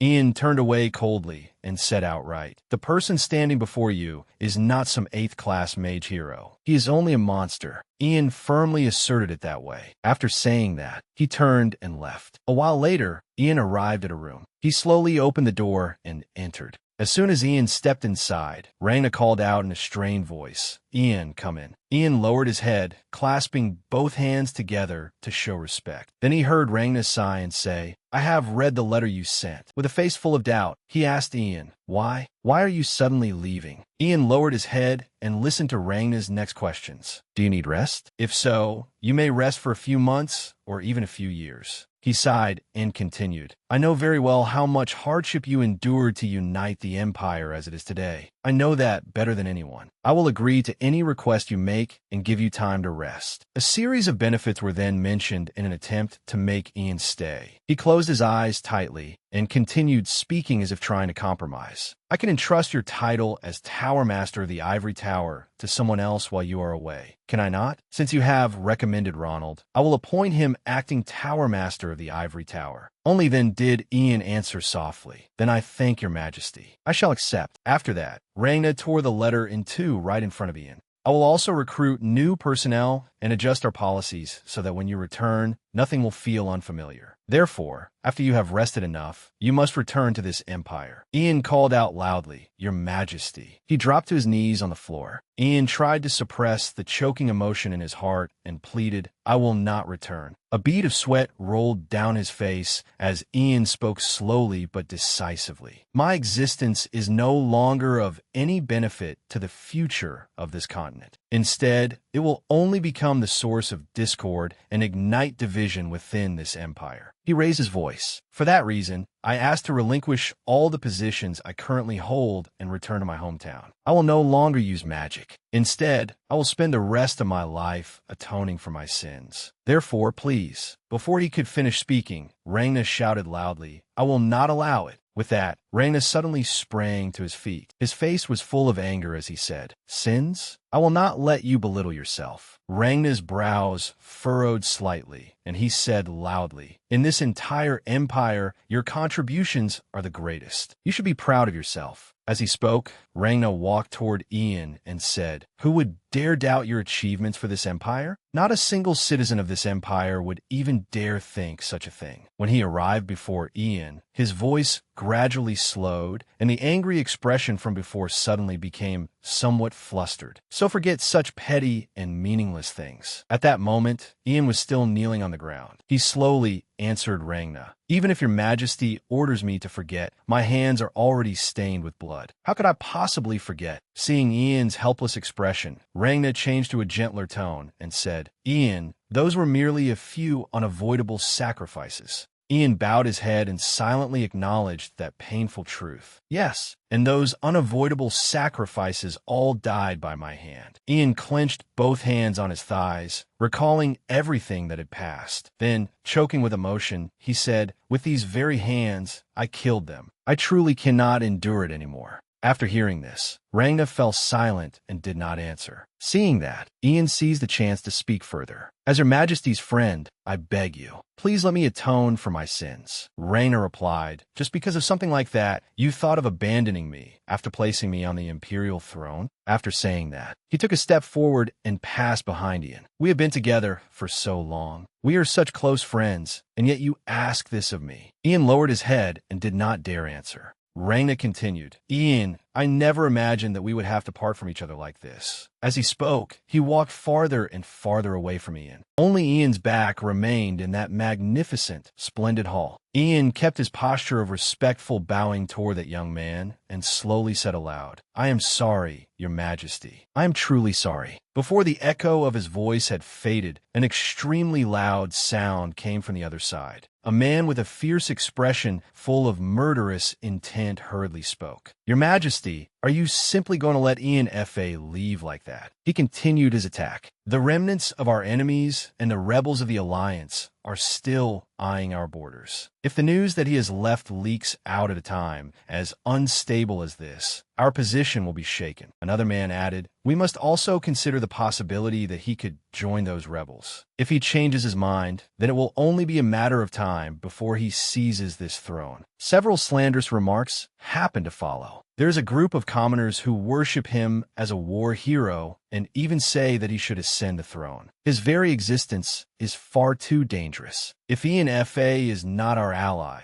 then we must kill him. The scene changed. At that time, Rangna was sleeping in his room when he suddenly woke with a start. His hand clutched his chest as he breathed rapidly without stopping. Then he raised a hand to touch his head, which ached as if it were splitting apart. Rangna called out, "Is anyone outside?" A servant quickly cracked open the door and replied, "Yes, Your Majesty." Rangna immediately ordered, "Summon the royal alchemist, Douglas Hammond, here." Soon after, Douglas arrived at Rangna's bedside. "How effective was the medicine you took this time?" He continued asking, "Are you still unable to sleep?" Rangna held the bowl of medicine in his hand and answered blankly, "Nothing has changed at all. In fact, I feel the situation is gradually becoming worse. I hope you can give me an even stronger medicine." Douglas looked at Rangna with a somewhat displeased expression. "Your Majesty, that medicine contains herbs that can be addictive. If the dosage is increased any further, it will affect your health." He explained further, "And medicine only treats the symptoms, not the root. What matters is that Your Majesty must resolve the root of the problem." After hearing this, Rangna froze and repeated those words. "The root of the problem?" While he was still thinking, Douglas quickly answered him, "The cause that prevents Your Majesty from falling asleep." At that moment, Rangna suddenly laughed loudly. "That is not something I can resolve alone." Holding the bowl of medicine in his hand, he confessed further, "I am very afraid, because that old friend has left me. I am afraid he may betray me and take this empire."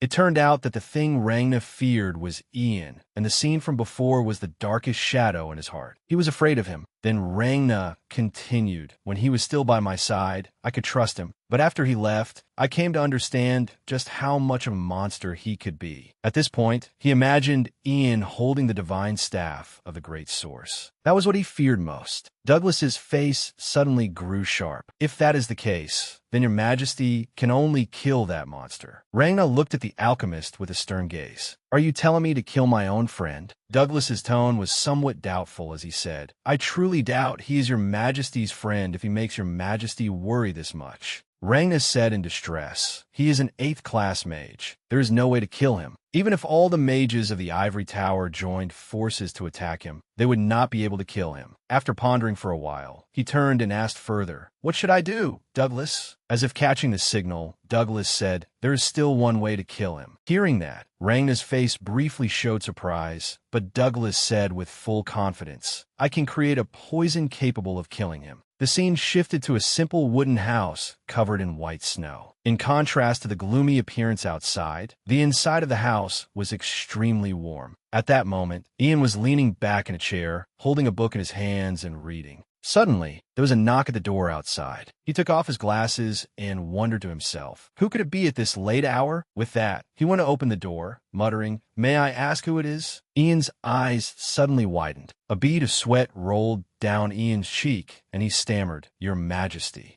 Across from him, a familiar face appeared clearly. It turned out to be him, Rangna. He spoke first. "It has been a long time, Ian. May I come in?" Ian's expression was full of worry. He asked, as if searching for an answer, "Why has your majesty come here?" Rangna raised the corner of his mouth in a smile and answered calmly, "Even though you resigned and withdrew into seclusion, we can still meet like this from time to time, can we not?" He held a bottle of wine in his hand, gripping it firmly as he said, "Not as master and servant, but as friends." It seemed Ian gradually lowered his guard. He gestured one hand toward the house, as if inviting Rangna inside. Ian said happily, "You are always welcome, your majesty." With that, the two of them slowly stepped into the house. Ian quickly took the glass in his hand and slowly walked over to Rangna. Half joking and half serious, as if trying to probe further, Ian asked, "You do not like drinking, your majesty. Why did you bring this here?" Rangna calmly replied, "Drinking a little once in a while is not so bad." I suddenly became curious about my friend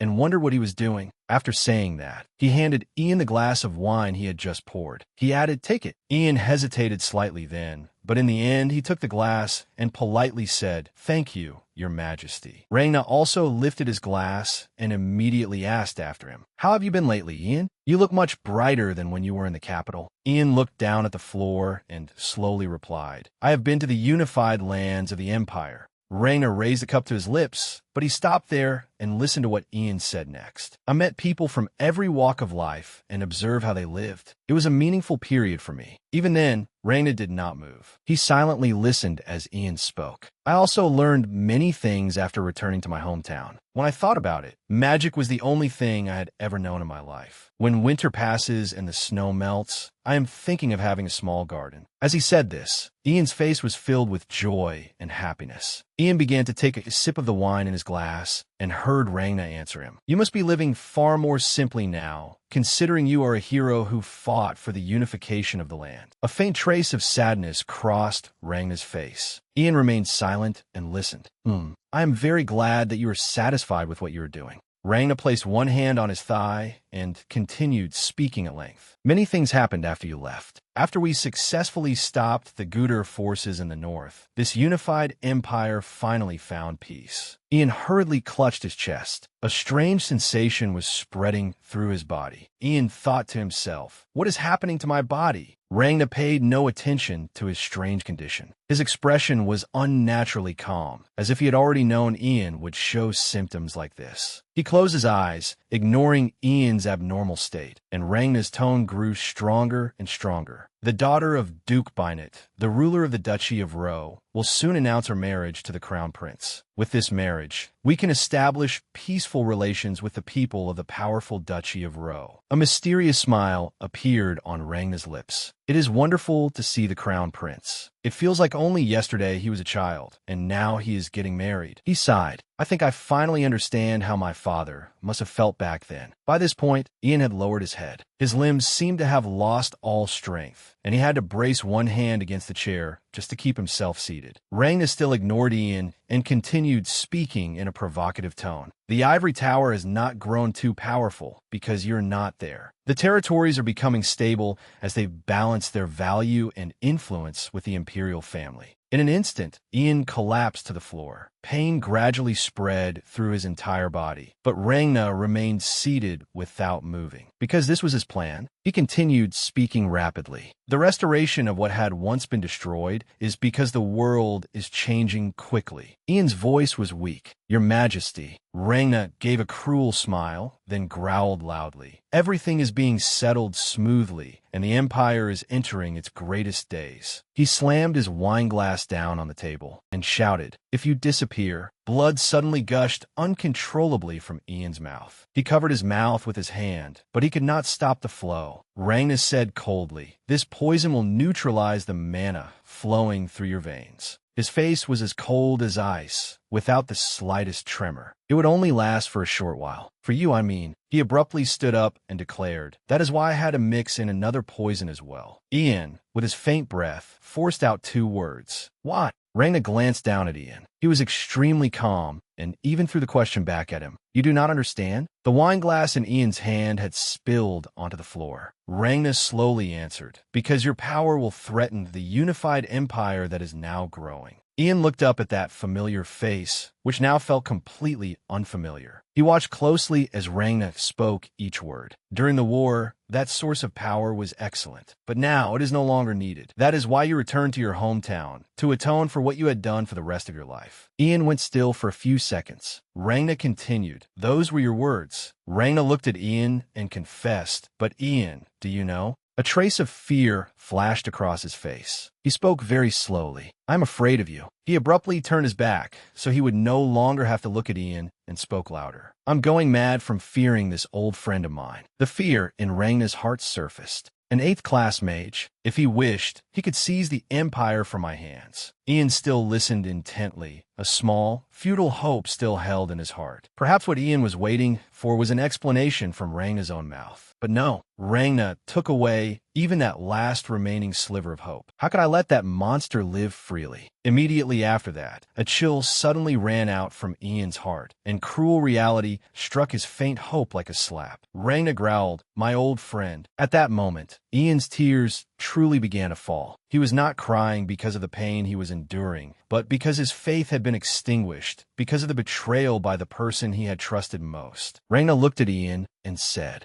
"Please do not forgive me." After saying that, he turned sharply and left the house, leaving Ian behind with countless emotions buried in that home. As soon as he went outside, Rangna said to Duncan, who had been waiting there, "Burn it all." The next second, flames blazed up and spread, engulfing the entire house in the middle of a night filled with snow and mist. Rangna coldly walked a few steps away, leaving Ian's house to burn to ashes. Just as he had moved some distance away from the fire, Rangna suddenly turned his head and looked back. A sorrowful look flashed through Rangna's eyes, as if he had just lost something very important. Then Duncan spoke, "Your Majesty, we will take care of the rest. Please return to the carriage." Duncan froze for a moment when he saw the sight before him, because he had seen a tear streaming down Rangna's face. Rangna thought to himself, so this is how we part? He deceived himself with words he believed were sincere. I truly hate this ending. Returning to the present, on a peaceful morning in the Imperial Palace, Ian was walking somewhere.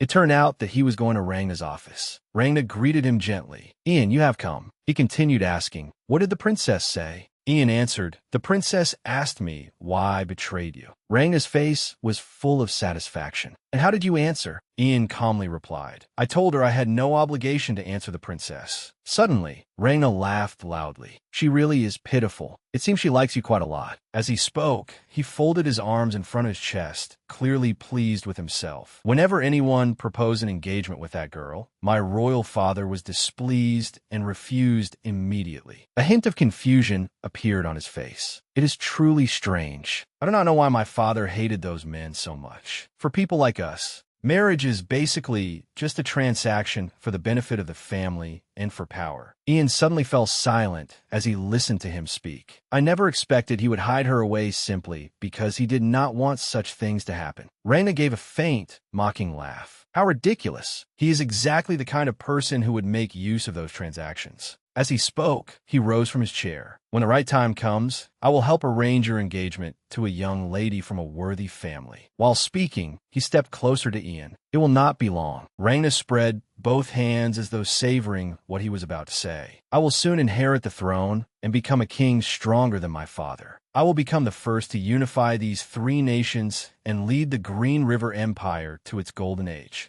At that moment, endless greed was written clearly across his face. Rangna stood close to Ian and said, "That is my intention." Then he patted Ian on the shoulder. "Please stay by my side at this great moment." His self-satisfied voice echoed throughout the room. "Now you belong to me. You will not regret swearing loyalty to me." At that moment, Ian answered, "Fifth Prince." After saying that, he placed one hand on Rangna's arm and declared, "I have already witnessed it." A scene appeared before Ian's eyes, within the image he was thinking of. He stood beside Rangna, surrounded by cheers. Ian emphasized each word he was about to say. The solemn moment of seeing the Green River Empire become a unified empire. Then, with firm conviction, Ian cried out, "Beside a great king." Rangna frowned, his expression blank, as if he did not understand Ian's meaning. He asked Ian again, "What do you mean?" Ian slowly replied, I gave up everything I had for the king and for this empire." because those two things were my life. A somewhat expectant look appeared on Ian's face. He said to Rangna, "But this time, I have found it, the life I truly want." Hearing this, Rangna seemed to freeze. He immediately asked a question to prove his own suspicion. "Do not tell me. You have undone the dark magic? How could you possibly?" Ian, with a calm face, answered softly, "I am sorry to tell you this, your majesty." Ian revealed more. The only person in the past, the present, and the future. Rangna clenched his teeth as he listened to the rest of what Ian was about to say. At that moment, Ian suddenly knelt on one knee, as if offering his final respect to a friend and also a master. The person who trusted me the most, who showed me absolute respect. The image of Ian kneeling before him appeared in Ian's mind. He continued, "And also the person who drove me to despair." Ian spoke loudly. "Rangna, come find me." Ian placed his hand before his chest in salute. "I will wait for you at the ivory tower." In the very next second, Ian vanished before Rangna, leaving him with countless doubts in his heart. Rangna angrily clenched his fist and ground his teeth. It seemed he truly could no longer restrain himself. A while later, Rangna hurriedly shoved open a door and entered another room. A man inside asked in surprise, "Fifth Prince, what is the matter?" Rangna shouted as if he had gone mad. "Bring the commander of the 1st Imperial Knights Order here at once. Gather the knights and prepare the fastest horse for me. And find Avantis." At the same time, at the ivory tower, the wind and snow were raging outside. Only Ian sat blankly beneath the steps. He was thinking to himself, "It was no coincidence that I came to this place in my previous life." He murmured to himself, "You were watching me, always keeping your eyes on a wanderer like me all this time." My life was filled with regret and hatred. In his mind appeared the image of someone who looked quite similar to Ian, holding a scepter as he traveled everywhere, before finally stopping at the ivory tower. "It was you who brought me to this place to give me one more chance." Ian was overwhelmed. He understood everything his father, Fun, had told him. "The final memento you left behind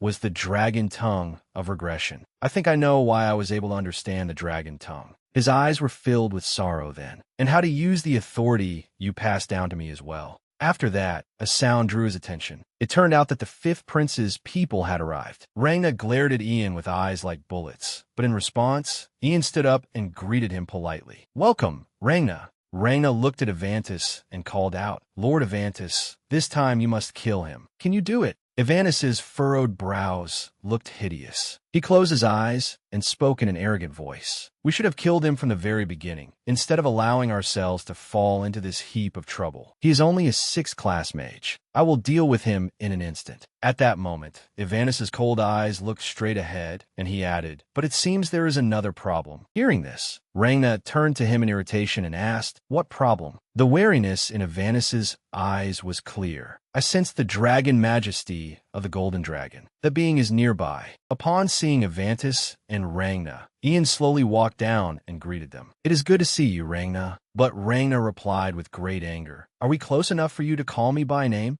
Anger and jealousy had seized his reason then. "Ian F.A., you are mistaken." His tone was terribly twisted. "Do you think the Crown Prince can rule this empire? What this empire needs is a rational and powerful emperor. That fool has no right to shoulder such a responsibility." Rangna's eyes revealed stronger envy and resentment than ever before. If he had been aware of his own position, he should have given up long ago. What does he get the right to rely on our royal father's affection and strut around everywhere like that? A lowly insect like him. Witnessing the mad outburst from his close friend, Ian could do nothing but try to calmly listen as Rangna continued. "He is enjoying, as if it were only natural, everything that should have belonged to me." His reason had been seized by dark magic. Only dark thoughts remained, pouring out through all his deranged words. He shouted loudly, "I will never acknowledge him. I am the one who is qualified. I am the one who will become emperor." After listening, Ian calmly explained, "Dark magic is always waiting for a chance to occupy the human soul, and your majesty is no exception. You have lost the powerful judgment you once possessed, and those words have completely revealed your true nature."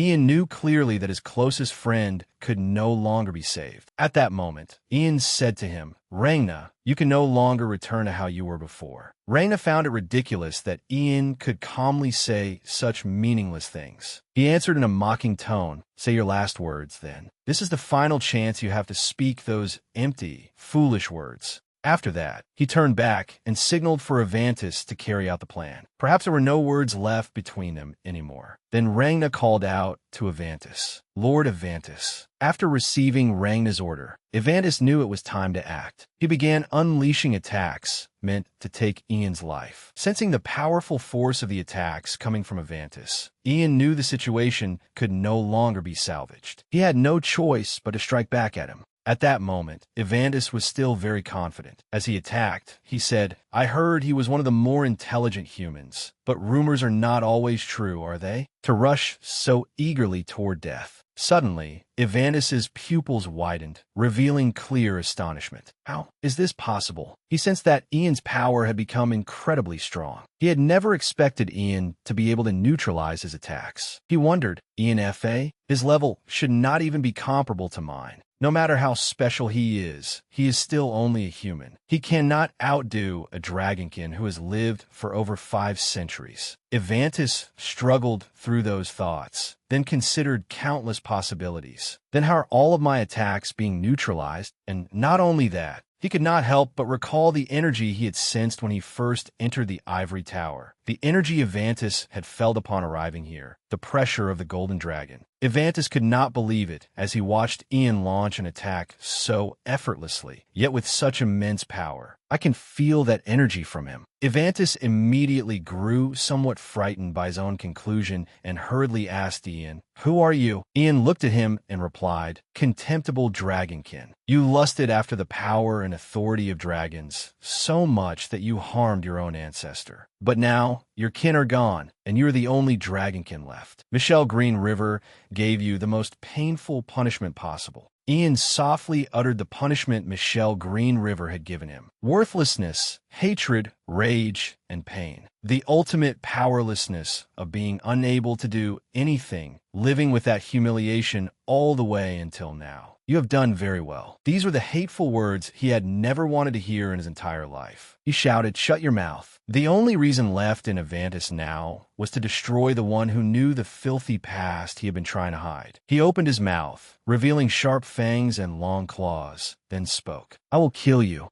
In contrast to that fury, Ian spoke gently to Avantis. "In the end, I will send you back to your own people with the very power you spent your entire life seeking." He felt an immense power far beyond what he could endure. With the power of the dragon race, Ian softly commanded, "Avantis, last descendant of the dragonkin, die." His eyes went wide. "What did you say?" Avantis could not believe it as he stood before Ian's power. He truly could no longer control his own body. His hand no longer obeyed his will, and instead harmed his own body. The long sword pierced straight through his burning chest. With the last of his remaining breath, he forced out a question to Ian. "Why do you have that power?" The pages of Ian's memories opened. His life in his previous lifetime was like a novel. He remembered the first time he met Rangna. The next page turned. That meeting may have been a carefully calculated move, but the fact that Rangna approached him had meant a great deal to him. In the end, that sheet of memory turned back to the very first page, to that fleeting moment. It was precisely then that all the tragedies he had endured began. He still remembered what Herbert had said to him then. "Feel honored, Ian." Speaking in a superior tone, he said, "This is the first time he has ever approached someone on his own initiative. He has also promised to provide any resources currently available to develop your potential, because he has judged the talent you possess very highly."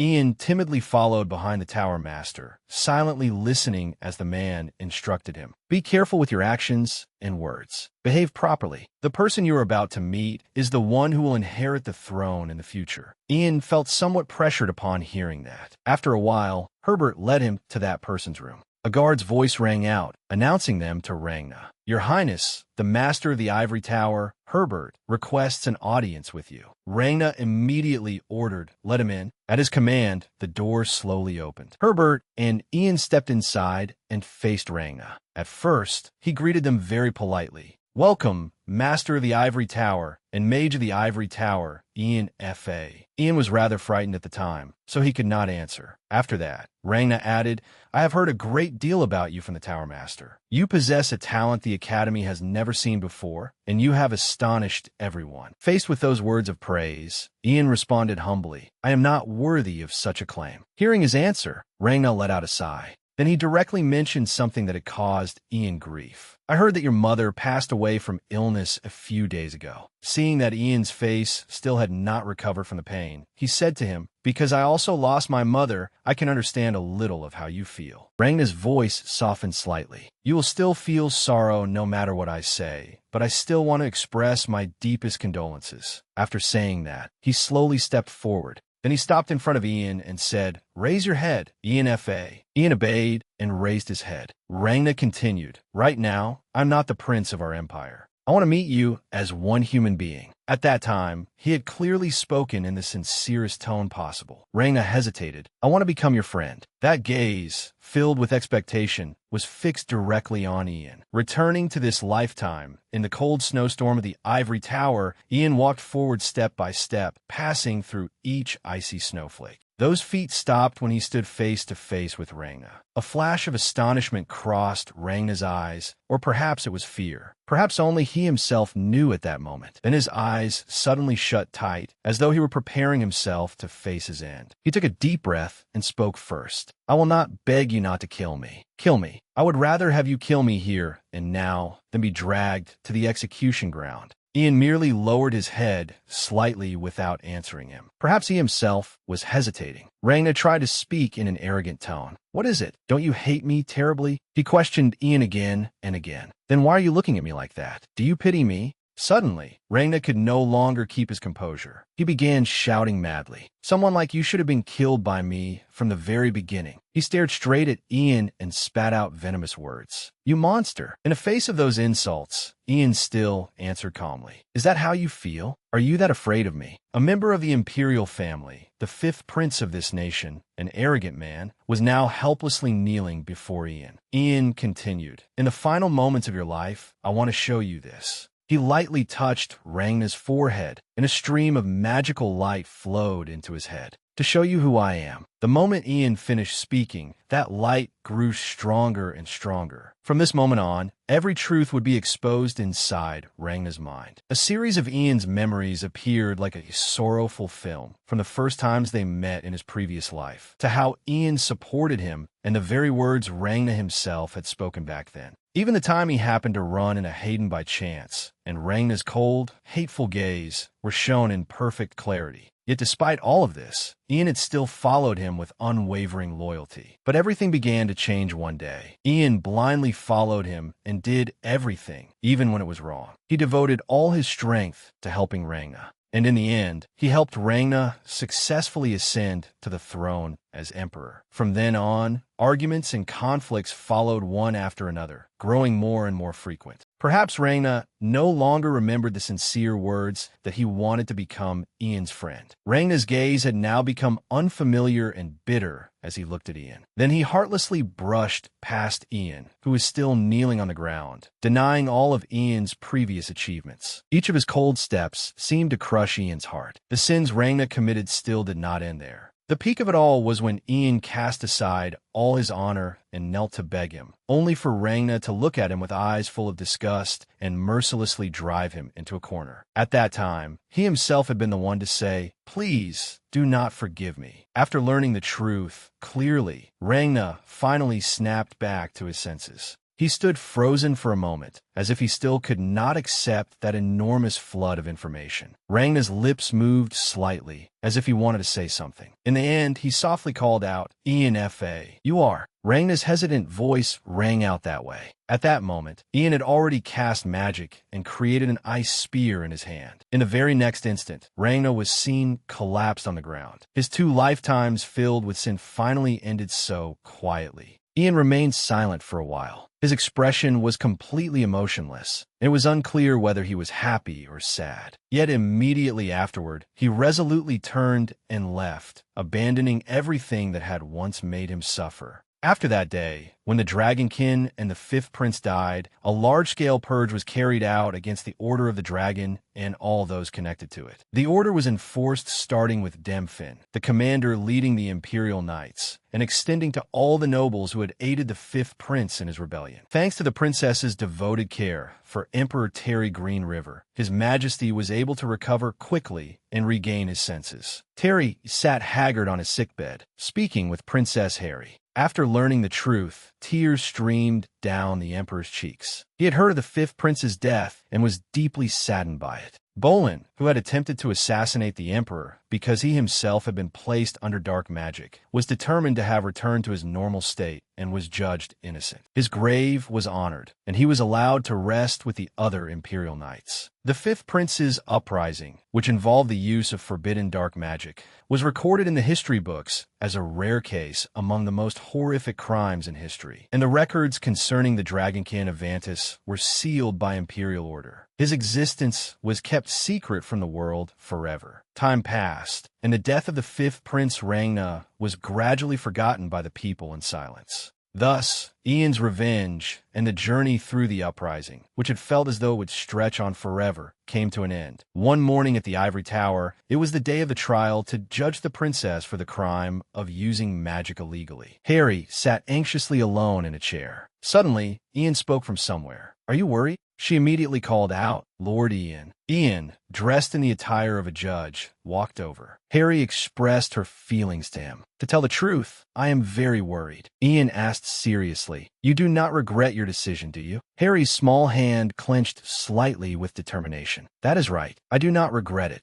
Her resolute gaze said everything. "I no longer want to hide it. I want to help people with my power." Hearing the princess's firm answer, a faint smile appeared on Ian's face. Then he bowed slightly and said to her, "Do not worry, Your Highness. Everything will be all right." At that moment, the door to the courtroom opened. A low-ranking mage announced, "Master of the Ivory Tower, Your Highness, please come inside." After a while, the trial finally began. Harry, as the one being judged, also stepped forward to present herself. Once Harry stood before the defendant's stand, an announcement rang out. The trial to decide what is to be done with Princess Harry Green River for the crime of illegally casting and using magic will now begin. Ian sat in the highest seat and quietly looked at her. He spoke in a stern voice. "Before the trial begins, I have something to say." Then he suddenly rose and afterward walked to Harry's side. Ian said bluntly, "I am connected to the charges against Her Highness. Therefore, I cannot preside over this trial. I will have Lord Ronald and Dacre preside over the trial in my place." After Ian's words, everyone present at the trial immediately began murmuring among themselves. Dacre shouted in astonishment, "What are you suddenly saying?" Faced with that question, Ian placed his hand over the left side of his chest and stated clearly, "I am one of the people who taught magic to Her Highness." Ronald said calmly, "Please explain the details to us." Only then did Ian slowly recount everything. "I knew that Her Highness was a mage 6 years ago."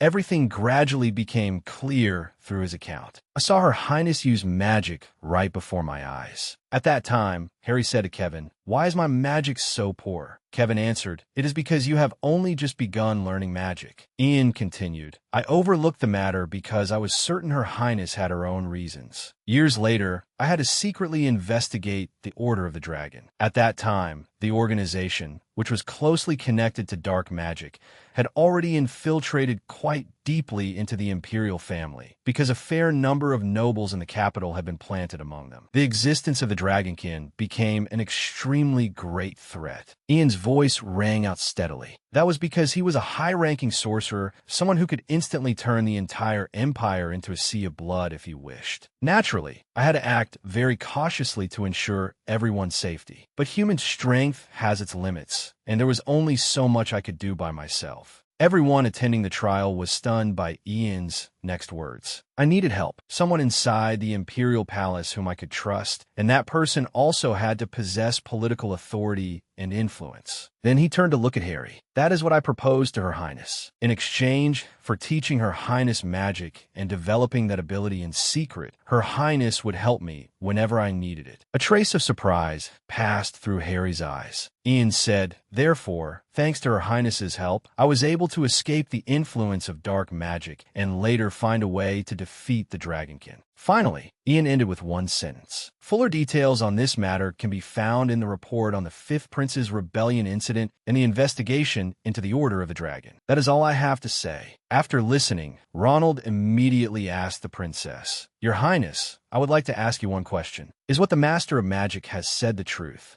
She hesitated before answering, "Yes, it is the truth." After asking, Ronald added, "Now we will give you an opportunity to speak. Please feel free to say whatever you think." Harry was somewhat anxious. She turned her head and looked behind her, seeing the people who had hidden and helped her standing there in fear. Then Harry turned to look at Ian again. Ian answered her with a gentle smile. Harry's cheeks flushed, and her lips moved as though she were resolving herself to say everything. Then Harry firmly explained to the judges, "I am a sinner who broke the laws of our empire. I am prepared to accept whatever punishment is handed down to me." With all her courage, Harry declared clearly, "I do not expect any special treatment simply because I am a member of the imperial family. I wish to receive punishment according to the Empire and the Ivory Tower." However, Lord Kevin and the maids here, who knew I was a mage and hid that truth, are completely innocent. Even when matters had come this far, she still wanted to protect those who had helped her. They were simply obeying my orders and had no other choice, because I am a member of the imperial family. Kevin and the maids were all surprised by the princess's words. Then she continued, "Please consider this special situation and place all the guilt on me alone. I sincerely swear this before everyone from the Ivory Tower." Just as the tension was rising, a low voice carrying absolute weight rang out. No, the princess did nothing wrong. Ian and Harry both turned around in shock at the same time. Even Ronald and Dacre looked in astonishment toward the direction from which that majestic voice had come. The people in the hall were also instantly shaken, because the person now appearing before their eyes was none other than His Majesty, the Emperor of the Empire. Ian asked him with concern, "Are you all right?" Terry answered, "I am fine. It seems it is not yet time for me to die."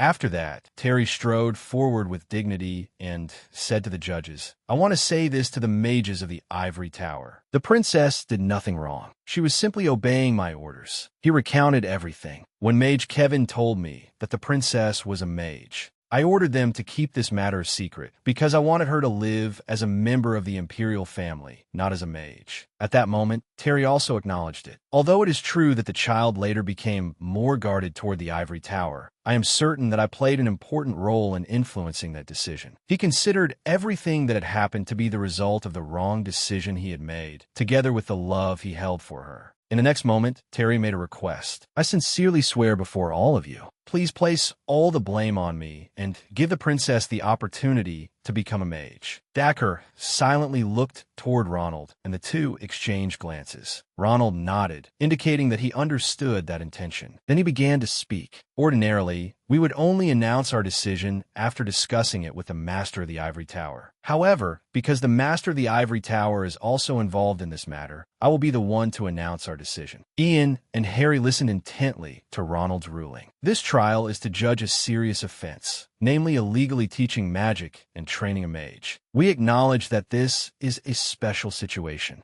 According to Ronald, first, the person who made Princess Harry Green River guarded, the former head of the Ivory Tower, Herbert Leon, was a slave and the right hand of the rebel criminal, Ragna Green River. Therefore, Her Highness's decision to be guarded was correct. He added, "And we have confirmed that Her Highness has not yet gained any benefits through the use of magic. Therefore, it cannot be concluded that Her Highness hid the truth out of personal ambition." Next, Ronald reached a conclusion. In the end, since she had been able to reach the 4th class in such a restricted environment, it was clear that her talent for magic was extraordinarily rare, something difficult to find even if one searched the entire continent. His voice slowed a little, and he spoke each word clearly. Therefore, instead of punishment, the Ivory Tower wishes to give Harry Green River one final opportunity. Ronald handed down the decision. "We will postpone the punishment until 5 years from now. And during these 5 years, we want you to fulfill your responsibilities under the name of a mage of the Ivory Tower. You will be the first to be dispatched on another transformation within the Empire, and through private lectures from the Ivory Tower, you will also be taught everything you were unable to learn at the Academy." Harry froze for a moment when she heard the judgment passed on her. The significance of postponing the punishment was that what happened during those 5 years and the results she achieved would determine what punishment she would receive after 5 years. Finally, Ronald declared in a clear voice, "And so, at this moment, we hereby announce that Harry Green River is no longer a princess of the Empire, but a mage of the Ivory Tower." The judgment came to an end, leaving her deeply happy. One early morning at the Ivory Tower, the morning sunlight glittered against the window frame. Ian was standing beside the window, lost in thought. Suddenly, he heard someone call out, "Lord Ian."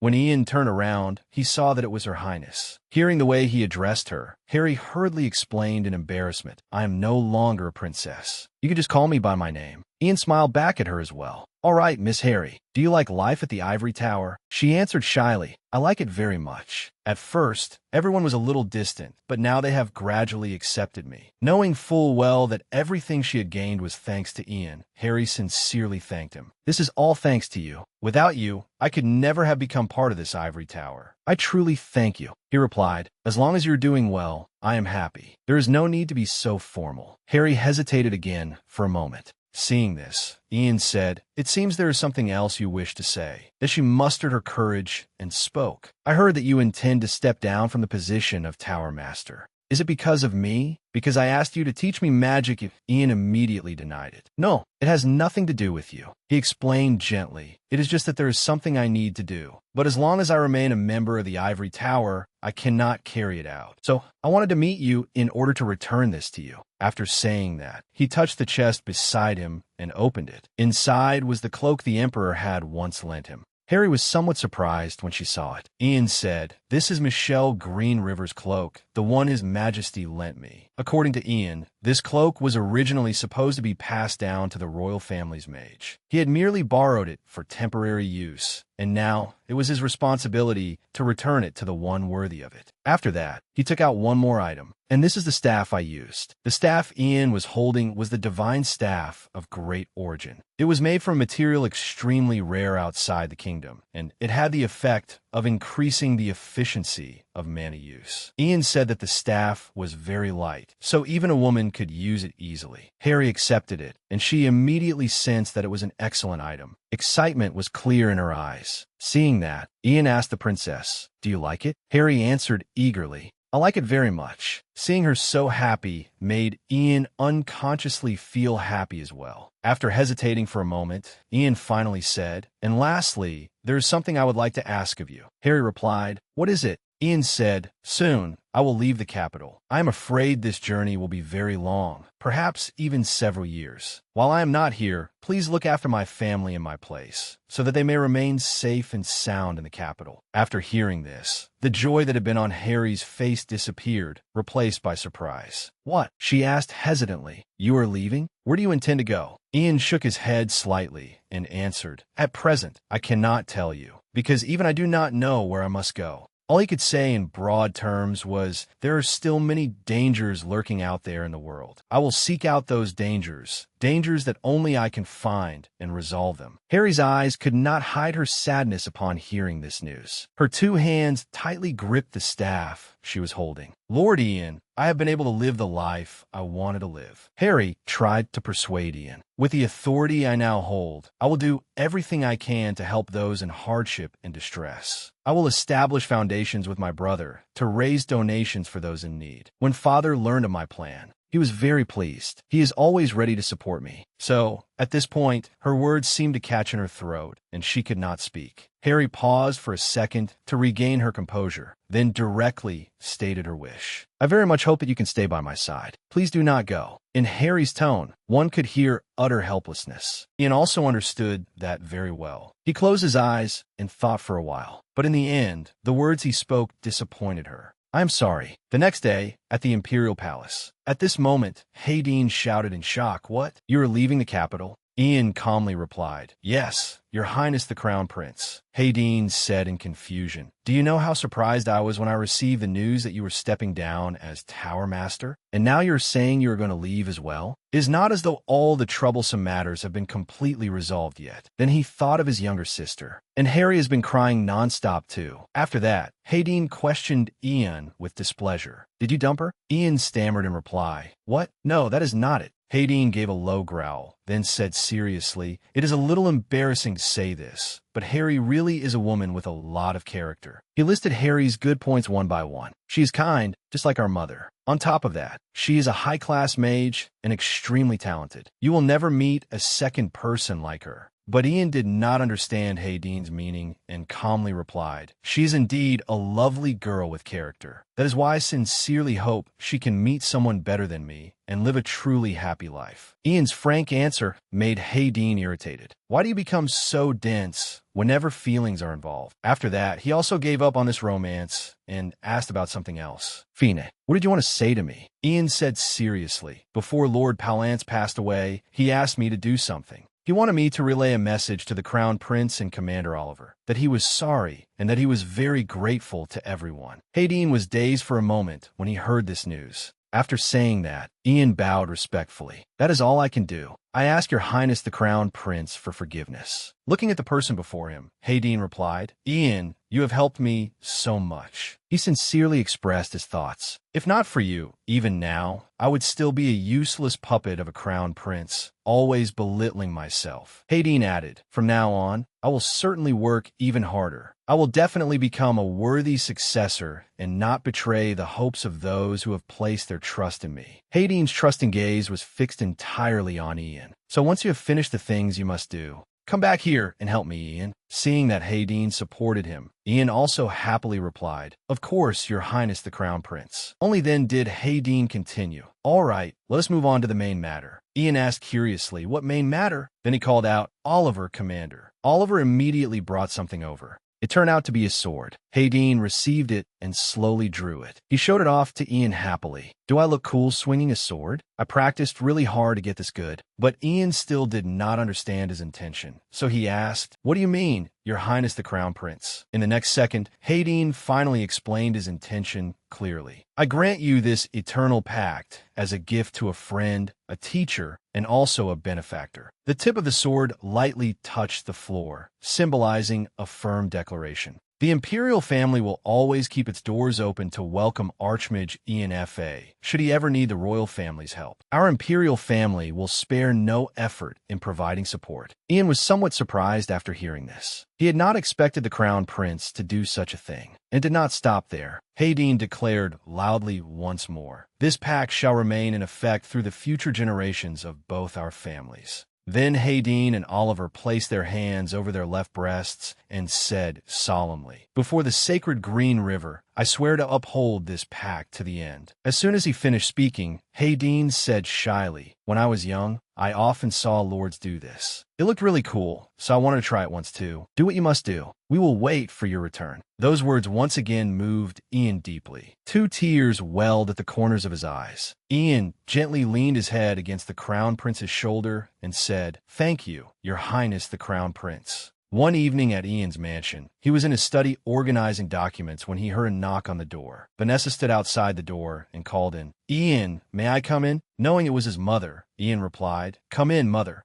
He walked over to her side and said, "Why did you come here, mother? You must still be tired from the journey. Why not rest a little more?" But the moment his hand touched hers, Ian immediately realized something was wrong. He hurriedly asked, "Are you all right, mother? Your hands are so cold, and your complexion does not look good." But Vanessa did not answer. Her whole body trembled slightly, but she forced herself to say, "I am fine." Suddenly, in the very next second, she could no longer endure it and collapsed into Ian's arms, making him cry out in a panic, "Mother!" Then Ian immediately said, "Wait a moment, mother. I will call radio and the doctor right away." Her trembling hands stopped him. "Do not." Vanessa used all her strength to speak clearly. "I only came to welcome you back safely. After seeing you, I could not say a single word." Seeing his mother like this, Ian's heart ached greatly, and he kept calling out, "Mother!" At this moment, Vanessa finally asked, "Ian, must you go?" She recounted, "After returning to the capital, I heard that something had happened to you. Once I heard it, I could not breathe." At that time, she had even been unable to hold back and had burst into sobs.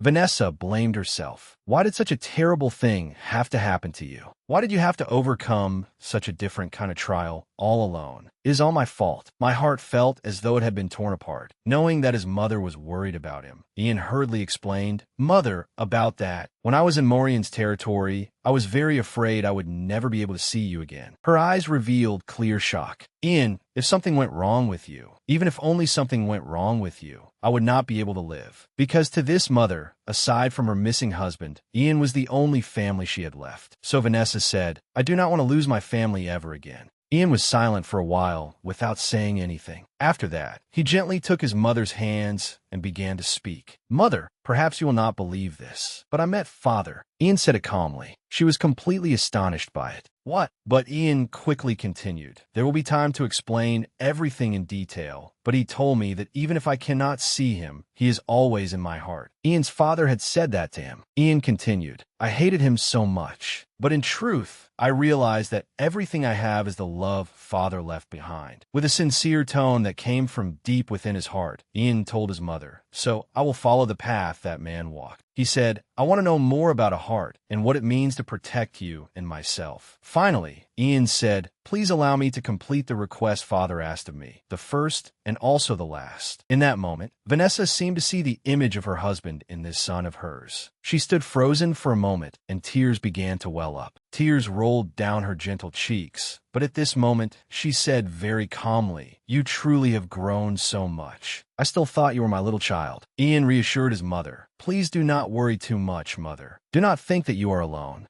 because now there are people who love you very much. Even Ian could clearly see this change. He mentioned Radio. Lord Radio truly is a good person. His heart can be said to resemble a father's love, something I had never felt before. Next is Douglas. With that boy by your side, the atmosphere always becomes brighter. He is a smart and gentle child who knows how to care for people's hearts. Ian looked straight into Vanessa's eyes and said, I hope you will be happy. Then he immediately embraced her tightly. I will definitely return. The two of them spoke to each other without realizing that the door to the room was still slightly open. No one knew when Radio and Douglas had arrived there, but Douglas could no longer hold back and burst into sobs. Time quickly passed, and the next morning arrived. Ian was preparing his luggage and loading it onto the horse's back. At that moment, Radio asked, Are you leaving now? Ian answered him as well. Yes, I think I must go now. This scene felt somewhat nostalgic to Radio. You are only taking one horse? You remind me of when I left Loy Village and met you. He smiled as he recalled, Back then, you were terrible at riding a horse. Ian replied, I am good at riding now. Back then, it was because I was too short. After joking around for a while, Ian brought up the main point. Lord Radio, please take care of my mother. He replied, Please do not worry. I swear on my life that I will protect Madam. Just then, Douglas's clear voice rang in his ears. Brother Ian. Ian still was not used to him calling him that. Douglas, if you address me like that. Douglas took out a pouch and handed it to Ian. Douglas said, innocently, These are mana elixirs and healing medicine that I made. I guarantee they are much better than the products sold on the market. I know you will not get hurt, but just in case something happens, if you need any, send a letter to my mansion anytime. I will prepare plenty of even better medicine. At the same time, Vanessa was also hurrying over. Ian, not yet aware of it, replied, Douglas, thank you. As soon as she arrived, she called out loudly, Ian. Seeing his mother come, Ian immediately called, Mother. As usual, Vanessa thoughtfully brought out a package of bread. Eat this as you travel. I prepared a lot. She carefully instructed him, Do not skip meals. Always take care of your health. Write to me often.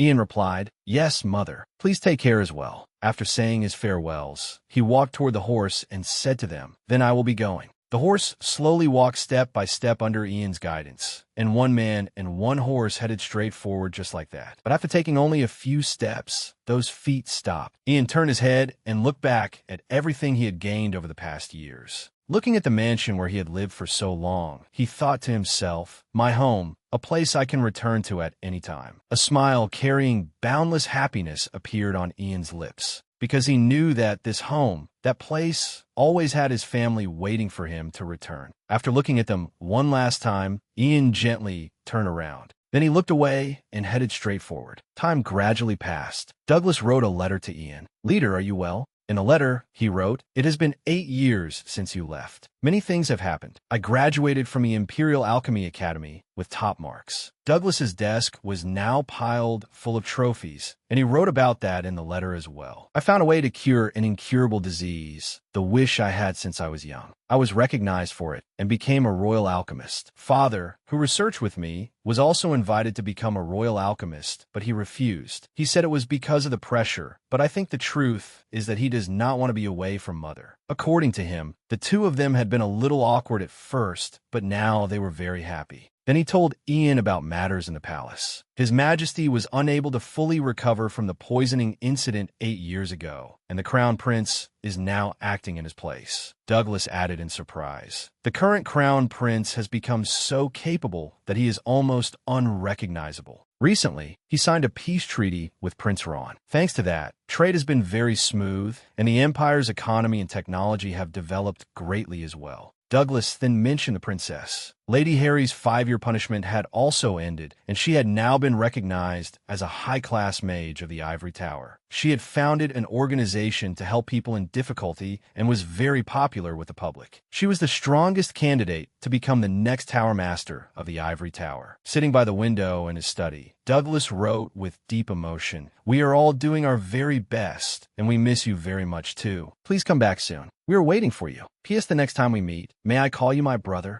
After finishing the letter, Douglas stretched and murmured to himself, "I miss him so much. I wonder where he is now." Just then, Radio's voice echoed into the room. "Douglas, we're ready. Hurry down." He quickly answered, "Yes, father." After that, he immediately ran downstairs. Suddenly, Douglas's eyes widened in surprise. He saw Vanessa standing in the hall. "Mother, you look so beautiful today." She replied happily, "Thank you, dear." But Vanessa said with some concern, "But is it really all right for me to go with you too?" Radio answered firmly, "Of course it is. The new sovereign personally sent us an invitation and a carriage." Douglas also chimed in, "That's right. His Majesty even arranged VIP seats for us. So of course we all have to go." Persuaded by the father and son, Vanessa had no choice but to agree. "Very well." Then Radio asked, "Shall we go then?" At the same time, in the cemetery of the Imperial Palace, Oliver was sitting and offering flowers at Bong's grave. After a while, a knight came to remind him, "Commander, it is time." He answered, "All right." Oliver turned to leave, but he could not bear it and turned back to look once more. Oliver's gaze fell on Bong's grave. Then he thought to himself, "If only you were here. I will return soon. Rest in peace, Bong." That same morning, at the Ivory Tower, Maurice pushed open the door to Harry's room and asked, "Lady Harry, are you ready?" Harry stepped out in formal attire. "I will be right there."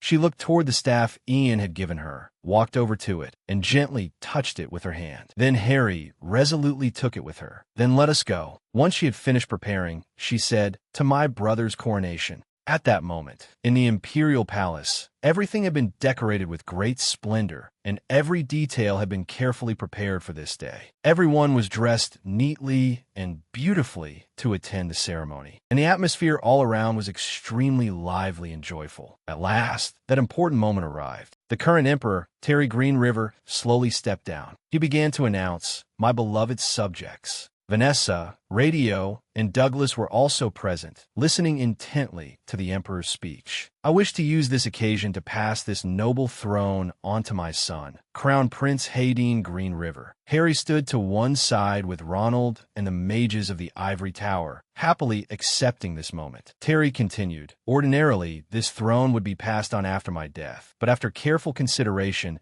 I have realized that this is what is best for the Empire." His solemn voice rang out, "So that the Empire may continue to develop, and so that everyone may live in greater prosperity under the new sovereign." Terry spoke with utmost seriousness, and the doors gradually opened. "Subjects of Green River, greet your new sovereign." Hayden immediately appeared from behind the doors. Unlike his usual carefree appearance, Hayden now looked immensely mature, fully possessing the bearing of a ruler. He slowly walked forward, each step radiating an extraordinary presence. Hayden stopped before his father, then lowered himself slightly to one knee and bowed his head respectfully before him. Terry said with satisfaction, "I am proud of you, my son." Hayden replied seriously, "I will do my utmost to make you proud." Hearing that, Terry nodded softly in contentment. To continue the ceremony, a servant brought him the emperor's crown, and Terry gently placed it on Hayden's head. In the next moment, he solemnly declared, At this moment, I declare Crown Prince Hadine Green River the sovereign of Green River. The people immediately responded, everyone joyfully offering congratulations. Long live the sovereign. Elsewhere, everyone continued cheering, but mixed in among the crowd, there seemed to be a familiar figure enthusiastically clapping as well. Amid everyone's congratulations, long live His Majesty. Congratulations, Your Majesty. Hooray! May the gods bless you. Flower petals suddenly began to fall, as though a miracle had occurred. Now, Hadine seemed to have seen that person. No matter how many people he hid among, Hadine could still recognize him. At that moment, everyone had the same question. What is going on? Why are there flower petals? Only Harry could sense the magical power within those petals. A thought flashed through her mind. Could it be? Just then, a familiar voice rang out. Congratulations on your coronation, Your Majesty. Ian looked straight toward Hadine and sincerely offered his congratulations. On Hadine's solemn face, which had remained grave since the start of the coronation, a radiant smile finally appeared. He immediately responded, "Welcome, Ian." In the ceremony hall, after the coronation ended, Hadine was so overjoyed by Ian's unexpected appearance that he nearly cried. "You came." He kept shaking Ian as he expressed himself, completely disregarding the dignified image of an emperor. "I missed you, Ian. I missed you so very, very much." Looking at the person before him, Ian said, "You are still the same as ever." Then he bowed his head slightly. "Congratulations on your coronation." Just then, Vanessa saw her son and cried out in shock, "Ian!" Immediately, Vanessa, along with Radio and Douglas, rushed over and embraced Ian tightly. Unable to hold back her emotion, she said, "Oh my God, why did you not contact us? Are you well? Have you been eating properly? Do you know how much we missed you?" As for Douglas, he said through his tears, "Ian, I missed you so much." Ian answered them as well. "I missed you all very much too. Mother, Douglas, and father too." He called each of them in turn, and Vanessa immediately asked her son, "Have you finished what you needed to do?" Ian smiled and answered his mother, "Yes." This time, everything has truly been settled. At that moment, Hadine cleared his throat sharply. "Ian." It was as though he were deliberately reminding him not to forget someone. Ian still did not understand what he meant, so Hadine had no choice but to point openly to the side. Ian looked in the direction Hadine was pointing and saw Harry standing there, waiting for him. Only then did he suddenly remember this young woman. She was smiling as she looked at him. Ian immediately called, "Harry." He quickly walked closer to her. "It has been a long time. Have you been well?" Harry's cheeks flushed faintly, and she hesitantly answered, "I have been well." "And how have you been, Lord Ian?" Ian answered Harry with a smile that never left his face. "I have simply been living a life of wandering from place to place. Your name is mentioned everywhere, from the capital to remote villages and even distant borderlands. Everyone tells the story of an upright person who cared for commoners and orphans in the ivory tower. You have truly done very well." Hearing those words made Harry flustered. "No, not at all. It is not anything that impressive." Suddenly, the atmosphere between the two of them began to grow awkward. Feeling as though she was about to lose control of herself, Harry said in a fluster, "Then I will take my leave first. I hope you enjoy the banquet, Lord Ian." Even after she turned and walked away, Ian remained frozen where he stood. He seemed as though he wanted to say something, but in the end he did not. Seeing that, Hadine approached and said suspiciously, "You look a little disappointed." Ian stammered in reply, "What? No, not at all." Then Hadine told Ian directly, "Ian, Harry has not married yet. According to what I have heard, although she has received countless marriage proposals, she rejected them all because she said she was waiting for someone. I wonder who she has been waiting for over these 8 whole years." Hearing this, Ian once again looked embarrassed. Before Ian could respond, Hadine added, "And furthermore, she is not the only one who has been waiting for you. From now on, there will be tons of work to complete." He said, "You will do it together with me, will you not?" Ian replied, "I await your command." "Your Highness." It was another peaceful day at the ivory tower. Harry was sitting in the garden, admiring the flowers. She kept thinking about that day. Last time, I should have talked with him a little longer. Remembering what Ian had once said to her, she thought to herself, he must have forgotten what happened that day. Back then, Ian had heartlessly apologized, then left her and disappeared for 8 whole years. That made Harry feel somewhat disappointed. Then she denied her own thoughts. Do not expect anything more. He has only just returned. He must be very busy. Surely he no longer has time for someone like me. At some point, Ian had already come to stand right behind her. "Harry, so you were here."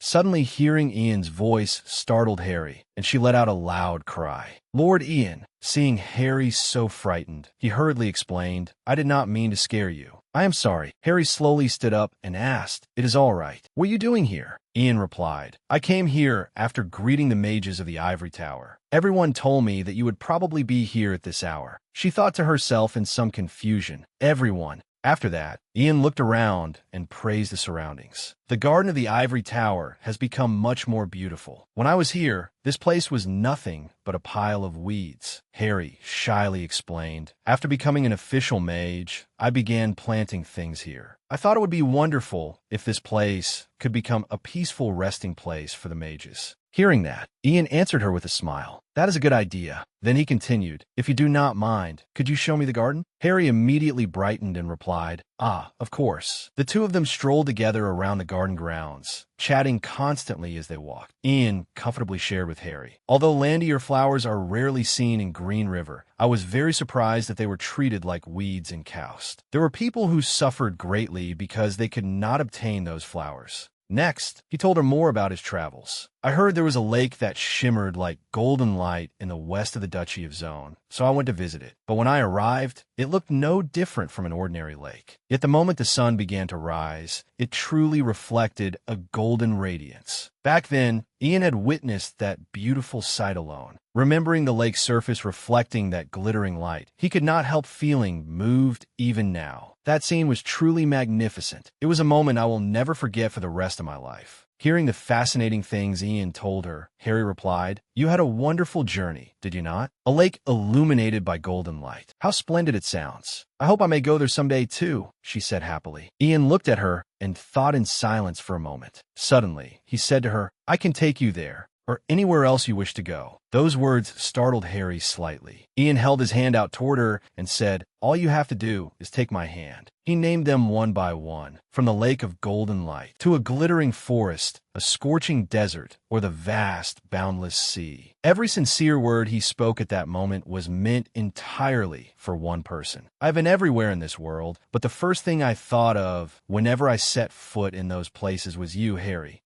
Ian slowly expressed his feelings. I wondered what expression you would make if you were standing beside me at that moment. And then one day, thinking of you became something I could no longer endure. He added, and I realized what this feeling was. When I had finished everything I needed to do, the first thing I thought of was still you. Harry was still dazed. She could not believe that the feeling she had kept hidden for so long would one day be returned by Ian in such a romantic way. Immediately afterward, Ian lowered himself to one knee, and he spoke each tender word from the bottom of his heart. Harry, please become the companion who will walk with me through life. With all his love, Ian said, Please allow me to remain by your side for the rest of my life. Seeing the person she had secretly admired for so long, now confessing his feelings before her eyes, Harry did not know how to react for a moment. Her beautiful face grew redder and redder, but there was still hesitation in her eyes. Only then did Harry ask hesitantly, You will not leave again, will you? Ian immediately assured her, That is right. I will always be by your side. After that answer, Harry burst into tears. Seeing her cry so hard that her whole body trembled, Ian asked in bewilderment, Harry, but her next words truly touched Ian's heart. I missed you so much. I truly waited for so long.